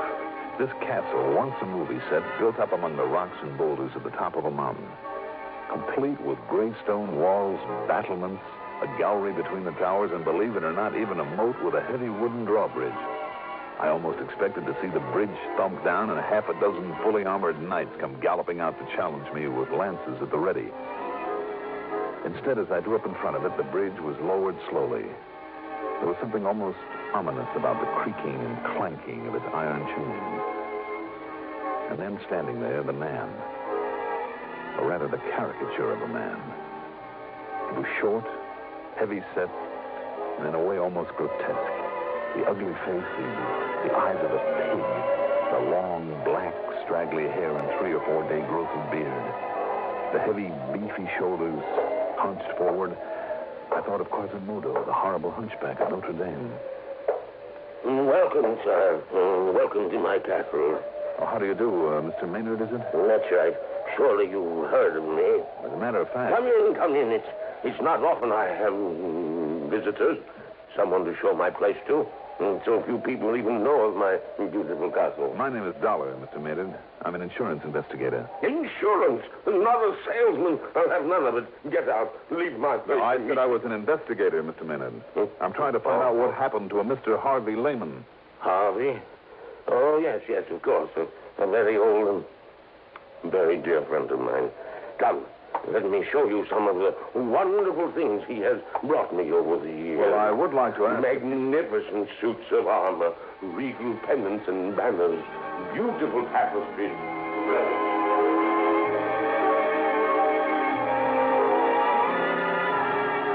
Pinning him down to talk about Harvey Lehman was almost impossible. But I must confess that the trip around that phony castle was interesting, to say the least. Much of what he showed me deserved a place in a museum. Real collector's items. And some of the props from old horror pictures that he's made were just fascinating. Especially down in one of the dank, dark, dirty dungeons. Ancient instruments of torture, the rack, the wheel, the Iron Maiden, a metal boot to be filled with boiling oil. From my pictures, Dolar. From my pictures. Realism, that's what I had in all of them.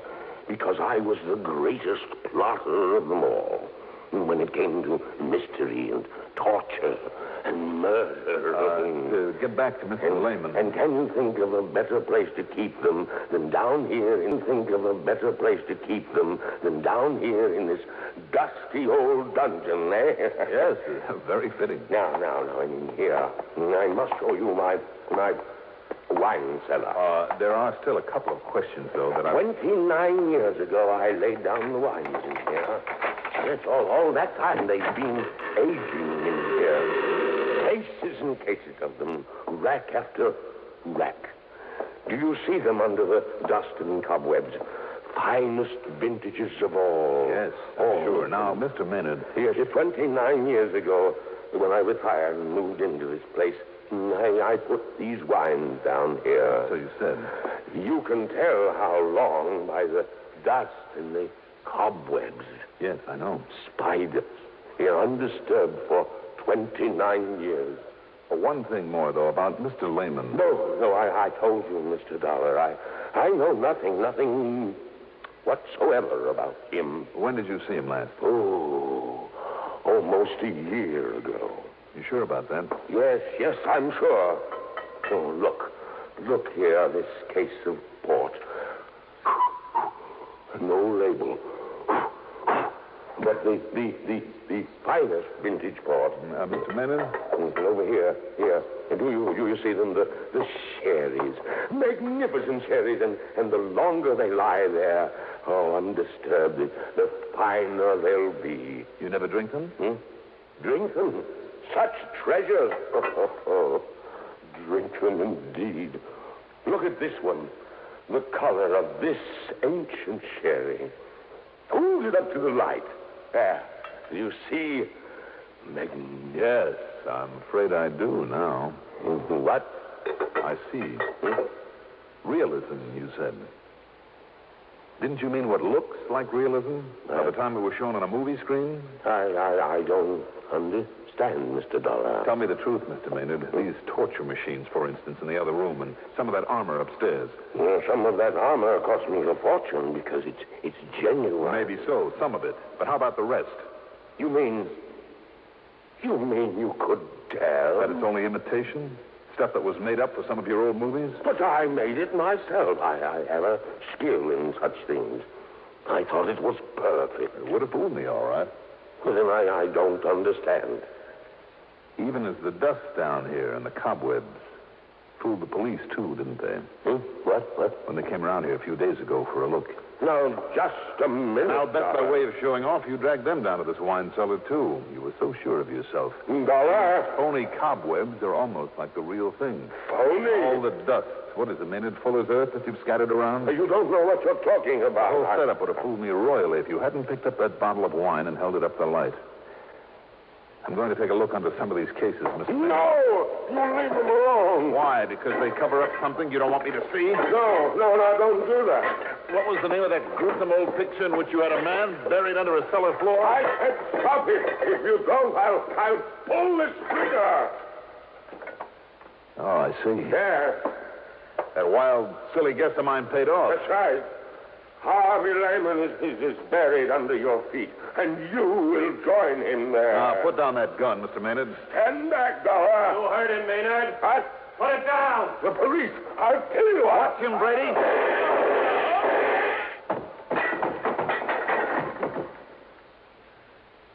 Thanks, Brady. Well, it was a pleasure, Johnny. I'm sure glad you left word for me at headquarters. Oh, believe me, so am I. And he certainly fooled us when the boys and I went through here a couple of days ago. But how did you ever guess? A bottle of wine when he held it up to the light. Well? He said it was fine old sherry, lying around down here for 29 years. So? Sherry? There should have been a sediment in that bottle this thick. Uh-huh. So the age and dust and cobwebs were a fake, huh? And he must have moved the bottles over this spot only recently. That's right. I just took a wild guess. You know the rest. Pretty smart, Johnny. Pretty smart. Needless to say, wild as the whole thing may seem, they found Lehman's body buried there in the cellar. Expense account total, including the trip back to Hartford by way of San Francisco to pick up my clothes, $477.30. Yours truly, Johnny Dolar.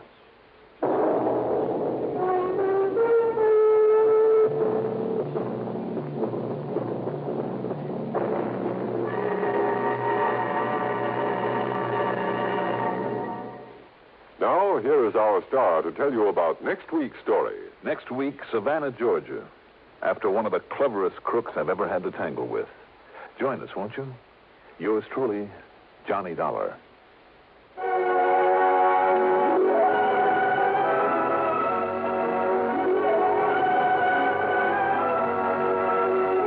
Yours truly, Johnny Dolar is written by Jack Johnstone, produced and directed by Bruno Zerato Jr., music supervision by Ethel Huber. Johnny Dolar is played by Mandel Kramer. Also featured in our cast were Leon Janney as Maynard, Gertrude Warner as Doris Lehman, William Redfield as Brady, and Carl Frank as Don Riegel. Be sure to join us next week, same time, same station, for another exciting story of yours truly, Johnny Dolar. This is Art Hanna speaking. Don't just stand there. Enjoy the Gary Moore Show weekdays on the CBS Radio Network. From all of us here at Escape Radio, thanks kindly to our sister station, CBS. Now then, let's see if you're true masters of classic radio.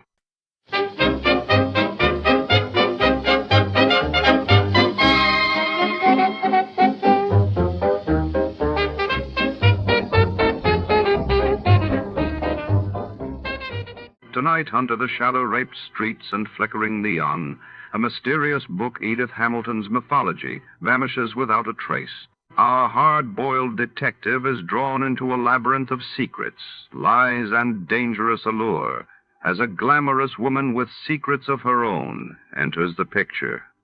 what's hidden between the pages, and who will risk everything to possess it. Stay tuned for the Edith Hamilton Capper. Before we begin, let's see what happened on the day it aired. It was March 18, 1950.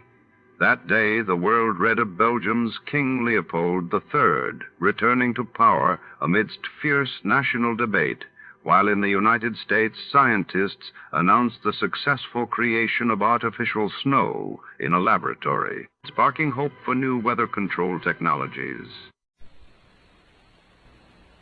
The Adventures of Sam Spade, Detective.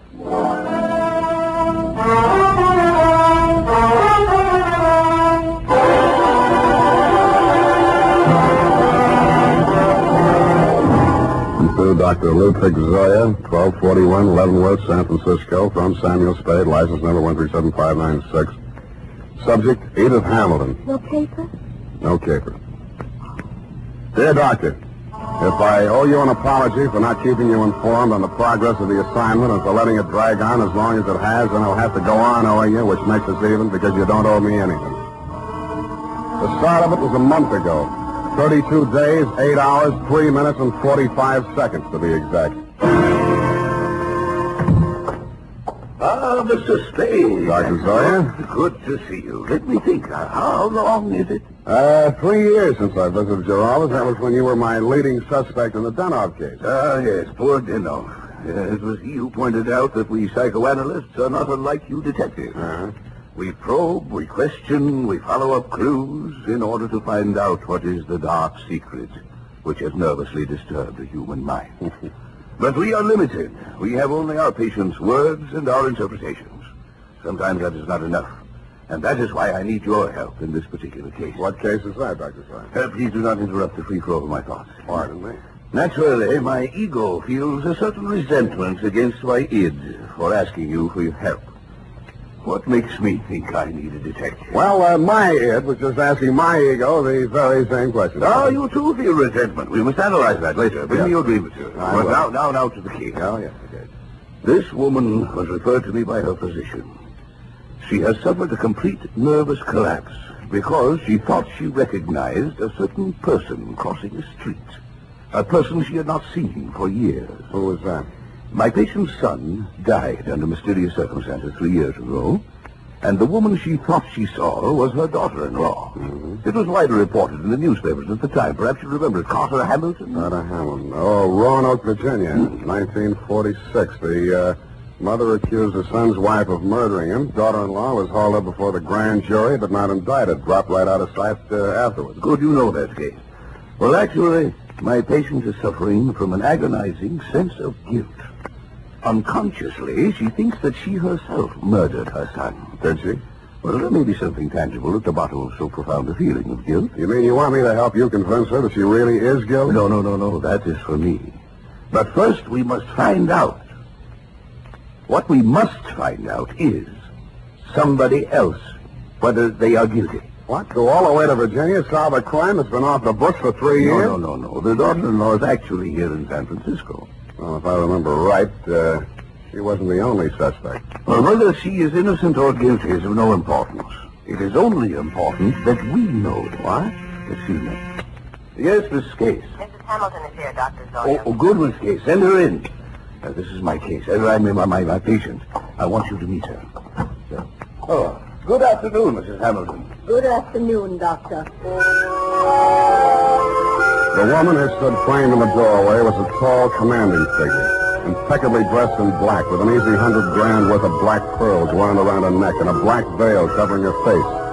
She walked in ahead of you, displaying not a sign of nervousness, and stopped directly in front of me.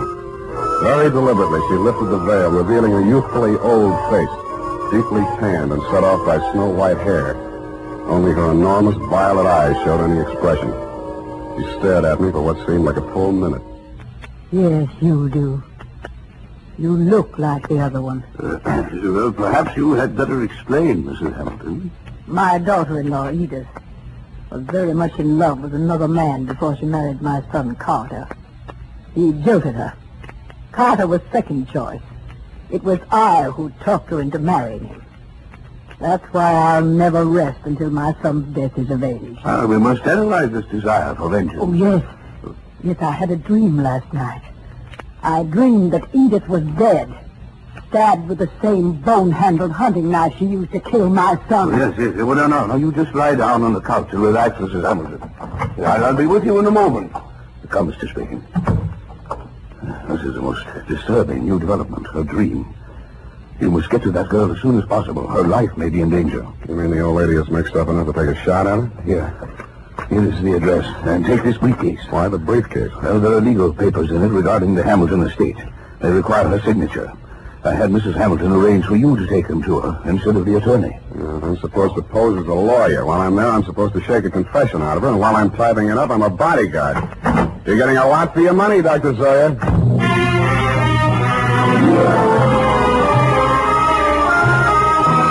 I spent the next hour or so in a newspaper morgue briefing myself on the old Hamilton case. The victim, Carter Hamilton, was the 28-year-old tail end of an old Virginia family whose blood was as rich as it was blue. The accounts of the killing were sketchy. At the old plantation, Carter Hamilton had been found one morning by his mother dead in bed of a stab wound. The knife was never turned up. Somebody had wiped everything in the room clean of fingerprints, which sounded like robbery until it was established that nothing was missing. The state was counting heavily on Mrs. Hamilton Sr.'s testimony in their case against the daughter-in-law, but an odd angle I'd forgotten. The old lady had clammed up in front of the grand jury, and the case was dropped for lack of evidence. Then there was a picture. She was the kind of a girl who looks her best in a riding outfit with her freckles showing, and then surprises you by looking even better in full makeup with her shoulders showing. Candid is the word that best describes her features. Large, widely spaced eyes, a generous mouth, and an expression of unaffected sincerity. It was with a certain reluctant eagerness that I kicked myself up Stockton Street to Pine, across Pine to Bush, and up 3 flights of stairs.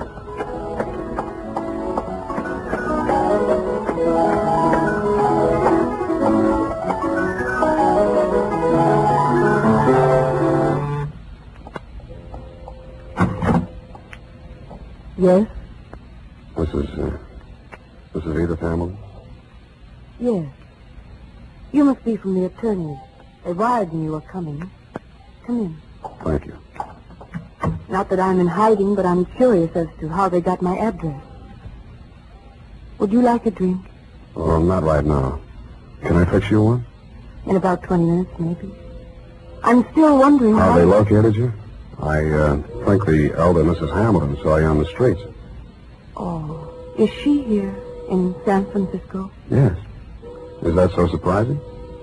No, it's a large city. What is surprising is her staying on after learning that I was in town. And she's not very well. In fact, I think she's had some kind of a nervous breakdown.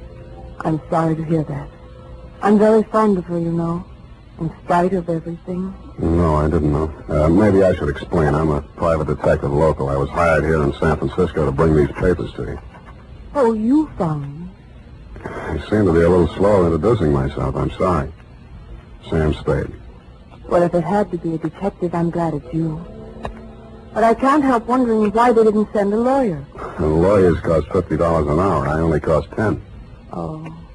In the private eye stories, it's always $25 a day and expenses. I wish those writers would get abreast of the times. I'm sure they'll catch up. But if you're being paid by the hour, perhaps I can keep you here a little longer. I'm glad you said that. You remind me of someone. Pleasantly, I hope. Yes. Oh, yes. And sadly, too. Your husband? If you don't know about that, I hope you'll never find out. I'll leave that up to you. His hair was like yours. He was thinner. And his eyes were blue. Maybe we shouldn't wait till 5 o'clock for that drink. It was a funny kind of a drink. I'd never been hit by one before, black velvet. After 2 of them, I even began to hate myself a little less. And after the third, I decided there was some mystical connection between the drink and the color of her eyes. Black velvet. I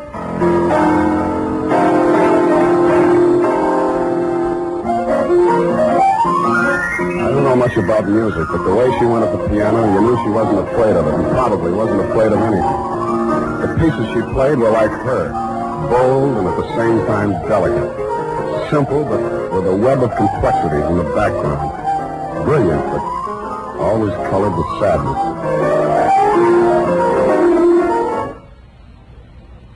What's the matter? I want you to take me someplace.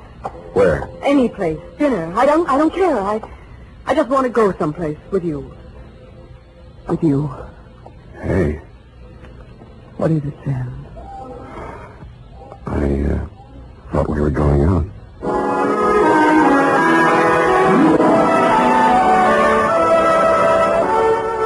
I never paid much attention to San Francisco before I met her. It's quite a place.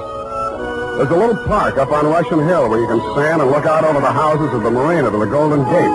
There's an island in San Francisco even worse than Alcatraz. It's in the middle of the lake at Flashacre Zoo, and instead of gorillas, the population is nothing but monkeys. There are only 2 laundries in Chinatown. And out at Golden Gate Park, they have a band concert every Sunday afternoon. Maybe it was just the bright weather, but everything looked clean and shiny, as if somebody had taken a scrubbing brush to all the buildings. We even fed seagulls. At first, she never went any further into her past than the day before yesterday. I couldn't very well charge her for the progress I was not making on the case, so when I learned that you'd sent old Mrs. H to a nursing home for a 2-week rest and Edith did not need bodyguarding for the time being, I took a job that took me down to Los Angeles for a few days. I was awful glad to get back, and not because I don't like L.A.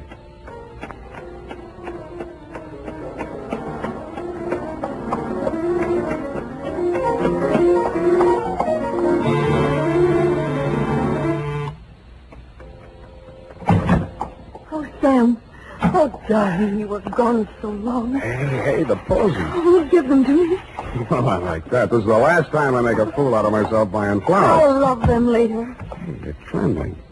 What happened while I was gone? What happened to me happened before you went away. You know that. Sam, while you were gone, I had a lot of time and I did a lot of thinking.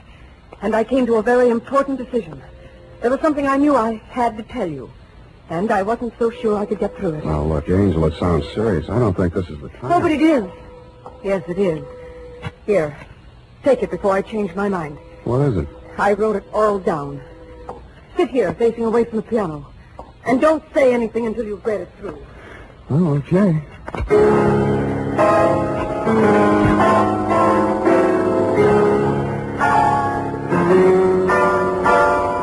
The opening sentence hit me straight between the eyes.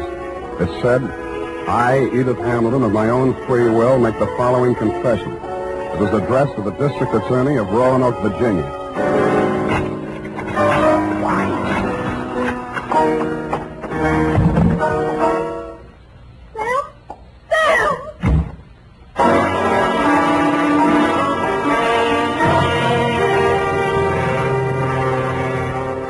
That, Dr. Zoya, was when I headed back to your office.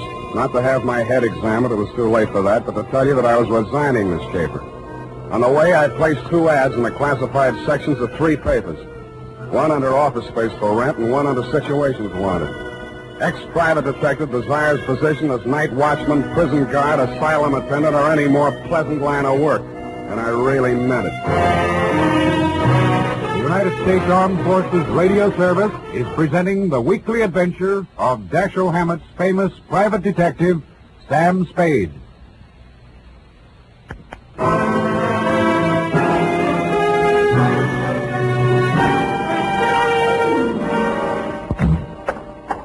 Mr. Spade, what is it? You're disturbed. Disturbed is not the word, Mr. Zoya. Is it because you've been with her a week and a half and there's yet no progress? Let us analyze the situation. The whole setup has been rotten from the beginning. You send me to that girl under false pretenses. You tell me to worm my way into her confidence. One moment. Did I tell you this? How else did you expect me to get a confession out of her? Should have got the play when that old lady said I looked like a man Edith was once in love with. You thought she'd fall for me, didn't you? You thought I'd take advantage of it, didn't you? Well, you could hire somebody else to make love to her. I'm a detective, not a gigolo. So she did make a confession to you? Why do you say that? When a patient comes to a psychoanalyst for help, a situation develops which we call transference. Now, this means that the doctor represents to the patient someone in whom he can confide. to whom he can unburden himself, such as a parent or a loved one. Well, then let's go on with it. No. Well, at the moment, that is, what you feel toward me at the moment is what we call a negative transference. You wish to continue to make love to her, but you feel guilty about it, so you blame me. Well, what then? What are you driving at? In this love affair of yours, we have a similar situation. But what she feels for you only resembles love. It is transference. You resemble a former lover. Yeah. And that is why it only took a week and a half for her to reveal everything. Oh, sometimes I think I am too ethical, or too old. Come now, why don't you tell me? You feel better. There's nothing to tell. She had it written down. I didn't read past the word confession. Well, what did you do with it? I destroyed it. I see. Well, now Miss what? Case, what is it? Mrs. Hamilton, she's...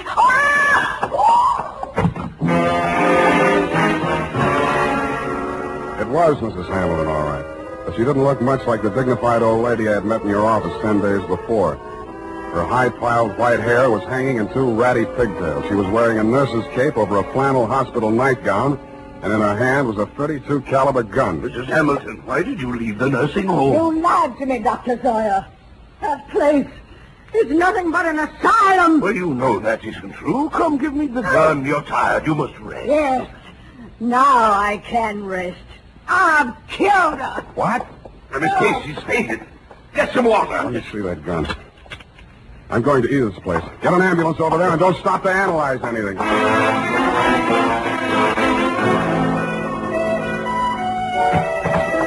Edith was slumped forward over the piano keyboard. She was barely breathing. The old lady wasn't much of a hand with a gun. 4 of the slugs had punctured the big studio window. 1 had torn a flesh wound in her shoulder. The other had penetrated the right side, just below the rib cage, and there was not much bleeding at the wound of exit. Her face was pale and the skin cold to the touch. I gambled on a hunch she was suffering mainly from shock, moved her over to a couch, threw a blanket over her, and poured hot coffee into her. After a bit, her color started coming back. Then she opened her eyes. Oh, I thought you went away. I must have dreamed it. Lie still, Angel. Don't try to talk. Oh, please, don't let them know what happened. Take it easy. It's only the ambulance. I've got to save Mother Hamilton. You see, I've got to get rid of that knife and the tablet.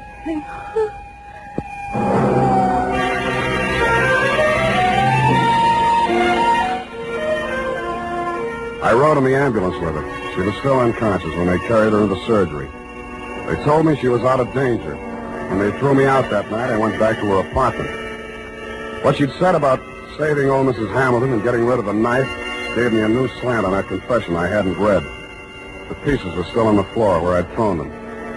It took me nearly an hour to put the jigsaw together, and when I did, it was still a puzzle. In her story of that morning 3 years ago, she confessed to finding the body before the official discovery, to hiding the knife and wiping the doorknobs and surfaces in the death room to get rid of fingerprints.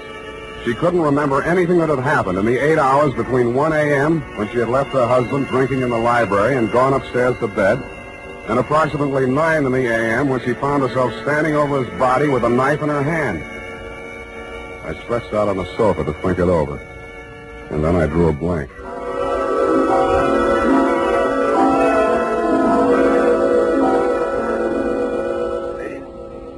Mr. Spade, wake up. What? How did you get in here? Well, I've been reading that so-called confession. Very interesting. We must analyze it. You analyze it. I'm going to call the hospital. I've just come from there. How is she? Physically, nothing serious. Mentally, she's not so good. She keeps asking for you. Yeah? She thinks you can help her. Yeah, it's definitely there, the delusion that she's in love with you. What makes you so sure it's a delusion? Don't answer that. When can I see her? Well, it's best that you wait until she comes home. That will be next Tuesday. Look, you're supposed to be a first-class head doctor. Can't you cure this amnesia of Edith? I thought I explained to you last night when we were discussing transference. Please, Dr. Zoya, please. I know you mean well, but don't. I beg of you. Well, it's not important. When she gets to know you better, she will realize that her love for you is irrational. And then realize that her love for you is irrational. And then she will remember everything.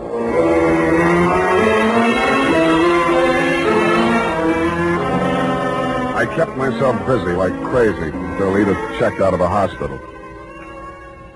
There wasn't much talk between us at first. Even her music was reticent, little rambling improvisations that sounded like children's songs or lullabies with something just a little acid mixed with their simplicity. Then as the days went by and her strength and confidence started to return, her music became serene and graceful. It became like her as she sat there at the piano in front of a big window with its afternoon sun streaming down on the San Francisco hilltops, while at the same time the April fog bank started its nightly prowl in through the Golden Gate. And that was like her, too, and like her music. Brilliant, but with a touch of melancholy. And then one day it was all warmth and brilliance and she was smiling.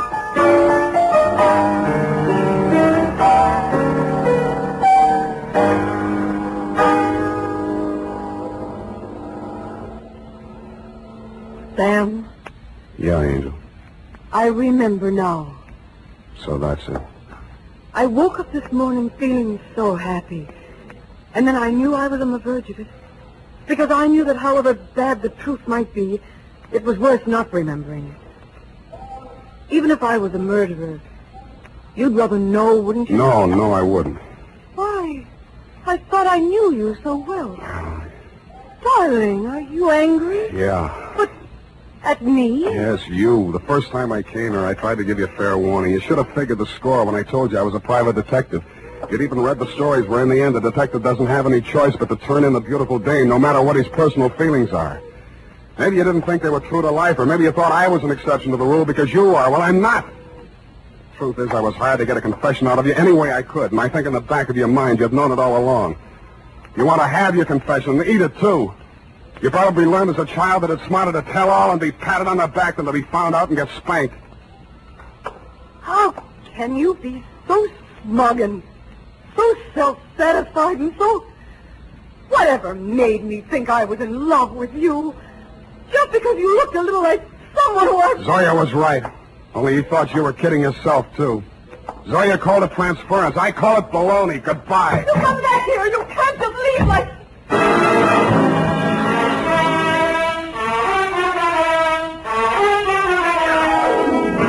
And that Dr. Zoya is why I never heard her confession. It turned into a lover's quarrel. But I understand she paid $25 an hour to rattle it off to you. I have before me your telephonic message. I haven't had time to analyze it, but at first glance I take it to mean that Edith was innocent of everything except destroying evidence. Motive, to spare her mother-in-law the anguish of knowing that her son was a suicide. I'm sorry, now that I know what her story was, that I didn't stay to hear her tell it. But that, as you would say, is not important. At least I cured her of that love delusion you were so worried about, even though it took a month to do it. Period, and a report. Oh, Sam, sacrificing yourself so self-sacrificingly, rather than shatter a mother's delusion. Yeah, some other time, huh? I'm sorry, Sam. I'll go type this up.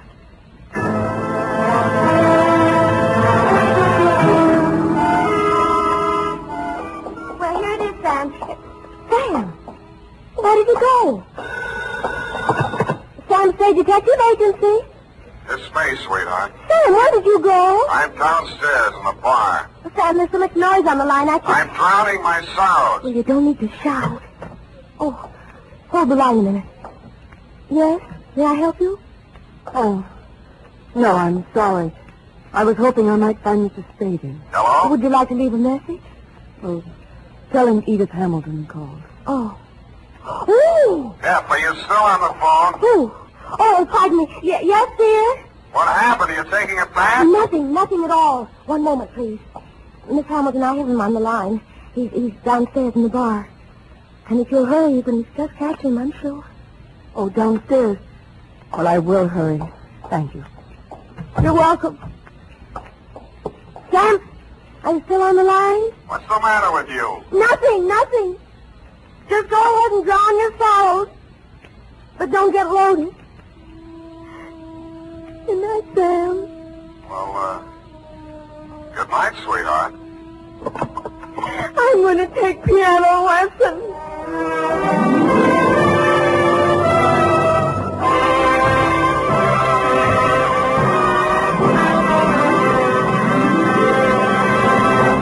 The The Adventures of Sam Spade, Dashiell Hammett's famous private detective, are produced and directed by William Spear. Sam Spade is played by Howard Dove. Lorene Tuttle. Tonight's broadcast comes to you with special thanks to our friends at CBS. And before our next mystery unfolds, here's a question for the sharpest listeners in America.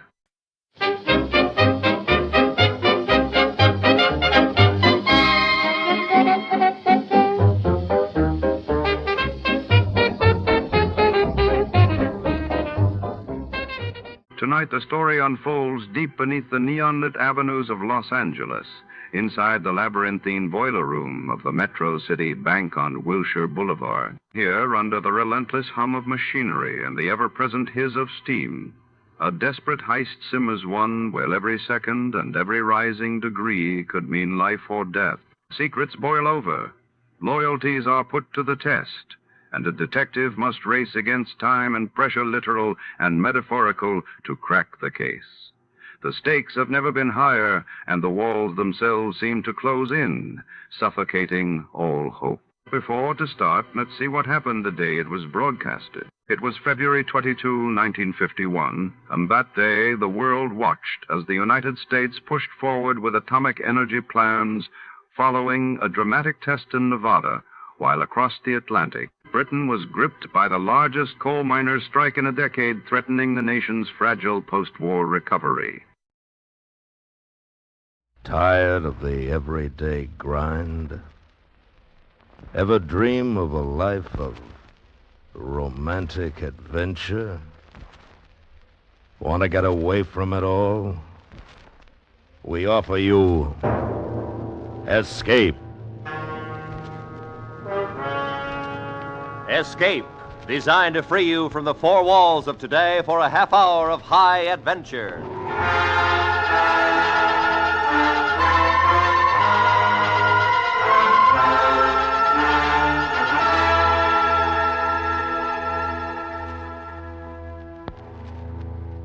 You are 400 feet below the surface of the South Pacific, the heavy taste of chlorine gas souring your mouth, while somewhere up above you, searching through the night for you, is an enemy destroyer bent on sending the submarine and you to a murky death.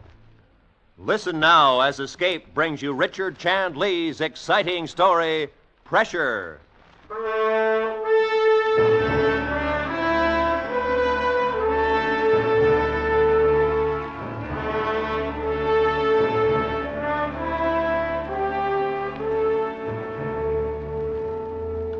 November 6, 1944. USS Amberfish, SS 593, departed Pearl Harbor for her assigned patrol area, the East China Sea. She carried 82 men and 24 torpedoes. She was commanded by Lieutenant Commander Daniel Hall. Her record was 0. This was her 4th war patrol. On the 32nd day of patrol at 1700 hours, Amberfish surfaced off the southern coast of Japan. Fog. Wouldn't you know it, Mac? If the sea doesn't run heavy, we get fog. What can you find in this? What's the old man got planned for tonight, Lieutenant? Routine. Night surface routine. You think the last night on patrol we... Hold it. Hiya, boys. Captain? Evening, sir. That's a lousy night.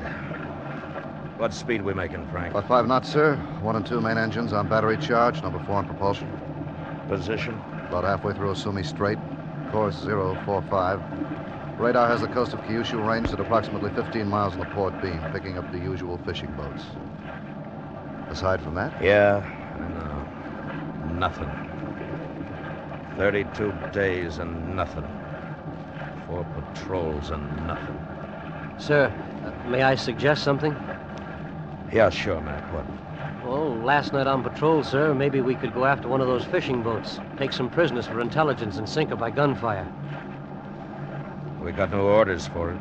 I know that, sir, but... It might do us all some good, Captain. End up the patrol. It's better than nothing. I'm sorry, boys. We got no orders. That's it. Yes, sir. Only we're all... Only what? Nothing, Captain. Nothing at all.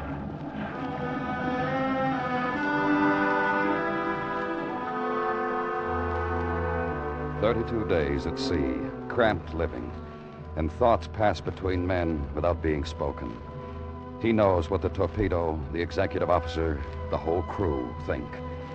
Captain Hall, a book commander. Last night on patrol, and he still goes by the book.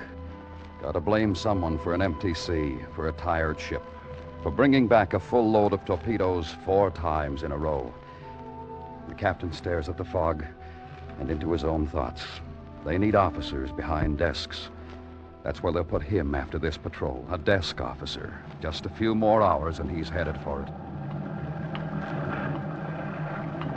Fog looks like it's thinning. What? Oh, yeah. What's the time, Mac? 0100, sir. Bridge, this is the conning tower. Radar contact. This is Bridge. What's bearing? 033.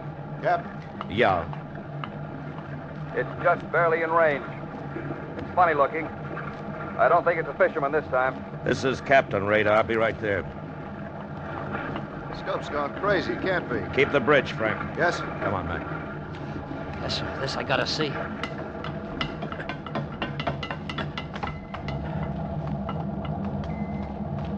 Okay, Johnson, what have you got? Yes, sir, Captain. Now, there it is, sir. See? It's a pip, then it goes. Nothing. Scope's gone crazy. Come left to course 033. 033, sir. All stop. All stop, sir.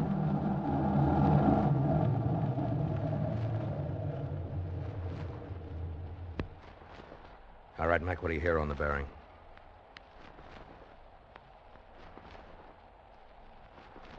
Nothing, sir. Not a thing. Pip's gone. Nothing on the scope either. Must be the radar, Captain. Must be with our luck. Luck can change. Steady on course 033. 033, sir. All ahead full. All ahead full, sir. You never can tell. There have been false alarms before. The procedure is standard, by the book. Maybe one last chance to break the dull, leaden monotony that smothers the boat. In the forward battery, the crew's quarters, another rumor. Hey, we picked up speed. Really moving. Relax, Bergen. I think they got something on the radar again. Cards to the players. Come on, you guys. I got a wife to support. 5, 10, 15 minutes. All ahead full. The little flurry in the conning tower begins to settle. And then... Captain? There it is, sir. We've got it now, sir. We've got it. Yeah. Man tracking stations. Just one pip, but it's a big one. I don't believe it. The men run. There's excitement. No feeling of obedient drill. Even the engines sound different. In the green eye of the radar, the spot grows stronger and holds. A chance, one last glimmering chance for the captain to show he's not a book, to keep his job. Out there in the night, there's something big and fast.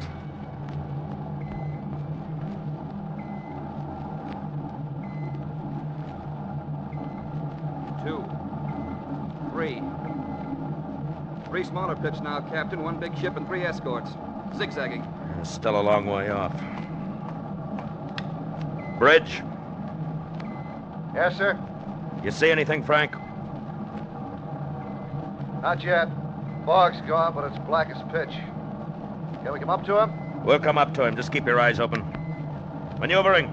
Tell those motor Macs back there to give it everything. All ahead flank. Maneuvering. Make all speed. All ahead flank, sir. What do you think we got, Captain?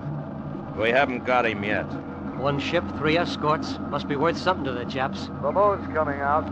We're getting the moon. Got something on sound, sir. Heavy screws bearing 041. Frank, got him on sound now. Can you see? I think so, Captain. Wait a minute. Yeah, I can just about see him. Bearing 040. That's him.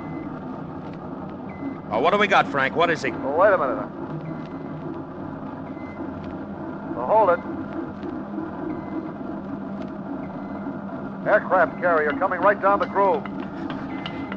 Battle stations, torpedo, make ready all tubes and stand by. All troops ready, sir. Standing by. Another zig, Captain. It's coming right at us. What's the range now? 8,000 yards, sir. Closing fast. Light screws on sound. Destroyer 6,000 yards. He's echo ranging, sir. Okay, Harris. Bridge, what about those escorts? Moving around, Captain. Looks like they know their stuff. Take it down any time. Keep your eye on them, Frank. We're going to stay up. On the firing bearing now. You mean on the surface for the whole attack? They're looking for something submerged. Just keep those side bearings coming. We'll stay up as long as we can. Okay, Captain. It's your party. Barry? Mark. 041. Range. Mark. 7500 yards. Set. He's right on, Captain. How much time? None, sir. Firing point in 15 seconds. All set. Ready to shoot. Another destroyer, sir. Light screws, high speed. Turning this way. Con, a destroyer coming right at us. Stand by forward. Bridge. Destroyer. I heard you. Shooting observation. Come on, give it to me. Break off, Captain. Dive. He's turned on his lights. Give me the carrier's bearing. Bearing. Mark. All right, Frank. Clear the bridge. Get down here. 049. Set. Fire.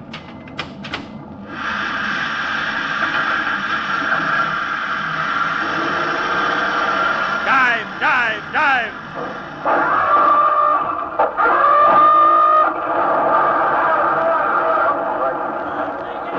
Full dive.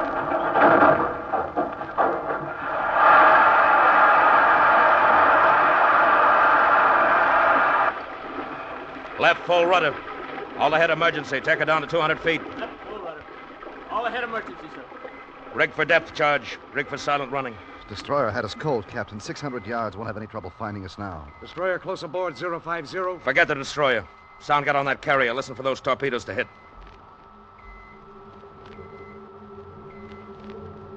That's him. Here he comes. Mac, what's the time on the torpedo run? 70 seconds. Hit any second now. Down 40 feet. Come on, get under. 75 seconds. It should be a hit. 80. He's trying to ram. Hang on.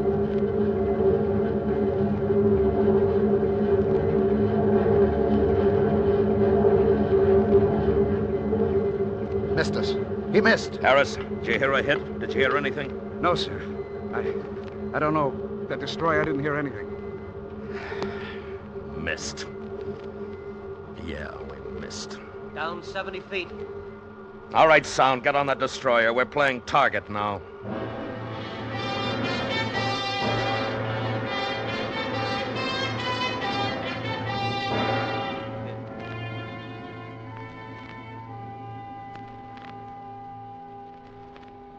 $200 feet, Captain. Leveling off. How far to the bottom? Another 100. Not so hot. Echo ranging, sir. He hasn't got us yet. Just poking around. He's slowing down. Turning toward us now. Screws speeding up. Shifting to short scale. He's got a contact. Here he comes. Coming on range. He's on us. He's dropped his charges. 3, 4. All right, boys, hang on. 5, 6, 7. Hang on now. 8. Hang on. 9, 10.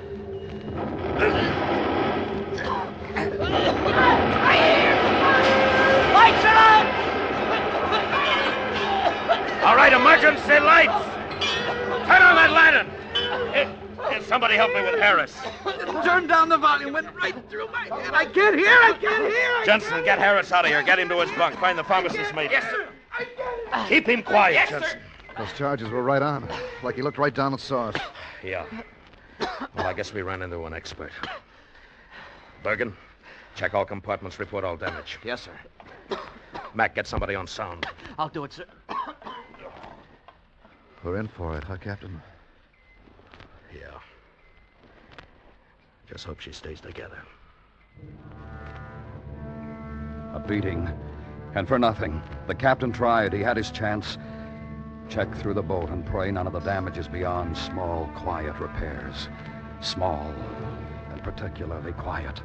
After bilges flooding, hull dished in but holding. It's the captain's command because they thought he knew his job. They let him go to sea 4 times with $7 million and the lives of 82 men. Number 1 and 2 air banks emptied. Diving planes damaged. Losing depth control. He listens to the damage. Nothing fatal yet. But it isn't over. There's an expert up there, and he's got all the time in the world. And he's going to take it.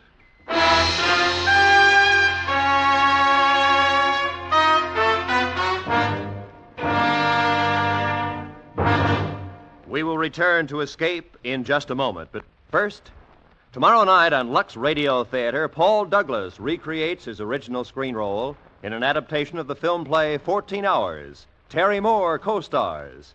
Also tomorrow night, Agnes Moorehead stars in Suspense's thrilling production of Charles Dickens' eerie tale, The Signal Man. Remember, on Lux Radio Theater, Paul Douglas in 14 Hours. On Suspense, Agnes Moorehead in The Signal Man. Both tomorrow night at the Star's address. And now, back to Escape.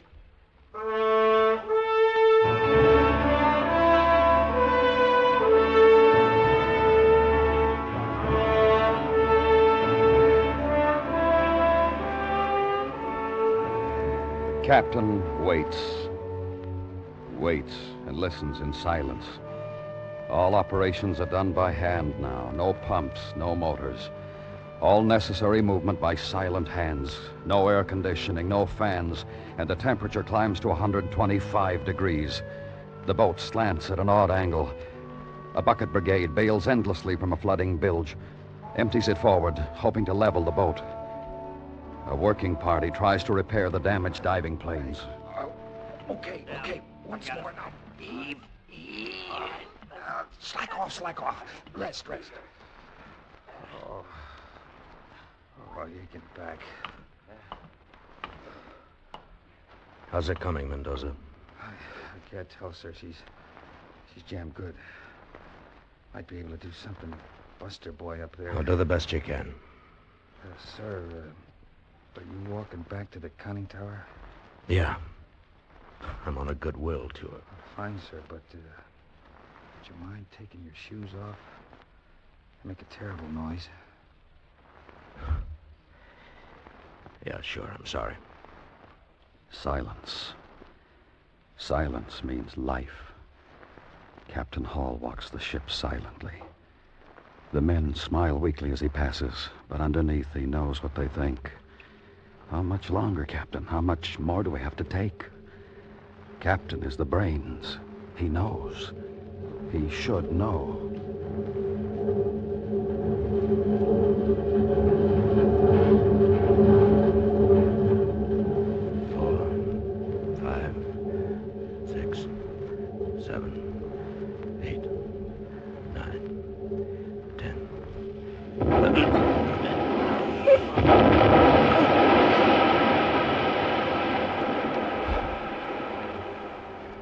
Captain, we're going to get out of this, ain't we?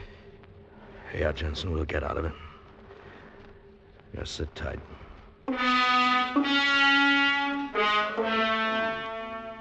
Captain Hull makes the goodwill tour.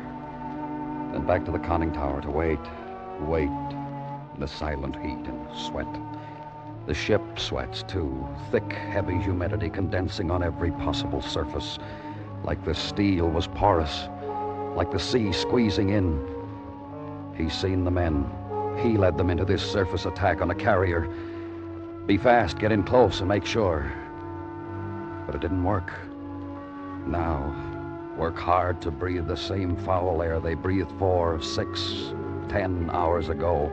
He led them into this, and for nothing. Turning this way. There he comes again. Not anymore. Not anymore.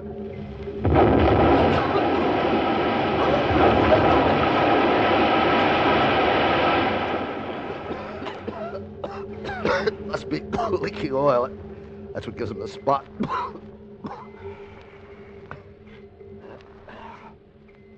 The bottom. 300 feet. Not so bad. Could have been 4. It's the oil. That's what he sees. That's all he needs. We're not leaking oil. He's got us perfect. He must see something. That's enough. I said we're not leaking oil. Captain. What, Jensen? Can we get off the bottom, sir? Sure. When they get the diving planes in shape, and when our friend clears the area, we'll get up. Yeah. Yeah, sure, we'll get up. Jensen, you want something to do? Take over the sound watch. Yes, sir. Hot. It's getting awful hot. How many depth charges do you think that Jap's got? Too many, sir. Just too many. Light screws. They're fading. He's going way off. Gonna get a good run at it. Maybe he thinks he scored a bullseye. He's too good to make that kind of mistake. Thanks. You're a big help. Go on, kid yourself. It's too hard to argue. Captain, maybe... Does he think he got us? Jensen, can you still hear him? Just barely, sir. Just barely.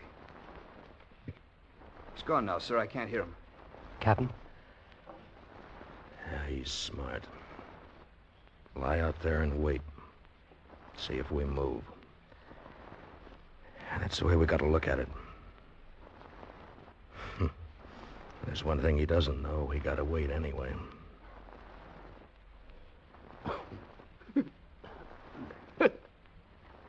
All right, settle down. You're all right. It's sinking, sir. Someone should open a window. It smells terrible in there. Shut him up. Shut him up! It's all right. I'm all right. You better go to your bunk. No, sir. I'm all right. I like it here. I wouldn't know what was going on in my bunk. 14 hours. 14 hours and the destroyer's still up there. Only he can't be heard now. But there's a sense, a feel to it, like an animal in the night that isn't seen. He's sunk subs before and knows how long a sub can hold out. The physical things, battery power, air, life is gauged on those. But the men, the captain tells himself that he can hold out as long as necessary, but the men can take just so much. Which is worse, a depth charge attack or waiting for the next one. Captain. Yeah, Mendoza. Diving plane working party just about completed repair. Oh, what about it? Waiting for an answer, sir. Chief of the party requests permission for one smack with a 10-pound sledge. No. What? Is he crazy? You could hear that through the water for 10 miles. Chief says one good smack would free the plane, sir. Sound. Hear anything? Fish, sir. Just fish out there. Captain, maybe he has gone. With the planes working, sir, we'd be our own boss again. Frank? You're the captain, sir. What's the difference? Don't let him, Captain, hear it. I know he'll hear it. Sound, make a full sweep. Nothing, sir. Nothing at all. Okay, Mendoza, permission granted. One smack. Thank you, sir. Diving plane party. Permission granted. One smack. Make it good. Acknowledged, sir. Stand by. They can hear that all the way to Tokyo. Echo ranging. I told you! Shut up! He's coming again now! He's gonna get us! Shut him up! Stop him! Sit on him! He's turning. Coming at us.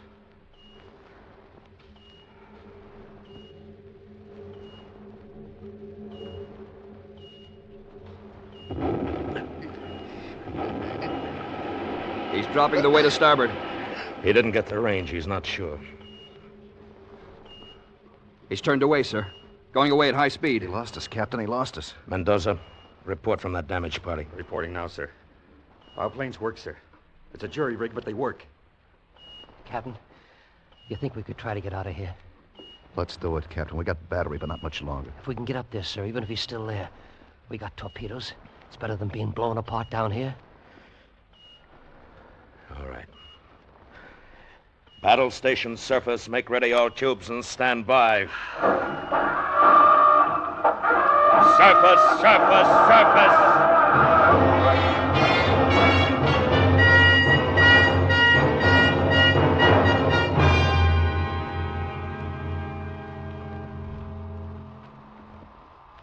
feet. Leveling off. Up periscope.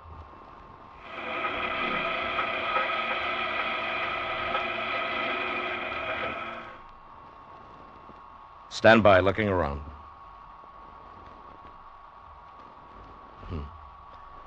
The sun's just setting. Full sweep.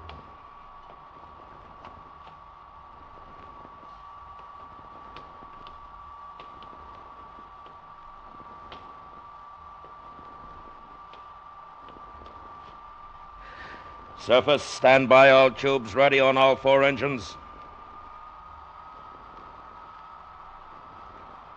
Hatch is clear. All right, open her up. Let's get some air.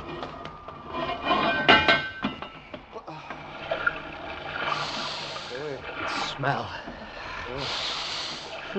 Smell that. Oh, boy. Open the main induction. Start the blowers.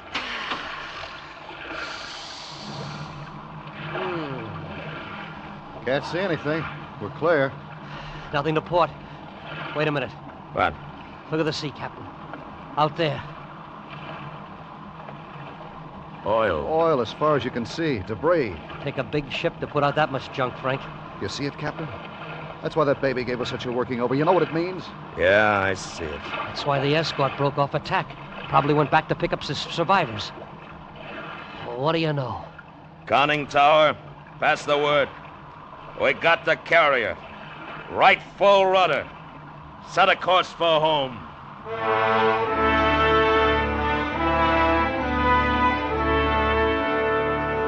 The course is due east.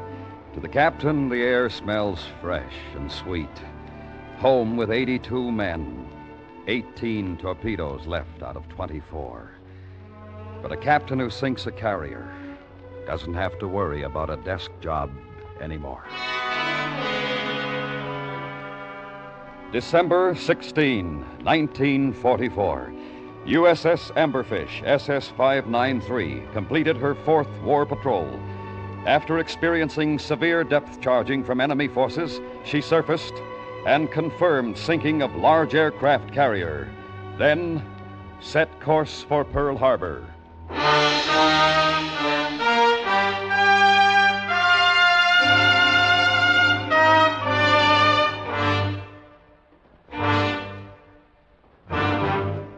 Under the direction of Anthony Ellis, Escape has brought you Pressure by Richard Chandlee, starring William Conrad as the captain, with Larry Thor as the narrator.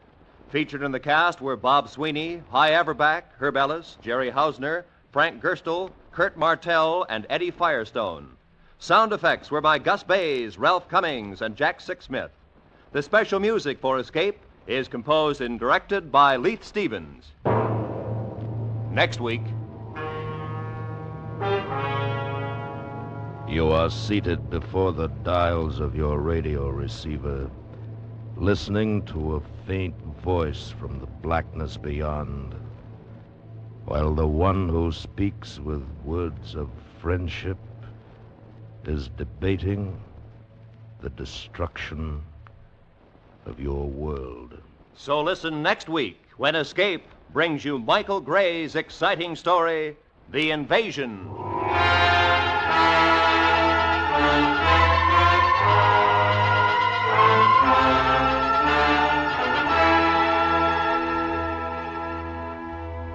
You want pleasure in the daytime? Here are two things to do about it. For one, join Arthur Godfrey Monday through Friday. For another, you're welcome to CBS Radio's House Party starring Art Linkletter.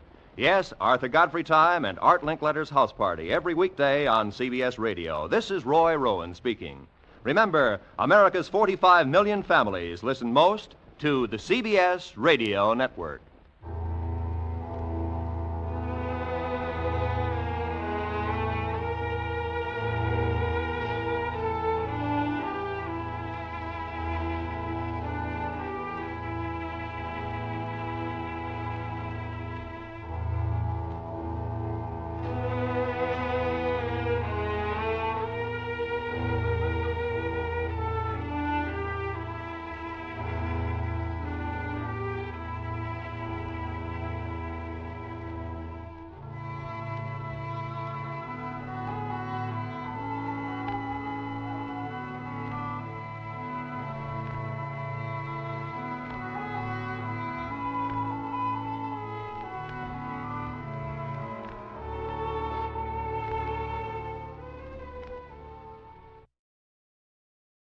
A gracious thank you tonight to CBS for keeping America entertained coast to coast.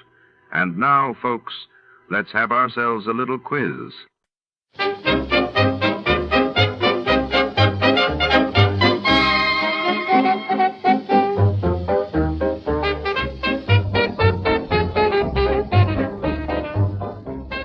Tonight, step into the shadowy corridors of the venerable Dresden Art Museum, where priceless treasures gleam under watchful eyes and danger lurks in every corner. When the legendary Blue Madonna sapphire vanishes during a glittering gala, suspicion falls on every guest, from cunning socialites to desperate curators. Our detective must navigate a maze of secrets and lies, with every clue leading deeper into the heart of deception. The stakes are high, and every shadow could hide a traitor. Before to start, let's see what happened the day it was aired. It was March 26, 1952, and that day the world watched as Winston Churchill urged European unity in a major London speech while in the United States. The Senate Armed Services Committee opened hearings into the growing tensions on the Korean front. From Hollywood, it's time now for... Johnny Dollar. George Reed here, Johnny. Well, George, I'm really glad to talk to you. Oh? Why do you say it that way? Because every insurance case I handle for that company of yours pays me a nice fat fee.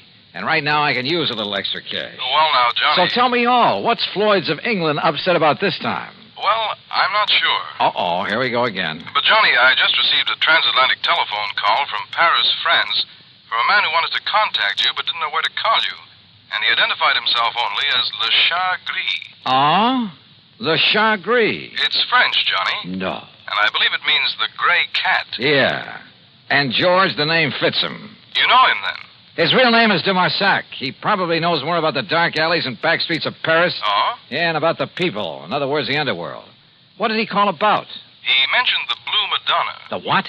It's a painting, Johnny, a small oil painting by a modern artist named Vincent Bardot. It's owned by a Mr. Kingsley Holland down in Philadelphia. Yeah? It hangs in the Gavin Galleries, and we've insured it for $12,000. Well, what did he have to say about it? Only that you're to call him. His number there in Paris is Orleans 57722. Uh-huh. That he has some very interesting information for you about that painting. Oh, sure. That he'll be glad to give me for a price. Exactly. I can't for the life of me figure what his interest is in it. If there were anything amiss, I'm sure the gallery would have called me. George, if you knew that character as well as I do, you'd okay my expense account without even looking at it and be willing to pay me that big fee I was talking about. What do you mean? Want to make a bet?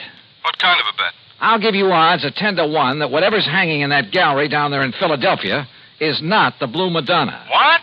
Now, look, Johnny, good heavens. George, I'll be talking to you.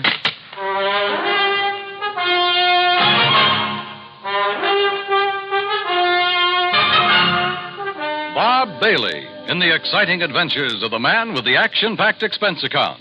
America's fabulous freelance insurance investigator. Yours truly, Johnny Dollar.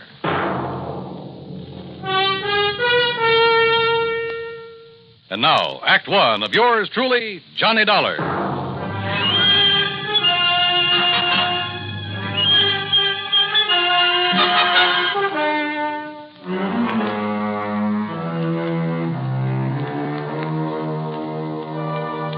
Expense account submitted by Special Investigator Johnny Dolar to Floyd's of England, North American Office, Hartford, Connecticut. Following is an account of expenses incurred during my investigation of the Blue Madonna matter. Expense account item 1, $12 even for a phone call to my underworld contact in Paris, France, a man by the name of Maracas, who calls himself the Gray Cat. Oh, oui, Monsieur Dolar. This is your very dear friend, Le Chagris? Very dear friend, huh? Now listen, you telephoned George Reed that you have some real hot information about a painting his company insured. Ah, oui, Le Madonna Bleu. What did you call the Blue Madonna? Okay. How much you want this time? Oh, monsieur, you touch me to the quick. Well, one might think that I slave and suffer and risk my life on your behalf only for money. How much, de Marsac? Say, $1,000. $1,000? Look, if your info's worth anything, I'll send you a check for $50. $50? No, 900. Okay, I'll make it 75. But, monsieur, 750. How about an even 100? 500. 2. 4. 3, that's final. Oh, please, 200. Okay, 200. Oui. Eh? No. It's all settled, $200. Now, what about the Blue Madonna? Yes. It is now here in Paris. Yeah, where? In the shop of Monsieur Dubuisson on the Rue des Pas de la Moule. Dubuisson? Huh. You sure it isn't just a copy? That he'll try to foist it off on some wealthy sucker? Dubuisson is a crook, an evil crook. But he's an honest one. Oh, sure. Yes, and he knows the works of art. Also, he's very clever. To get his price, he will wait until the real Madonna is discovered missing. If it really is. That's what I'll check on now. And then you will send me the $500, my very dear friend. 200, remember? Oui, I cheated myself. But, monsieur... Yeah?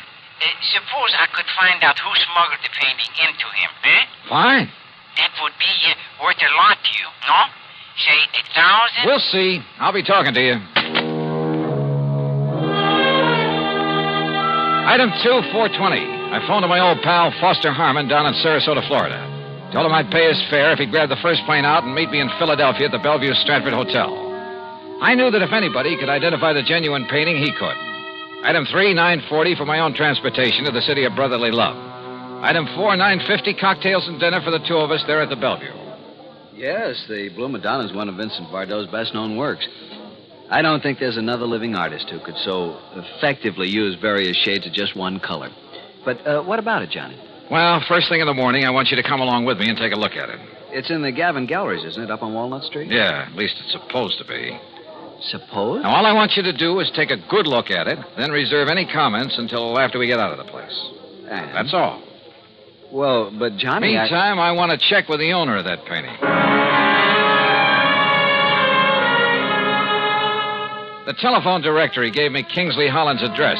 Item 4, 620 for a cab to a small apartment house out in West Philadelphia. Holland turned out to be, well, I'd say he was about 30, short, lean, and nervous, with the surly expression of a man who feels the world hasn't done right by him. Yeah?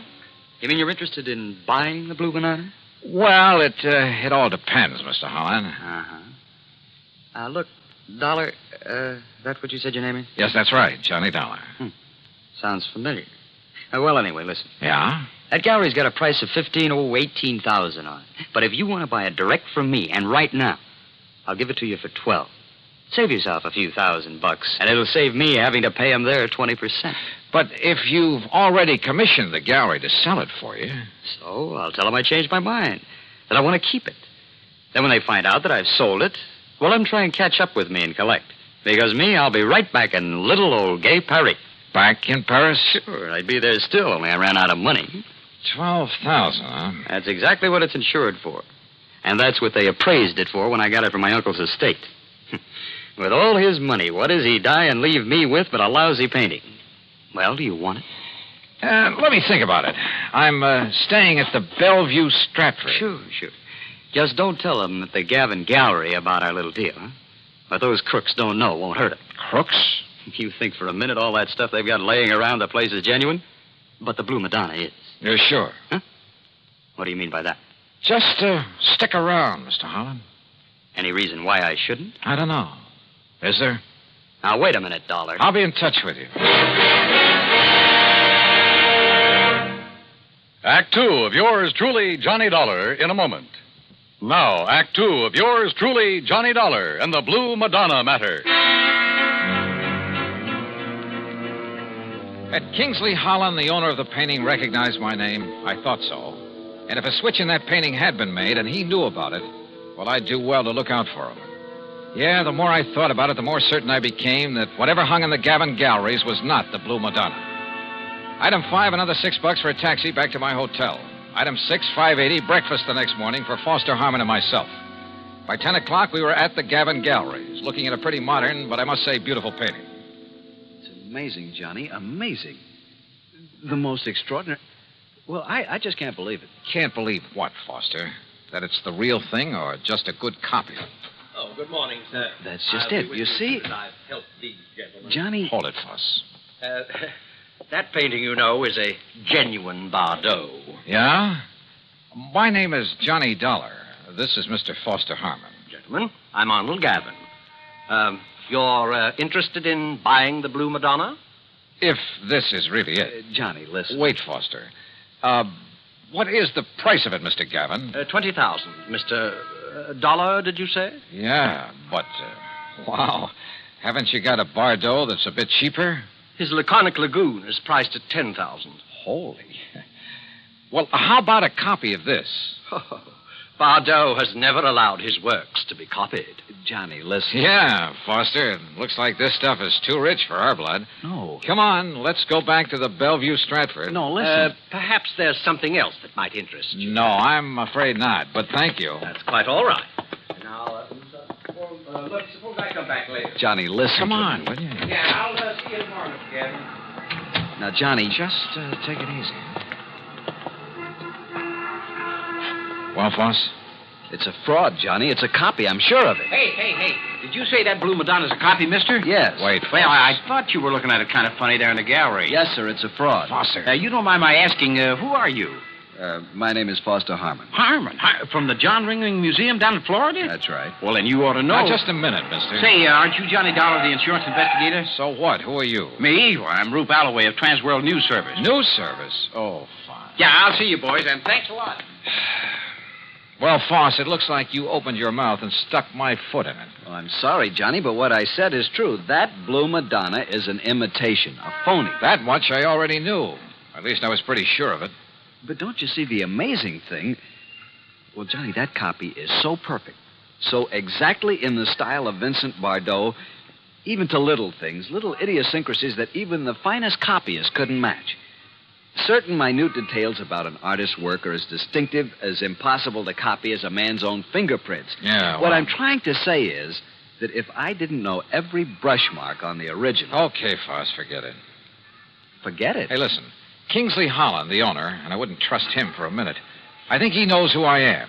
If so, and if he knows that painting is just a copy, well, he's pretty sure to figure out what I'm doing here.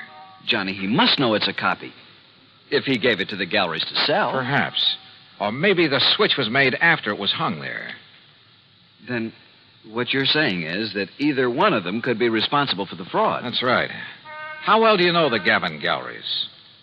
Well, they're not very big. You could see that for yourself. And, of course, they're rather new in the business. I think I'd better get a rundown on this Arnold Gavin while we're waiting at the hotel. Waiting? What for? Well, you plant a couple of seeds. You hope that one of them will sprout. I'm afraid I don't understand. Foss, I told both of them who I am in the hope they'd guess at why I'm here. I also gave them reason to suspect I think that Blue Madonna's a phony. Well, I'm afraid that I may have led Arnold Gavin to feel that way. Same thing. I also made it very plain to them that I'm staying at the Bellevue Stratford. In other words... Good heavens, Johnny, if you mean what I think you do. Yeah? Like what, Foss? You think that one of them, the crook, will come to the hotel and try... Well, don't you see, Johnny, knowing that you're on to him, he might try to kill you. Can you think of a better way to bring him out in the open? Johnny... Come on, let's get back to the hotel. And wait.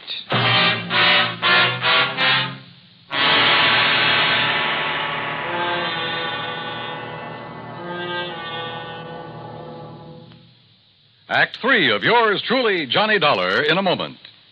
And now, Act 3 of yours truly, Johnny Dollar. After all, there was no reason to drag Foster any further into this mess, although I knew he'd be game to see it through. So I paid him for all his expenses. That's item 7, 151 even, and sent him on back to Sarasota. Item 8, 10 cents for a phone call to Sergeant Jerry Hawkins at police headquarters. About mid-afternoon, he called me back. Boy, did you ever start a riot. Well, what'd you find out for me about Gavin and Holland? Well, Holland's just a lazy kid that's been trying to live off his relatives all his life. And Gavin? Okay, so far as we know. But listen, you seen the papers? No. The story about that phony painting is on every wire service in the country. All you can see in the headlines is that name Bardot. And I don't mean Bridget.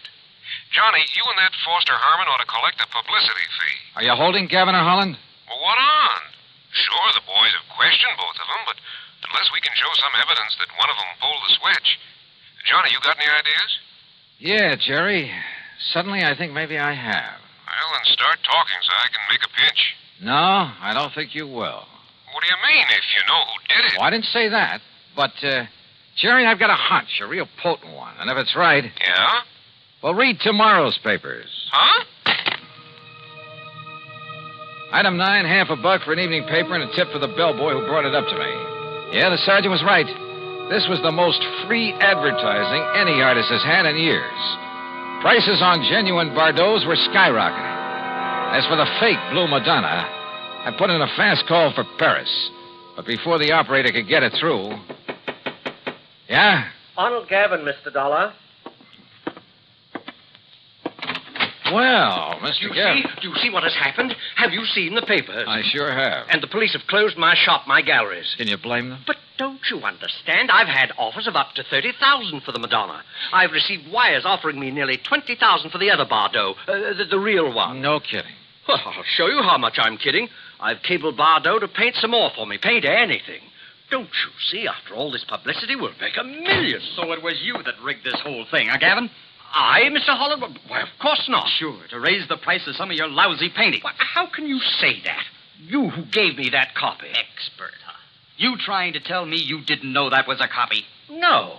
It was only this morning when the authority from Sarasota, when I called in the people from the museum here in Philadelphia. Do you know what they said? What? And it better be good. They said the only one who could have made that copy... Wait a minute. The only artist in the world who could have possibly... Hold it. Hold everything. Holland, you said you got that painting from your uncle's estate. That's right. It was willed to me. Where did your uncle get it? Why, Well, listen. I'm listening. Dollar, that Madonna was smuggled into. Smuggled? That's right. But by whom? Well, believe it or not. I think I can tell you who. And if this is my call to Paris, well, maybe I can even tell you where he is now. Johnny Dollar. This is your dear and faithful friend, Le Chagris. Good. Now listen. And for the information I can give you this time, you will have to pay me a vast sum of money. You're about to tell me that the Blue Madonna was smuggled into Paris by none other than the artist himself. This? By Vincent Bardot. Exactly. So that should be worth it. But how did you know? All right. All I want to know now is where is he? You know. He's not in Paris. Where is he? For $100? 150? 300. Oh, for that much I'll find out for myself. Goodbye. No. Okay, 200 or I hang up on you. Well, only for you, my oldest friend. Where? He is aboard the plane for the United States. I might have guessed it. He has the Madonna Bleu with him. He received the cable this morning. Great. I'll send you a check. You hear any of that, Mr. Gavin? Holland? Well, yes, but I'm afraid I don't understand. Oh, I sure don't. Then maybe this call will help you.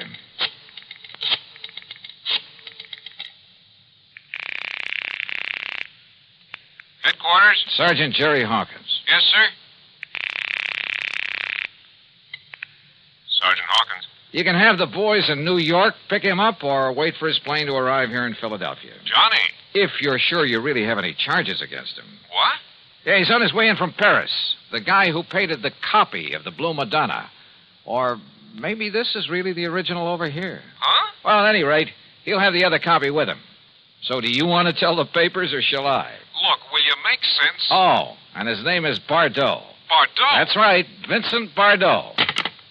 Well? You mean that he painted two of them? Sure, with probably something like this in mind. But I can't And believe... look what it's done for him. Put him on the map. Anything he paints now will net him a fortune. And I don't think you'll suffer particularly either, Mr. Gavin. Well, no. As for you, Holland, well, you'll get a lot more than you thought for that painting of yours. Man, what a fast. Sure. But you know something? What, Mr. Dollar? I just wonder if Le Chagris was in on this thing with him from the beginning. Le Chagris? So help me, I wouldn't put it beyond him.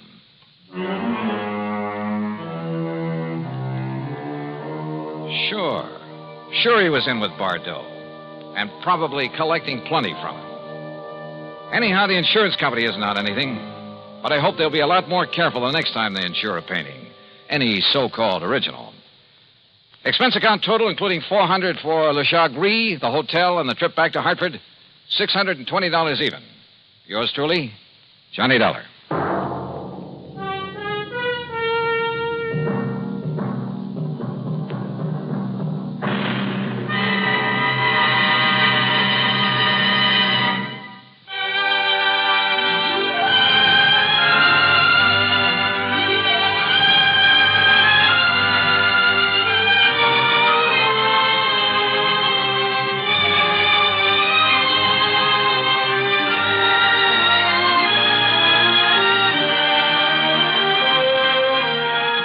Yours truly, Johnny Dollar, starring Bob Bailey, originates in Hollywood and is written, produced, and directed by Jack Johnstone.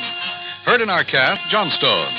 Heard in our cast were G. Stanley Jones, Forrest Lewis, Harry Bartell, Joseph Kearns, Bert Holland, and Byron Kane. Be sure to join us next week, same time and station, for another exciting story of yours truly, Johnny Dollar.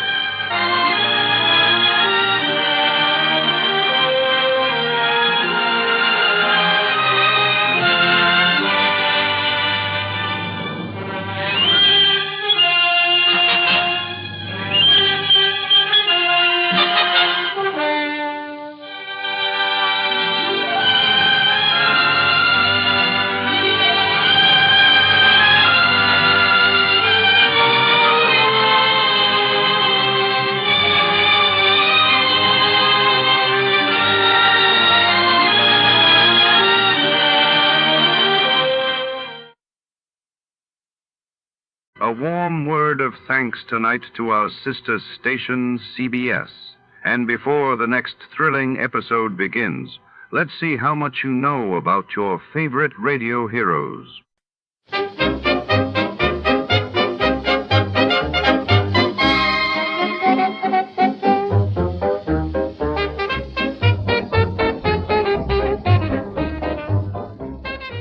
Tonight on The Indian Capper, when a priceless artifact vanishes from a bustling Mumbai museum, a world-weary detective is drawn into a shadowy web of secrets, ambition, and betrayal. As the monsoon rains fall, every clue leads deeper into the city's labyrinthine underbelly. Who stole the treasure, and what are they willing to do to keep it hidden? Stay tuned as dark alleys and dazzling lies collide in a case where nothing is as it seems. Before we begin, let's see what happened on the day it aired. It was March 14, 1947, and that day the world witnessed the signing of the Truman Doctrine, setting a new course for U.S. foreign policy, while in India tension surged as British authorities announced key plans for the nation's independence. The Adventures of Sam Spade, Detective. Brought to you by Wild Root Cream Oil Hair Tonic, the non-alcoholic hair tonic that contains lanolin. Wild Root Cream Oil. Again and again, the choice of men and women and children, too.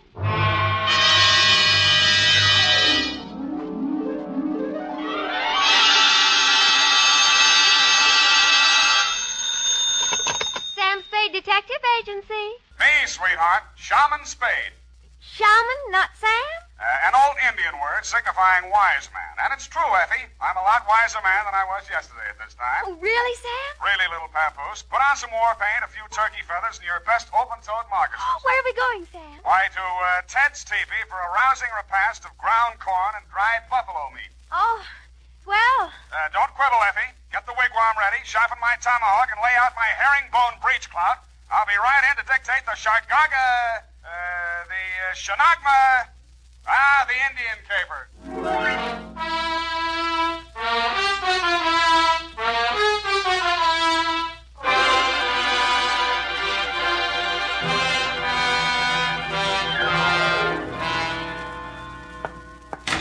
From the land of the sky blue water, they brought a captive maid, Red Wing.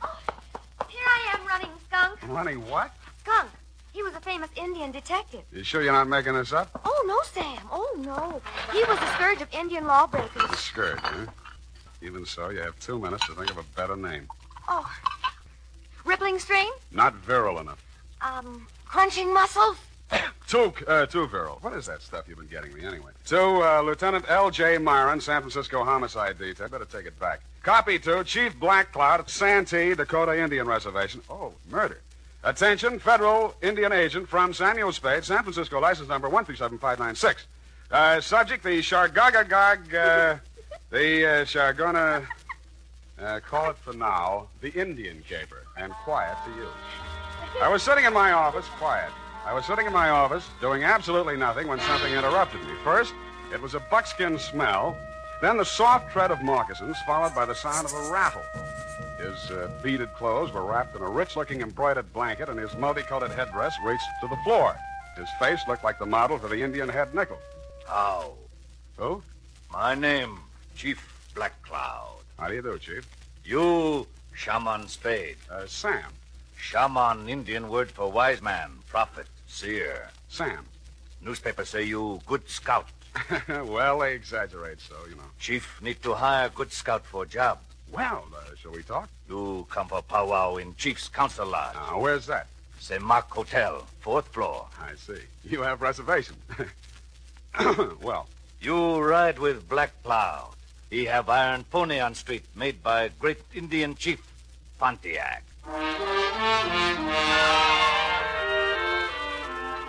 And he actually had a council lodge at the St. Mark, 4th floor. Outside the door of his room, 2 braves were standing, arms folded. One of them was the first Indian I'd ever seen with hair on his chest. We entered the room. Indian file, of course. The chief had apparently brought in his own decorator. The walls were covered with hanging animal skins. A weathered canopy of thatch hid the ceiling, and on the floor, genuine hand-woven rugs. No expense had been spared. In one corner of this room stood a full-size teepee. 2 squaws shuffled out of it. What else? The young one glided forward and handed the chief a long Indian pipe.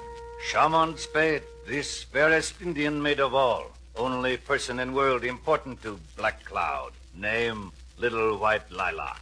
How do you do, Little White Lilac? It's nice to have you here. She wise, educated girl. Graduate Smith College. Nice. All squaws out. Oh. All squaws out. Squaws no good at powwow. Well, you know best, Chief.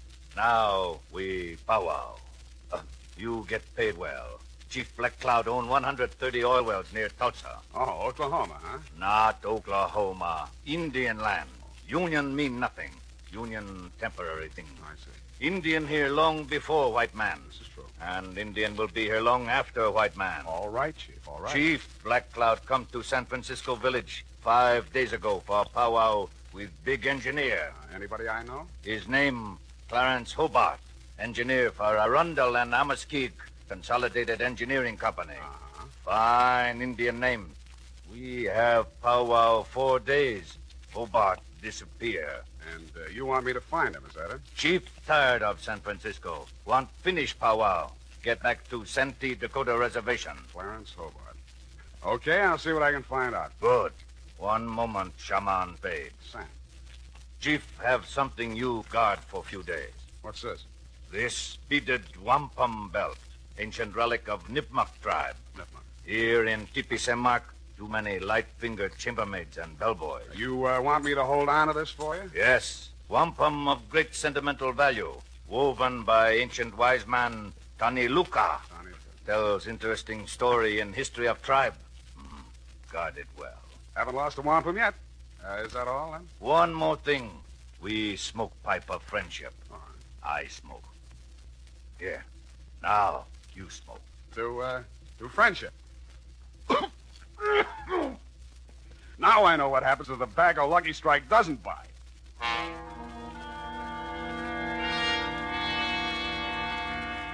When I left Chief Blackcloud's fourth-floor lodge, there was only one brave standing outside the door. The hairy-chested Indian was probably taking 5.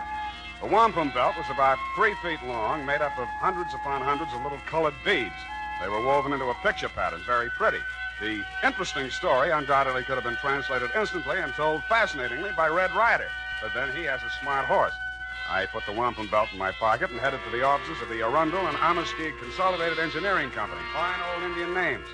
I inquired about Clarence Hobart. They referred me to his partner, Anderson Watts. Hobart disappeared? Absurd.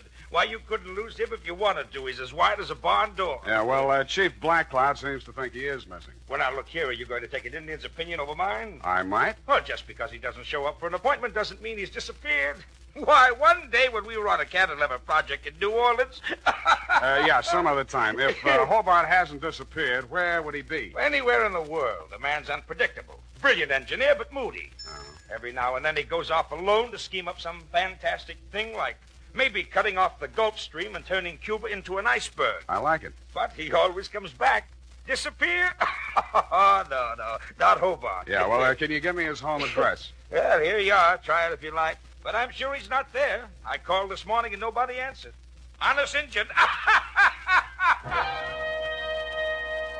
I left this utterly charming man and started for the address he had written down. I was taking the shortcut through the alley on Sutton Street when I heard the rattle of beads, and a naked brown arm of considerable size reached out of the murk. I grabbed for it, but he slipped out of my grasp and sped swiftly and silently up the dark alley into the fog, leaving me with a handful of Max Factor number 8 Iroquois makeup. I continued to Hobart's house without further incident. Found it just off Chinatown.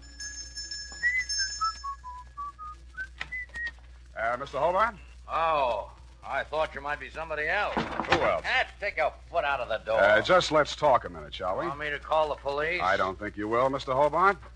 All right, out with it. What's on your mind? My name is Sam Spade. I'm a private detective. There's an Indian named Chief Blackcloud who's worried about you. I'm old enough to worry about myself. Now, stop bothering me. Go away. Look, I'm going to tell the chief where you are, you know, because that's what I was hired to do. You'll... yeah, you're right. Confidentially, I've been on a 2-day drunk. You know how it is. Who, me? Tell him to phone me tomorrow. I'll talk to him.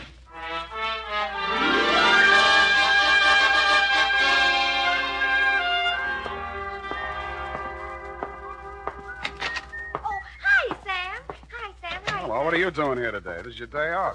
I just wanted to show you something. Effie, first do me a favor and put this wampum belt in the safe, will you? A wampum belt? Genuine Indian art. Oh, it's beautiful. Tell us the story. You know what? Yeah. It'll go beautifully with... Oh, Sam, I forgot. There's a girl waiting in your office. Well, good. Well, Sam, don't you want me to show you? And there was indeed a girl in my office. It was Little White Lilac, Chief Blackcloud's fairest Indian maid of all. Only a heap big change had taken place. She still had the Indian color, but gone was the headband, gone the buckskin dress, gone the squatting squaw, the St. Mark teepee. Little White Lilac stood revealed in the thin disguise of a modern white woman's cocktail dress, complete with pale-faced 20-carat perfume. It was a transformation worthy of a high-priced medicine man. But more surprises were to come. Hello. How? I've been waiting for you. Yeah, well, a big brave just returned from hunting party. You can drop the teepee talk. I'm civilized. Well, okay. What's on your civilized mind? Chief Blackcloud gave you a wampum belt. I want you to give it to me so I can destroy it. Uh-huh. Well, I gave my word to keep it, and I accepted the promise of money for its protection. Now, you wouldn't want me to be an Indian violate my ethics, would you? Sam, if I must tell you, Chief Blackcloud is insane. Not if he keeps you around. Must we have these juvenile references to my personal beauty? Juvenile? Well, sorry. You are Indian, aren't you? Of course. I am a Nipmuc. Nipmuc. That wampum belt is secret to undreamed of wealth, greater than the fortunes of the 10 richest families of this country. Wow. Chief Blackcloud is wealthy from oil, but that belt make him more powerful than the Bank of America. You mean he could take my car back? You think this is a joke, don't you? Well, I love the way you tell it, though. He's going to use it to destroy modern American civilization. To pay the white man back for what he did to the Indian. I see. He wants to start a giant Indian revolution. And you want to destroy the wampum to save all this, Exactly. And now you'll give it to me, won't you? What happens in the next chapter? Sam, you have to believe me. Why? Why do you think the chief is here conferring with an engineer? He wants to get at that wealth. Hobart's going to make him wealthy? Now, really, little white lilac, isn't this all a little white lie? Sam, if I take you to Hobart and he confirms what I've said, will you believe me? I might. Come on.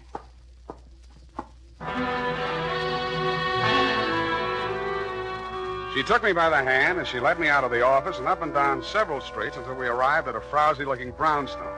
We entered, still holding hands, and came to rest in an apartment that looked just recently occupied. I guess that's what it looked like because you couldn't tell much. It was being lit by either one 10-watt frosted bulb or by fireflies. This is the place. Yeah, a little dim in here, wouldn't you say? I like dim places. Yeah. Mm-hmm. Where's Clarence? I'll get him in a minute. First, Sam. Yes, Lilac. You've been so nice. I have? I want to find some way to thank you. I'll wait while you look. I can start by kissing you. Oh. Please, Sam. Oh! The kiss was great. In fact, it blew the top of my head off. After this, there was a free fireworks display, followed closely by a giant roar that sounded like Niagara Falls with a cold. It was a short feature, followed by a long period of dark, black silence. When the curtain came up again, I was lying in an alleyway. I was stiff and cold, my head throbbed with pain, my brain was a jumble, my suit was torn and dirty, my patience was at an end, and my anger with little white lilac knew no bounds. I went down to the office and changed clothes and get a drink. The phone was already ringing when I opened the door. Sam Spade. This Chief Black Cloud talking from St. Mark Tipi. Yeah. What's on your mind, Chief? 10 minutes ago, bellboy delivered to Chief Black Cloud box. Inside box is scalp of Engineer Clarence Hobart. I hung up the phone, fell into my chair, snapped on the lights, and fell out of it again. My office had been massacred. The place had been ransacked thoroughly and looked like the morning after a Comanche smoker. And you guessed it, my safe had been drilled open. The ancient and valuable Nipmuc wampum belt was gone. At this point, I decided what Chief Black Cloud needed was a detective. Now, here's important news on good grooming. If you want the well-groomed look that helps you get ahead, socially and on the job, listen. Recently, thousands of people from coast to coast who bought Wild Root Cream Oil for the first time were asked, how does Wild Root Cream Oil compare with the hair tonic you previously used? The results were amazing. Better than 4 out of 5 who replied said they preferred Wild Root Cream Oil. Remember, non-alcoholic Wild Root Cream Oil contains lanolin. It grooms the hair naturally, relieves dryness, and removes loose, ugly dandruff. So if you want your hair to be more attractive than ever before, get the generous new 25-cent size of Wild Root Cream Oil, America's leading hair tonic, on sale at all drug and toilet goods counters. It's also available in larger economy bottles and the handy new tube. Get Wild Root Cream Oil. Again and again, the choice of men who put good grooming first. By the way, smart girls use Wild Root Cream Oil, too. And mothers say it's grand for training children's hair.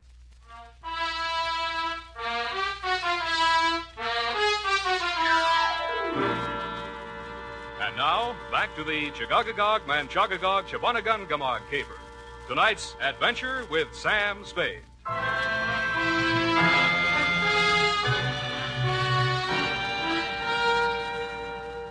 I found Chief Blackcloud sitting cross-legged and looking disconsolately down into a small cardboard box. Both squaws, including little white Lilac, were on one side of the room grinding corn. Lilac looked through me as if I didn't exist. I sat down next to the chief, looked into the box, and recoiled. It was a real, no imitation, 20th century scalp, and the red hair was certainly Hobart's. Scalp comes with note. Let me see. Note written in Algonquin dialect. I translate. Honor Chief Black Cloud. Return to Santee Dakota Reservation and die proper death fitting to old man. Here you will meet violence unto death, even as this man did. Puts the point across. Look, Chief, it isn't that I'm scared, which I am, but I just decided to pull out of this caper. What? I've heard some things about you that don't sound too good. You hear what? That you want to start an Indian revolution to settle an old score with the white men. Who tell you this? The fairest of them all, little white Lilac. She tell you? I've never talked to him. She not only told me all that, but she... Quiet! Spade, when did little white Lilac tell you these things? She came to my office today. That's a lie. I never left this hotel. We will see. Kalanuka. Yes, Chief Black Cloud. Did Little White Lilac leave hotel today? Little White Lilac with me all day. Why, Never out of sight. Enough. Go away. Kalanuka speak with tongue of truth. Little White Lilac I have grown from baby. She also speak with tongue of truth. Somebody lie. Now, look, Chief, I know what I'm talking about. Chief does not need help of double-tongued man. Return wampum belt to me. I pay you. All right, I'll, Well? Chief. Chief, heard enough lies. Return wampum belt. Wait a minute. I got a small but biting bit of truth to relate. Somebody stole the wampum belt. Wampum belt gone? Somebody broke into my office, drilled the safe, and took it. You stole it? It was stolen from me. Return wampum or you not live until sundown. I'll return it if I can find it. Then you can pay me off and we'll call it even.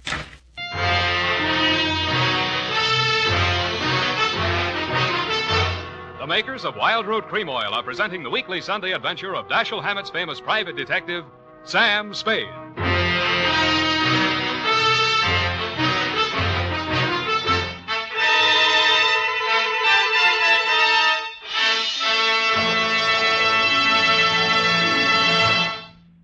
Now, here's important news on good grooming. If you want the well-groomed look that helps you get ahead, socially and on the job, listen.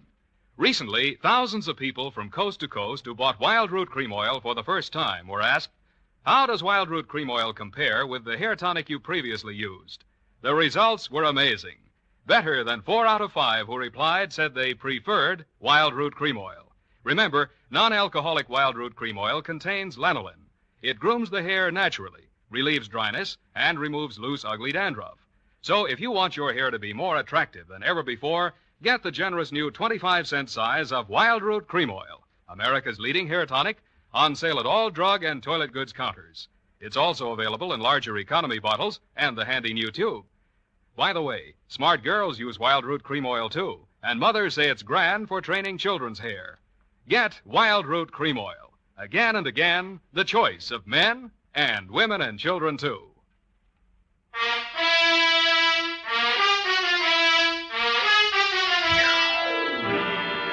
And now, back to tonight's adventure with Sam Spade.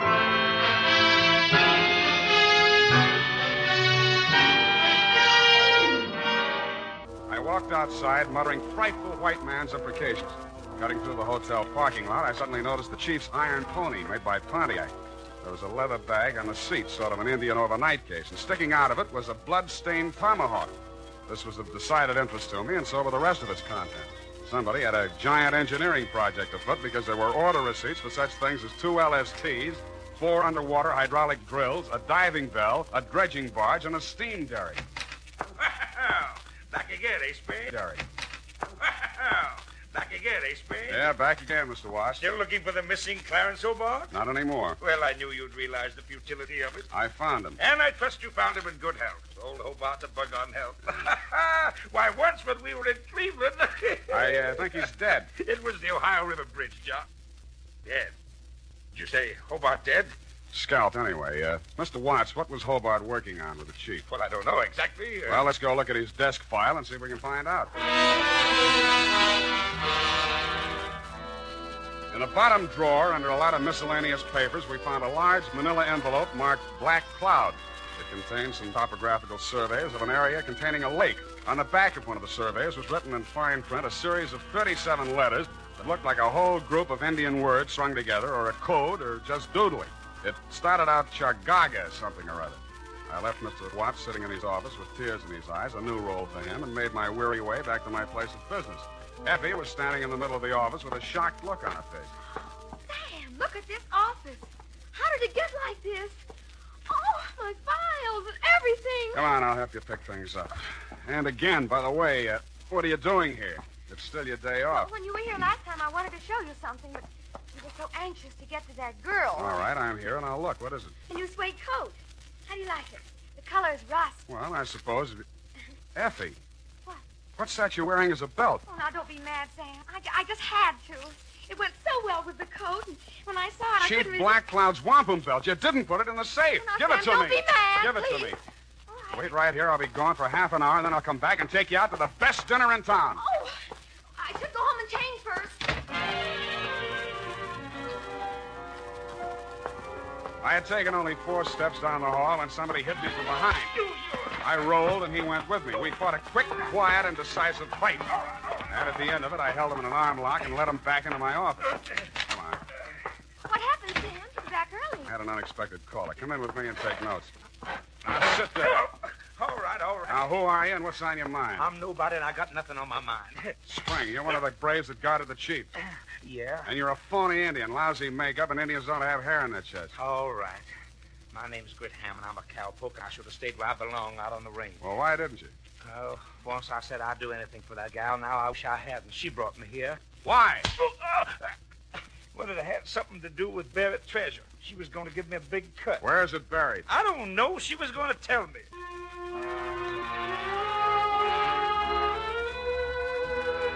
I took Hammond around a homicide and left him in their safekeeping. While there, I got the latest flash. They had found Clarence Hobart dead and Les scalped down by the waterfront. There were no clues except a blow on the back of the head and lipstick on his mouth, which was enough for me, having been through the same course myself. Then I proceeded to St. Mark, 4th floor. Little white lilac met me at the door. You can't see the chief. Why not? He's asleep. One side. When the chief sees what I've got, he'll wake up screaming his wampum. You have it? And with that, she pounced. I pushed her off, but she came back and got a hold of one end of the wampum and tried to pull it away from me, with disastrous results. The wampum came apart, and in a second was nothing but hundreds of beads rolling different directions all over the place. In fact, it was no more. Oh! What happens in Chief's council lodge? Chief cannot sleep. Well, I brought back your wampum, but now it's all over the floor. Wampum belt destroyed? Yes, it's destroyed, you stupid old man. You talk to Chief? Yes, stupid. You had the world in your hand. You didn't know it. You wanted it all for yourself, to tear down the earth. It could have been used to live. What are you saying? To live the way I'm supposed to live. Now nobody will have it, not even you or that fat engineer who wanted it. Little white lilac, shut mouth. I've been shutting my mouth all my life. You're a stupid, ignorant, disgusting old man. You'd be better off... His big hands were around her throat. He stood there, anger and betrayal in his eyes. Then his hands dropped and he turned away with tears streaming down his face. It was then that the fair Indian maid went for him with a knife. And that was my cue to step in with a pale-face weapon.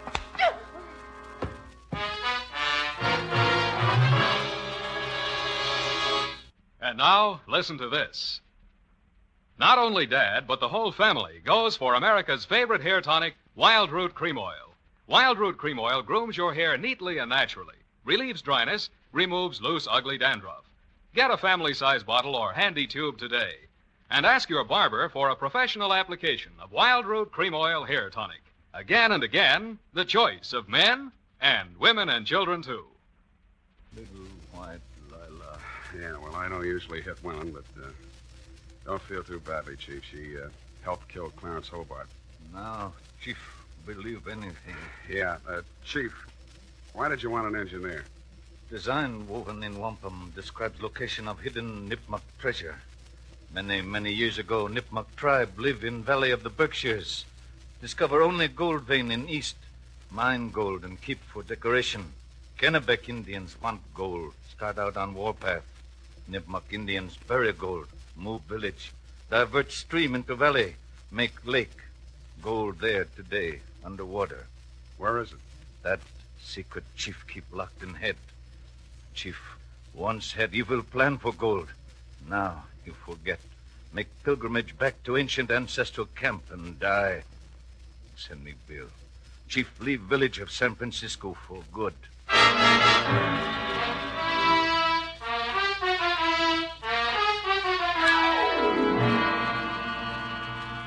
Period. End of powwow. Oh, Sam, it's sad. It is, it is.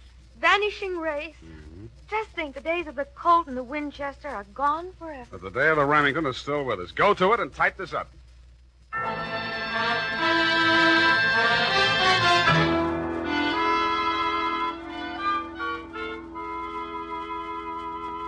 it's all here, Sam.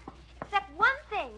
How did the bloody tomahawk get in Chief Black Cloud's bag? Little white lilac planted it there. If anything happened to the chief, she, as the only other living Nipmuc, would inherit the wampum. Well, she could have gotten the money by just waiting. Oh, shut up. Sam, you noticed anything about the report? Yeah. Hey, you got the name of the caper right. The, Chargaga... Oh, what is it? Chagagagog, Manchagagog, Chabunamungamog caper. You've been going out with an elocution teacher. Oh, Sam.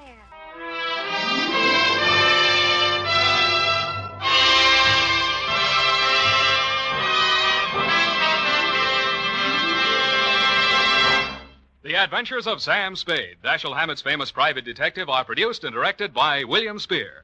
Sam Spade is played by Howard Duff. Lorene Tuttle is Effie. The Adventures of Sam Spade are written for radio by Bob Tallman and Gil Dowd. Musical direction by Lud Gluskin, with score composed by Renee and Pierre Garrigan. Join us again next Sunday when author Dashiell Hammett and producer William Spear join forces for another adventure with Sam Spade. Brought to you by Wild Root Cream Oil. Again and again, the choice of men and women and children, too. This is Dick Joy reminding you to... Get Wild Root Cream Oil, Charlie. It keeps your hair in trim. You see, it's non-alcoholic, Charlie. It's made with soothing lanolin. You better get Wild Root Cream Oil, Charlie. Start using it today. You'll find that you will have a tough time, Charlie. Keeping all the gals away. Hiya, Baldy. Get Wild Root right away. This is CBS, the Columbia Broadcasting System. Our sincere thanks go out to the wonderful network at CBS. And now, dear listeners, let's put your knowledge of the airwaves to the test.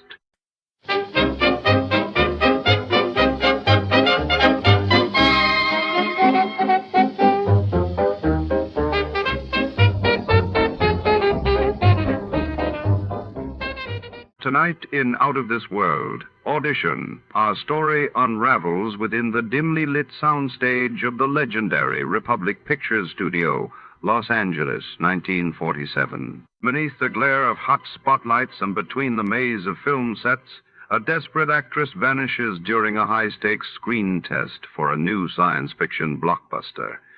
Was her disappearance part of the script, or something far more sinister? As shadows move between the soundproofed walls and whispered secrets echo in the dressing rooms, a hard-boiled detective stalks the corridors, hunting for clues under the watchful eyes of Hollywood's elite. Before to start, let's see what happened the day it was aired. It was October 13, 1947, and that day, headlines blared as U.S. Air Force test pilot Chuck Yeager broke the sound barrier in the Bell X-1. While in Europe, the United Nations General Assembly convened in Paris to address the ongoing crisis in Greece.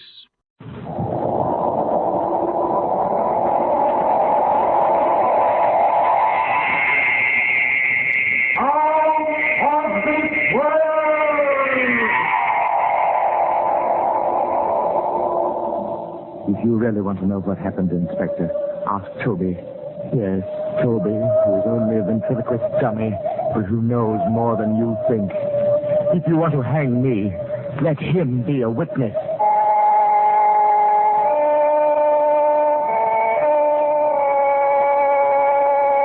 Out of This World. Columbia's parade of outstanding stories of those moments when reality turns to illusion, when fancy becomes fact, sharp, shocking fact. Tonight, a remarkable adventure from the successful English motion picture Dead of Night. A story which, for the next half hour, will take you out of this world.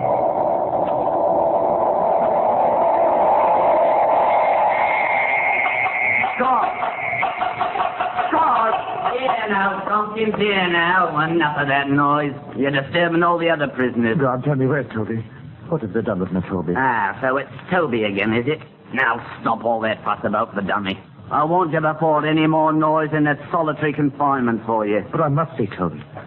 Oh, God, I'll pay you anything if you bring Toby to me. Ah, you ventriloquist, queer one. All this fuss about a talking doll. He's not a talking doll. Don't you understand? He's Toby. Where is he? What happened to him? How should I know? Probably safe enough. The inspector will take care of him. Well, you tell the inspector to send Toby back to me. Back to me, do you hear? Tell him I want Toby and I want him right now. Sure. Inspector Dodds will be happy to do anything you say. You're an impertinent fellow. Oh, yeah, you're a rough one, all right. You're just lucky you ain't in here for murder. Lucky that fella Laswell you shot is coming along all right. Laswell, whatever happens to him makes no difference to me. I wish he was dead. He tried to steal Toby from me. No, ain't that a pretty thing to say? Ain't you a charge? I'm sorry I caused you any trouble. All I want is one favor. Please. Go to the inspector, go to somebody, go to anybody and tell them I've got to see Toby. I've got to see Toby.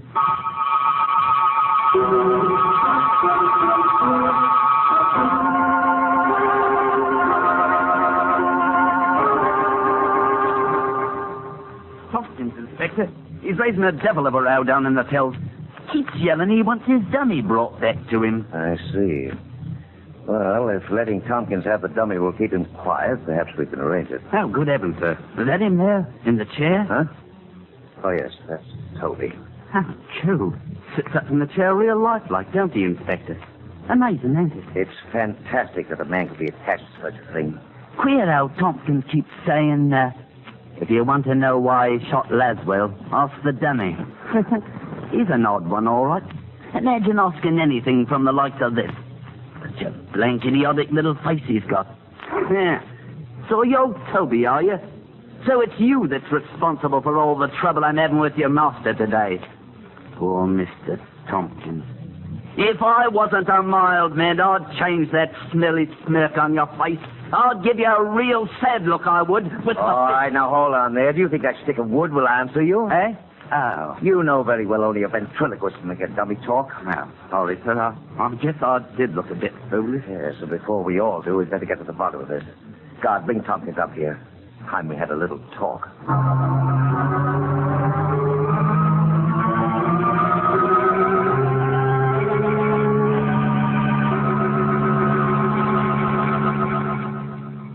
Tompkins, if I promise that Toby will soon be returned to you, will you cooperate with me? Toby? Is he here? Is he near me here? Yes, but you can't see him yet. But I must see him, Inspector. You will, but not before I have certain facts. Certain facts? About your quarrel with Nell Laswell. Now, if you tell me the whole story, I may be able to help you. Help me? Why? Why should the police help me? Because it's part of my job. Yes, but you've done your job. I've admitted I shot Laswell. I did it. What else matters? Your motive. He tried to steal Toby from me. Isn't that motive enough? Tompkins, I really can't understand you. Understand? Of course you can't understand. I wouldn't expect you to. You've never spent years, endless years, playing shoddy, cheap music halls, starving out at the elbow because you couldn't find a partner who understood you. You never toiled day and night for weeks on end, creating somebody like Toby who could go to the big time with you. Oh, Toby could tell you what it's been like, all right. Unfortunately, Tompkins, Toby has shown no inclination to speak to me, as yet. Toby would appreciate that, exactly. Yes, indeed he would. Really, what have you done with him? You'll see him soon enough, I promise you. But first, I want to know what makes you think Mel Laswell tried to steal Toby. Oh, I was aware of Laswell's intentions right from the start, Inspector. Even before I met him. I had a premonition that somebody might separate me from Toby. I couldn't stand that. I'm as much to him, yes. He to me. I see, yes. When I met Lazarus at the club that night, I realized almost at once that he might be the one who caused the trouble. I suppose you see, Lazarus, you know the sort he is. A regular troublemaker. Yes, Tompkins, I've seen him. Now come to the point. Well, as I intimated before, Toby and I have been playing all the better music halls for the last few years. Top billing, you know. And then we got our engagement at the Kit Kat, West End nightclub. That's about as high as Toby and I, or any act for that matter, can go. We were standing backstage, waiting for the dance act to finish their turn. It's only a standard act, not particularly hard for us to follow. And then Bigelow, the master of ceremonies, came along. Glad to see you ready to go, Tompkins. You're on as soon as they finish the waltz. We know our acts, Mr. Bigelow. Well, just so you know yours as well. Not so big. Well, I don't want him to forget to take the chair out tonight. I have the chair right here. Now, don't worry. It won't happen like it did last night. And do us the favor of getting off the floor when you've introduced us. You messed up the whole first part of our act standing behind us. Here, now, don't say that. After all, it was your opening night, and how was I to know your act? You did it deliberately. You were trying to cut in on our laughs. Now, look here. I don't have to take this kind of stuff. Toby, that was not at all professional. Mr. Bigelow, I apologize, since Toby doesn't seem to have the grace to do it. Very well, I accept it. Eh? Well, well, now, what do you think of that? Husband, you take me in, Tompkins. Deuce if I don't get to thinking that dummy is a living thing. Bigelow is a terrible ass, isn't he, Tompkins? By Jove, it's remarkable. Tremendously real, you know, the illusion. Oh, rock. Oh, by the way, you'll want to be particularly good this evening. You have a rival out there. Mm-hmm. Who? Laswell. Mel Laswell, the American. The ventriloquist from the States. Laswell? Oh, don't tell me you haven't heard him on the wireless. Here, look. Have a look. He's at the front table over to the left. Oh, yes. Yes, I see him. And who's the gorgeous young lady? His wife. He's awfully good. World's greatest ventriloquist, I've heard say. I like her. Don't you recognize precidency, Bigelow? He may be the best, and again, he may not be the best. And you're pretty jealous, aren't you, Tompkins? I'm nothing of the sort. In fact, you'll feel more uncomfortable than ever tonight working in front of a real artist. Now, see here, Toby. But as usual, I'll carry you along. You'll carry me. I'll have you know I carry the set. Please, both of you. Stay out of this, fat mouth. Now, see here, joke's a joke, but when you used to... By George, you took me up the road again, Tompkins. I thought you and this wooden imp were rowing. As though he were human. Imagine me thinking he's actually human.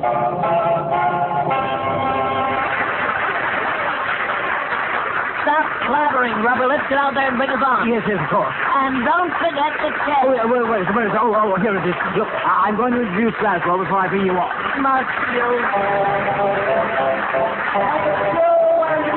That's right. Give the boy and girl a great big hand. The finest dance team in all the United Kingdom. And now, ladies and gentlemen, and visiting royalty, before I present to you our next little feature, I'd like to call on a distinguished variety artist who is here tonight. You've all heard him on the American wireless and seen him in the American cinema.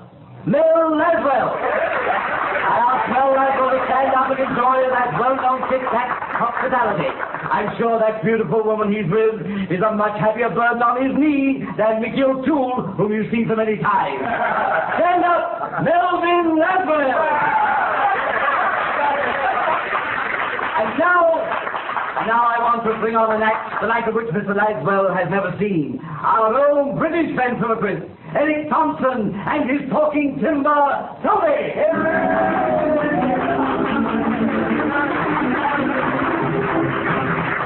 Well, good morning. Hey, Thompson, go easy on that morning stuff. How come, Toby? Well, that man over there looks like the truant officer. Why, that shouldn't bother you, Toby. You've been a very good boy, haven't you?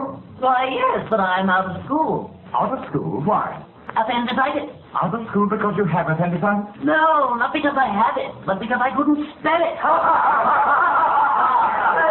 Now, Toby, my lad, you better watch that appendix of yours. After all, people die of appendicitis, you know. And then you'll be a skeleton. I'll bet you don't even know what a skeleton is. Get a good grip on your nose, darling. That guy's got the worst material in the British Isles. No, what a skeleton is. I feel so you're enjoying this. People are watching Well, you. then, what is a skeleton? A skeleton is a lot of bones with all the people scraped off. You know, Toby, I saw a very strange thing the other day. Toby, are you listening to me? I said I saw a very strange thing the other day. All right, you saw a very strange thing the other day. I don't blame the dummy for being embarrassed. My master. Now, Toby, that's not the proper attitude for a bright man like you. I said I saw a strange thing the other day. There were 12 men standing under one umbrella, and not one of them got wet. And not one of them got wet. I know the payoff to this gag, but I won't say it. And Mr. Laswell knows too, don't you, Mr. Laswell? So what goes on here now? Come now, Mr. Laswell. I know you do. You give the answer. Toby, Please, darling, this is embarrassing. Well, Say Mr. something. Laswell. If this guy keeps riding me, I will get him to This his back. dummy says that he saw 12 men under one umbrella and not one of them got wet. Why not, Mr. Laswell? Because it wasn't raining. Because it wasn't raining. Now, you see, Tompkins, everybody knows your joke. I'm humiliated, actually humiliated to be up here with a third-rate ventriloquist like you. Well, if you don't like your material, why don't you try rewriting it? Rewrite it? Did you ever hear of anybody going into St. Paul's and offering to rewrite the Bible? Then just what do you propose to do about it? I'd go to work for Mr. Laswell in a minute if he'd have me.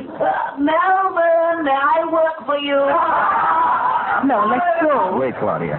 May I, Mr. Laswell? Well, I pay Mickey O'Toole 75 cents a week. He'll wind up in my fireplace if you'll work for 50. I work for nothing. Just to have a beautiful woman beside you. The Laswell wife. I don't care. I mean it. Ladies and gentlemen, you think this is part of the act, but it isn't. I think that Mr. Laswell is the greatest ventriloquist in the world. Ladies and gentlemen, please don't blame me for this. It's Laswell. He's speaking all this through Toby. He's trying to steal Toby away from me. Mel, is that true? Do you have something to do with it? Relax, honey. Get the rest of this routine. I'm being quite sincere, Mr. Laswell. I'll work for you and you won't have to say me a tuppence. Mel, are you speaking through Toby? Well, Mr. Laswell, will you take me on? Watch him try to get out of this one, Claudia. I'm thinking about it, Toby. Oh, Mel. Toby, either you behave yourself or I'll take you off the floor. That's right. Just when I'm about to get a good job, call the MC back, tell him you want to run away and hide. Come on out, Bigelow. Tompkins needs your help. All right. Just as you say, Tompkins. That's all, and thank you for this little impromptu surprise. Oh, brother, it's about time the MC took It's over. all part of the show, friends. All part of the show. Oh, hey, Bigelow. I give him a nice heading. Give him the best one. Take it.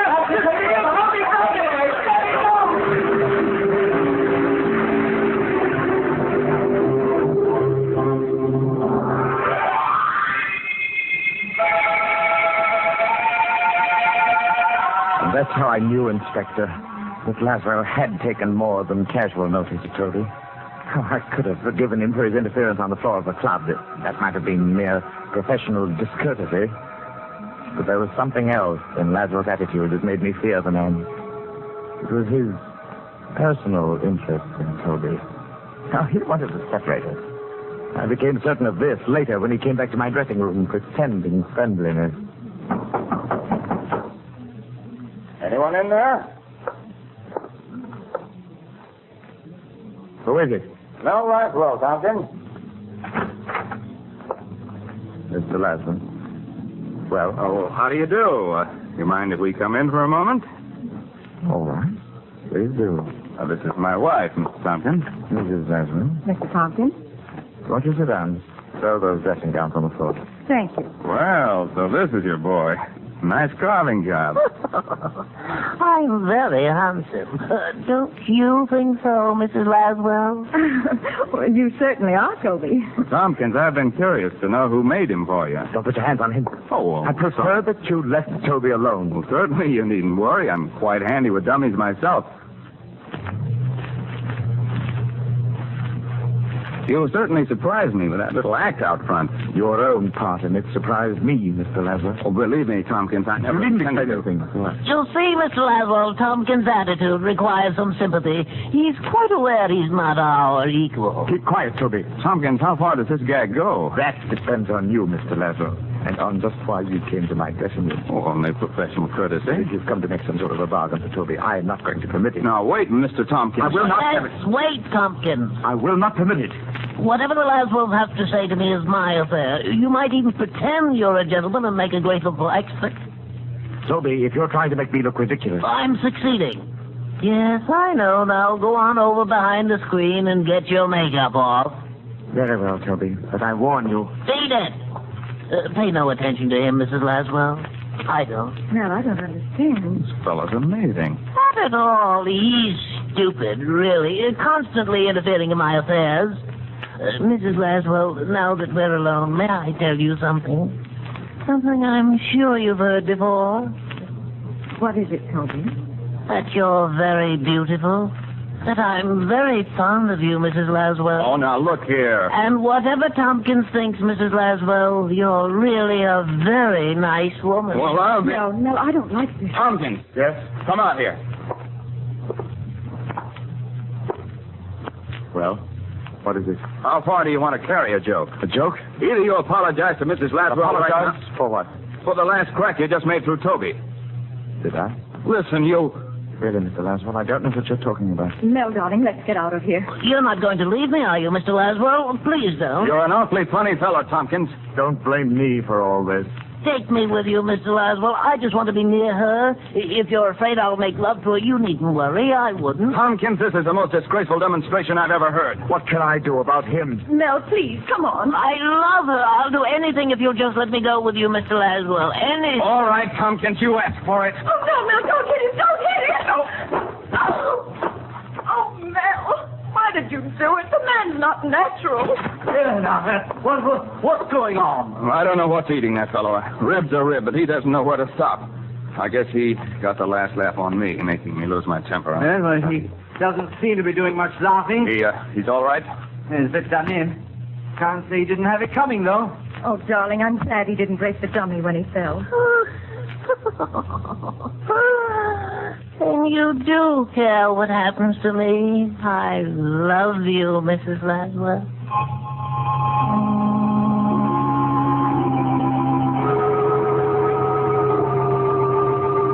So you see, Inspector, I should have known then that I couldn't prevent Lazarus getting Toby. I knew they'd be plotting, the two of them. I see. One question, Mr. Tompkins. Yes. Would you say that Mrs. Laswell is an exceptionally attractive woman? To some men, perhaps.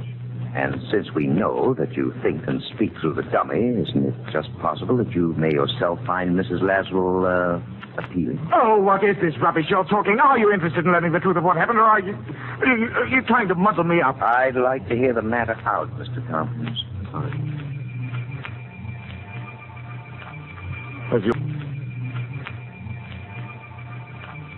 As you well know, I was sacked by the Kit Kat on the spot. I hardly spoke to Toby all the way home. I wanted to impress upon him the misfortune he'd caused us. At first, I hoped that Toby's attentions to Mrs. Laswell had embarrassed them both so much that Laswell would no longer feel any interest in him. But in my heart, I knew the Laswells hadn't finished, but at that very moment, they must have been plotting. Plotting their next move to get Toby away from me. I'll tell you what that next move was. In our hotel, I carefully turned the key in the lock. Toby and I were secured for the night. I put him in his own little bed and then made ready for bed myself. As I moved around the room, his eyes followed me scornfully. Then I thought of the revolver in my bag. I took it up. With the revolver in my right hand and the key in my left, I lay down on the bed and waited. I dozed off. I don't know for how long. Suddenly I was awake, my eyes staring. Toby was gone.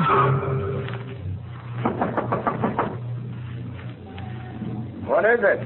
Laswell, I want to talk to you. Mel, be careful. It's Tompkins. The door is locked. Where is Toby? Get out, Tompkins. I'll come for Toby. Where is he? You've stolen Toby from me, and I want him back. I don't know what you're talking about, but if you're referring to your dummy, I haven't seen him. Now, get out. Mel. What's wrong, dear? On the floor. On the floor at the foot of my bed. Toby. Toby, there you are. I found you. Oh, my poor little Toby, you've been kidnapped. Look, Tompkins, I don't know how your dummy got here. Toby. Toby, speak to me. Wake up, Toby. Look, Mel. Look how he's shaking that awful thing as though he's trying to waken me. Oh, you're not deceiving me, Toby. You know very well I'm here. Go away and leave me alone. I'm through with you, Tompkins. Oh, Take it easy, Claudia. We've had all we can take of this, Tompkins. Are you going to deny you stole Toby from me? I certainly am. Look here, man. You're mad. You're ill. Ill, am I? You took Toby from me and you say I'm ill? I didn't take Toby. You brought the dummy here. You must have brought it here. Well, maybe while you were walking in your sleep, but you brought it here. I'm going to prove it. Stay away from the phone. No, he has a gun. You can shoot if you like, but I'm going to prove to you that... Hello. Hello, give me the desk clerk, please. Tompkins, I won't go with you. I'm going to stay with her forever. If Mr. Laswell will let me. Clerk, this is Mr. Laswell in 722. I want to know if someone came to my room a few hours ago. Is this some sort of trick? A man came, you say, and he was carrying a ventriloquist dummy. You let him come up. Did you hear that, Tompkins? I'm not deceived by this. Will you describe the man for me, please? Oh, no, you're a devil, Laswell. You stole Toby from me, now you're trying to drive me mad. Well, here, take the phone. No, I won't take it. You're tricking me again. No, be careful. Well, you won't succeed this time.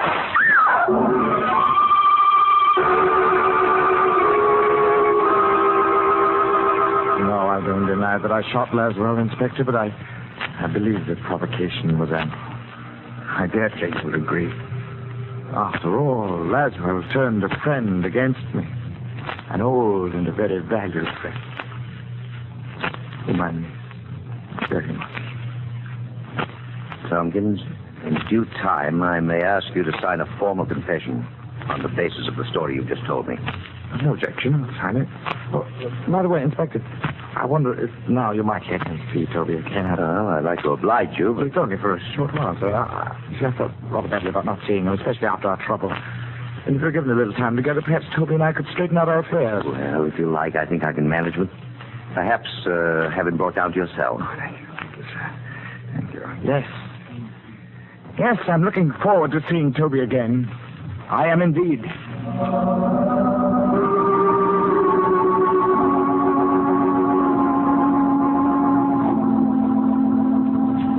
And that's the story as Tompkins told it to me, Mr. Laswell. And it's incredible. I had some idea what was going on in the fellow's mind, but that is... Mel, I'm so sorry for it. Just one question, Mr. Laswell. You'll pardon my asking. Yes? Did you have anything to do with what's happened to the Kit Kat? I mean, you didn't project your voice through Toby. Certainly not. So I thought.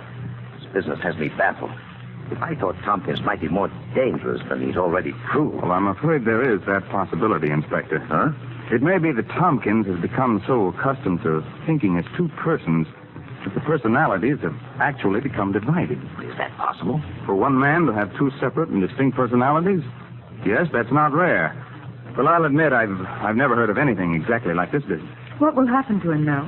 It's a battle that Tompkins will have to fight out within himself. As long as he's in that cell without the dummy, he may learn to think for himself as himself again. Good heavens, man. Look here, I permitted that dummy to be taken to the Tompkins in his cell. You what? Tompkins was so keen on having a dummy with him that Do you think that will harm him? Well, I don't know, but... Inspector All right, Dolar. here I am. It's that Tompkins, sir. Jerry knows something awful in this cell. What's happened? We put the big doll in with him, like you said, sir, and right off he began arguing with it, carrying on a fight, real life-like. It's just like two people what hate each other. Laswell, you were right. Come on, we'd better get to them before it's too late.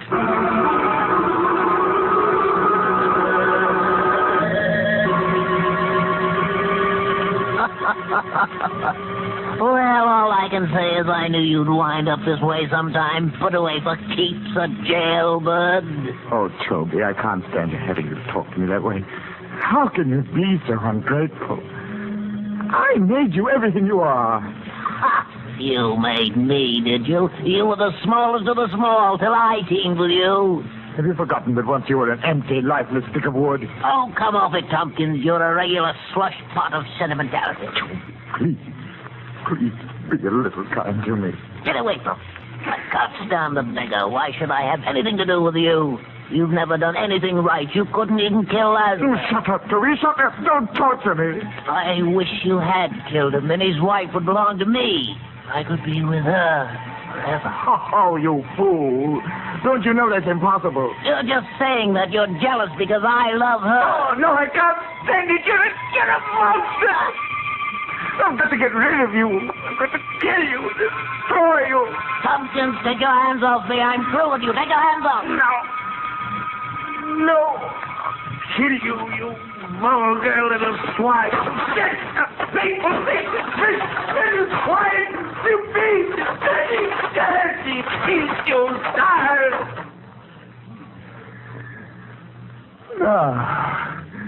Now, talk back to me, you little monster. Now tell me I failed at everything. I smashed your face! You can't kill me, Tompkins. No matter how you try, you can't kill me.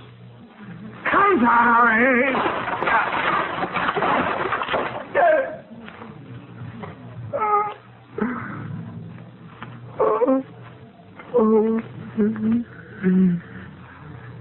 Toby, what have I done?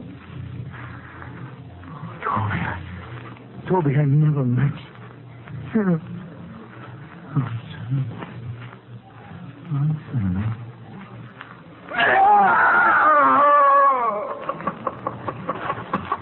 on, down this way. There we are. Mel, he smashed the dummy. Steady, Claudia. Oh, it isn't real. It can't be. We didn't reach him in time. He seems to have fainted. I guess we better see what we can do for the poor devil. Certainly made a pile of kindling out of his dummy, didn't he? Oh, Mel, what'll it do to him when he sees what he's done to Toby? How is he, Inspector? He's coming around all right. Tompkins, come out of it, fellow. Everything's going to be all right. He's reviving. He's opening his eyes. Come on now, I'll help you sit up.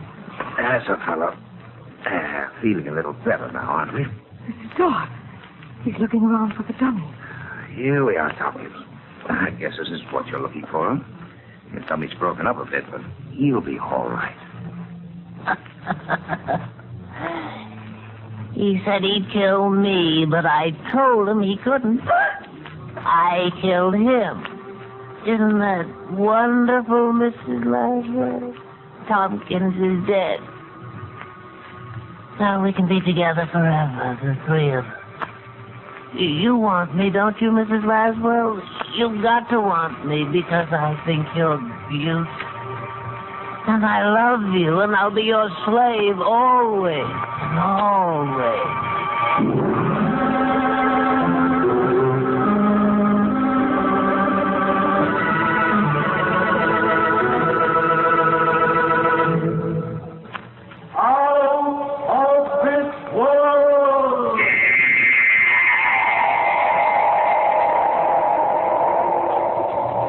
For the past 30 minutes, CBS has presented Out of This World, bringing you Charles Gusman's adaptation of the motion picture Dead of Night.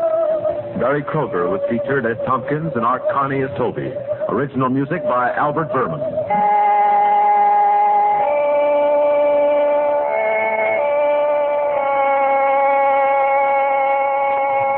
Out of This World is directed by John Mosman for CBS, the Columbia Broadcasting System.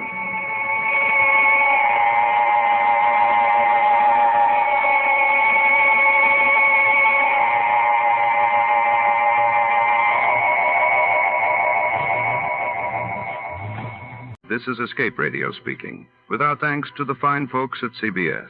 And now, ladies and gentlemen, a little challenge for true fans of adventure radio.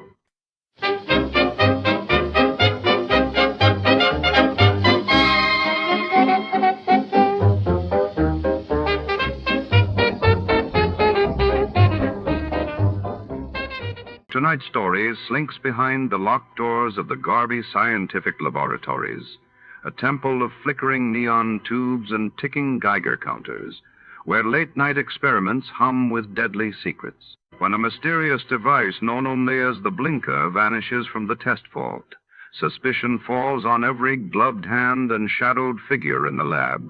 In this world of glass beakers and whispered motives, danger lurks in every corridor. Stay close, the truth may be hidden behind a pair of safety goggles. Before to start, let's see what happened the day it was aired. It was March 28, 1950, and that day the world reeled as the Soviet Union announced the successful completion of its first hydroelectric power plant on the Volga River, while in the United States. President Truman signed a bill expanding Social Security benefits, signaling a historic shift in American welfare. From Hollywood, it's time now for... Johnny Dollar. Fred Wills, Surety Mutual Limited, Johnny. Oh, hi, Fred. What's on your mind? At the moment, San Francisco. Oh, nice town to have on your mind. What's new out there? That's what I hope you're going to tell me. What do you mean? Johnny, there's an importer out there named Andrew Foreman. We're carrying a $50,000 policy on his life. So? So have you ever heard of an importer getting exported? I don't get you, Fred. I'm afraid that's what's happened to Foreman. Last night he disappeared. I'm on my way.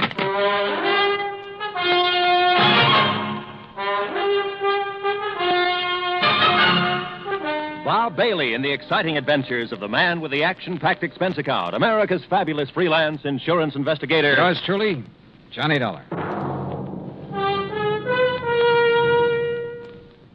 And now, Act One of yours truly, Johnny Dollar.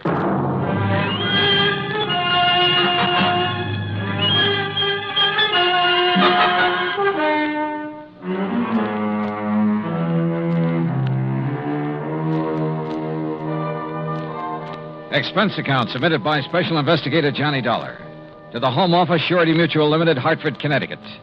Following is an account of expenses incurred during my investigation of the Blinker matter.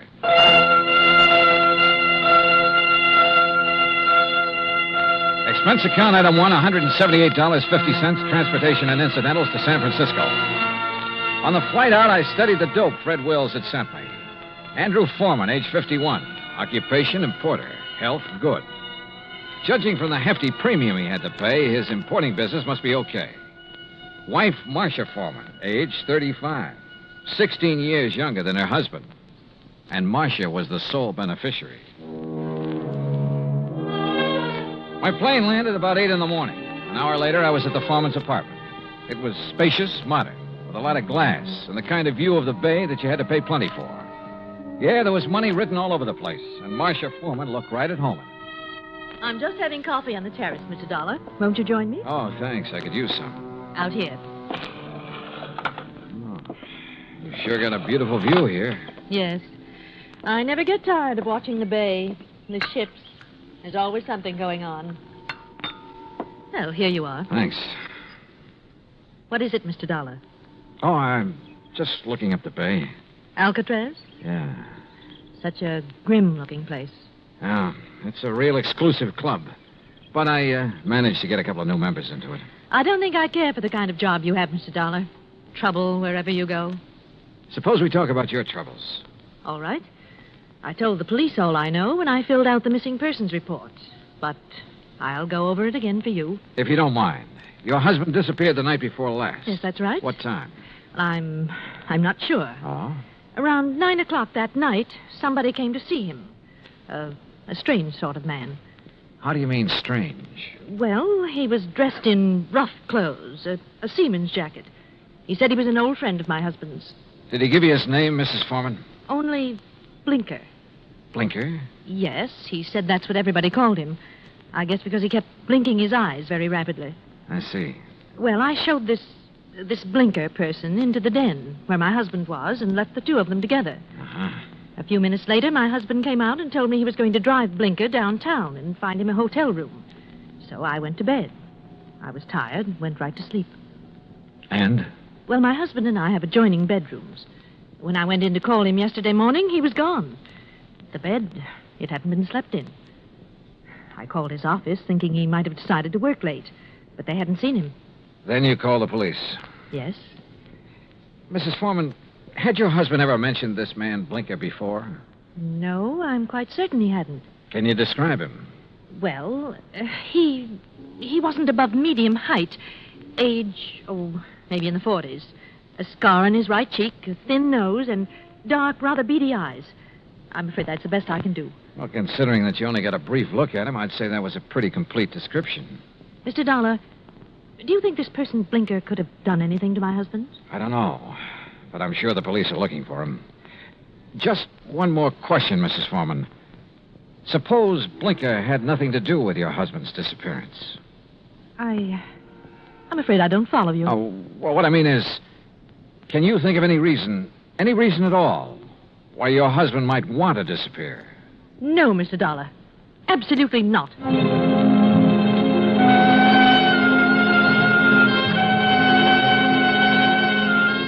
Marcia Foreman sounded pretty certain of that last answer. Maybe just a little bit too certain. Expense account item 2, $1.80 cab fare to the office of an old friend of mine, Detective Lieutenant Scapella. Jono, if Foreman took this character Blinker to a hotel, it's no hotel we ever heard of. We've covered them all. You think Blinker could have killed Foreman? It's a possibility. What's another? Maybe there is no Blinker. Yeah, Scapella, I thought about that, too. Jono, didn't it hit you there was something strange about Mrs. Foreman's story? She said she let Blinker in the apartment. She showed him to the den. Now, she could have only seen him a couple of minutes. Yet she rattled off a complete description of him. Yep. Sure is to me, Scapella, right between the eyes.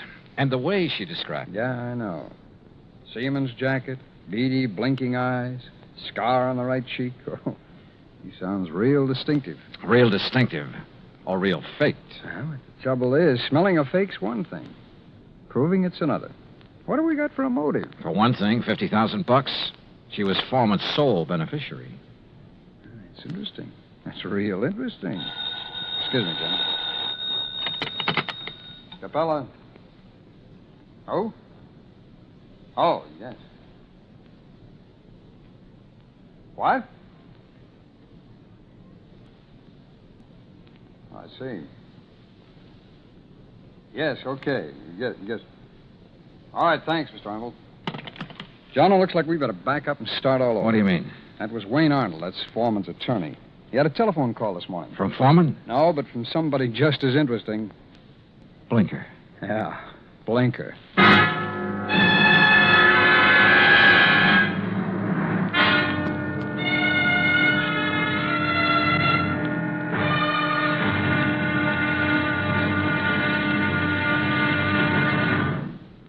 Act Two of yours truly, Johnny Dollar, in a moment. And now, Act Two of yours truly, Johnny Dollar, and the Blinker matter. Like Scapella said, we had to back up and start all over again. Just when we talked ourselves into thinking Marcia Foreman's story about Blinker was phony, her missing husband's lawyer phoned and told us he just heard from Blinker. Item 3, $1.70, cab fare to the office of Wayne Arnold, Foreman's attorney. I met him just coming out his door. Did you wish to see me? Mr. Arnold? Yes. I'm Johnny Dollar. Oh, yes, the insurance investigator. Mrs. Foreman told me you'd been questioning her. Look, I'm sorry, but I'm in rather a hurry. I have an appointment, and I'm late for it. Sorry, but this will only take a minute or two. I was in Lieutenant Scapella's office when you phoned a while ago about this man Blinker, Mr. Arnold. Oh, yes. When did you hear from him? Just a little while ago. I called Marcia Foreman right away, and she thought I ought to call Scapella. What did Blinker say on the phone? It was a strange conversation. He sounded nervous, excited, almost out of breath. Said he wanted money, $10,000. If he didn't get it, he'd... And that's as far as he got. He stopped suddenly, said he'd contact me later, then hung up. What do you make of it, Mr. Dollar? I don't know. Could be he's holding Foreman for ransom. That's what it sounded like to me. I take it you don't know this Blinker. I never heard of him until Marcia told me about him showing up night before last. Okay. Just one more thing, Mr. Arnold. How long have you been Foreman's attorney? 3, 4 years. Why? Any reason you know of why he might want to disappear? None that I can think of. Another woman, maybe? I doubt it very much. How about his importing business? As far as I know, it's in excellent shape. Okay. Thanks, Mr. Arnold. Mr. Dollar. Yeah? This man Blinker, why would he have it in for Andrew Foreman? Good question, Arnold. Sorry I don't have an answer to it. I went down the elevator and outside. I stopped at the corner to get some cigarettes, and that was my first lucky break. Because just as I was leaving the counter, I saw Arnold come outside. And the way he looked up and down the street made it plain he wanted to see if anybody was watching him. He got into his car and drove off. I grabbed a taxi, that's item 4, and trailed him. He drove into Golden Gate Park and stopped. I got out down the road and worked my way toward him behind some bushes. Pretty soon, a woman came over and got into his car. I couldn't hear what they were saying, but I didn't need to. Because when I saw the kiss, I got the message. The woman was Marcia Foreman. I went back into town and waited for Marcia outside her apartment door. She showed up about half an hour later. What? Why, Mr. Dollar. What is it? Is something wrong? Yeah, something's real wrong, Mrs. Foreman. I want to talk to you. All right. Come in. But I've already told you all I know. The story you told me about this man, Blinker, there's no such person, is there? What? You and Arnold made it up. Why, no, that's not true. What about you and Arnold, Mrs. Foreman? I don't know what you're talking about. Well, then tell me, did you enjoy your visit with him in Golden Gate Park an hour ago? Oh, that. Yeah. Well, all right, Mr. Dollar. Wayne Arnold and I have... Well, we've been in love for some time. Did your husband know? I'm not sure. We were trying to find the right time to tell him. I don't think he'd really have cared very much. Oh. My husband and I haven't gotten along very well the last year or two. I guess I really didn't know him when I married him. Mr. Dollar, this has nothing to do with my husband's disappearance. You must believe that. That's so. I didn't make up the story about Blinker. I didn't kill my husband, if that's what you're thinking. Has he been killed? I don't know. You've got me confused. If you didn't do it, how about Arnold? No. He'd have no reason. Besides, he wasn't even in town the night before last. I can check that. I know you can. Mrs. Foreman, maybe you're telling me the truth and maybe you're not. Sooner or later, I'm going to find out which. I am telling you the truth. And can you give me any reason at all why your husband has disappeared? There's one possibility, Mr. Dollar. It might have something to do with his importing business. What's that mean? My husband, well, he seems to have made a lot of money out of his importing business. More than the kind of thing he usually imports would warrant. What does he import? Oh, trinkets, curios. From the Orient, mostly. Have you a key to your husband's office? Yes. Let me have it. I want to take a look around. I went over the papers in Foreman's office and found out his last shipment had come in 3 days ago on the Indian Princess. Mrs. Foreman had said Blinker was wearing a seaman's jacket. I headed for the waterfront, but the ship was gone. Near the pier was a beat-up eating place called Gus's Cafe. A woman with an apron came over. She was about 6 feet tall and almost that wide. What can I do for you, buddy? I want to talk to the owner, Gus. That's me. You're Gus? Short for Gussie. What's on your mind, buddy? Johnny Dollar. I want some information. You a cop, buddy? No, I'm not a cop. You look like a cop. Now listen, that freighter that shoved off from this pier, the Indian Princess. Docks there regular. You know any of the sailors from her? Just about all of them. They all come in here. Hey, look, Gussie. Gus. Okay, Gus. You ever happen to hear of a sailor named Blinker? Sure. You know him? Sure. About medium height, scar on the right cheek, blinks his eyes all the time? I said I know him. What do you want, an affidavit? Oh, Gussie, you're the most beautiful thing that's happened to me all day. That's what they all tell me, buddy. But flattery don't get 'em a thing. Might help you, though. You're kind of cute. Yeah. Look, did Blinker sail on the Indian Princess? Nope. Then where is he? Fact is, I don't know. Blinker's disappeared. Act 3 of yours truly, Johnny Dollar, in a moment. And now, Act 3 of yours truly, Johnny Dollar, and the Blinker matter. And you don't have any idea where Blinker is now, Gus? Not the slightest, buddy. Oh, great. And I'm right back where I started from. Blinker was mixed up in something, all right. What do you mean? The Indian Princess docked the other night. Blinker come in here for a cup of coffee. That's one thing the sailors around here all miss when they're out to sea. My coffee. There's no one makes coffee like me. Why, there's nobody on the whole coast. Yeah, I know. About Blinker now. Well, he seemed pretty pleased with himself. Said he was onto something good. Did he say what he meant by that? No. Just sat there looking pleased with himself. Oh, yeah. He showed me the elephant. Said it was going to make him a lot of money. What elephant? He had a carved elephant about 6 inches high. Must have picked it up somewhere. Maybe he was going to sell it. I don't know. Foreman imported curios from the Orient. His last shipment came in on the Indian Princess. That elephant could have been part of it. Foreman? Who's he? Never mind. Well, I wonder where I go from here. I wonder what I'm going to do with all Blinker's stuff if he don't show up for it. Maybe I'm... What did you say about Blinker's stuff? What stuff? I got a back room where I let the boys keep their gear when they're ashore. You've got Blinker's things there now? Sure have. Why didn't you tell me? You never asked me. In the back room, I went through Blinker's sea bag. Near the bottom, I found a carved elephant. An ordinary-looking elephant, until I twisted one of the legs loose. It was hollow, and inside a little paper packet full of white powder. Suddenly, the whole deal slid into place, and just as suddenly, the whole deal made me slightly sick. Now I wanted to see the rest of those elephants real bad. According to the records in Foreman's office, the shipment was in a warehouse. I went outside and over to the pier. Johnny. What? Oh, Gus. Come here a minute, Johnny. Look, I'm in a hurry. Thanks for everything. I'll see you later. You got time to see this. Over here, near the pier. Wait a minute. Yep. It's a body, all right. One of the boys just fished it out of the water. I sent him to call the cops. Looks like it's been in the water quite a few hours. Gus? Yep. It's Blinker, all right. I knew I had to work fast now. I headed out on the pier for the warehouse. Once I thought I heard footsteps somewhere behind me. I stopped and listened. There was no sound.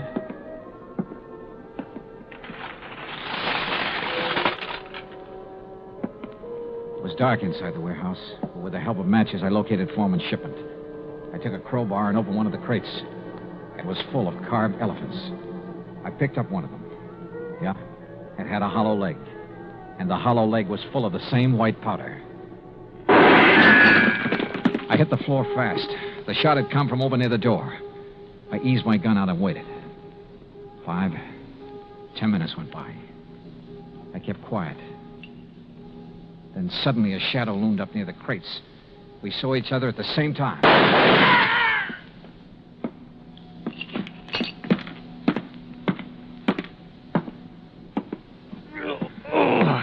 My shoulder. Well.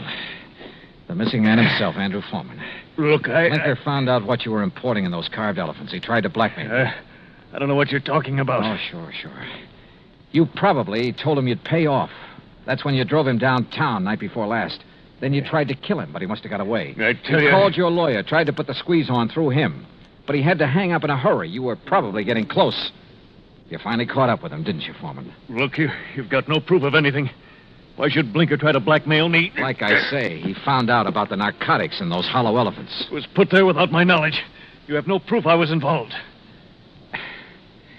You know, Foreman, it doesn't much matter. You've got even bigger troubles than that staring you in the face. I don't understand. Blinker's body has been recovered from the bay. I wouldn't know anything about that. You've got no proof of that either. No. There were 2 bullet holes in Blinker. 5 will get you 10. The slugs in him came from this gun of yours. The gun? Yeah. This is something that can be proved. Well?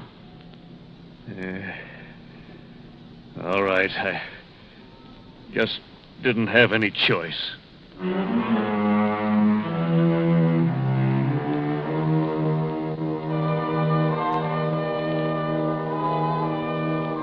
Item 5, $183 even, transportation and incidentals home. Expense account total, $434.50. Remarks? Andrew Foreman made a complete statement to the police. The murder case against him is open and shut. So, it looks like he's going to beat the narcotics rap after all. The hard way. Yours truly, Johnny Dollar.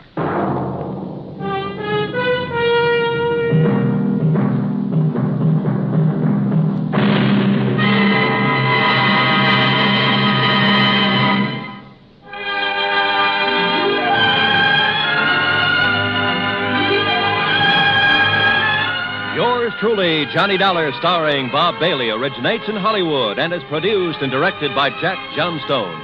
Today's story was written by Robert Stanley. Heard in our cast were Paula Winslow, D.J. Thompson, Harry Bartell, Stacey Harris, Vic Perrin, and Bob Bruce. Be sure to join us next week, same time and station, for another exciting story of yours truly, Johnny Dollar. This is Roy Rowan speaking.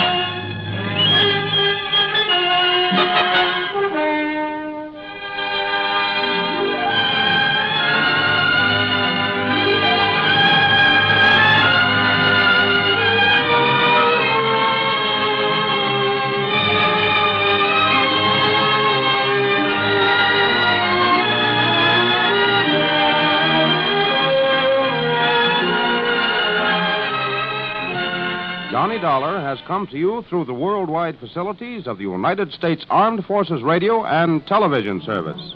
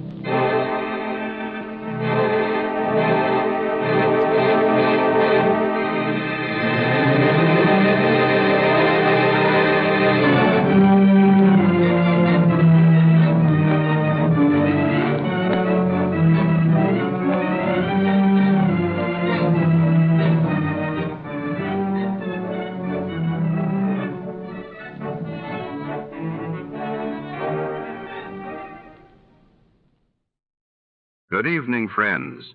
With a special word of thanks to our sister network, CBS, we invite you now to test your memory of the great radio adventures.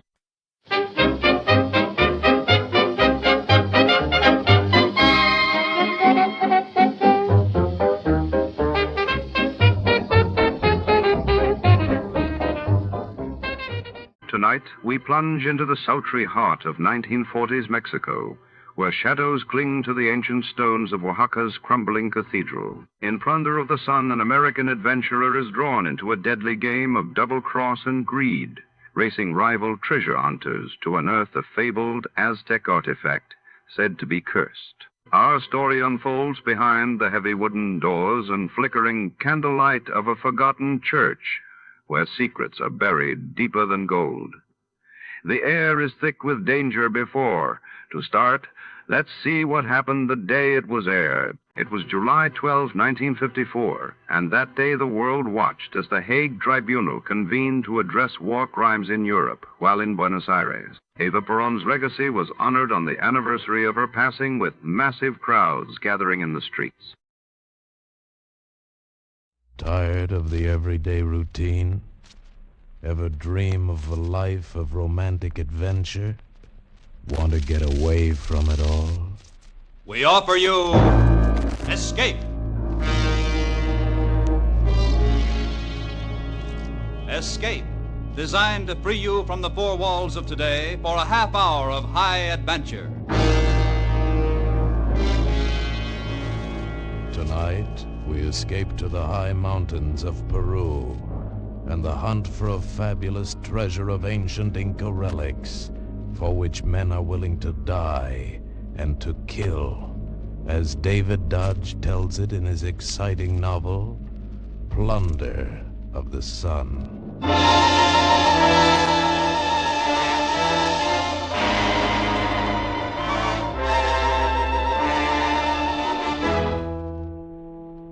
Living the way I do by my wits, you get into all kinds of risky deals, but I had no idea when I took Senor Berrien's little job that it would lead me to terrible danger, to a beautiful woman, and to a fabulous buried treasure of the Incas. I didn't have to take the job, but you see, there was Ana Luz. She was Senor Berrien's nurse, pushed him around in his wheelchair, gave him his heart medicine, and so on. I first saw her that day when we all met in the park at Valparaiso. Here, let me brush that bench off for you first, senorita. It's pretty dirty, I'm afraid. Gracias, senor. Not at all. You are simpático, senor. Senor Colby. Right, Senor Berrien. Now, what can I do for you? I am told that you are a capable man.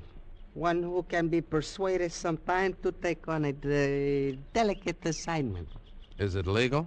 Senor Colby, I'm a reputable businessman.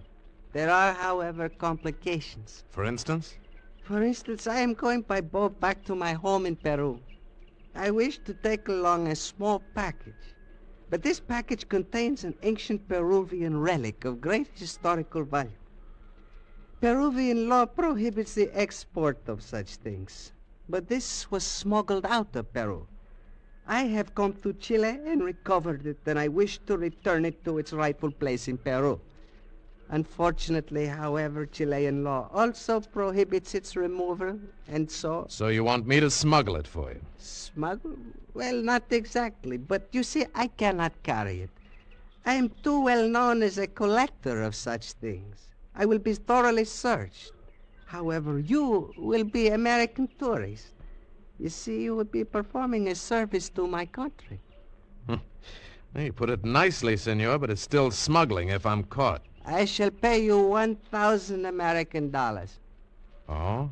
You will pay, not the government. I am a collector and an archaeologist. My name will be forever connected with the recovery of this relic. That is what matters to me. Well, I could see a lot of Peru on $1,000. Especially if I had someone to show me around.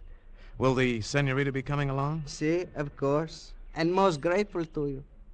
All right. I'll do it. The worst part of the boat trip was that I wasn't supposed to be seen with Berean or Ana Luz. The first day out, I was standing at the rail talking to one of the passengers, another American, as they came along. Yeah, it's a nice country. Lots to see in South America. Have you been to the Inca ruins in Cusco? No, I haven't gotten up that far yet. Oh, well, you'll find it... Oh, pardon me. Well, buenos dias, Don Alfredo. Yeah. Buenos dias, senor. You're in good health, I trust? Si, gracias. And how are you, Ana Luz? I am very well, Senor Jefferson. Gracias. Good. I hope to see you later, perhaps. Hasta luego, senor. Oh, sure. Hasta luego, Don Alfredo. Your friend seems surprised to see you here. Surprised? He almost had another heart attack, the old robber. Interesting-looking man. Who is he? Name's Berean, Peruvian dealer in antiques. Oh? And the girl? Oh, his nurse. Even more interesting. Yes, isn't she? Tell me, are you perhaps also a dealer in antiques? Me? I'm just a tourist, like you. That was the first hint of trouble. When Berean saw this tourist, Jefferson, his face had gone white with fear, and I knew I better keep a close eye on the man. On our last night out, trouble came. I'd been playing poker with Jefferson and some of the passengers in the smoking room. When Jefferson left, I got out of the game as soon as I could and went to my cabin. Just as I turned into the corridor, I saw a dark figure hurrying away from my door. I went into my cabin and looked around. Everything seemed all right until I noticed the catch on my suitcase had been opened. Then I knew that hurrying figure couldn't have been Jefferson. He was too tall, and only one person knew I had the package. I went out into the corridor. There was a light on in her cabin, and I entered without knocking. Oh, Senor Colby, what do you want? Ready for bed, senorita? Bathrobes, slippers? What do you have on under that? Senor Colby. Let me see. Stop it. Just as I thought, senorita. Why are you fully dressed under your robe? That is none of your business. I think it is. It was a waste of time, senorita. I carry the package on me. Oh, senor. Now suppose we go next door to Berean's cabin and tell him you're not as trustworthy as he thought. Oh, you don't... That you're trying to get the package, too. We'll let him find out why. All right, come on. He's asleep. We'll wake him up. You cannot. I have given him sleeping pills. We'll see. Come on. Take your hands off me. Let me go. Wait. Huh? That was Senor Berean's little bell. Beside his bed. There is something wrong. Now listen, Let me go. I must go to him. All right, we'll go together. Where's the light?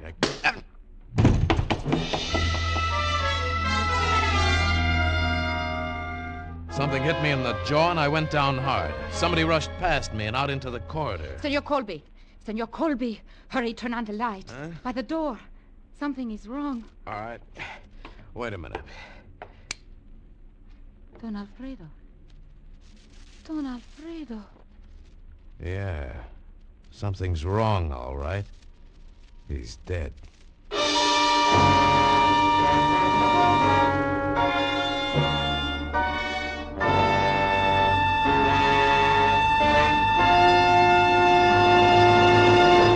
We shall return to Escape in a moment. But first, ladies, you can get a haircut every afternoon without going to the barber. There's music, there's fun, there's a surprise a minute with this haircut whose name is Gary Moore. Yes, Gary has his own daytime show now on CBS exclusively. A full hour every weekday, Monday through Friday, on most of these same CBS stations. So ladies, men too, choose your chair and get that haircut right away.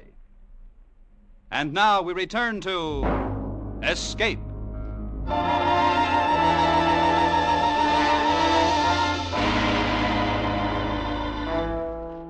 Don Alfredo Berean was dead of a heart attack, or so the authorities in Callao said.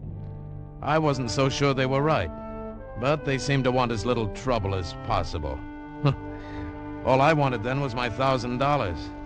But it looked like I was holding the bag unless I could find out what the package was and turn it into money. As soon as I was alone in my hotel room, I unwrapped it. All it contained was a tangle of little colored strings and a page of old manuscript in a language I didn't know.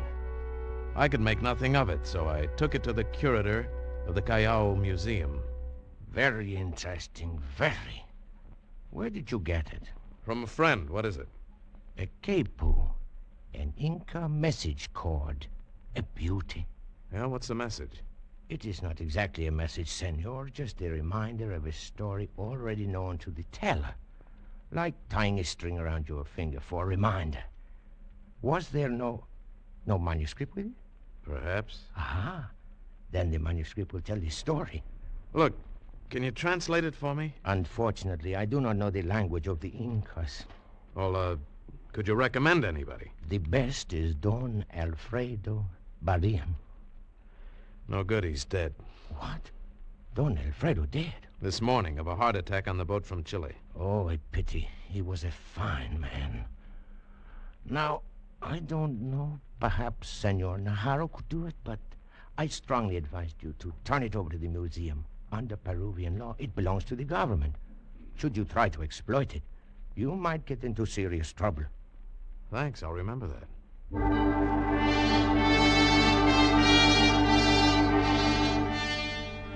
When I got back to the hotel, Anna Luce was waiting for me in the lobby. Oh, Senor Colby.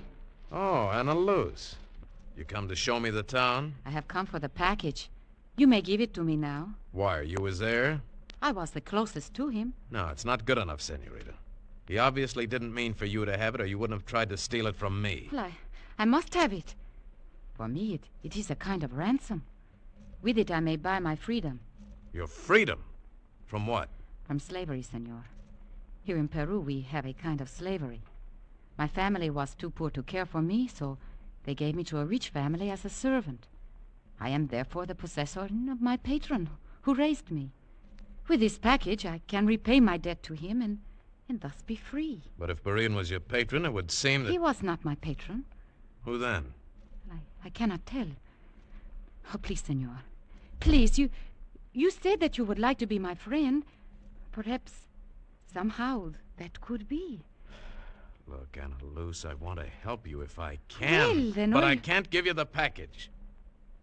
I have to play the game my way. I'm sorry, Anna Luce. Very sorry.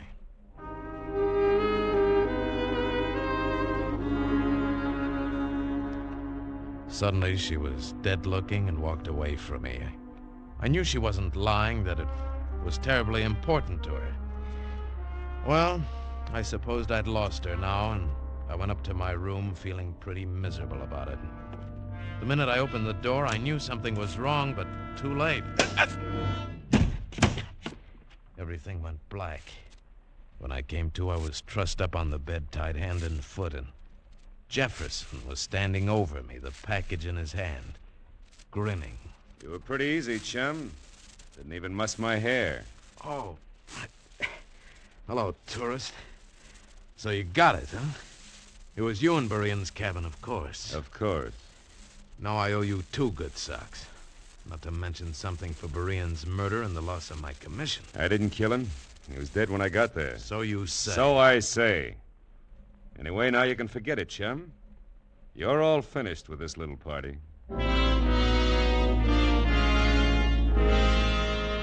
That's what he thought then.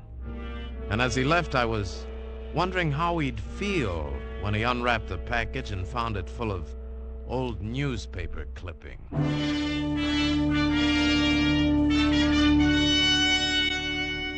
After I got untied, I went down and got the manuscript out of the hotel safe. Took it to a photography shop and had 3 blow-up prints made of it.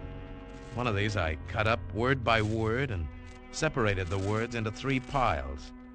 One pile I took along when I went out to look up Senor Najarro. He turned out to be an old crow of a man, bald and harmless looking, but sharp.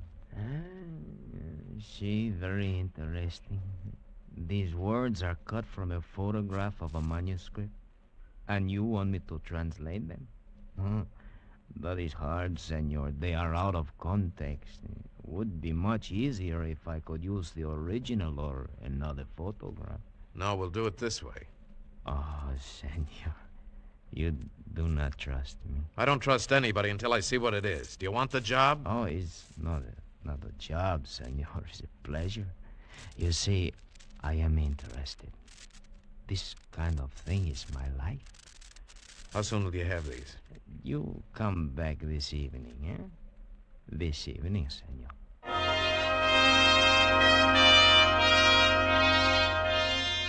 I went back to the hotel and put the original manuscript and 1 copy into the hotel safe. Then when I turned around, I saw Anna Luce standing across the lobby watching me. I started toward her, but she turned and almost ran out of the hotel. Seeing her run from me like that hurt. But I had to go through with it. And I had a feeling that it was mostly for her that I was doing it. And to kill time till I could go back to Najarro's, I bought a copy of Prescott's book, The Conquest of Peru, hoping to read up on the Incas and perhaps find a clue to the manuscript. As it turned out, that was unnecessary, because while I sat there in the hotel patio, I had a visitor. Hello, chum. Well, Jefferson, what's new in the papers? Yeah, you're smarter than I thought. Smart enough not to have it on you, then or now, huh? Maybe we better be partners. Partners? Yeah, you've got the package. I know what it means. I'll know what it means, too, very shortly. You didn't give it to Najarro? How'd you know about him? He's the only logical one. And he'd give his soul to get his hands on that manuscript. He's worse than Berean, you fool. Don't worry, he hasn't got it and he won't get it. He's merely translating isolated words. You are smart, aren't you? But even that may be dangerous. We've got to beat him to it. To what? To millions, literally millions in gold. Lost Inca treasure. You can read about it in that book you have there, how they had so much gold they paved the streets with it. How they hid it away, buried it when their empire fell to the Spaniards. It's all there. And the manuscript you have gives the exact directions on how to find one part of it. A part that's sure to be worth $1 million at present values. No wonder everyone's after it. Now, look, there's no time to waste. Give me the manuscript. I can translate it. You're a man of many accomplishments. I've been an archaeologist. Never mind that. I can translate it. If we're going to be partners. I'll think it over.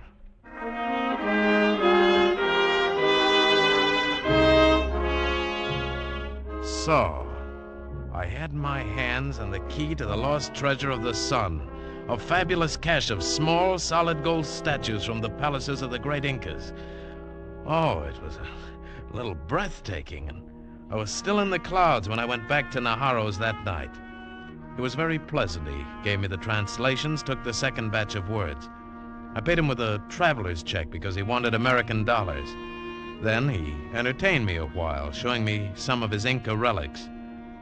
Well, an hour passed before I could break away and get back to the hotel. I went to the desk to get the manuscript so I could start working on the translation. But when I asked for it... Why, Senor Colby, did you not get your package? What do you mean? We gave it to your messenger, the young lady, not an hour ago. My messenger? See? Just as you instructed in this note. That is your signature, is it not? My Yes. Yes, it is. Now, at last, I had it figured. A girl. Anna Luce, of course. She'd seen me put the manuscript in the safe. But the signature, it was my signature. Or rather, a reasonable facsimile, a clever tracing. Who could have done it? What had I signed recently? And then I remembered. The traveler's check at Naharo's. He'd asked for it, American dollars. And suddenly I knew the truth. Anna Luce in Naharo. He was her patron. It was for him all the time that she'd been trying to get it. And they'd beaten me.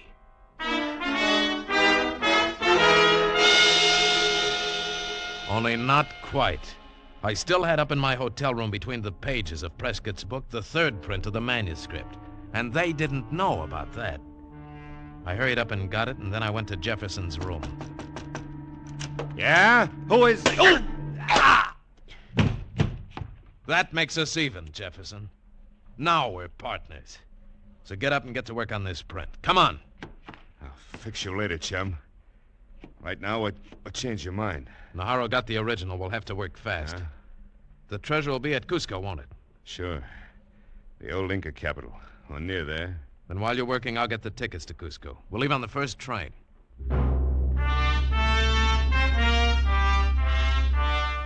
We rode all night on the mountain train to Cusco, and Jefferson sat there in the swaying coach translating.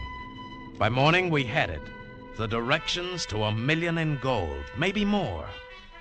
In Cusco, we obtained burros and supplies and an Indian god named Tasho. And by sundown, we were in the shadows of the tremendous, brooding ruins of the Inca palace.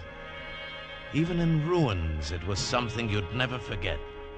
And I got the eerie feeling that the dead Incas were watching us with hate in their eyes. Then Tasho started pacing out the directions from the manuscript, striking down the hill, out across the valley. We followed with equipment. We were looking for a certain stone. At first, we couldn't find it. An egg-shaped boulder by the side of the stream, it said. There's no stream here. Yeah. Wait a minute. That was centuries ago. Maybe since then it was made into one of these irrigation ditches. Let's look at that one over there. Maybe you're right. Come on. We finally found the boulder half buried in the hillside. Then it took us most of the night to dig around it, loosen it, and finally topple it over. It was just dawn when we got down to the last perfectly fitted stone. Hurry up. The minute it gets light, this place will be swarming with Indians coming out to work the fields. Okay, this is the last. Have Tasho lend a hand, will you? Right. Come on, Tasho. Easy now. There. Good Lord. Look at that. Just feast your eyes on that. Solid gold. And look at the beautiful carving. These are magnificent, priceless pieces. Not priceless, chum. They'll bring a very pretty price when they're melted down to bullion. Oh, no, you couldn't destroy works of art like this. No? Come on, let's load them up. We had to hurry loading the small but heavy gold statues on Tasho's burros because it was fast getting light. Once some Indians passed not 50 yards from us, but they didn't see us. We were at last finished, and suddenly Jefferson turned to me. Okay, chum. So long. Huh? What? What's the idea of the gun, Jefferson? Just for you, chum. You've got a stronger heart than Berean. I'll have to shoot you. So you did kill Berean? Just scared him to death. Stuck the gun in his face. Ready now? Say goodbye, chum.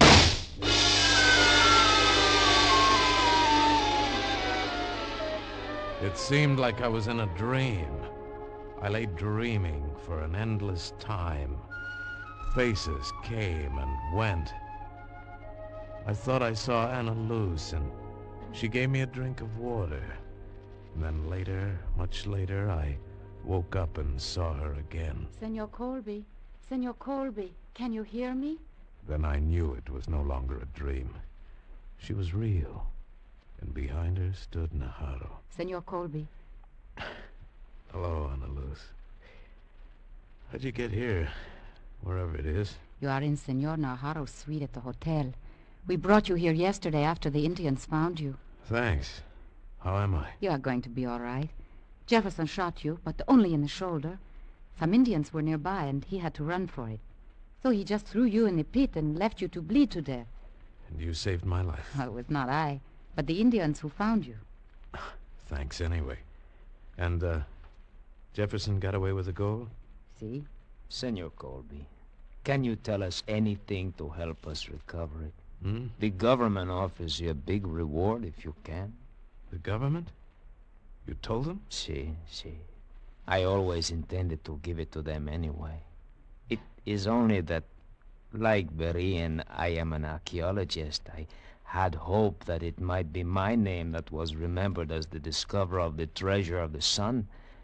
But now, can you help us, senor? Yes, I think I can. But for a price. I have told you there will be a reward. No, more than that. I want you to give Ana Luz her freedom. But, senor, she is free. She is no longer my servant. She is like my daughter.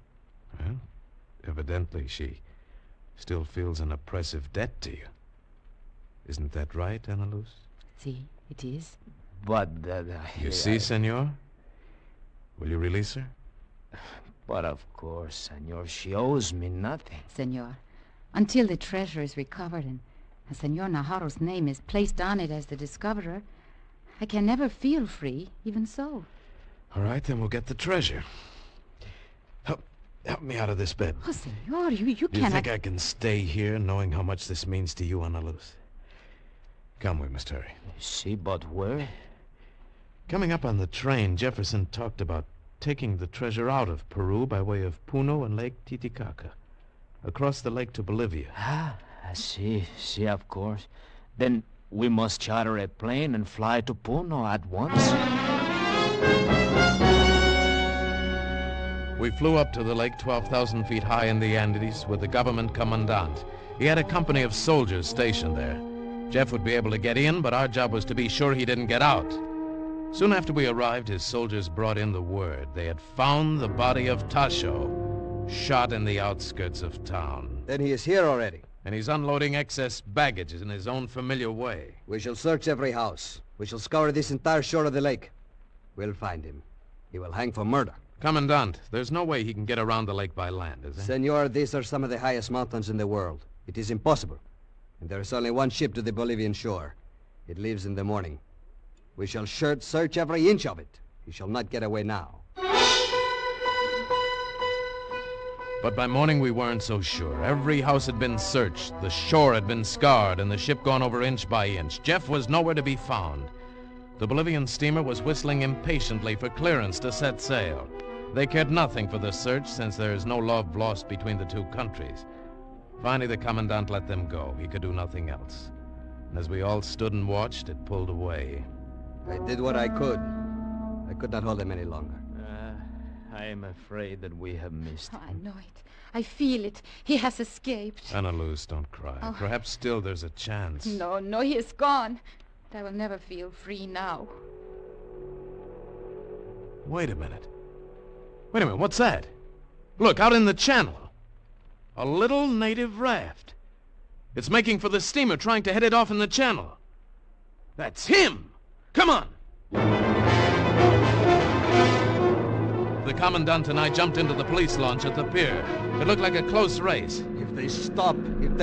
They're slowing down for him. What if he gets aboard? Will they let us have him? No. The Bolivians would only laugh at us. Then we've got to make it. We've got to. The commandant got everything he could out of the launch. But Jeff had almost reached the ship when we got there.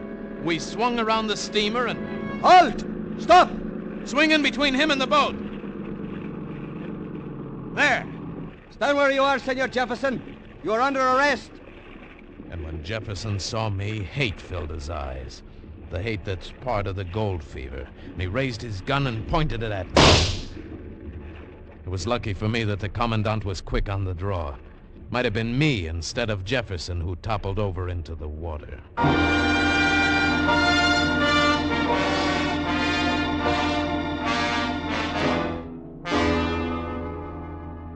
Oh, Senor Colby, how can I ever repay you? Anna Luz, you don't owe me or anybody anything now. This is no way to start. I mean, to start your new life. Thank you, Senor Colby. You have made me very happy. I hope that we shall meet again. But, you mean you're leaving? Why? Well, I must get back to Callao and tell Carlos. Carlos? Si, the man I love. The man I may now marry. Adios, senor. Senor Colby, you are a hero. You shall have a big reward. And the people of Peru will honor you. Perhaps. But they'll fall in love with guys by the name of Carlos.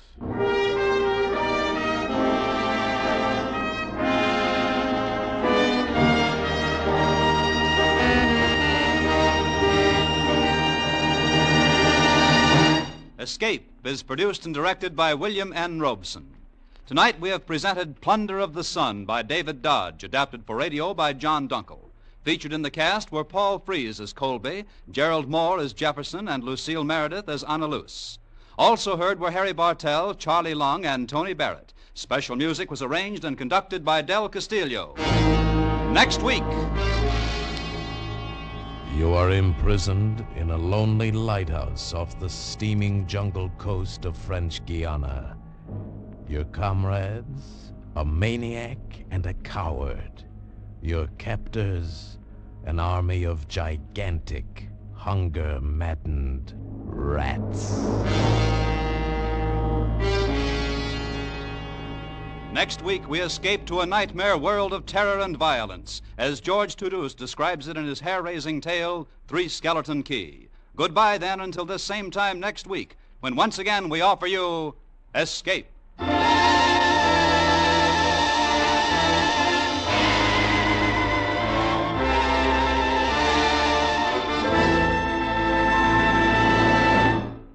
Stay tuned now for Life with Luigi, which follows over most of these CBS stations. This is CBS, the Columbia Broadcasting System.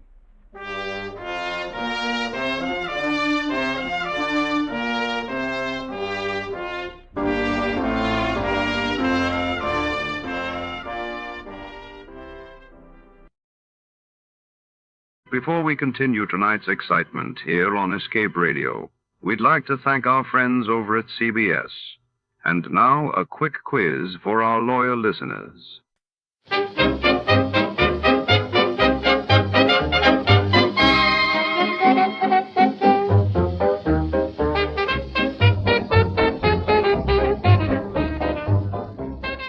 Tonight, under the flickering neon of the city's back alleys, a mysterious gold key surfaces, a key that unlocks more than just doors. Our hard-boiled detective is drawn into a twisting web of deceit, shadowed by a stunning femme fatale whose secrets could shatter lives. Who truly holds the power behind the gold key? And what dark fate awaits at the journey's end? Stay tuned for The Gold Key Capper.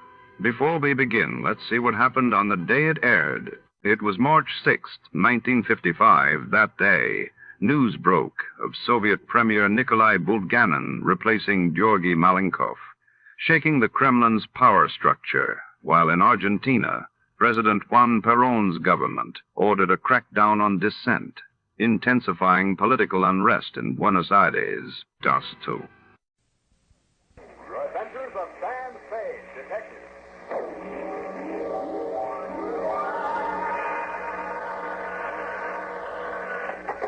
Sam Spade, detective agency. Spade, sweetheart. Oh, hello, Sam. What are you doing? Having breakfast, Abby. Breakfast? But it's 7:30 in the p.m. Well, it's a topsy-turvy world, sweetheart. What was the problem, Sam? Oh, a gold key to the door of her apartment. She got to figure out what it unlocked. Very complex case, Abby. Greed, passion, twisted ambitions, hate, love, vengeance, and murders, all gamut. It was ghastly every now and then. Well, Sam, maybe we ought to put off the report till morning when you're feeling fresher. Oh, it's very considerate of you, sweetheart, but I'd like to get it off my chest now tonight. If you want to help, just be at your desk. Now, don't say anything when I come in. Just be there.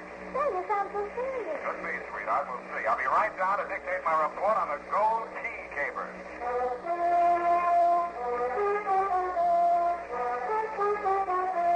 Now, with power George up starring in Spade, Lazarus brings to the air the greatest private detective of them all in The Adventures of Sam Spade.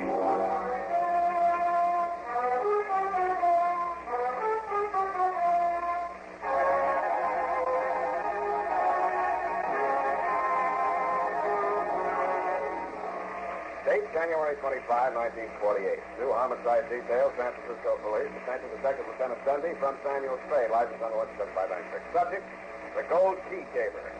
Dear Dundee, it started as these things usually do in my office when Effie Farine, a doll of my other Dolan, eased in, closed the door behind her, and leaned against it. There's a girl outside. A client or a client? Her name is Wanda Farr. Has she come a long way to see me? I don't think she's sitting here. I know, sweetheart. You never do. Sure. And... Okay. Will you please come in, Miss Farr? Right here, Miss Farr. You're so kind, Mr. Spade. I can see I've come to the right place. You're so kind. That'll be all, Miss Farr. And now then, what can I do for you, Miss Farr? Well, I haven't a great deal of money. I've brought a little cash with me. Would 300 be enough for me? I won't haggle with you, Miss Farr. Well, thanks. Now, what's the story that goes with it? How much do you know about a man named Duncan? About as much as the police know. You know more? I'm afraid I don't even know that much. I didn't even know what he was until one evening 3 years ago. That was the last time I saw him. The police came and arrested me. I was deeply shocked. But I felt I should stand by him. As I remember, the rap was 3 to 5 years breaking and entering. Yes, I promised to wait for him. But you couldn't quite make it. Well, in a way, you're perfectly right. When I heard he was coming out of prison, I just can't think. As you thought of leaving town? Oh, it wouldn't make any difference. He'd find me wherever I went. Can't say that I blame him. What's so funny? You're afraid of me, aren't you? No, not dangerous. Not yet. Are you always there? Or never? That depends. Oh. Yeah. On how many other staffs you handle, like this county police, and how many other staffs have helped you get out from under. Really? There must be some other type of detective. Okay, here's your money. Well, I won't go. You can't turn me away like this. Of all those things I told you, something. You haven't any right to... When I put my trust in you... That's a lousy act, too. Sit down. Well, I can't. Now, let's have it. What do you want me to do? Well, he's arriving in San Francisco this afternoon. He'll come to my apartment for the thing. He said he would. I haven't been seeing him or even answering his letter. That by itself is enough to make him killing mad. Oh, you knew, Johnny. Well, I don't. You said you didn't until the cops came in. But I didn't. I didn't know he was in the mob. I just thought he was a gambler like anybody. And then about his violence. Whenever he was angry, he just goes crazy.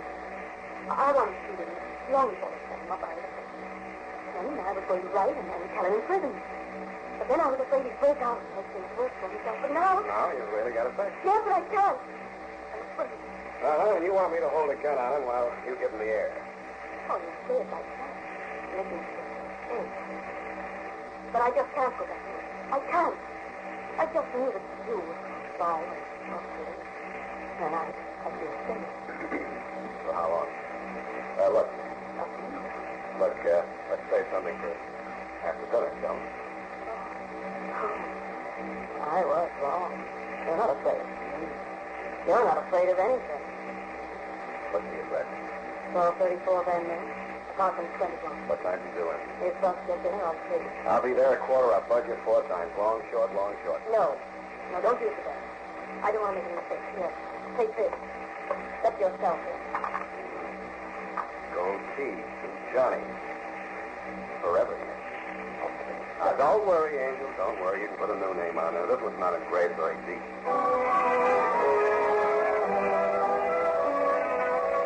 After she'd drawn, a heavy fragrance clung to everything she touched. The chair she sat in, my glass with her lipstick on it for $300. Even the gold key. I rubbed it up against my coat sleeve.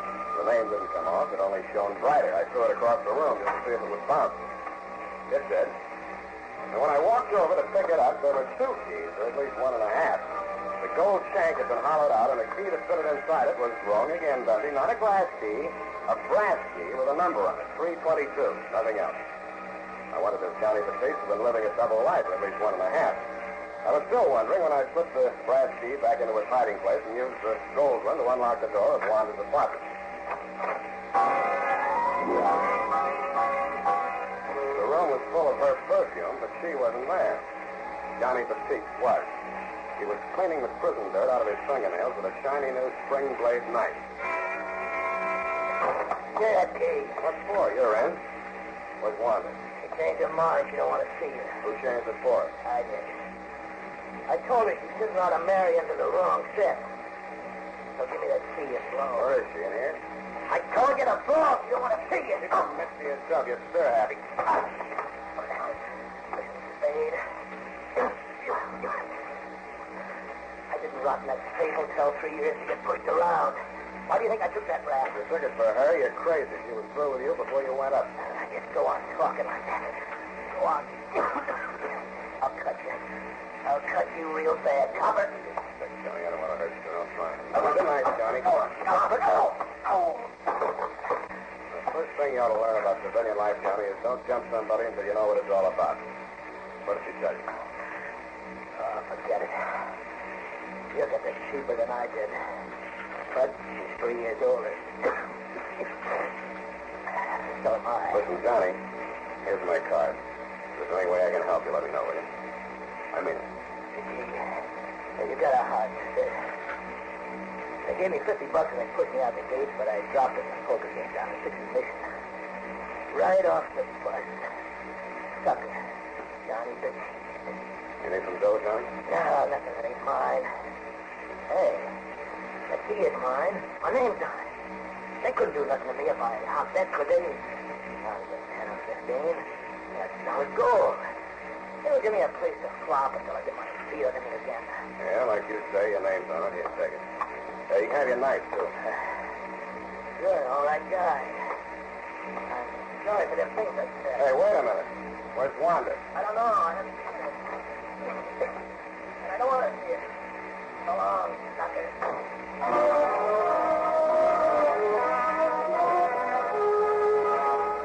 I went to the window and watched him leave the building. He didn't cough when the cold air hit him. Instead, he took a deep breath and strode briskly across the street and into a neon-lighted bar and grill. Something about his swagger bothered me. Giving him the gold key might or might not have been as smart a move as I thought it was, but I was sorry I'd given him back his knife.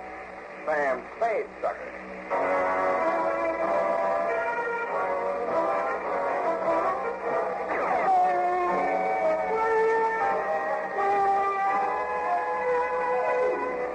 About here, Dundee, I decided to start acting like a detective for a change. I took a chance on Johnny Batiste being thirsty enough after 3 years to keep his elbow crooked at the bar long enough for me to frisk Wanda's apartment.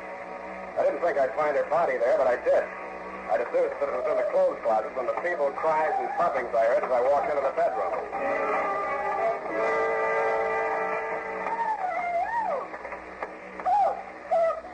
Oh, stand all right. Oh, I've never forgiven myself anything happened to you. What happened to you, Amy? Where were you, Sam? You pushed in the closet. Yes, when he heard you coming up the steps. Why? Well, you were coming any minute, and I had to say something, so I told him you were going to marry me. Oh, that's fine. Well, here we are. Oh, but that's not all I said. Oh, you'll never forgive me for this. I know I... Oh, how can I tell you? I told him you forced me to do this. Thanks a lot. How did I force you? By threatening to go to parole board so they wouldn't let Johnny out. I must have a lot of influence. Yes, and that way he thought I was protecting him, so he didn't hurt me. Only just scared me when he pushed me to cross. Well, it's nothing really, only a little discovery.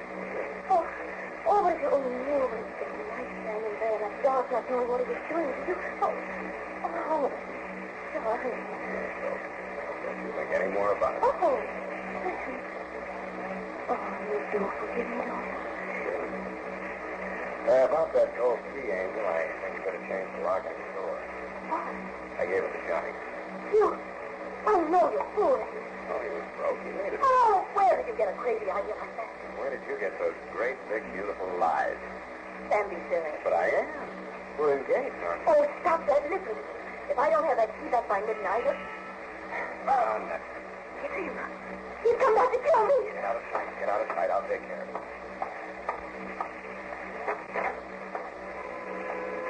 There were two of them. Neither one was Johnny Batiste. They brushed past me and entered the room without a word and stood there with their faces hanging out. While we were giving each other the silent treatment, I sized them up. The largest size I recognized from newspaper pictures. He was a big sand and gravel man, and rumor had it that a stretch of paving outside the town contained the bodies of 18 other sand and gravel men who had bid against him for the contract and stumbled into a rock crusher. Name? Mike Malloy. The musician with him put his viola case down on the sofa and opened it up.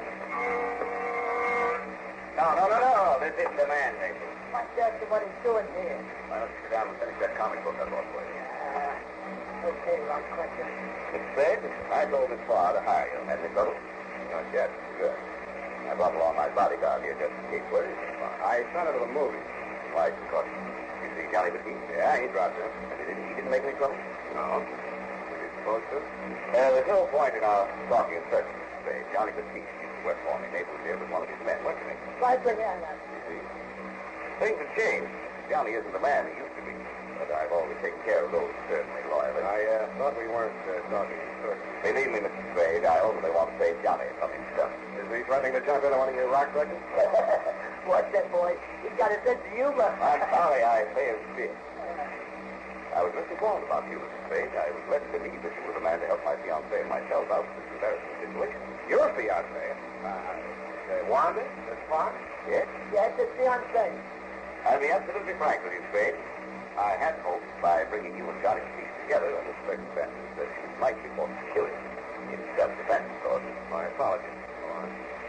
It would have been the merciful way out for Johnny, and it would have saved many lives. I know Johnny Batiste. He will try to get back on top. He'll stop at nothing.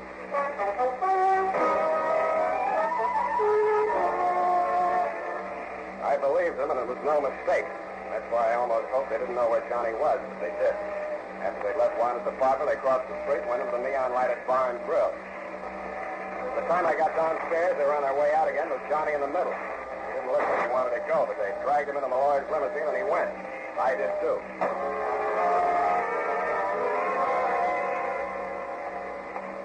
The trail ended on the Embarcadero at the Harbor View Hotel. By the time I got into the lobby, Johnny and his two guards had disappeared up a ratty-looking flight of stairs. I started up after them, but then I stopped cold.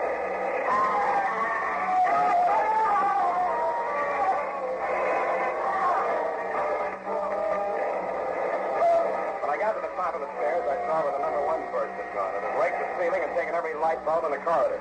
I could see the flashes from the Tommy gun, and somebody backed into the hall from one of the rooms, still pumping lead. I'm gonna die! I am gonna die! I'm gonna get out of here!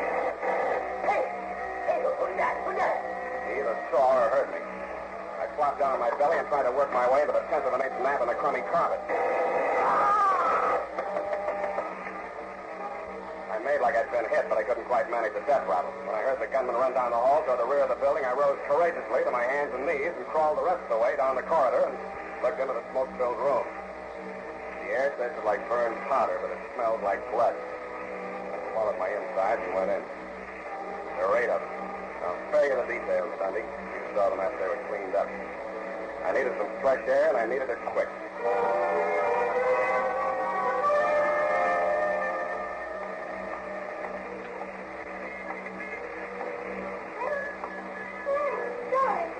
Huh? Over here in the hall. Sam, what's the matter with you? Sick. Oh, poor darling. What was that place, Sam? Why were you there? Why were you? Oh, you poor baby. I came after you. Shut up. I want some answers. I don't want explanations. I don't want excuses. And if I catch you using what you know you do to me to snake your way out of this one, I'll... What have I done to you like this? First Johnny, then Mike, and now you. You're starting again. It's the last time. Sam, I'm sorry. What do you want to know? Are you in love with Johnny? But I told you no. Mike Malloy? No.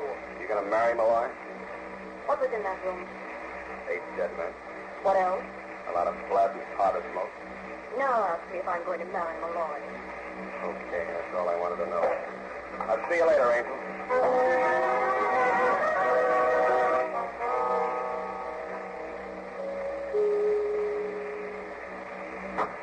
Oh, say, I was just leaving. Come back later. You're not leaving, and I'm not coming back later. Get back in the room. Now, listen here, Spade. I hired you as a bodyguard for my fiancée, Miss Farr. What do you come off pushing your way in here with a gun like this? I can have your license revoked so fast to make your head sway off yourself. I'm a little sick of this business. Spade, I warn you, stay out of this. What's that? You know, Johnny the Geek.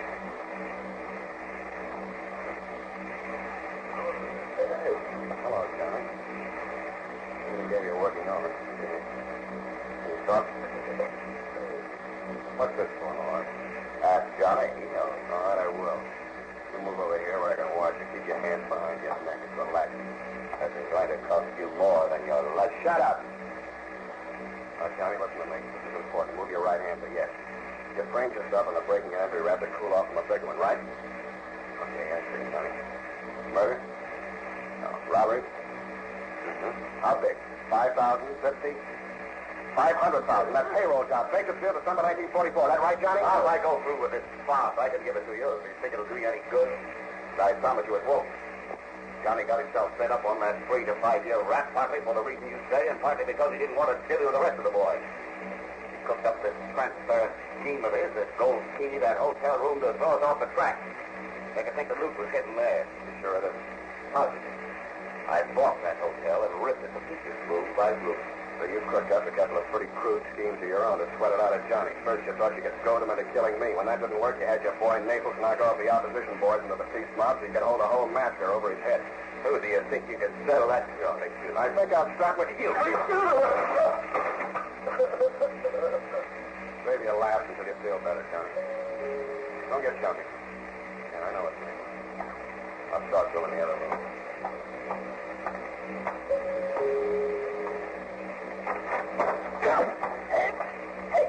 What do you think you're trying to do? Hey. All right, leave it there, Naples. Yeah. What are you doing here? Where's the boy? Out. Yeah. What do you want? I want to talk to you, pigeon. Who's the pigeon? Nobody but you, Naples. If you think somebody else is going up for that slaughter in room 322. Johnny got them guys. That's the boss. I asked the boss. He said you did. You're bluffing. Johnny bargained for a written statement by Malloy alibying Johnny. The cops have got it now. They'll believe it. Malloy's a big citizen, so you're the only pigeon left. That's what you think. Where is he? Wait here. I'll bring him to you.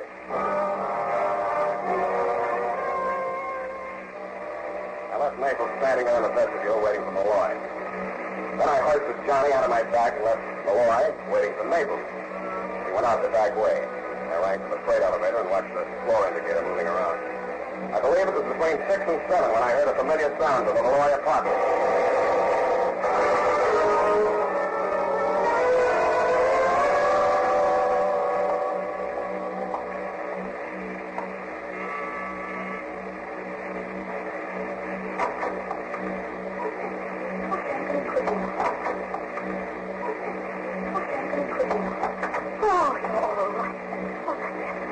I've been worried sick. What about? Malloy, Johnny, me, with a half minute. Johnny, did Malloy find it? Malloy's dead. Johnny? Johnny can't talk. He's in the hospital. Can't talk? No, but I can. Then, you didn't have anything to do with Malloy dying. As much as anybody. But you seem so... Oh, no, I just don't believe it. You're rather with Malloy? I did. In the beast. Oh, I just had to believe it. Oh, it's so long to be holding. Johnny, when I think of all you've been through for me, I wonder if I was. I won. But you and everything, and the moon, too. Oh, I've never dreamed there'd be anything perfect as this. It just seems good to be true. Yeah, you're so right, sweetheart. You're so exactly right.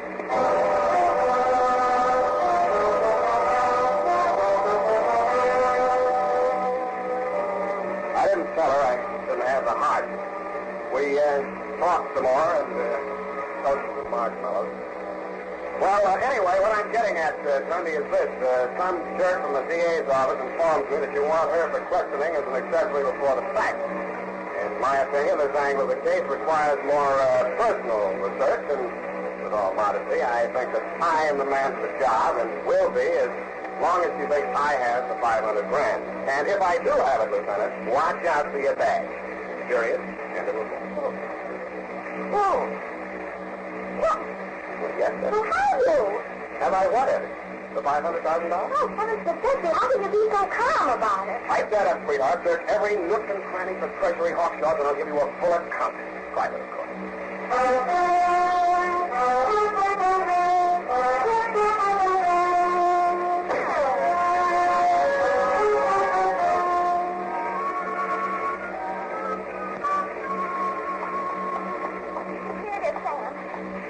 This is a mess, and it's all your fault.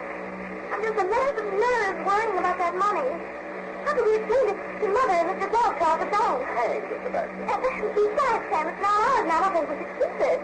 And if that girl loves you, just for your money. Worry no more, my sweet. Happy. Can you see the ticket? You're gonna back already? Oh, of course you would. On the right. Then who's doing? Where is it, Sam? Listen, my dear, and you can hear. There never was an any 500 grand as far as Johnny Baptiste. He didn't have anything to do with that robbery. He invented the whole caper, including the Hogan's bookers about the gold key. Now you ask me why? Why? To keep... Thanks a lot. To keep himself out of Malloy's block crush, you see.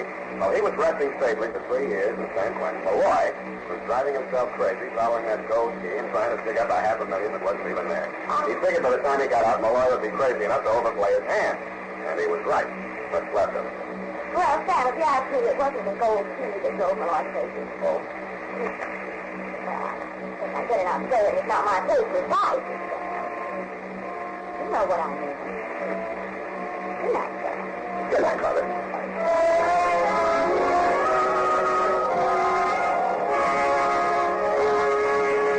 A gracious thank you tonight to CBS for keeping America entertained coast to coast. And now, folks, let's have ourselves a little quiz.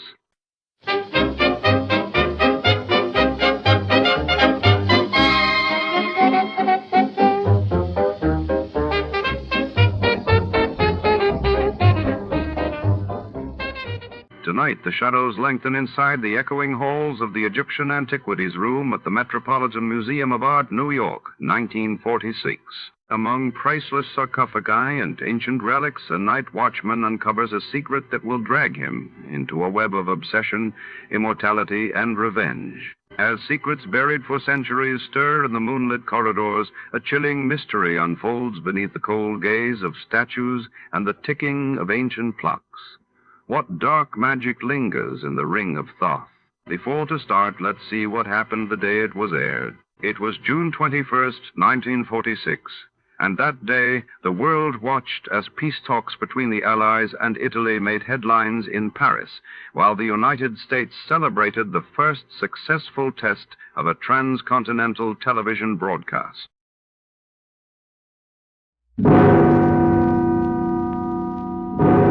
Escape.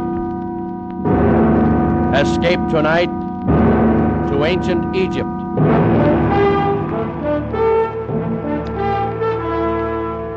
The Columbia Broadcasting System and its affiliated stations presents Escape, a new series of programs of which this, the sixth, is The Ring of Thoth by Sir Arthur Conan Doyle, produced and directed by William N. Robeson.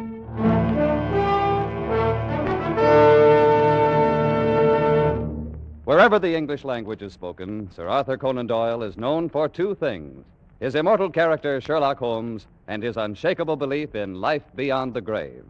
So great is the stature of Sherlock Holmes that Conan Doyle's earlier stories are all but forgotten. Stories like The Ring of Thoth, which so clearly anticipates the author's later fascination with spiritualism. We invite you now to escape to ancient Egypt and The Ring of Thoth, an adventure told in the words of John Vansittart Smith, British Egyptologist.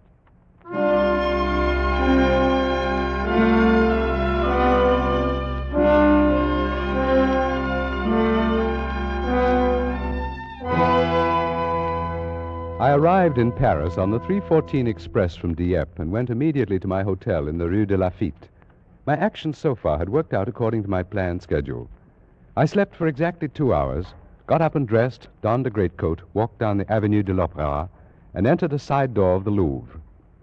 Once inside, and amid surroundings entirely familiar to me, I made my way immediately to the Chamber of Egyptian Relics, or more specifically, to the cabinet in that chamber which contained the El Kab collection of papyri. Drawing out the particular roll I wished, I placed it on a nearby table, sat down, began to study it, when I noticed one of the museum attendants who was polishing some brasswork across the room. His face struck me as being curiously Egyptian. On sudden impulse, I decided to cross the room and speak to him. Approaching closer, I was impressed at once by the appearance of his skin.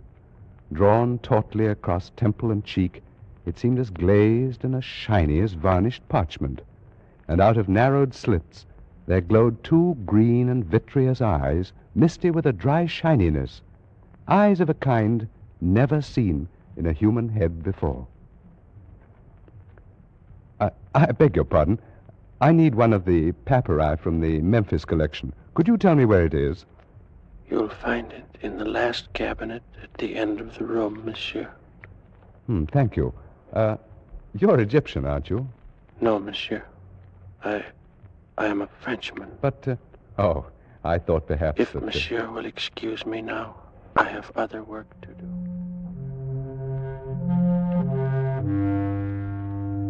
I went back to the table and took up the papyrus I had been studying before. But my former calmness in translating the intricate hieroglyphics was gone, and out of the depths of my mind welled a feeling of terrible familiarity. I concentrated more deeply on my studies, pushing aside those thoughts conducive to mental turmoil, and at last, worn out by the inward struggle, I fell asleep.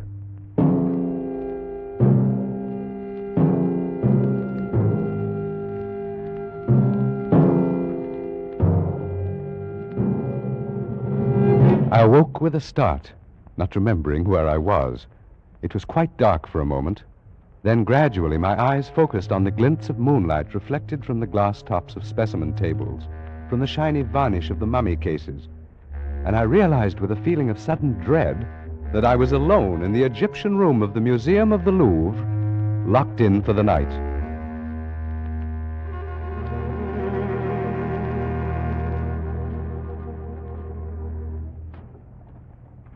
And I saw at that moment, approaching through the moonlit halls, a dim yellow flame. Nearer and nearer it came until I could perceive above it, as though floating in the air, the eerie, glistening face of the man I'd spoken to earlier. I shrank into the dark shadow of my corner, and he passed without seeing me, stopping before the mummy cases a few yards away. Scarcely daring to breathe, I watched him place the light on a table and begin feverishly to examine the tags on the specimens.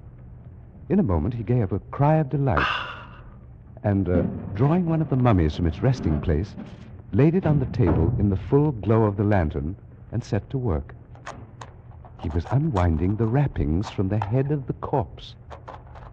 A few turns revealed a tumbled cascade of black curls.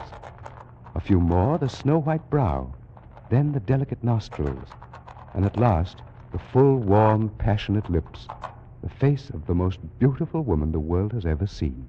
Ah, ma pauvre petite, so long it has been, so very long. You must forgive me, beloved. I could hardly believe my eyes. The man was obviously in love with this mummy. After a while, he left the body, turning his attention to one of the glass cases filled with an assortment of rings.